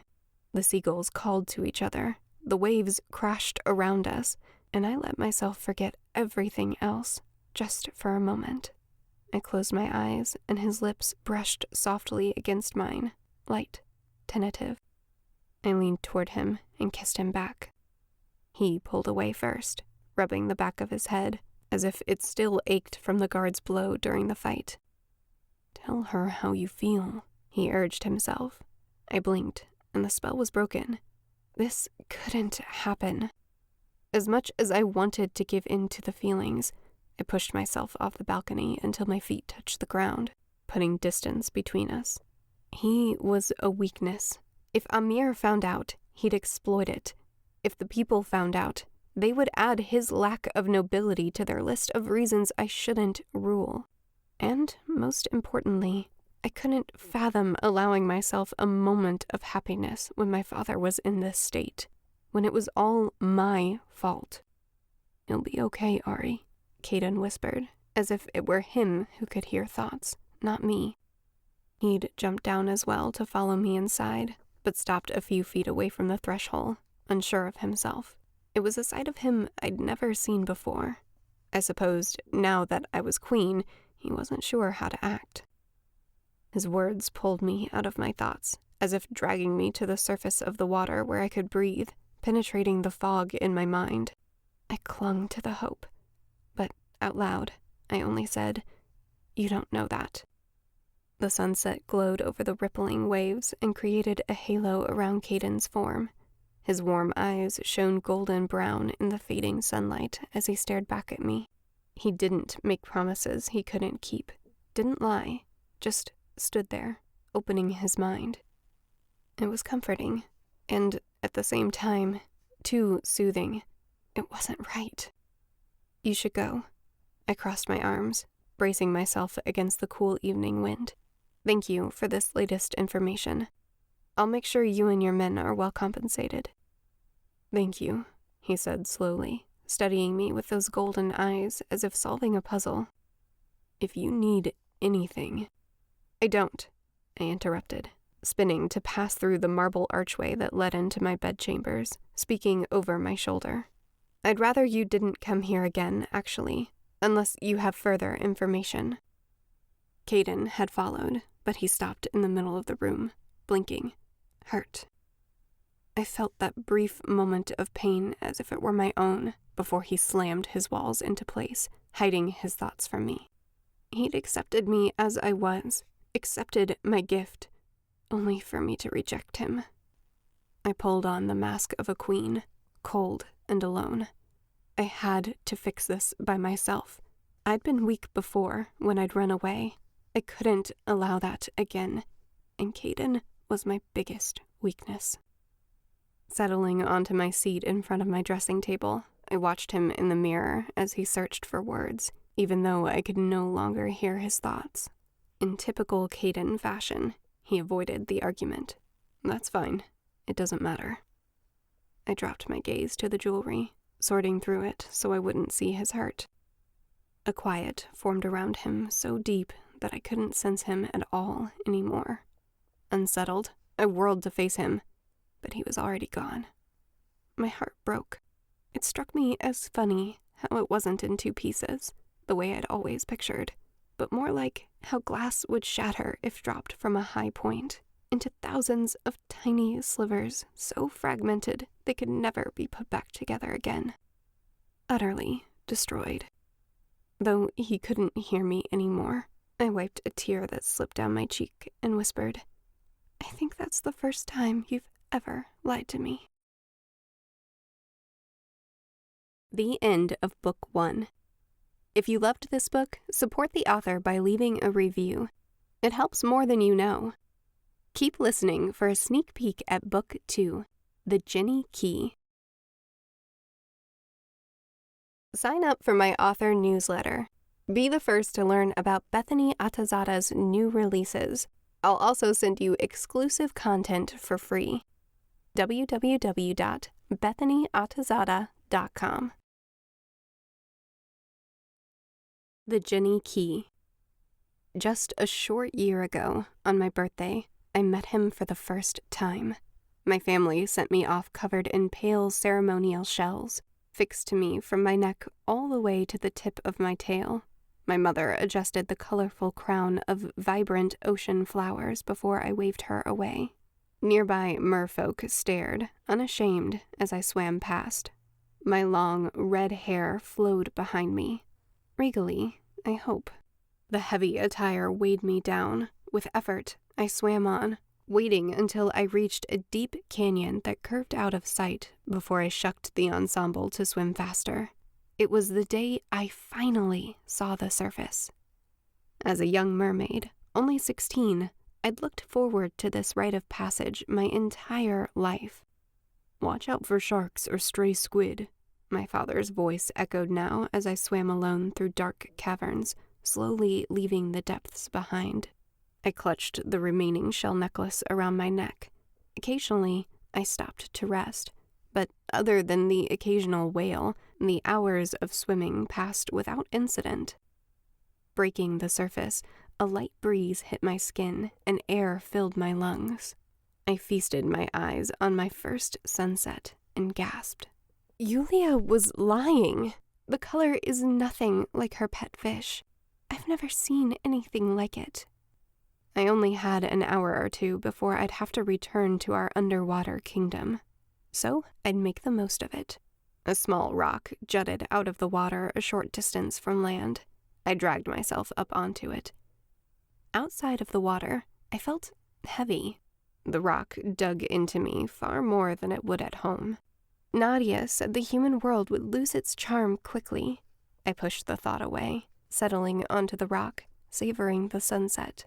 My sisters wouldn't ruin this for me. The burning orb hurt my eyes. I took a break from staring at it to admire the rest of the sky. Brilliant blues with streaks of orange, gold, and pink. I almost missed him. A dark shape fell through the clouds and splashed into the ocean in the distance.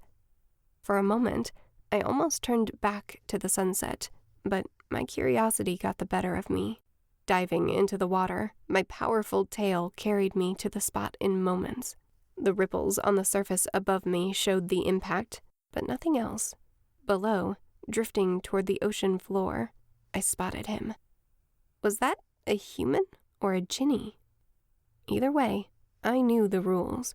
Stay away. I touched the shells around my neck. No one was around.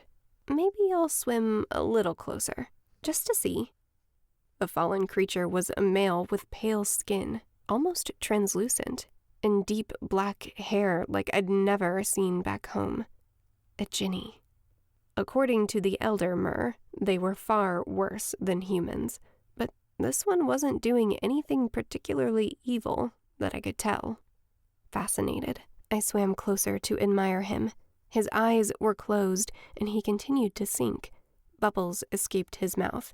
I chewed on my lip, growing worried when I noticed his lack of gills. Is he drowning? I didn't know what to do. A Jinni in the sea was on my mother's list of the vilest things that could ever happen. Interacting with him was, if possible, even worse, but I couldn't let him die. I swam closer and reached out to poke him. Nothing. Feeling skittish, like he might open his eyes at any moment and surprise me, I swept up behind him, and pulled him by the arms. He was heavy compared to the mer, larger and taller than me, and muscular. I kept my tail away from those strange legs as I began to swim back toward the surface. Who knew what he might do? Our heads burst above water, and I inhaled a deep breath for him, showing him what to do. His head lolled to the side. Glancing around, I found my sunset-gazing rock. I tugged him through the waves and dragged him onto it, flopping him onto his back. I lay my tail alongside him, leaning in. The longer he didn't move, the less I worried about my mother, and the more I worried about him. I pulled myself even closer until I could lean down and listen to his chest for a heartbeat. My mother said they were heartless. Did she mean it literally? I nearly gave up, but then I heard it, faint but beating. As I lay on his chest, staring at the shadow of a dark beard on his chin and that sharp jawline, I was puzzled. Why isn't he waking up? It dawned on me that his chest wasn't moving at all. His heart might last a bit longer, but he needed to breathe. Sitting up, I pushed him onto the side and beat on his back. It was like hitting a whale. No results, no reaction. I let him drop onto his back again and eyed his lips. It was just a fairy tale, told at bedtime to little Mer. Kissing didn't really bring humans back to life. And he wasn't a human anyway, so even if it did work, that solution didn't apply. Did it? I licked my lips. Reaching out, I touched one finger to his mouth, softly, tracing the shape. Putting my hand on his chest to stabilize myself, I leaned forward, bringing my full weight over him in a hurry. I tilted my face toward his, prepared to do the unthinkable, when he coughed. Water spewed from his mouth and hit my face. I jerked back as he vomited up what seemed like half the ocean. When he finally fell back, his eyes were closed and his breathing came in ragged gasps. I pulled my tail away, prepared to leap into the water the moment he saw me, but he didn't even open his eyes. I should stay to make sure he's okay, and to see what color they are. The way he lay there unmoving made me think he might still need a kiss. "What happened to you?" I whispered, mostly to myself. "Banished," he spoke between ragged breaths, startling me again. Mother always said my curiosity would land me in the belly of a shark. Instead of listening to her and leaving him to his exiled fate, I slid a few inches closer, carefully lowering my upper body onto the rock next to him. Propping my head on my hand, I asked in an even softer whisper, "Why?" When his eyes flashed open, I froze, just inches away from my face. They were light blue, the color of icebergs in the north. They closed as suddenly as they'd opened. "You're so beautiful," he said, and my heart fluttered.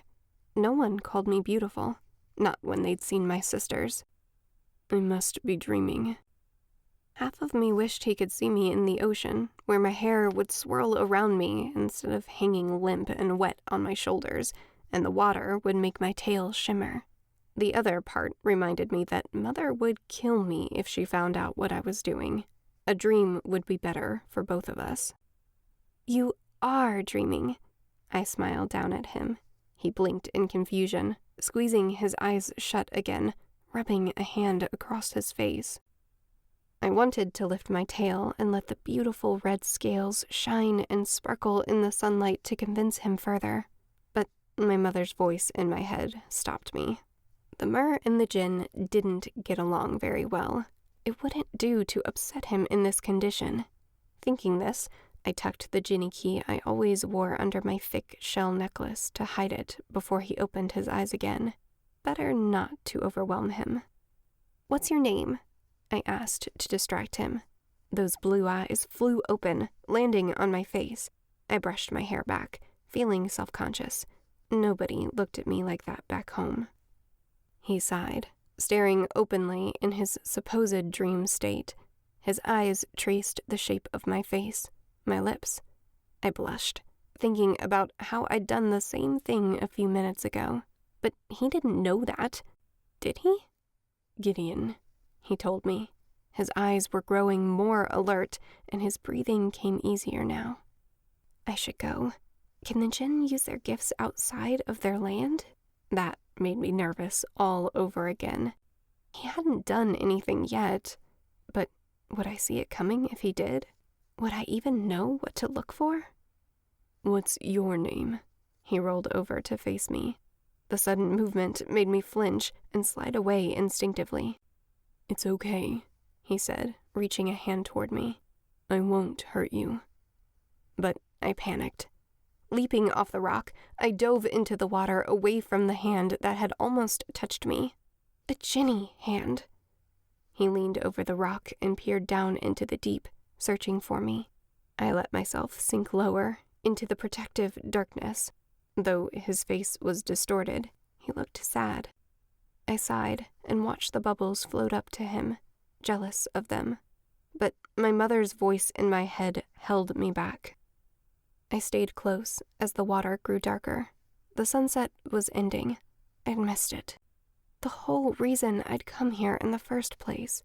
But for some reason, I didn't care anymore. Gideon gave up looking for me and crashed into the water, swimming like a little mer toward the shore. It was only a short distance away, but at the rate he was going, it would take him a while. I'd never answered his question. "Rena," I whispered, wishing he could hear. "My name is Rena."